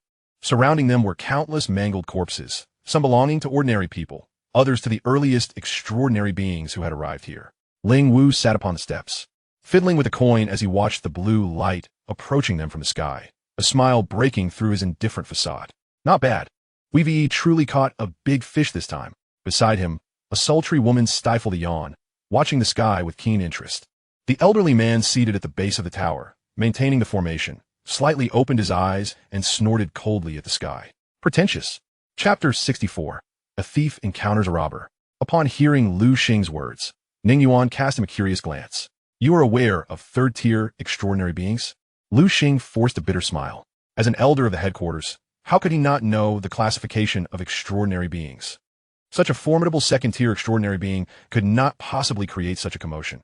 Thus, that individual must undoubtedly be a third-tier extraordinary being. Indeed, since a third-tier extraordinary being has appeared, let us hasten to the battlefield. Lu Xing resolved that after eliminating the extraordinary being before him, he would conceal himself and wait for everything to conclude. After all, he had already done more than enough. Yes, I too must make haste to the battlefield. Shouldn't it be we? Lu Xing was taken aback by Ning Yuan's peculiar response. However, upon witnessing the strange smile directed at him by Ning Yuan, an ominous feeling washed over him. In the next moment, darkness enveloped his vision, and he was abruptly reduced to a mass of shredded flesh by an unseen shadow. Ning Yuan possessed considerable experience in dealing with ordinary extraordinary beings below the third tier. In fact, he could be said to find it effortless. This was because extraordinary beings below the third tier typically relied on their vision and movements to exert their abilities. As long as Ning Yuan maintained his speed, such beings had no opportunity to deploy their powers before him. The large yellow dog observed the remnants of Lu Xing's flesh and shook its head. One could only say this fellow was exceedingly unfortunate, choosing to partner with Ning Yuan. It was well known that Ning Yuan intended for as many extraordinary beings as possible to perish here. Thus, this unfortunate soul stumbling directly into his path was tantamount to seeking death. Yet, at that moment, from the pile of remnants, a mist suddenly rose, swiftly darting towards the pillar of light like a bolt of lightning. Ning Yuan's pupils constricted at this sight, and his reaction was swifter than his thoughts. The shadows that had encircled him instantaneously transformed into a massive net, ensnaring the mist and dismantling it completely. As the mist dissipated, a faint scream of a man echoed. The large yellow dog finally grasped the situation, exclaiming in shock, "What on earth was that?" Ning Yuan narrowed his eyes at the spot where the mist had vanished. A soul separation. It appears this was an extraordinary being serving the foreign entities. Soul separation? What is that? The yellow dog inquired, bewildered. Ning Yuan glanced down at it before explaining. Soul separation is a peculiar technique employed by foreign beings, somewhat akin to what you might envision as the soul leaving the body. Through this method, they can separate an extraordinary being's head from its body, replacing it with that of an ordinary person, thereby implanting the extraordinary being's soul within. In this way, the foreign beings can control the original head to dominate the extraordinary being, ensuring it obediently serves their will. What? The foreign beings possess such diabolical techniques?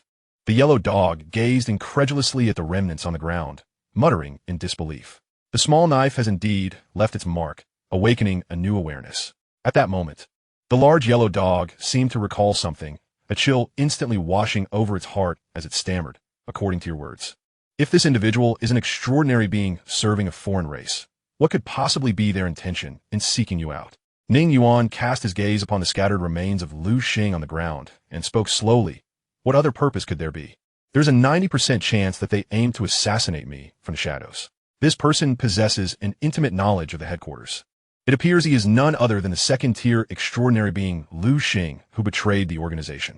Upon hearing this, the yellow dog instinctively swallowed hard, murmuring softly. What a coincidence it is for a thief to encounter another thief, a cunning trickster meeting an even craftier one.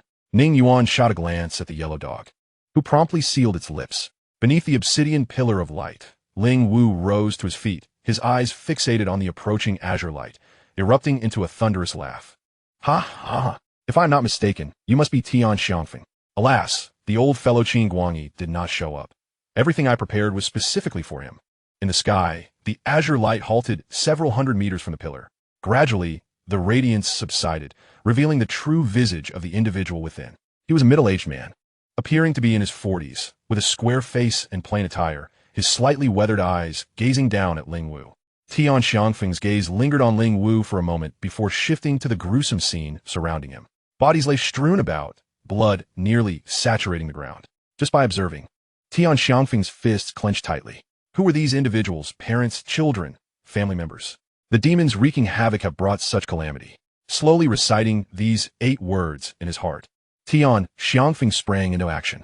He raised his right hand, palm directed at the source of a light pillar below, the jeweled tower, while his left hand pointed downward toward the ground. With a hum, a luminous circle appeared at the center of Tian Xiangfeng's palms.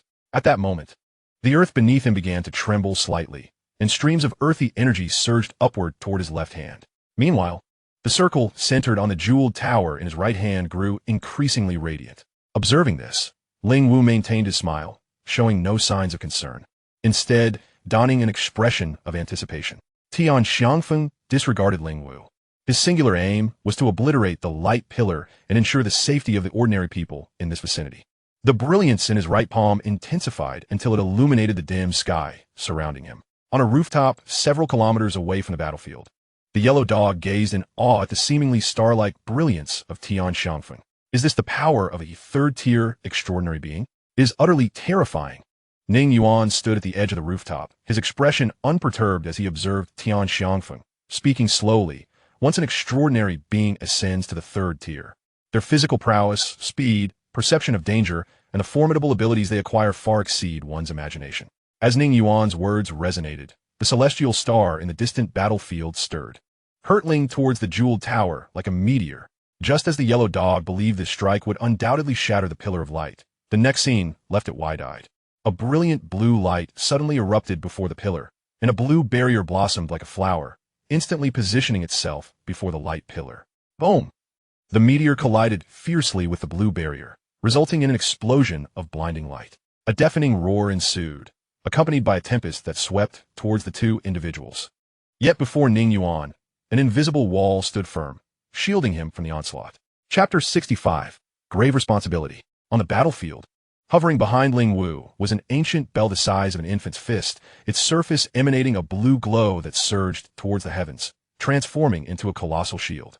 It's futile, Tian Xiangfeng. The offensive power of your 3rd-tier abilities is nothing remarkable. You haven't even managed to breach my shield. With that, Ling Wu turned, grasping the floating bell in his hand, and mockingly waved it at Tian Xiangfeng in the sky. Since you lack the capability to bypass me and directly destroy the core of the array, I suggest you first devise a means to contend with me. After all, as long as you eliminate me, you can claim this bell and dismantle the formation to save everyone here. Upon saying this, Ling Wu released the bell, allowing it to hover, and beckoned towards Tian Xiangfeng. Tian Xiangfeng regarded him, his eyes brimming with intense, murderous intent. You harm my compatriots and devastate my homeland. Today, I shall ensure your demise. With that, a radiant aura enveloped him, and he dove toward Ling Wu. Come on. Ling Wu cackled menacingly, advancing rather than retreating. As a gray mist enveloped his body, he transformed into a bizarre creature, cloaked in darkness with 3 tentacles sprouting from his back. Boom! In the next moment, the ground beneath Ling Wu abruptly collapsed, propelling him toward Tian Xiangfeng. Simultaneously, an increasing number of extraordinary beings arrived at the battlefield. They gazed in disbelief at the clash between Tian Xiangfeng and Ling Wu. The speed of their assaults was astonishing. Each punch and kick was imperceptible, and the air reverberated with terrifying sounds, sporadically erupting with brilliance from the center of their duel, the shockwaves flattening the surrounding structures. It's been a while since I've seen that fellow Ling Wu so exhilarated. On the steps beneath the Pillar of Light, a voluptuous woman dressed provocatively watched the 2 combatants, licking her red lips. To be honest, the pace at which the human race on this planet is advancing is somewhat beyond my expectations. The elderly man seated cross-legged beneath the pillar smirked coldly at her words. They are merely a swarm of ants trapped in a cage, no matter how swiftly they grow. It amounts to nothing, merely a matter of dying sooner or later. Furthermore, if you find yourself bored, go eliminate those extraordinary beings watching the spectacle, and then assist the young master in swiftly resolving this battle. For reasons unknown, a sense of unease lingered within him. The alluring woman cast a surprised glance at the old man. What do you mean? The elder regarded her, then spoke slowly. The array will not hold for much longer. If I were to vacate the core now, it would collapse and dissipate within 10 minutes. Moreover, have you not noticed that the individuals we invited have yet to arrive? The enchanting woman froze momentarily, her brow furrowing. Indeed, the commotion here was substantial. They could not have failed to notice. And they had previously agreed to converge here at the end. Yet, at this juncture, the 3rd-tier extraordinary beings of the human race had already engaged, while none of those individuals had returned. Very well, I shall first eliminate these individuals and then join forces with Ling Wu to vanquish this 3rd-tier extraordinary being. With that, the woman drew 2 daggers from her waist, gripping them firmly. She took a light step, her form darting like a shadow towards the approaching extraordinary beings. Meanwhile, several dozen kilometers away, in a park, the battle had just concluded, the air thick with a bone-chilling cold, and the ground appeared to be encased in a thick layer of ice. A humanoid ice sculpture stood frozen, its body inclined forward. The face of the trapped individual contorted in anguish and resentment, eyes filled with despair and malice. Before the ice sculpture, Zhuo Qingyue lifted her gaze towards the ominous black pillar of light, a flicker of concern crossing her eyes. Teacher Tian, hold on. I will resolve this matter swiftly. With that, she transformed into a beam of white light, soaring into the sky. Not long before, as Zhuo Qingyue prepared to head directly towards the light pillar, she was intercepted by Tian Xiangfeng, who had hastily followed. Qingyue, along my path, I have witnessed more than 5 battlefields, each filled with our compatriots engaged in combat against alien beings. According to Professor Yang, if the pillar persists for even a short while longer, the hundreds of thousands of ordinary people here will be drawn closer to death. I must act quickly to neutralize the pillar. There is no time to deal with those extraterrestrial entities. Among the younger generation, your strength surpasses all. Only you can eliminate these alien beings with utmost swiftness. Thus, this grave responsibility falls solely upon you. Zhuo Qingyue remained silent for a moment before acquiescing. On the rooftop, observing the extraordinary beings being mercilessly slaughtered by the alluring woman, Ning Yuan shook his head in quiet dismay. The ignorant are often fearless. These low-tier extraordinary beings arrived with looks of bewilderment, entirely unaware of the calamity that awaited them. They may have anticipated combat, but they could never fathom the staggering disparity in power that they would encounter. Those extraordinary beings who had never faced death firmly believed themselves to be exceptional, a common affliction of ordinary individuals suddenly bestowed with power. This scene on the battlefield exemplified such folly. The enchanting woman, resembling a reaper, harvested lives with ease. Her movements were ghostly, and her twin blades sliced through the throats of extraordinary beings as effortlessly as cutting through a sheet of paper. Those bestowed with special abilities could evade a blow or two, Yet the civilian extraordinary beings were oblivious to the manner of their demise, only realizing they were mortally wounded when blood began to spew forth from their necks. Soon, after nearly half had perished, the anticipated panic and flight ensued. However, the woman's speed was astonishing. The fleeing extraordinary beings, with their backs turned, unwittingly accelerated her reign of slaughter. Cease at once. At last, Tian Xiangfeng intervened, turning to unleash a palm strike, a sphere of light shooting forth from his hand towards the beguiling woman. This attack compelled her to evade, allowing one terrified, extraordinary being to escape the clutches of death. Yet, in that moment of distraction, he was struck violently in the chest by a tentacle from Ling Wu. With a muffled grunt, Tian Xiangfeng, his chest caved in from the blow, turned to charge at the alluring woman, seeking to restrain her and afford the low-tier extraordinary beings a chance to flee. Such a sense of responsibility, the woman mused, licking her crimson lips. She then abandoned the pursuit of the fleeing extraordinary beings and charged towards Tian Xiangfeng instead. Be cautious. This fellow possesses a unique ability that seems to convert the power directed against him. As Ling Wu spoke, he exchanged blows with Tian Xiangfeng, feeling as though he was striking against his own reflection. The enchanting woman evaded a kick from Tian Xiangfeng, her blade plunging towards his neck. Yet, with a flash of light from his left hand, her weapon struck against what felt like solid stone, barely grazing the skin on his neck. Chapter 66. Courage is the anthem of humanity. On the rooftop, as he watched the intense clash among the three, Ning Yuan pondered thoughtfully. I see. From Tian Xiangfeng's techniques, it appears his ability relates to absorption and conversion. The battle at this level had left the nearby large dog utterly stunned.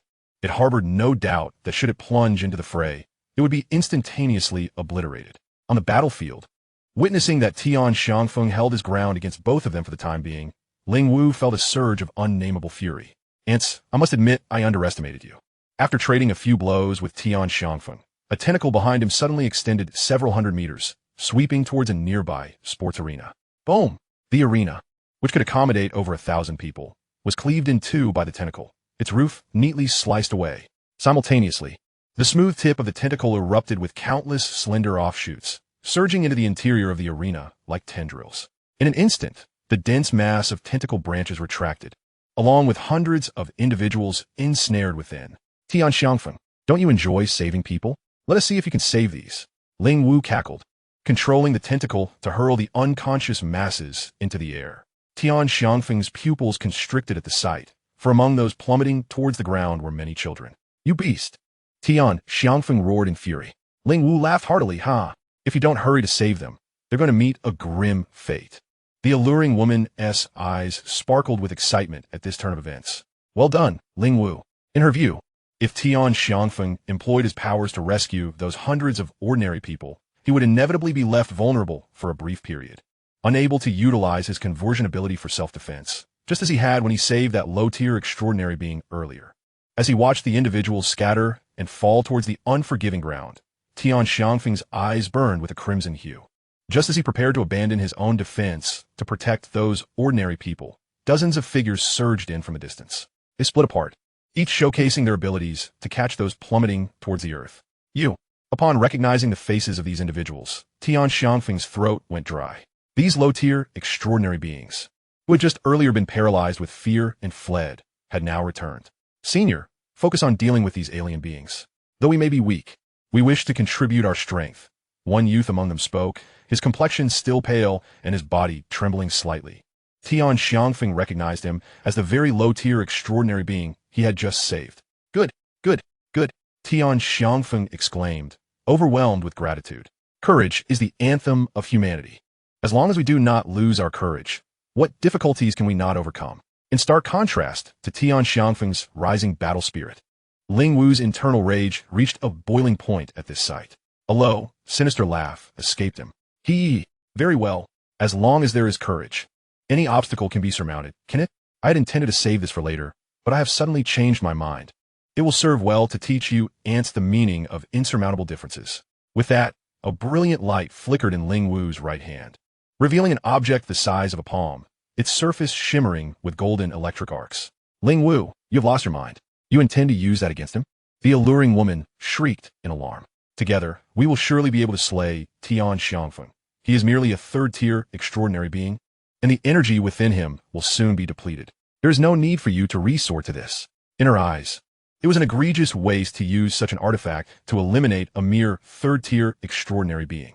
For this artifact was Ling Wu's trump card, extraordinarily lethal, and, crucially, it would grow in power as this planet's revival progressed. However, it bore a significant flaw. There was only one, and it was indeed a one-time use. No longer shall I concern myself with such trivialities. Regardless of whether I possess this jade stone or not, I shall vanquish all adversaries in the future. As for the present, I must ensure his demise. He must come to understand the vast chasm that separates us. With a menacing glare, Ling Wu declared this, before abruptly retreating. The alluring woman's expression shifted dramatically. She too hastily withdrew, shouting towards the pillar of light, "Old Chun, you must persuade Ling Wu.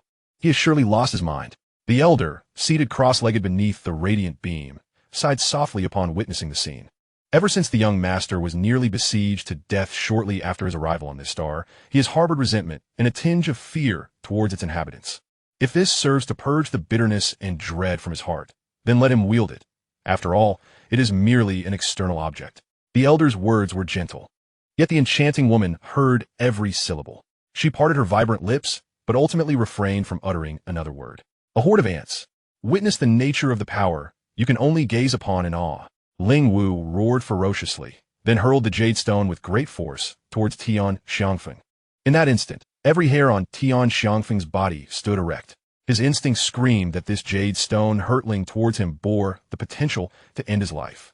"You all, take the ordinary people and flee," Tian Xiangfeng bellowed, turning towards those extraordinary beings who were still in shock.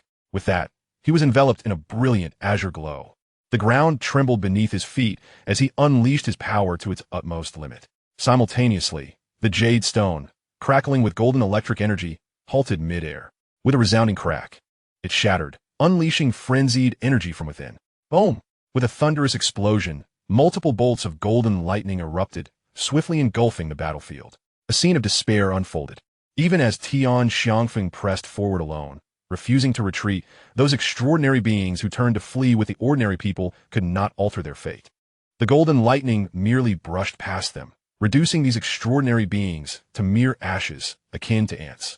In the face of such power, any ability, any formidable physique seemed but a jest. In a fleeting few seconds, all the low-tier extraordinary beings and the ordinary people they sought to protect were obliterated. Chapter 67. The Wailing of the Evil Spirit. As the golden lightning gradually dissipated, Ling Wu's sinister laughter echoed through the battlefield. "Ha ha, what a thrill! What is the matter, Tian Xiangfeng? Is courage the anthem of humanity? What can your bravery accomplish in the face of absolute power?" It gazed upon the center of the battlefield, shrouded in dust, its heart filled with exquisite delight. In this moment, the resentment accumulated over years of hiding dissipated like smoke. This time, it had slain numerous extraordinary beings, avenging past grievances. As for Qin Guangyi, the one who nearly ended its life, it would eventually claim his head.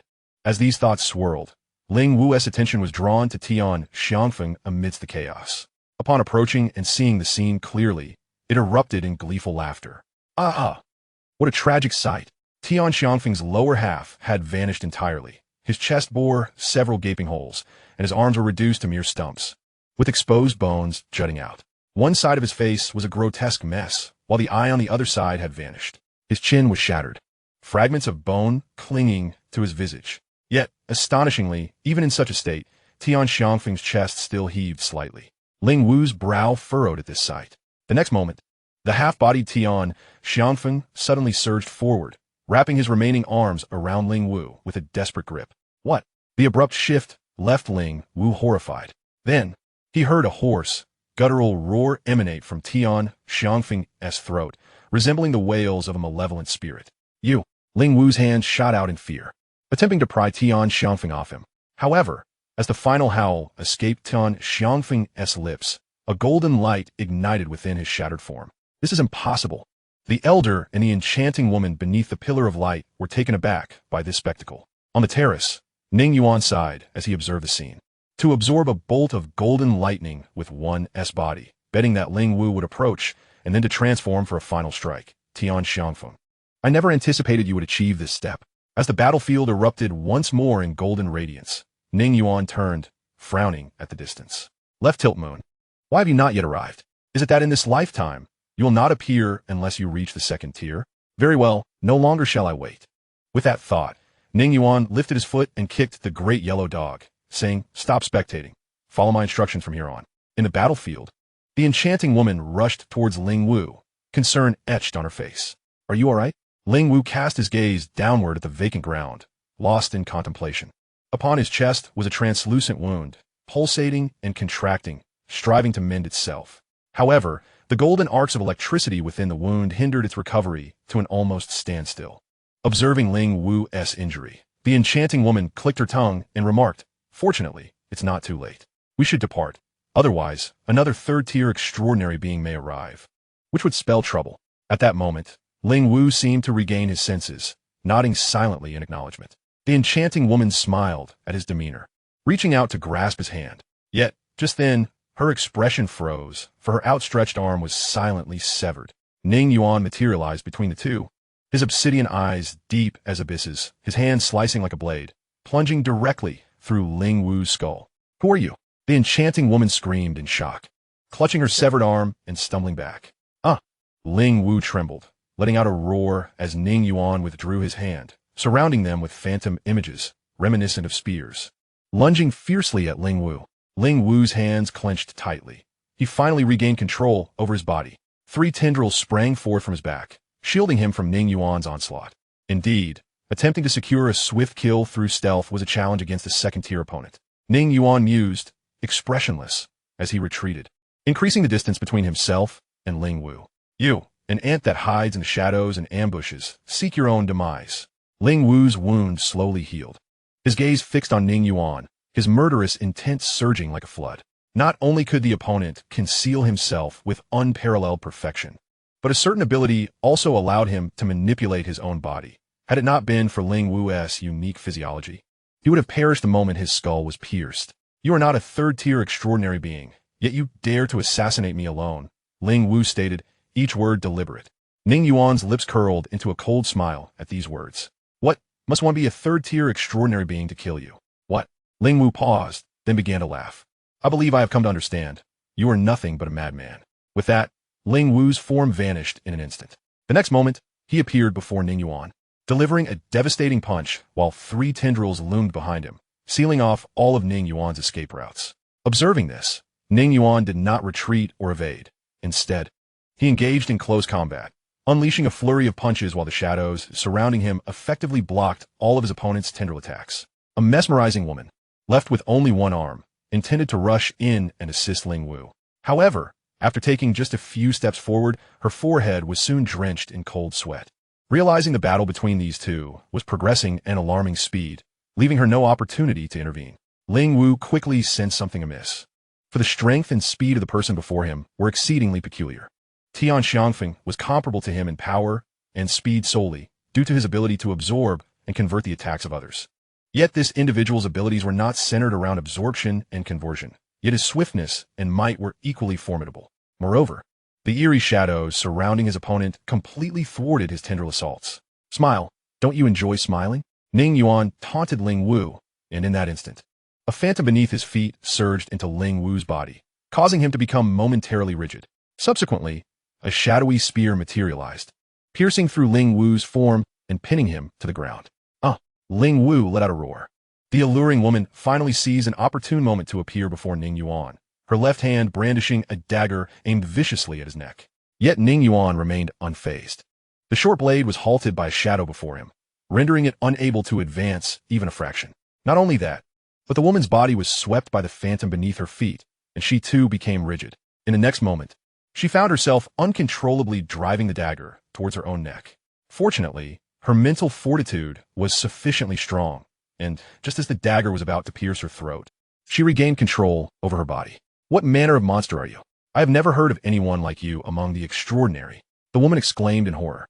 Ning Yuan did not respond to her words. Instead, he lifted a foot and delivered a powerful kick to the woman's abdomen, sending her soaring into the air. Following that, several shadowy spears lunged toward her form. At a critical moment, a tendril extending from Ling Wu's back ensnared one of the woman's feet, pulling her away to safety. Chapter 68. Return My Treasure. Under the luminous column, the elder seated in a meditative position observed the unfolding scene with mounting anxiety. He had attempted several times to rise and join the fray to assist the young master, yet each time he made a move, the entire light column began to sway violently. Damn it, the formation is at its limit. If I leave the heart of the formation, it will collapse in no time. If the formation collapses before we depart, we shall be trapped like fish in a barrel. With this thought, the elder glanced up at the dim light curtain above. He could intuitively discern how many eyes from the outside world were fixated on this location. Just then, a yellow figure suddenly came into view. What is that? The elder squinted, his pupils constricting in shock. A yellow-haired mutt, like the wind, dashed toward the suspended bell, then opened its mouth wide and swallowed it whole. Wretched beast! How dare you? The elder shouted in furious disbelief, but the large yellow dog paid him no mind, bolting away into the distance. As the dog made its escape, the blue shield above the light column gradually dissipated. Upon witnessing the audacity of the dog, the elder attempted to rise once more, but he found himself reluctantly seated again due to the violent swaying of the light column. Young master, Huajiao, quickly! The Zhanhai bell has been snatched away by that dog. The elder shouted anxiously toward the battlefield. Ling Wu, who was being thoroughly dominated by Ning Yuan, turned his gaze toward the now distant yellow dog, unleashing a roar of frustration. Beast, return my treasure. Huajiao, you must intercept that dog. Without the Zhanhai bell, our guarantee for a safe retreat is lost. With that, Ling Wu intensified his assault on Ning Yuan, finally seizing an opportunity to hurl the alluring woman away. The moment she was cast out of the battlefield, she immediately sprinted toward the distant yellow dog. Her speed was remarkable, and she quickly closed the gap. The yellow dog clamped its jaws tightly around the bell, refusing to relinquish it even as it clanked against its teeth, its eyes gleaming with exhilaration. Treasure, treasure, my treasure. At that moment, the large yellow dog suddenly sensed intense panting sounds nearby. It turned to look, and the sight nearly sent its soul fleeing in terror. A sensuous woman, scantily clad and with only one arm, was hot on its tail, closing in rapidly. Her expression was twisted with rage, her eyes burning with a desire to devour the dog whole. Oh no! The yellow dog realized that the dagger in the woman's hand was perilously close to its rear, the icy chill of the blade sending shivers down its spine. Realizing that it could not shake off the alluring woman no matter how hard it tried, despair filled its heart. My life is forfeit. However, at that moment, Ning Yuan descended from above, positioning himself directly in front of the dog, and then delivered a powerful kick, sending it soaring away into the distance. Tears welled in the yellow dog's eyes as it flew through the air. It was the first time it felt such bliss from being kicked by Ning Yuan. The alluring woman let out a shrill scream, still intent on pursuing the yellow dog, but Ning Yuan landed a forceful kick on her waist. Meanwhile, Ling Wu, witnessing this scene, felt a surge of rage swelling within him, whether it was the ambush against him or sending a dog to steal his treasure. The treacherous actions of his opponent had driven Ling Wu's hatred for Ning Yuan to its apex, surpassing even his enmity towards Qin Guangyi. The chaotic melee reignited. Ning Yuan faced two opponents, yet remained unfazed, occasionally glancing toward the base of the light column, mentally calculating the time. Meanwhile, unbeknownst to anyone, the dull sky began to churn slightly, as if drawn by some unseen force, slowly tilting downward. Where there is light, there are shadows. Without light, there is only darkness. In this realm devoid of illumination, darkness pervaded all. Bang! The alluring woman was once again kicked out of the battlefield, her long hair disheveled and her clothing tattered, revealing ample pale skin. Her once radiant visage now bore the marks of battle, bruised and battered. She gazed at Ling Wu, who was once more being pierced by countless long spears, a surge of helplessness rising within her. We cannot win. We are utterly outmatched. At this juncture, the woman reluctantly acknowledged a truth she had long resisted. The abilities of her opponent were too peculiar and terrifying, whether in defense, speed, or offense. Even though Ling Wu's recovery was formidable, the opponent could not kill him. Yet as long as they continued to be dragged into this quagmire, they would remain in peril. If the formation dissipated before they could escape, they would undoubtedly face a deluge of extraordinary foes. With this thought, the woman gritted her teeth and rose. At this moment, she had to persuade Ling Wu to flee with her. Ling Wu, let us leave. There is no time. Ling Wu's heart trembled at her words, yet he remained silent. Come, we will return after some time. The alluring woman continued to implore him. Ling Wu's assault gradually waned, and his steps began to retreat. Hee. At that moment, Ning Yuan's laughter suddenly rang out. What is the matter? Are you planning to flee again? Just like last time? Driven to a dead end by the ants in your eyes, escaping like a stray dog. Hearing these words, laced with mockery, Ling Wu's retreat faltered. Ling Wu, don't listen to him, the enchanting woman shouted anxiously upon witnessing the scene. Just then, a crisp and cold voice of a girl echoed, icebound. An overwhelming chill pervaded the battlefield, leaving the enchanting woman feeling as though her feet had been frozen in place. Looking down, she discovered that the ground beneath her had inexplicably formed a thick layer of ice. Subsequently, a hooded figure descended from the sky, wielding an ice blade that struck fiercely toward the woman's neck. Another extraordinary being. The woman's heart trembled at the sight. Her upper body twisted in a manner impossible for an ordinary person, narrowly evading the lethal blow. Crack! The enchanting woman exerted force beneath her feet, shattering the ice layer, and freed herself from her frozen legs.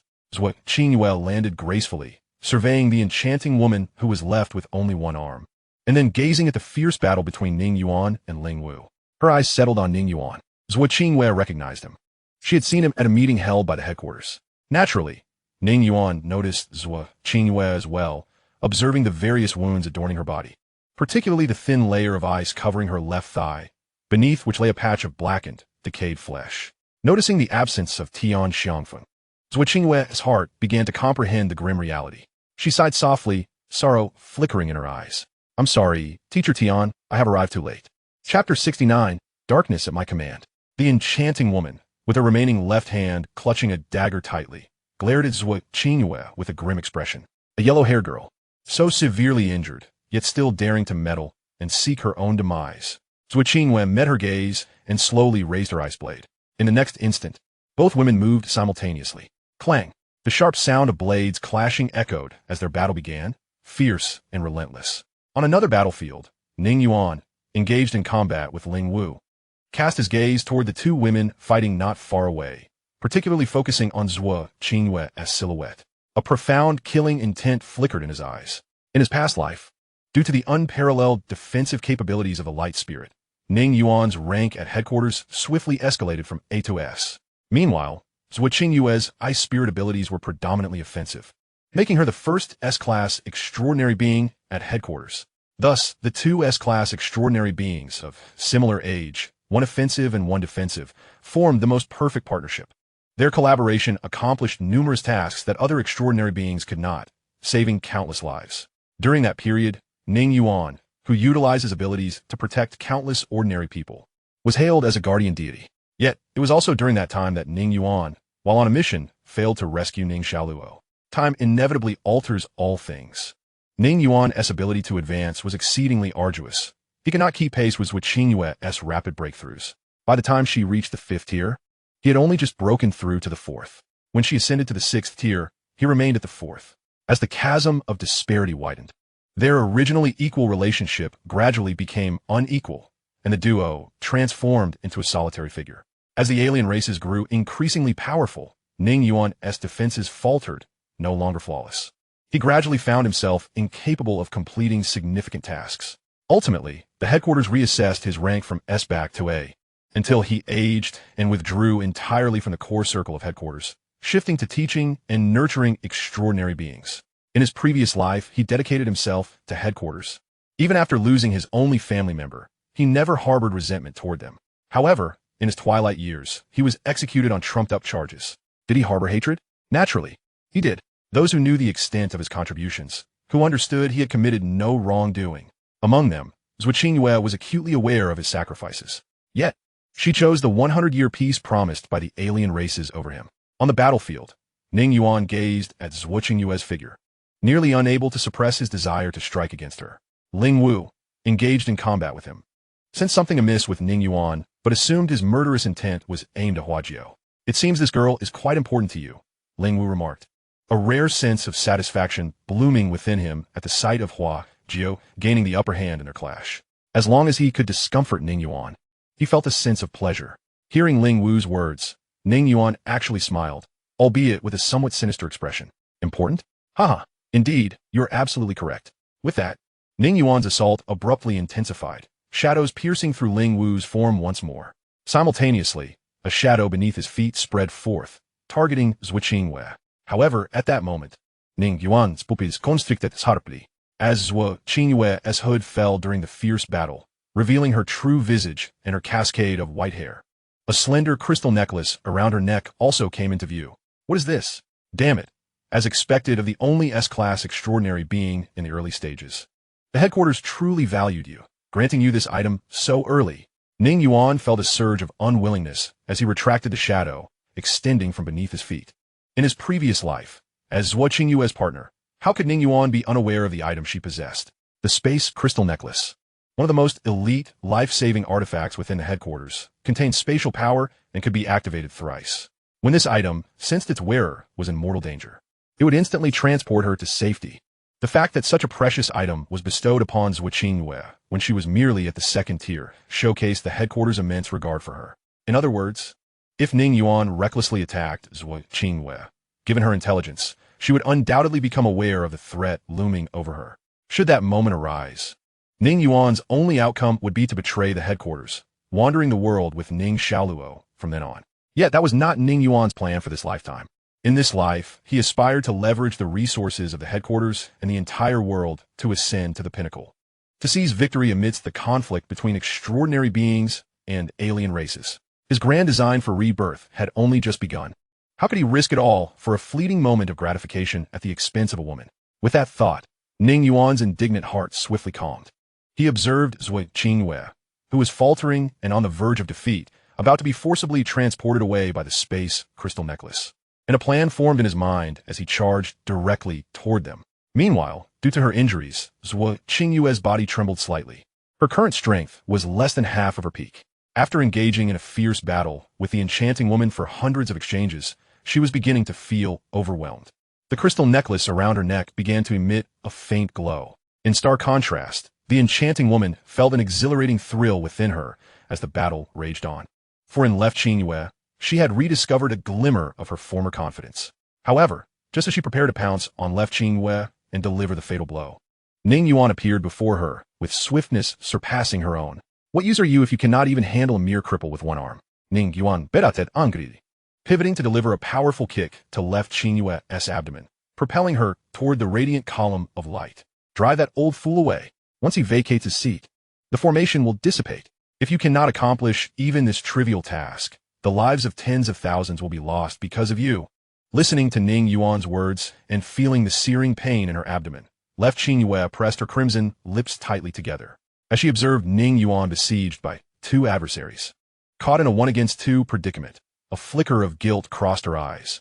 Just before landing, Left Qingyue spun in midair and darted toward the luminous column. Ling Wu, witnessing this turn of events, was struck with alarm. There was no time to ponder how Ning Yuan had come to know this. Together with the enchanting woman, he hastened toward the light column. Yet at that moment, the shadows at Ning Yuan's feet surged forth, swiftly ensnaring the two attackers, enveloping them in a shroud of darkness that firmly restrained them. You cannot kill me. Let us see how long you can sustain yourself with that meager spiritual energy within you. Ling Wu roared in fury, having remained on the defensive since engaging Ning Yuan. Nevertheless, he found himself powerless to alter the course of events. At that moment, he even regretted having employed his deadly weapon against Tian Xiangfeng. Given another chance, he would undoubtedly direct that weapon against the very person before him. Simultaneously, the radiant column began to tremble violently. Ning Yuan gazed upon the quaking column, which was on the brink of collapse, and he realized that Left Qingyue had succeeded. Cannot kill you? At Ling Wu's words, he suddenly chuckled. With a low voice, Ning Yuan articulated, do you think I am unaware? A single strike that utterly shatters your corporeal form will suffice to obliterate you completely. Ling Wu was momentarily taken aback by his words, and even Hua Jiao beside him stared wide-eyed. You. An unmistakable aura of terror enveloped Ling Wu. Meanwhile, the ethereal shadows beneath Ning Yuan's feet swiftly seized control of the two assailants. He then raised his arm high, hands clenched as if grasping an invisible hilt.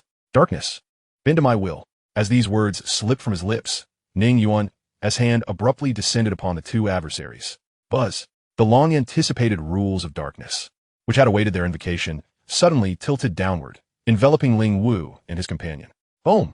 Simultaneously, the radiant column erupted, the dim light curtain fracturing and dissipating, as the sunlight from the outside world gradually illuminated the scene. In the sky, the roar of helicopters resounded. Before all present stood not only the remnants of shattered walls and ravaged landscapes, but also the solitary figure of Ning Yuan, clutching the severed head of an alien being.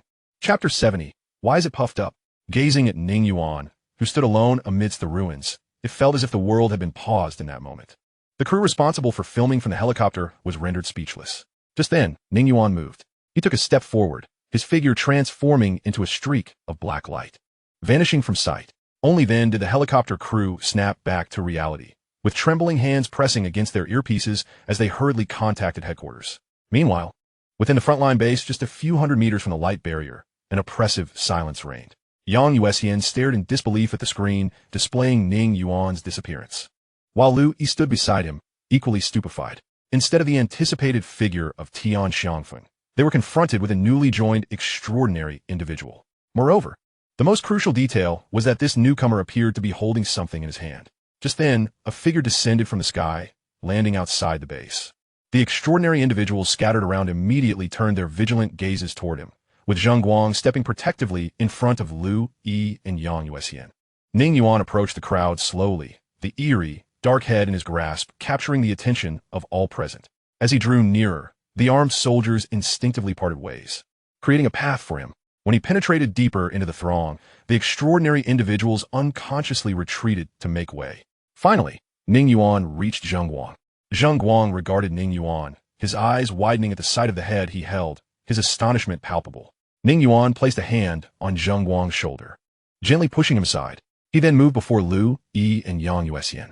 Observing Lu Yi, who stood transfixed, Ning Yuan placed the head into Lu Yi's arms before raising his hands to cradle it. Director, this is what you sought, Ning Yuan sighed softly. Lu Yi glanced down at the head in his embrace, then looked back at Ning Yuan, his throat dry and yearning to articulate something. However, Ning Yuan did not afford him the time to inquire. He bit his tongue in silence, allowing blood to trickle from the corner of his mouth. Wiping his lips casually, a weariness overtook his visage as he declared, I have sustained grave injuries. I must take my leave, Director. With that, Ning Yuan transformed into a streak of black light, vanishing from sight.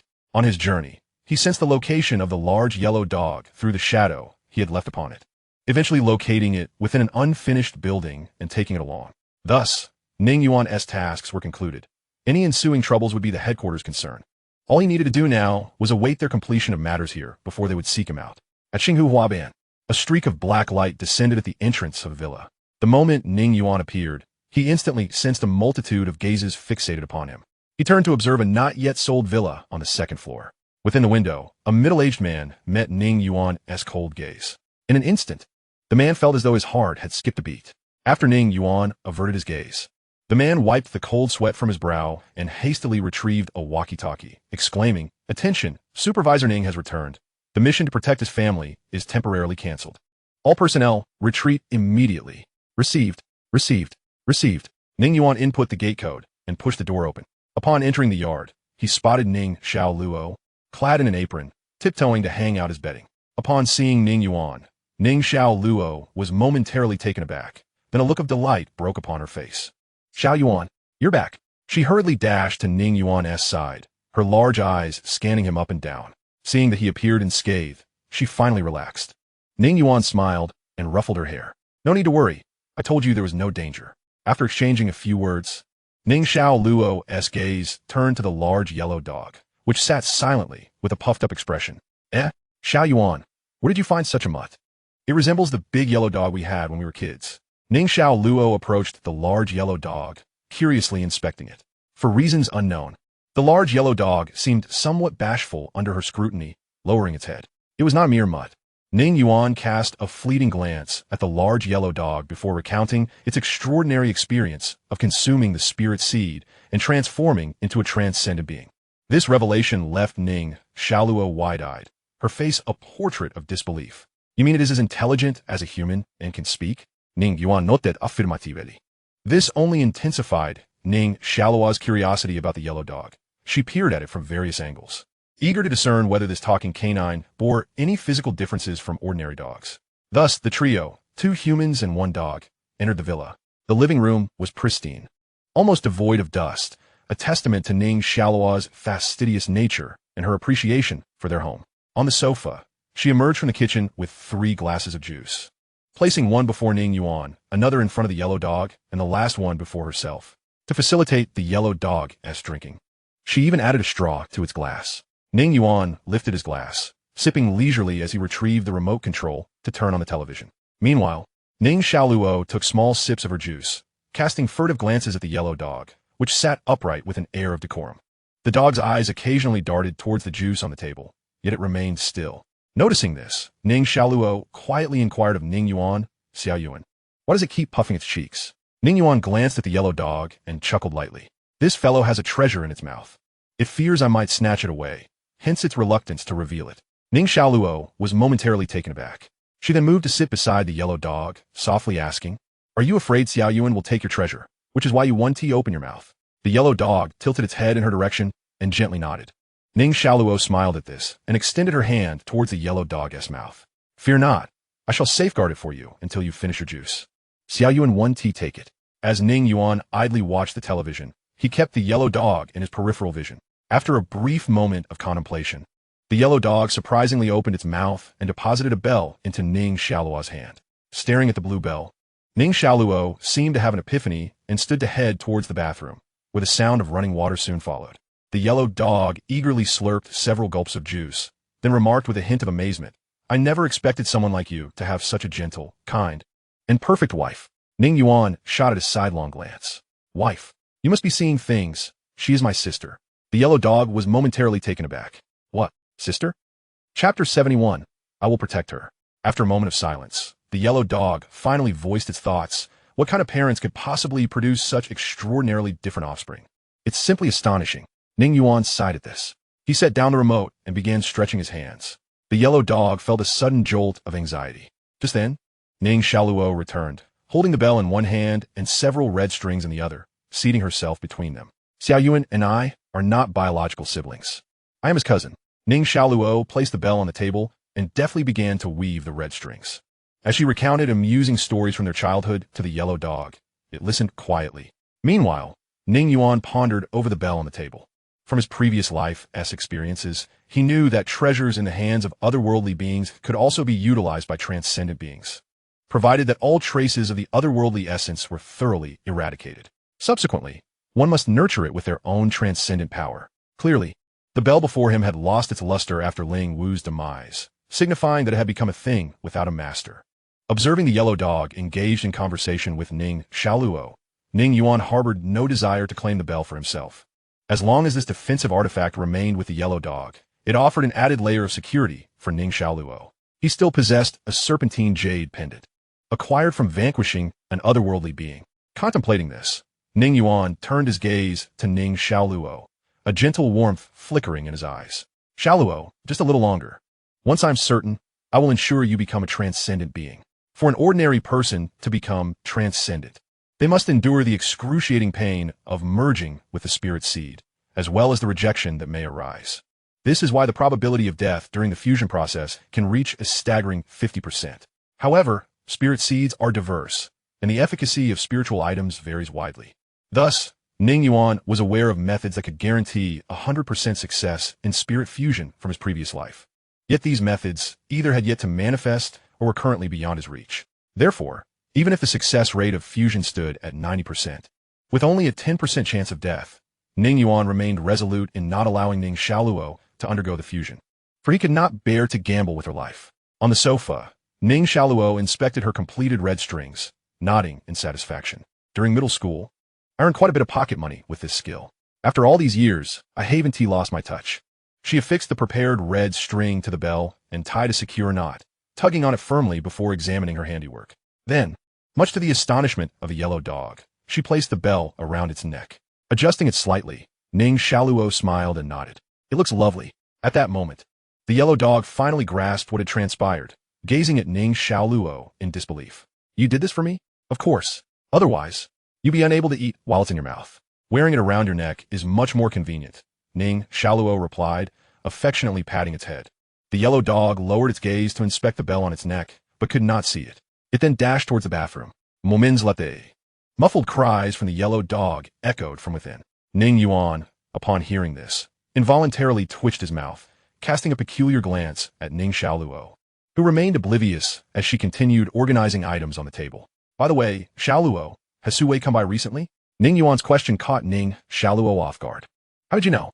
"Yes, She has been visiting me frequently these past few days. In fact, she was here this morning, but left in a hurry before you returned. Ning Yuan nodded, finally understanding why. Amidst the rampant rumors surrounding the Shanghai incident, Ning Xiaoluo had not expressed excessive concern for his well-being. It seemed Su Wei had deliberately diverted her attention from such matters. After all, as a member of the headquarters staff, Su Wei must have been aware that Ning Yuan was likely to be involved in the mission within the barrier. She is too considerate. All the ingredients in the fridge were purchased by her. I offered her money, but she refused. While preparing to cook, Ning Xiaoluo sighed softly. Xiao Yuan, if you have the chance, you should find a way to reimburse her. It's not right to take advantage of someone. Ning Yuan nodded in agreement. All right, I will return it to her when I have the opportunity. At that moment, the yellow dog re-entered the scene, plopping down onto the sofa with reddened eyes. Ning Yuan glanced at it, but remained silent. At the dining table, the large yellow dog sat upon a chair, gazing longingly at the chicken leg and beef steak in the bowl before it, its eyes glistening with unshed tears once more. Observing its forlorn expression, Ning Xiaoluo, who had just removed her apron, hurriedly inquired, "What troubles you? Do you not enjoy chicken legs and beef?" The dog swiftly shook its head, and then began to devour the food voraciously. Even though it could survive without eating, it was still merely a dog. It is essential to understand that consuming food is not solely for sustenance. The enjoyment of its exquisite flavors holds greater significance. Even extraordinary beings partake in meals, let alone this stray dog. After finishing its meal, Ning Xiaoluo hummed a tune while tidying up the kitchen alone. The yellow dog, perched on the sofa, first slurped the remaining juice in one go, then turned its gaze to the news on television and spoke slowly. From the moment I was born, I've been a wild dog. Everyone who saw me looked upon me with disdain. No one ever cared for me, nor did anyone ever reach out to pet me. Were it not for my accidental consumption of the spirit seed, which transformed me into this form, I would likely still be rummaging through a trash bin for food, occasionally chased away by others. Even after becoming an extraordinary being, I continued to live like a stray dog until I met you, for I fear being captured for experimentation. I understand your intentions in bringing me back. When you are absent, I shall protect her. Ning Yuan, upon hearing this, did not turn to face the dog, but spoke in a calm tone. You should protect her, for she is the only person in this world who has shown you kindness. Chapter 72, Everything is Possible. During the afternoon, Ning Yuan taught the yellow dog how to nurture the bell around its neck. As for the methods of ascension for extraordinary beings, the dog mentioned it had already gleaned some knowledge during its time shadowing the head of the greater Shanghai city.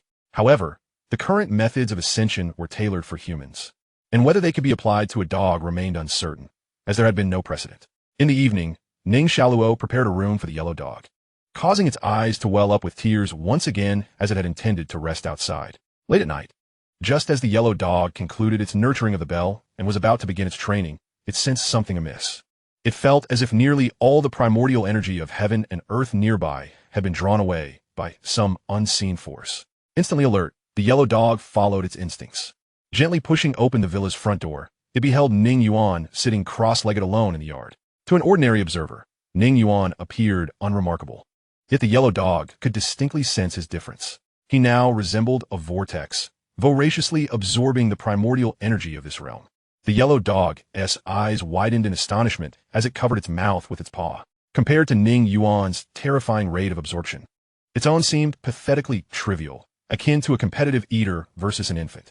Unbeknownst to them, 2 hours slipped by as the yellow dog silently watched until Ning Yuan concluded his training. While I am cultivating, you should refrain from your own practice. Wait until I'm finished or find time during the day to train, Ning Yuan said, stretching his limbs while facing away from the dog.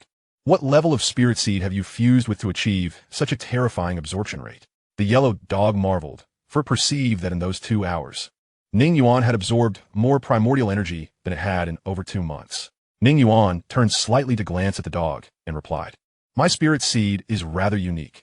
During the day, my rate of cultivation is no different from yours, but at night, it accelerates dramatically. He then turned inward, examining the 2 spirit fruits nestled within the tranquil tree of his essence. At this moment, the fruits seemed to have consumed their fill, drifting into a brief slumber. The spirit fruit's capacity to absorb primordial energy was limited, much like how seeds require time to grow, blossom, and bear fruit. However, ordinary extraordinary beings take a considerable amount of time to nurture these seeds, correlating to their own rate of absorption. In contrast, due to the peculiar nature of Ning Yuan's dark spirit and his astonishing speed of absorption, this nurturing time was significantly reduced. It was akin to one farmer laboriously hauling buckets of water to irrigate his crops. while another simply unleashed a hose directly upon them. If Ning Yuan wished to further expedite his ascension to the third tier, he would need to harness external forces, specifically by devouring spirit materials. Spirit materials, born of the earth, contain the purest essence of life, thus catalyzing the growth of the tree of essence. Upon hearing that Ning Yuan only experienced this accelerated training at night, the yellow dog couldn't help but click its tongue in envy. What a freakish talent. The following morning, a red sports car came to a halt outside Ning Yuan's villa. Soon after, a casually dressed Su Wei stepped out of the vehicle. She entered the password to the villa's gate and pushed the door open.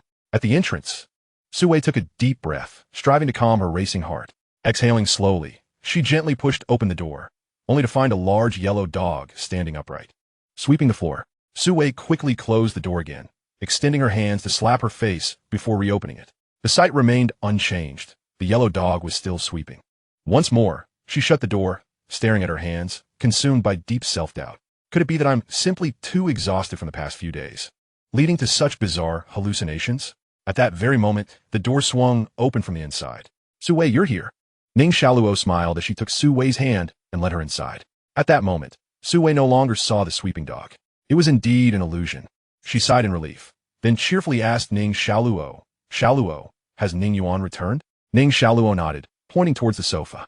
Yes, he came back yesterday. With that, she walked directly into the kitchen. Su Wei glanced at Ning Shaluo's retreating figure before eagerly approaching Ning Yuan, who was engrossed in a game with the controller. Her excitement made her voice tremble slightly. Did you really kill that alien creature? Did you save tens of thousands of people in Greater Shanghai? Yes, Ning Yuan replied calmly. Su Wei slowly settled beside him. I heard you were injured. How serious is it? Not too bad. With some rest, I should be fine, he replied, maintaining his focus on the game. Su Wei looked at him, then rubbed her face before a beaming smile spread across her features. Do you realize the magnitude of your achievement? Just how significant is it? How significant? Ning Yuan's gaze remained fixed on the screen. Very significant, Su Wei exclaimed with palpable excitement. To date, no extraordinary being has accomplished as much as you. You have slain the most troublesome alien creature from headquarters, saving countless ordinary lives. I can hardly fathom how headquarters will reward you. Status, honor, wealth, spirit materials, spirit artifacts. I am certain that headquarters will bestow upon you at least one of those, perhaps even two. As Su Wei spoke, she excitedly extended 2 fingers. This time, Ning Yuan turned his head to glance at Su Wei, then spoke with a half-smile. Perhaps the headquarters will question me, or even suppress me. How could that be? Su Wei's eyes widened in disbelief. Why would you think that? The headquarters would never treat you this way. Ning Yuan merely smilet enigmatically. At that moment, a large yellow dog appeared in Su Wei's line of sight, and to her astonishment, it began to mop the floor. Su Wei stammered, pointing at the dog. Ning Yuan glanced at it. What's wrong? Have you never seen a dog doing housework? Su Wei, taken aback, looked at Ning Yuan and asked no. Well, has there ever been a dog that does housework? Ning Yuan replied nonchalantly, there hasn't been before, but now there is. After all, we are in a new era where anything is possible. Chapter 73. The Leaf Drifting with the Current. Perhaps it was Ning Yuan's remark about the possibilities of the era that made Su Wei suddenly find it less strange that a dog could mop the floor. She then shifted her gaze from the dog and remarked, since the incident in Dahu City was exposed to the public and the minister disclosed everything about the extraordinary individuals, the nation is now in a state of disarray. At this moment, Ning Shaluo approached with a plate of sliced fruit. Upon hearing Su Wei's words, Ning Shaluo sighed softly. Peaceful days are hard to come by. I hope the honest and simple ordinary people remain unaffected. Ning Yuan set down the handle of his mop and slowly began to speak. This is the inevitable transition of an era, much like a node in evolution. Humanity has progressed from primitive times to agriculture, and from agriculture to modernity. Now we are transitioning from modernity to the extraordinary. These are merely the transitions of the times. However, this current era is far more terrifying than those before. Ning Shaluo nodded in agreement, reaching for a piece of apple from the fruit platter and tossing it to the large yellow dog beside her. Xiao Yuan is right. I believe people will adapt to this era and accept it. Su Wei sighed. But this is a terrifying era. Even extraordinary individuals may perish at any moment, let alone ordinary people. If ordinary individuals become despondent and stir trouble, it would cause great disruption to the existing order. Hearing Su Wei's words, Ning Shaluo glanced at Ning Yuan, her face reflecting concern. Ordinary people won't become despondent. Just then, Ning Yuan suddenly interjected. Su Wei looked at him in surprise and inquired, really? But many at headquarters say otherwise. Ning Yuan took it softly. Those at headquarters do not consider the perspective of ordinary people. After all, they are not ordinary. Since time immemorial, ordinary individuals have been like leaves drifting with the current. They do not contemplate the highs and lows, regardless of dynastic changes or the shifts of eras. They will console themselves, brainwash themselves, and then adapt to it all. Su Wei struggled to grasp the meaning of Ning Yuan's words, while Ning Xiaoluo discreetly pinched him. When mealtime arrived, Su Wei, unusually, did not stay for lunch. According to her, she was exceedingly busy these days. Whether recording everything about extraordinary individuals at the television station or explaining various precautions to those beneath her, time slipped away unnoticed. Days passed without disruption to Ning Yuan, who relished the tranquility, as if nothing had occurred not long before. In stark contrast to Ning Yuan's leisurely ease, Dahu City was bustling with activity, rebuilding the ruins, treating hundreds of thousands of injured individuals, and conducting various investigations. The headquarters required time to address all these matters. Meanwhile, in comparison to the fervor in Dahu City, the world was set ablaze by Lu Yi's live broadcast. This upheaval had only just begun, yet swept across the globe with unimaginable speed. In the top floor of a skyscraper in Country M, it was late at night, but the lights remained brilliantly bright. Not only that, but the room echoed with maniacal laughter. Ha ha, this is hilarious. I can't believe Ling Wu is dead. I truly did not expect that this guy would be eliminated so early. At the floor-to-ceiling window, a man in a red suit laughed heartily as he watched a video on his phone. The video was the one Lu Yi had just released that morning, showing him seated at a conference table with Ling Wu's head displayed beside him. Lu Yi's words conveyed a singular message. The otherworldly beings are not invincible. Humanity will ultimately triumph. Unite and join us to collectively resist these invaders of our homeland. After watching the video several times, the man's laughter gradually subsided as he approached his desk and inquired of the young man standing quietly before him. Fuyue, who killed Ling Wu? The young man's skin was fair, a blend of Eastern and Western descent. He replied softly, the mainstream narrative is that Tian Xiangfeng, a third-tier extraordinary individual from the Huaxia headquarters, severely wounded Ling Wu in a life-for-life exchange, after which Ling Wu was killed by a newly joined extraordinary individual. The suited man lightly tapped his fingers on the desk. Ling Wu is dead. And as for the one who killed him, issue a bounty. Hire some specialized assassins to eliminate him. After all, we are the same kind. Although I am pleased that he is dead, I should still seek revenge. The young man hesitated before stating, can those responsible for assassinations handle it? Perhaps I should go instead. The suited man waved his hand and chuckled. Let those extraordinary individuals take care of it. Let extraordinary individuals deal with extraordinary individuals. Let them tear each other apart. The young man nodded and then added, to assassinate an extraordinary individual from the Huaxia headquarters, the market rate for a first tier is $50 million, for a second tier is $200 million, and the third tier has no price. If this extraordinary individual is second tier, our current funds are insufficient. The suited man stroked his chin. How much more do we need? 19,863,000, the young man replied. The suited man paused, then pointed at the young man and laughed. You rascal, you're starting a joke now? Just say we have no money. Afterward, the suited man picked up his phone. Please transfer $400 million to my account before 9 o'clock tomorrow morning. Upon hearing his words, a loud thud echoed from the other end of the line. Good heavens, for $100 million? How am I supposed to procure such an amount? Do you think I possess magical abilities? The man in the suit chuckled. No, dear Senator, I am confident in your capabilities. After all, I have eliminated those lacking in ability for you. Moreover, I suggest you hasten your efforts. If I do not see that sum by tomorrow, I shall ensure the demise of your entire family. No, let me correct that. It is you I will kill, along with your entire family. Shortly after the suited man hung up, a furious roar erupted from a bedroom within a private estate. Chapter 74, Extraordinary Talent. Dasu City. An electric scooter sped by, its youthful rider gripping the handlebar with one hand while the other held the phone. The young man gazed at a video posted by Lu Yi, letting out a soft sigh. I never anticipated that you, Ling Wu, would meet your end at the hands of these insignificant ants. Before long, the scooter turned into a narrow alley and halted in front of an old-fashioned building. The young man retrieved a takeout order from the delivery box on the back of his scooter, checked the address, and then dialed a number. Moments latte. A portly man staggered out of the building. Why are you so slow? You're 2 minutes late. The portly man's expression darkened as he snatched the takeout from the young man's hands. The young man repeatedly apologized, attributing the delay to the restaurant's slow service. Observing the video on the young man's phone, the portly fellow began to mock him. Stop dwelling on these matters and focus on your deliveries. Not everyone can become an extraordinary being. With that, He patted the young man's helmet before turning to waddle away. The young man shook his head in resignation as he followed the portly man into the building. Shortly thereafter, he re-emerged, burping contentedly before riding off. Dazhou City, Xinghu Lake.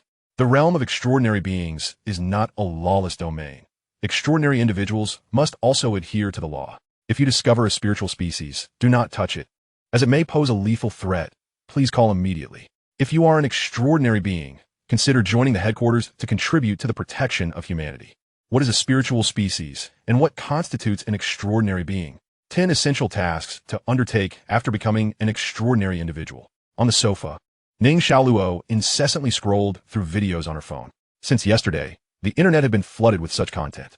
During this time, she even spotted Su Wei, who had been specially invited by the television station to educate the public about extraordinary beings. Meanwhile, Ning Yuan sat beside her, engrossed in a game with a large yellow dog.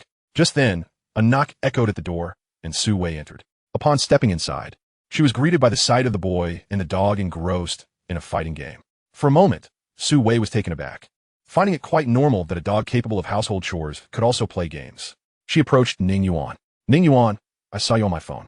At that instant, Ning Xiaoluo raised her phone and waved it at Su Wei. You look stunning in formal attire. Su Wei's cheeks flushed at the compliment, and she shyly tucked a strand of hair behind her ear. Really? Then, as if recalling something, she quickly turned to Ning Yuan. The headquarters said they want you to visit tomorrow. They're holding a farewell ceremony for Tian Xiangfeng, and you're invited. However, I suspect it is not merely a farewell ceremony. The headquarters must have finalized the rewards they intend to bestow upon you during your visit. Ning Xiaoluo, upon hearing this, turned the volume of her phone down to the lowest setting. After a brief silence, Ning Yuan nodded. All right, I will go tomorrow. The following day, a streak of black light darted across the sky, heading toward Dying City. At the headquarters, in a conference hall, that kid is here. Qin Guangyi interrupted the discussions of those around him, just as Lu Yi was about to rise. An elderly man with a head full of white hair gestured for him to remain seated. As a minister, there is no need for you to handle everything personally. Let Qidong take care of it. Lu Yi, upon hearing this, sat back down, while a middle-aged man standing behind the elder exited the conference hall. Meanwhile, Ning Yuan's figure descended from the sky, arriving directly at the headquarters lobby. The soldiers stationed at the entrance instinctively swallowed hard upon seeing him. The once infamous adversary, responsible for numerous heinous acts and pursued by the headquarters for years without success, had been vanquished by this remarkably young individual. Countless witnesses had seen Ning Yuan holding the severed heads of alien beings. Thus, when they finally laid eyes on this person, how could they not feel a surge of anxiety? Step by step, Ning Yuan ascended the stairs and entered the lobby. The moment he appeared, he instantly captured the attention of everyone present. The lobby was filled with numerous staff members and extraordinary beings. Aside from the ordinary personnel already working at the headquarters, most of these extraordinary individuals had gathered to attend Tian Xiangfeng's farewell ceremony. The gazes directed toward Ning Yuan ranged from excitement and indifference to curiosity and reverence. Just then, a middle-aged man swiftly approached Ning Yuan, clad in military attire and sporting a subtle smile. Hello, Ning Yuan. The man extended his right hand to Ning Yuan, who shook it in return. Please follow me. Under the watchful eyes of the crowd, the middle-aged man led Ning Yuan toward the conference hall. Once the gazes of others began to dissipate, the man leaned closer to Ning Yuan and whispered, Ning Yuan, there may be some questions directed at you shortly. There's no need to be nervous. Simply respond truthfully, as extraordinary beings will be observing your every action. Surprised by the man's words, Ning Yuan turned to look at him. My name is Xia Qidong, and I am Xia Xinran's second uncle. After this brief introduction, the middle-aged man fell silent. Soon, Xia Qidong guided Ning Yuan to the entrance of the conference hall. Pushing open the heavy doors, the two entered one after the other. As they stepped inside, the staff station on either side of the entrance slowly closed the doors behind them. Look, our great contributor has arrived. Lu Yi beamed as he approached Ning Yuan, warmly grasping his hand. Ning Yuan regarded Lu Yi before scanning the faces of everyone present. Nearly 30 individuals were seated at the enormous round table. Among them, Ning Yuan immediately recognized Qin Guangyi, who was smiling at him. Their eyes met briefly before Ning Yuan diverted his gaze. Come, Ning Yuan, Liu Yi urged, guiding him to the large round table and seating him beside himself. How is your injury? It's been so busy lately that I haven't had the chance to check on you. Ning Yuan shook his head in response. My injury is not a major concern. I've been recuperating adequately. That is good to hear. Lu Yi nodded with a smile. The main reason for summoning you here is to attend Tian Xiangfeng's farewell ceremony. Additionally, the headquarters has taken note of your contributions during this battle, and they have largely finalized the rewards intended for you. After the farewell ceremony concludes, I shall elaborate further. Ning Yuan noted. Lu Yi hesitated for a moment, then continued with a smile. Ning Yuan, you must have ascended to a second-tier extraordinary being by now, correct? Ning Yuan gazed at Lu Yi and slowly responded, Indeed, I am now a second-tier extraordinary being. Upon hearing his reply, the air in the hall seemed to suspend for a moment. I recall that when we first met, you were merely a first-tier extraordinary being, weren't you? It has only been a short while, and you have already broken through to the second tier. Truly remarkable talent. Lu Yi's smile remained unwavering.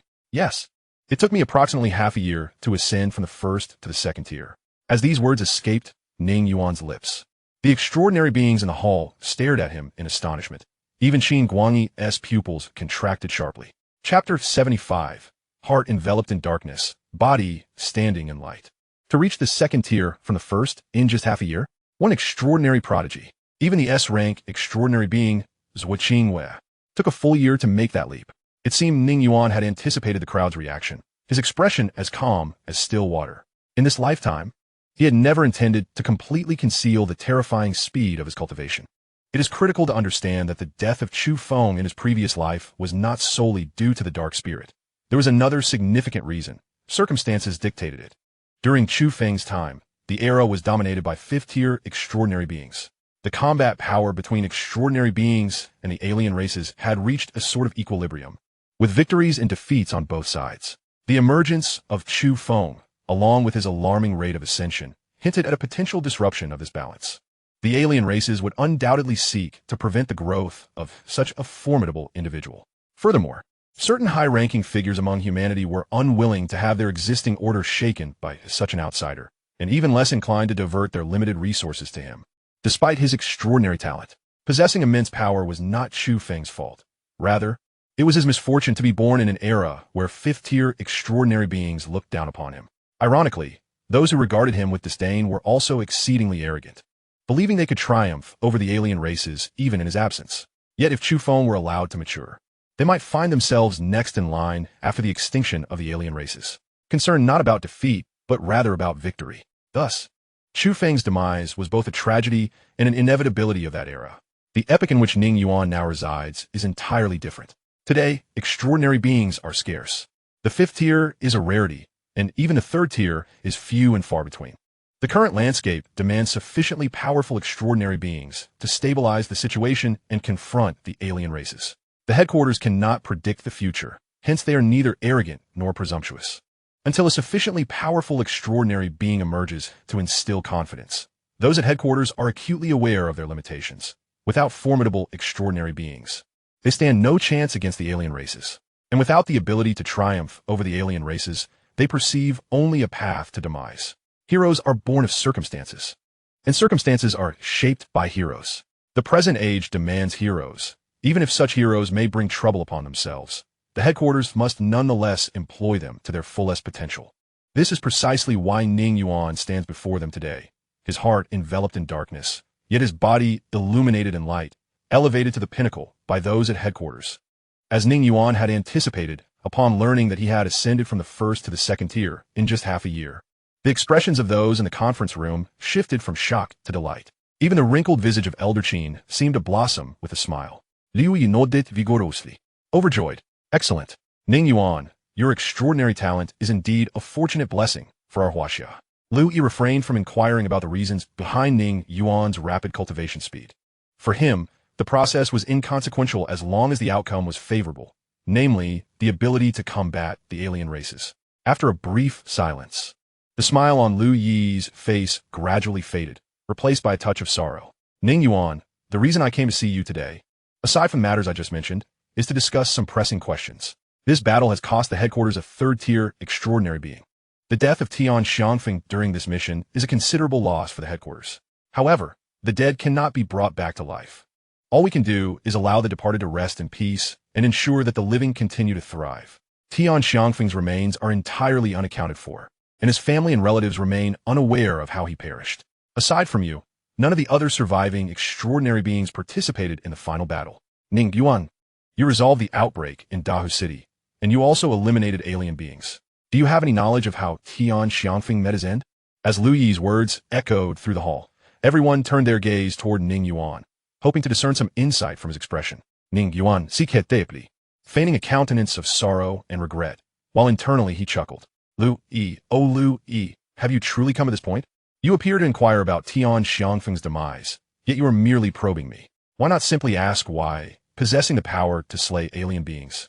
I did not join the battlefield sooner to fight alongside Tian Xiangfeng. Noticing Ning Yuan's peculiar demeanor, many in the hall furrowed their brows. I do not know. I have never encountered Tian Xiangfeng. When I arrived on the battlefield, I only saw two severely injured alien beings, one of whom was a woman missing an arm. At this moment, Ning Yuan slowly articulated these two sentences. What? Lu Yi was taken aback. Others wore contemplative expressions, reflecting on the implications of Ning Yuan's words. Ning Yuan, I recall the headquarters mission directed you to enter the light barrier and proceed directly to the location of the light pillar. So, are you suggesting that upon entering the light barrier, you did not immediately head toward the light pillar's location? And when you eventually arrived at the light pillar's site, Tian Xiangfeng was nowhere to be found? Ning Yuan regarded the speaker, an unfamiliar second-tier extraordinary being from the headquarters. Indeed, I did not proceed directly to the light pillar's location. Ning Yuan did not deny this. He then retrieved a serpentine jade pendant from his pocket and tossed it onto the table before him. As for why I did not make my way to the light pillar immediately, this jade pendant is the reason.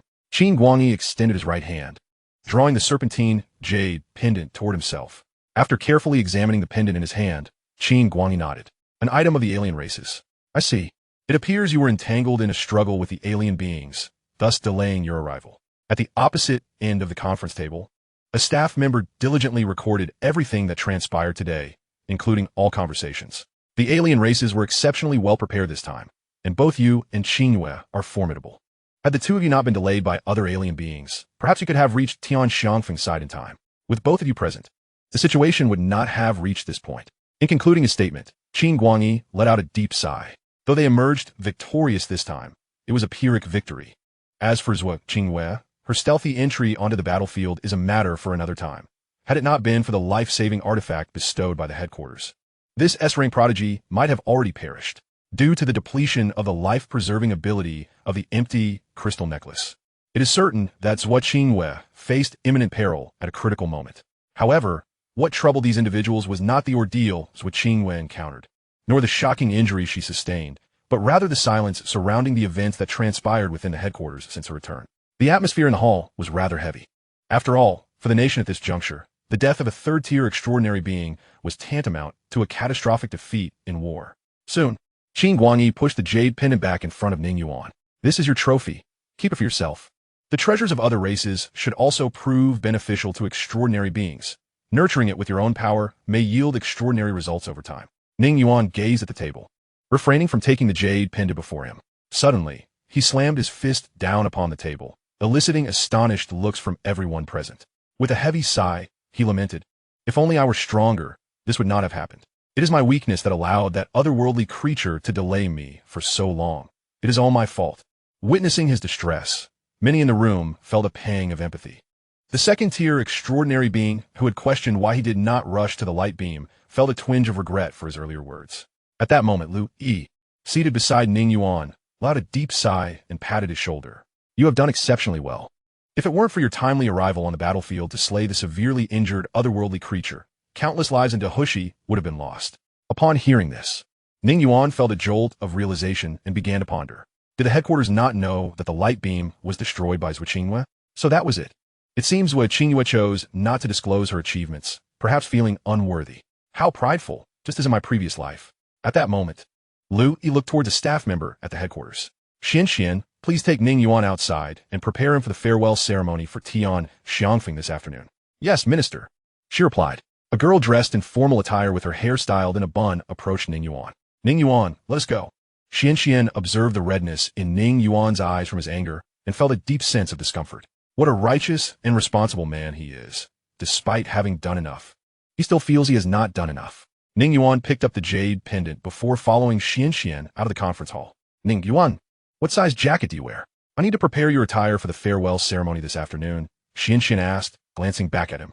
However, upon seeing his face. She froze. His eyes had returned to normal, and his expression had become remarkably serene.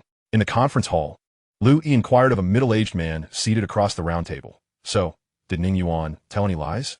After a moment of silence, the middle-aged man slowly shook his head. No, I did not detect any signs of deceit on his face. What he said should be true. Following the middle-aged man's words, a brief silence enveloped the conference hall. Since there is nothing else, I shall take my leave, an elderly man with graying hair said as he stood up. The elderly man then departed with the accompaniment of Xia Qidong. The others present at the meeting also rose to bid farewell and leave. Soon, only Lu Yi Qingguangi and a few staff members from the headquarters remained in the conference hall. After dismissing the staff, Lu Yi sat beside Qingguangi and asked Elder Qin, "What do you think of Ning Yuan?" Qingguangi was silent for a moment before smiling faintly. He is quite remarkable, a talent worthy of significant cultivation. However, I must admit, his rate of advancement is rather astonishing. Lu Yi stroked his chin thoughtfully. Could it be that his shadow ability accelerates his breakthroughs? If so, we may need to reassess Ning Yuan's B-grade evaluation. Qingguangi shook his head. Not yet. Let us observe further. Transitioning from first to second tier is not particularly noteworthy. What is remarkable is the leap from second to third tier. If he progresses to the third tier with equal swiftness, his abilities would undoubtedly warrant an S-grade classification. In the afternoon, several buses departed from the headquarters towards the urban area of Daijing City. As Tian Xiangfeng had no remains, his family crafted a coffin and placed his belongings inside. The memorial hall was set up at the Tian family's ancestral home. According to traditional customs, Tian Xiangfeng's wife and daughters would keep vigil for 7 days before laying the coffin to rest. When the headquarters personnel arrived, the previously overcast sky began to drizzle. Observing the coffin in the hall and the grieving wife and daughters of Tian Xiangfeng kneeling beside it, Lu Yi, dressed in black formal attire, felt an immense weight in his heart. With rain-soaked shoulders, he was the first to approach the coffin, lighting 3 incense sticks before bowing and softly speaking. Guarding the people, combating otherworldly beings, a hero of the nation. Farewell, old Tian. As Lu Yi straightened, Tian Xiangfeng's wife and daughters returned the gesture. Sister-in-law, may you find peace in your sorrow. Looking at Tian Xiangfeng's wife, whose eyes were devoid of life, Lu Yi felt an unexpected reluctance to gaze upon her any longer. He inhaled deeply and turned to leave. Then, Qingguangi entered, followed by other members of the headquarters. Just then, another figure appeared at the entrance, a white-haired girl, also clad in black formal attire. Under the watchful eyes of the headquarters personnel, she made her way into the memorial hall. The girl first offered 3 incense sticks to Tian Xiangfeng's coffin before kneeling silently on the opposite side, clearly intending to keep vigil alongside his wife and daughters. "Qingwei, you should return. There is no need for this," Tian Xiangfeng's wife, devoid of spirit, said to Zhuo Qingwei. Zhuo Qingwei shook her head and replied, "I am teacher Tian's disciple. It is my duty to keep vigil for him." Seeing the girl's determination, the woman ceased her persuasion, and the farewell ceremony continued. Soon, it was Ning Yuan's turn. He stepped into the memorial hall, holding 3 incense sticks, and bowed to the coffin.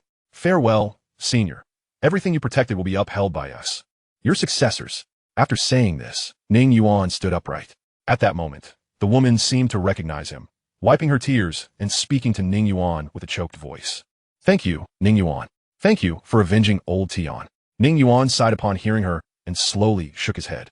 "I cannot accept such gratitude. It was Senior Tian who severely injured the otherworldly creature.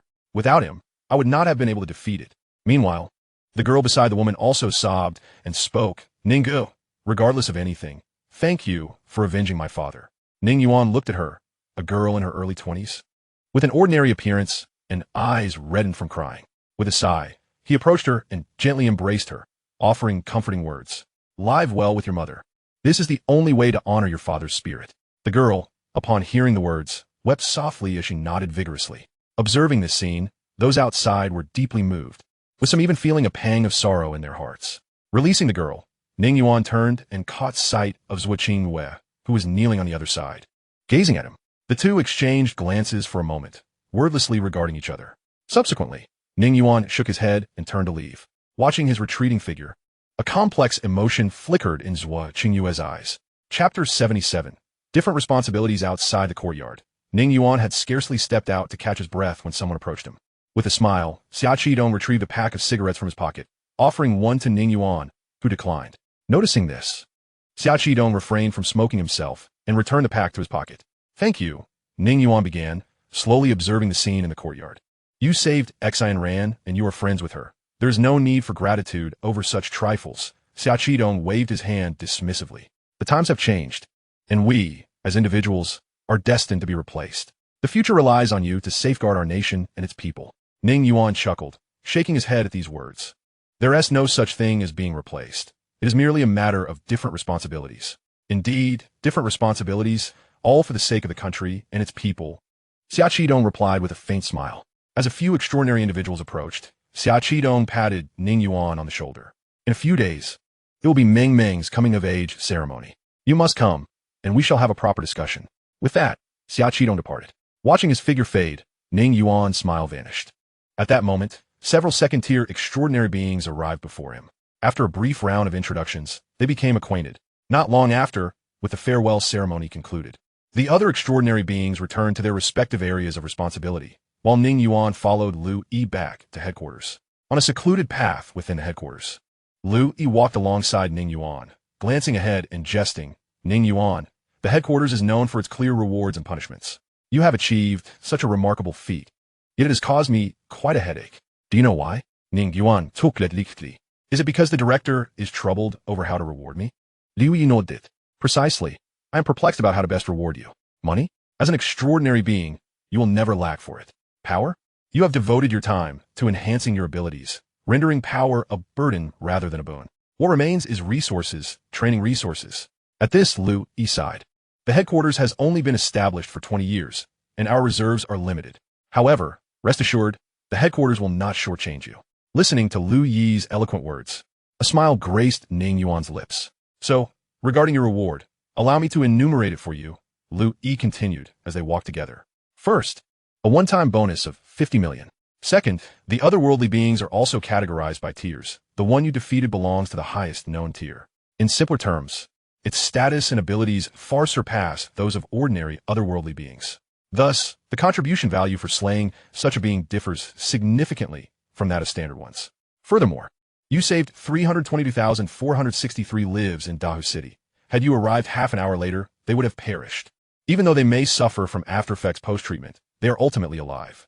The contributions from slaying the otherworldly being and saving so many lives should be calculated into your contribution value. Yet, I have advocated against the consensus to provide you with an alternative reward. At this point, Lu Yi smiled at Ning Yuan. The headquarters has reserved training resources for you, allowing you to choose one spiritual artifact and one spiritual item. The contribution value required for this condition is sufficient to offset all the contribution value you earn from this mission. Upon hearing this, a look of surprise crossed Ning Yuan's face. To be honest, he was somewhat taken aback. He had expected the headquarters to prepare spiritual artifacts and items as rewards, but now they were allowing him to choose. It should be noted that the potency of spiritual artifacts and items varies significantly. Thus, this action by the headquarters implicitly acknowledged Ning Yuan's capability to select the most formidable spiritual artifacts and items from their reserves. Of course, whether the headquarters would actually reveal their true trump cards to Ning Yuan remained to be seen. In addition to the aforementioned rewards, the headquarters has specifically tailored another reward for you, Lu Yi continued, observing 2 figures ahead. An extraordinary honor medal. Future applicants wishing to obtain such an honor must surpass your contributions. Thus, this medal serves as a lifelong testament to your honor. Simultaneously, they arrived at the entrance of an underground passage. On the side, Yang Yuxian and Qin Guangyi had been waiting for some time.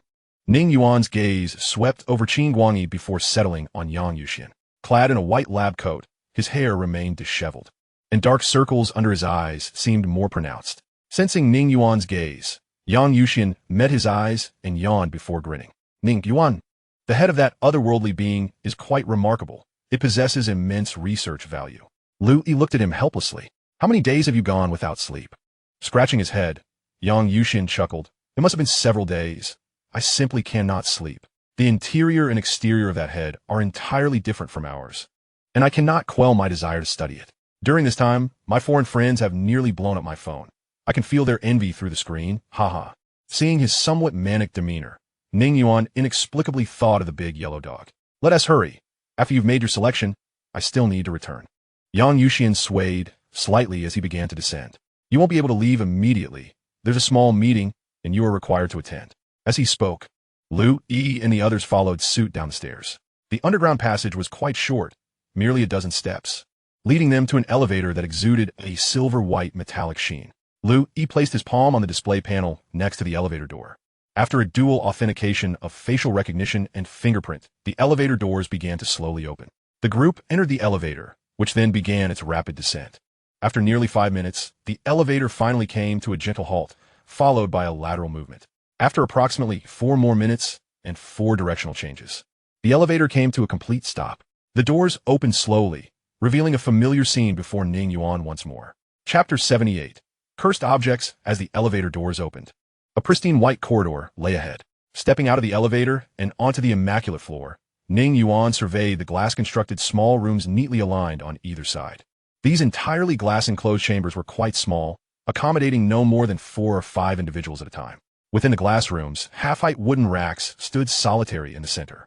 The items displayed in the right-side glass room varied widely, while the left-side glass room showcased uniformly arranged stone boxes atop the wooden racks. Ning Yuan gazed at the box within the room to his left, fully aware that it was crafted from flawless jade. At that moment, Qin Guangyi, who stood beside him, cheerfully remarked, "The room along the left corridor houses spiritual objects. Once harvested, these objects must be stored within jade boxes. Otherwise, their efficacy will diminish in no time." Conversely, the room on the right side of the corridor contains spiritual instruments, which do not require jade storage like the spiritual objects. Just then, Lu Yi ahead spoke up.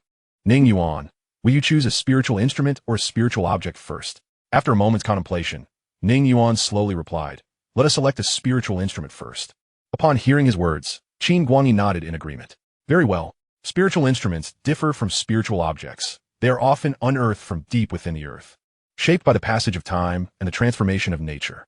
These instruments are categorized into defensive, offensive, and auxiliary types. The first 2 are self-explanatory, so I shall not elaborate further. As for the auxiliary type, it encompasses control, movement, and various influences on oneself and others. Which type would you prefer? I shall guide you accordingly." After Qin Guangyi finished speaking, he observed Ning Yuan in silence. This time, Ning Yuan did not hesitate, promptly stating, "Is there a spiritual instrument that can ensure an ordinary person's survival for a while?" At his words, Lu Yi and the others exchanged glances, clearly taken aback by Ning Yuan's request. After a brief pause, Yang Yuesian spoke first. "Generally, instruments that affect oneself are primarily usable by extraordinary beings. The options available to ordinary people are quite limited, let alone one that can keep them alive for a short period. At least, there is currently no such instrument in the headquarters." As he spoke, Yang Yuesian cast a meaningful glance at Ning Yuan, fully aware of the implications behind his request. After all, the potential for ordinary individuals to merge with spiritual seeds carries a significant risk of death. But if a specific instrument could stabilize their life for a brief period, it would guarantee a successful merging process.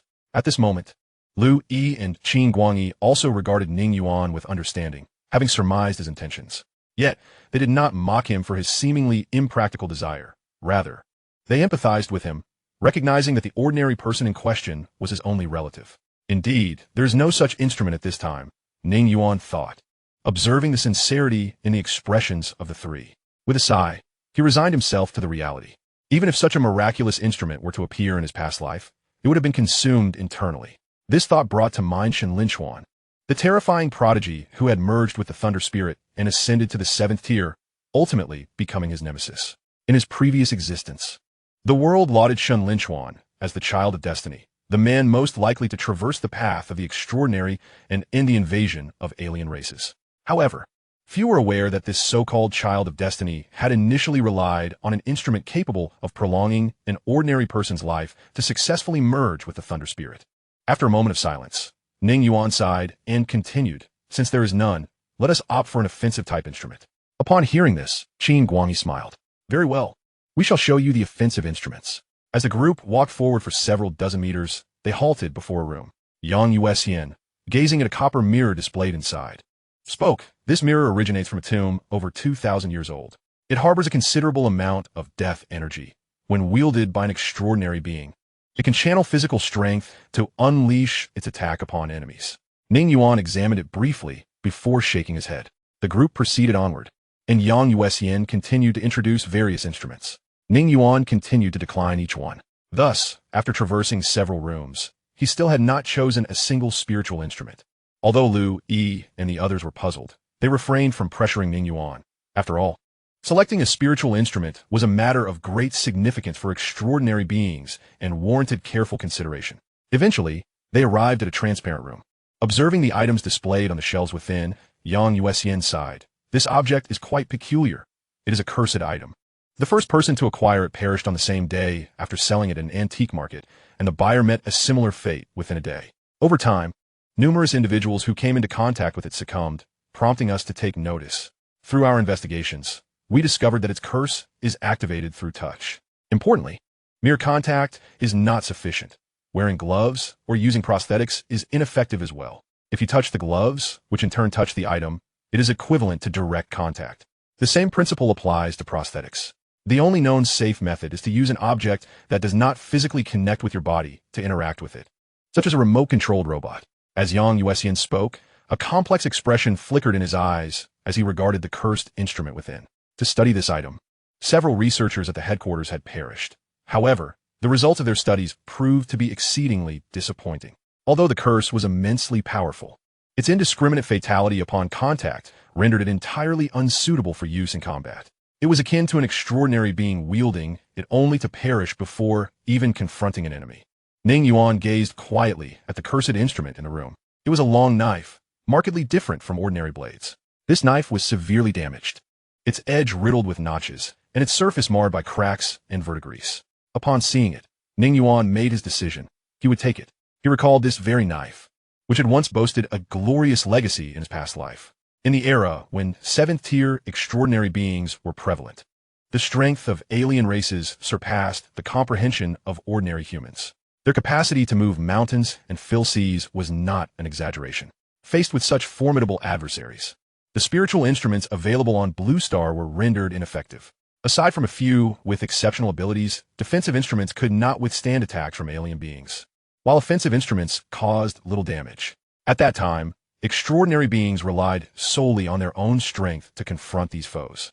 They were not averse to utilizing external aids, but had none available. Consequently, human extraordinary beings resorted to scavenging treasures from the bodies of alien races to defend themselves. It was during this period that the true power of this knife was revealed. A severely injured fifth-tier extraordinary being on the verge of death retrieved this knife from the headquarters and, using its curse, exchanged his life to kill a significantly stronger alien creature. I want it, Ning Yuan declared. The three of them were momentarily taken aback, and Yang Yuan scrutinized him in confusion. You desire this knife? Though formidable, how will you wield it without touching it? Lu Yi nodded in agreement. Indeed, Ning Yuan, it would be wise to exercise caution with such a dangerous instrument. Perhaps you should consider another. Qin Guangyi, however, remained silent, simply watching Ning Yuan. At that moment, Ning Yuan suddenly smiled and replied, if touching it poses a danger, then I shall simply refrain from touching it. Upon finishing his words, the shadow beneath Ning Yuan gradually stood up. Upon witnessing this scene, Lu Yi's mouth fell agape. Even Qin Guangyi was momentarily taken aback. After a brief daze, Yang Yuan suddenly slapped his thigh. Goodness, you truly are a genius, he exclaimed. With that, Yang Yuan pushed open the door, gesturing for Ning Yuan to retrieve the knife. Under Ning Yuan's command, the shadow entered the room, approached the wooden rack where the knife was placed, and slowly extended its pitch-black right hand to grasp the blade. Subsequently, the shadow, now holding the knife, approached Ning Yuan before gradually melting away and re-entering beneath his feet. Simultaneously, the knife began to vanish bit by bit into the shadow, as if sinking into an unfathomable abyss of darkness. Your abilities are indeed remarkable, Yang Yuan remarked, gazing at the shadow at Ning Yuan's feet with admiration. It can transform at will, carry you aloft, possess considerable offensive capabilities, and even serve as a storage medium. Such a comprehensive skill set is far beyond what one would expect from a B grade. It could easily qualify as S grade. Ning Yuan chuckled in response. These are merely superficial abilities. They may appear extensive, but each aspect is rather weak. Qin Guangyi nodded in tacit agreement. Indeed, the abilities of extraordinary beings are not necessarily better in greater quantity. Achieving mastery in just one aspect is sufficient to reach the pinnacle. Now that you have selected your spiritual weapon, it is time to choose your spiritual object, he continued, as the four of them made their way to the glass room located in the left corridor. Observing the jade boxes behind the glass door, Qin Guangyi sighed and spoke. Spiritual objects differ from spiritual weapons. They originate from common flora and fauna, which through absorbing the essence of the sun and moon over time, fortuitously transform into spiritual objects. They are the true treasures of this planet. Extraordinary beings who consume these spiritual objects can accelerate the growth of the tree of principles within themselves. As you've seen on your journey, our headquarters possesses fewer than 60 spiritual weapons. In contrast, over the years, we have expended immense manpower, resources, and finances to scour the most renowned mountains and rivers, yet have only managed to procure a mere handful of spiritual objects. At this juncture, Lu Yi also voiced his sentiments. Ning Yuan, do not be misled by the presence of jade boxes in these rooms. The vast majority of them are, in fact, empty. To be frank, my greatest hope during my tenure is to fill these boxes. After all, the more spiritual objects we have, the more powerful, extraordinary beings we can cultivate. Ning Yuan chuckled internally at this. Fill them? Haha, Lu Yi, you might not be aware that 400 years from now, these boxes will only be half filled. At this moment, Yang Yuesian yawned as he paused outside a room. There isn't much to elaborate on regarding spiritual objects, although they do vary in potency. One can only discern their effects after consumption. From an exterior perspective, they are indistinguishable, akin to blind boxes. However, while differences exist, they are not particularly significant. Therefore, I shall briefly introduce their origins to you. Choose whichever one resonates with you. With that, Lu Yi pointed towards the jade boxes within the room and slowly began. This one contains a ginseng root from Mount Bai, from which several workers sacrificed their lives to successfully harvest it. These individuals were ordinary people living under aliases, tirelessly traversing renowned mountains and rivers in pursuit of spiritual objects. At that moment, Lu Yi removed his glasses and pressed his fingers to his forehead, his tone heavy as he continued. Though they were merely common folk, they have silently contributed to the fight against otherworldly beings. Without their efforts, these spiritual objects would never have made their way to our headquarters and into these jade boxes. Ning Yuan sighed in response. Lu Yi did not rush Ning Yuan to select from the few spiritual objects available, but rather recounted the process of harvesting them and the sacrifices made. Ning Yuan outwardly listened, but internally grew increasingly impatient. Were he a youthful and impassioned extraordinary being, he might have felt deeply moved at this moment, perhaps even feeling morally compelled by Lu Yi's words to vow to protect the headquarters and honor the sacrifices of these ordinary people. However, Ning Yuan merely scoffed inwardly, deriding the notion. The reason for his disdain was clear. He understood that, both now and in the future, the vast majority of spiritual objects within the headquarters would remain firmly in the hands of a select few. Many future extraordinary beings would stumble upon spiritual objects purely by chance, while some foolish individuals would even turn over the spiritual objects they acquired to the headquarters. Well then, Ning Yuan, it's time for your selection, Lu Yi said, patting Ning Yuan on the shoulder with a smile upon his face. Throughout this entire journey, Ning Yuan had been contemplating the origins of these spiritual objects. Yang Yuesian was correct. One cannot discern the potency of spiritual objects based solely on their appearance. But Ning Yuan could utilize their origins to make an informed choice. After all, the simple truth that the quality of a flower is determined by the soil applies to spiritual objects as well.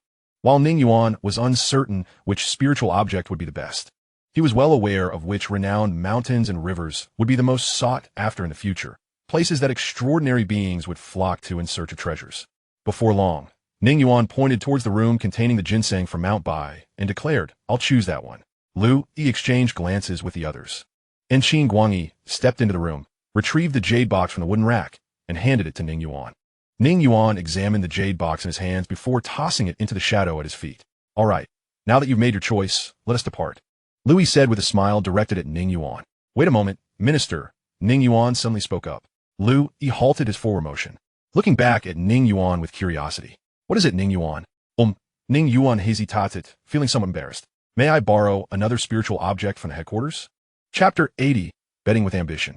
In the pristine corridor, Lu Yi and the others stared at Ning Yuan in a moment of disbelief. Borrow a spiritual object? Ning Yuan, what do you mean by that? Lu Yi seemed to struggle to comprehend, prompting him to inquire further. Yang Yuesian, however, quickly grasped the situation, casting Ning Yuan a peculiar look. Even Qin Guangyi involuntarily furrowed his brow. This lad seems to be a bit greedy. At this moment, Ning Yuan let out a deep sigh. Minister, I mean it quite literally. You can understand it as me borrowing a spiritual object from the headquarters, similar to borrowing money, with the intention of returning it later. Lu Yi, taken aback, found himself at a loss for words. This was his first encounter with an extraordinary being from the headquarters requesting to borrow a spiritual object. Moreover, were such items even borrowable? Nevertheless, Lu Yi restrained his impulse to outright refuse this esteemed contributor and instead asked for the reasoning behind his request. Ning Yuan, may I inquire as to why? While spiritual objects are indeed beneficial to extraordinary beings, one cannot rely entirely on these external aids for cultivation. True strength comes from rigorous self-discipline and gradual improvement. Just look at Elder Qin. He has never depended solely on spiritual objects, but has instead forged his path step by step to reach the third tier. I wouldn't say he is the strongest extraordinary being in the world, but he certainly ranks among the top 3. Upon hearing this, Ning Yuan sighed once more. Alas, Minister, you are unaware of the trials I faced within the light curtain. The otherworldly beings are terrifying. The high-intensity battles where survival is uncertain are beyond my ability to describe. In short, I am desperate to grow stronger and do not wish to face such dire situations again. However, if you truly find it undesirable, then it's no matter. I shall pretend I never mentioned it. With that, a fleeting look of disappointment crossed Ning Yuan's face. Listening to Ning Yuan's words and observing his expression, Lu Yi found himself empathizing with him. It is only natural for a young man, having faced the harrowing trials of life and death, to be eager for strength. Just then, a thought sparked in Lu Yi's mind, his eyes lighting up. Indeed, given Ning Yuan's humble origins and keen intellect, it would be challenging to instill a sense of belonging in him without cause. However, if this opportunity could be seized to convey the extent of the headquarters' support for him, perhaps with his sense of responsibility and kind nature, it might just work. While Lu Yi pondered, Yang Yuesian shook his head. No, there is no room for such a notion. Every spiritual object is an immensely precious treasure, one that cannot be appropriated by anyone but a significant contributor. Not even old Qin. Upon hearing Yang Yuesian's assertion that not even old Qin could make such an appropriation, Ning Yuan cast a glance at the impassive Qin Guangyi, barely suppressing a chuckle. Internally, he mused, Ah, Yang Yuesian, although your understanding of alien studies is profound, you shall never fully comprehend the human heart. There are nuances you remain blind to. Just as Qin Guangyi was about to voice his thoughts, Lu Yi suddenly raised his hand. Alright, Ning Yuan, I concede to your request. Both Yang Yuesian and Qin Guangyi were taken aback, while Ning Yuan displayed a facade of surprise. Though internally he remained as calm as a placid lake, having anticipated this agreement. After all, to Minister Lu Yi, binding such a gifted, extraordinary individual as Ning Yuan to the headquarters with just a single spiritual object was an astute bargain. This was a gamble. Vaquering heavily on Ning Yuan's loyalty. Yet, Lu Yi felt confident in his victory, believing that at just over 20, Ning Yuan's intellect, while sharp, was still youthful. You are breaching protocol, Yang Yuesian interjected, frowning. Meanwhile, Qin Guangyi appeared to be deep in thought. No worries, I shall take full responsibility. And I will explain it to the higher-ups, Lu Yi reassured Yang Yuesian before turning to Ning Yuan. Ning Yuan, you are my only hope. I have taken a risk by agreeing to this, and I sincerely hope you will not let me down, nor disappoint the headquarters. Choose another. But there's no need to do so. Just remember the headquarters' kindness and contribute accordingly. Ning Yuan nodded in response. Rest assured, Minister, I shall not let the headquarters down. Thus, under the watchful gazes of the 3, Ning Yuan took possession of a spiritual object, and the 4 of them departed in the elevator. In a concealed conference room at the headquarters, 10 individuals sat facing each other around a table, with a pitch-black monitor at one end. This is the situation. I have acquiesced to Ning Yuan's request and granted him a spiritual object. Lu Yi addressed the monitor from his seat on the left. At that moment, a middle-aged man sitting opposite him spoke up. Lu Yi, does Ning Yuan truly possess such great talent? He is merely a second-tier, extraordinary individual. Even if he has achieved significant merit, you should not grant him 2 spiritual objects. You are well aware of their rarity. Moreover, Ning Yuan was originally a civilian extraordinary. Such individuals are wild by nature and may resist constraints even after joining the headquarters. What if he betrays us one day? Before Lu Yi could respond, an elderly man chuckled softly. Nonsense. Our focus should not be on the potential for betrayal, but rather on how to retain such a gifted young talent. Zhu Osu, you are constantly fixated on the precarious situation. It is unwise to divert our limited resources to these civilian extraordinary individuals, lest they become a source of chaos once stability returns. I understand your concerns, but let us not forget that the incident in Dahu City was resolved by the very civilian extraordinary you fear. The middle-aged man's expression darkened at this retort, and he huffed. It is clear that Tingyue is dealing with other alien races. The elder smiled non-committally at this statement and fell silent. The others exchanged bewildered glances. How peculiar! Xiao Changfeng is at odds with Zhusu over such trivial matters. Could it be that he knows Ning Yuan? Zhusu was not incorrect.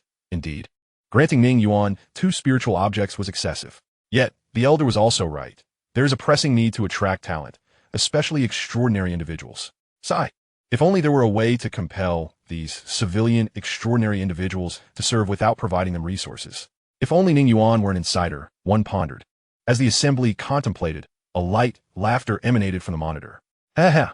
Old Xia, you seem to hold this young man in high regard. While he has indeed achieved considerable merit, the headquarters has already provided him with his due. We do not owe him anything. The elder remained silent for a moment before responding. My granddaughter, Xinran, shares a close relationship with him. Ning Yuan is kind-hearted, capable, and responsible. He is a rare talent.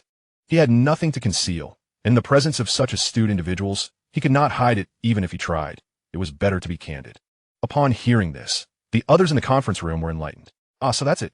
This old fox intends to marry his daughter off to Ning Yuan. What a clever ploy. It seems that having a beautiful granddaughter is quite advantageous. Why didn't I think of that? However, this bodes well. Once Ning Yuan becomes part of the Xia family, he will be considered one of us. Lu Yi cast a surprised glance at the elder, murmuring to himself. When did Ning Yuan become associated with the Xia family? I had no idea. Zhuisu also regarded the elder with surprise, then sneered inwardly. Given that the Xia family currently lacked even a second-tier extraordinary individual, they must be truly desperate to accept anyone. Just then the monitor chimed in again. Very well. Let us conclude the matter regarding Ning Yuan here. Lu Yi, such occurrences must not repeat.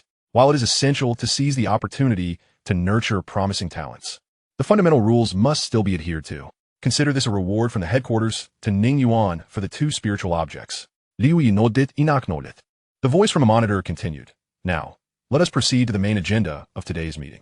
Given that extraordinary individuals and alien races have been fully exposed to the public eye, you must prepare to face the impending challenges. Regarding extraordinary individuals, the headquarters will continue to focus on absorbing civilian extraordinary individuals to bolster our strength. All others must cooperate with the headquarters, actively mobilizing resources to accomplish significant tasks. Professor Yang, would you care to elaborate on the potential actions of the alien races moving forward?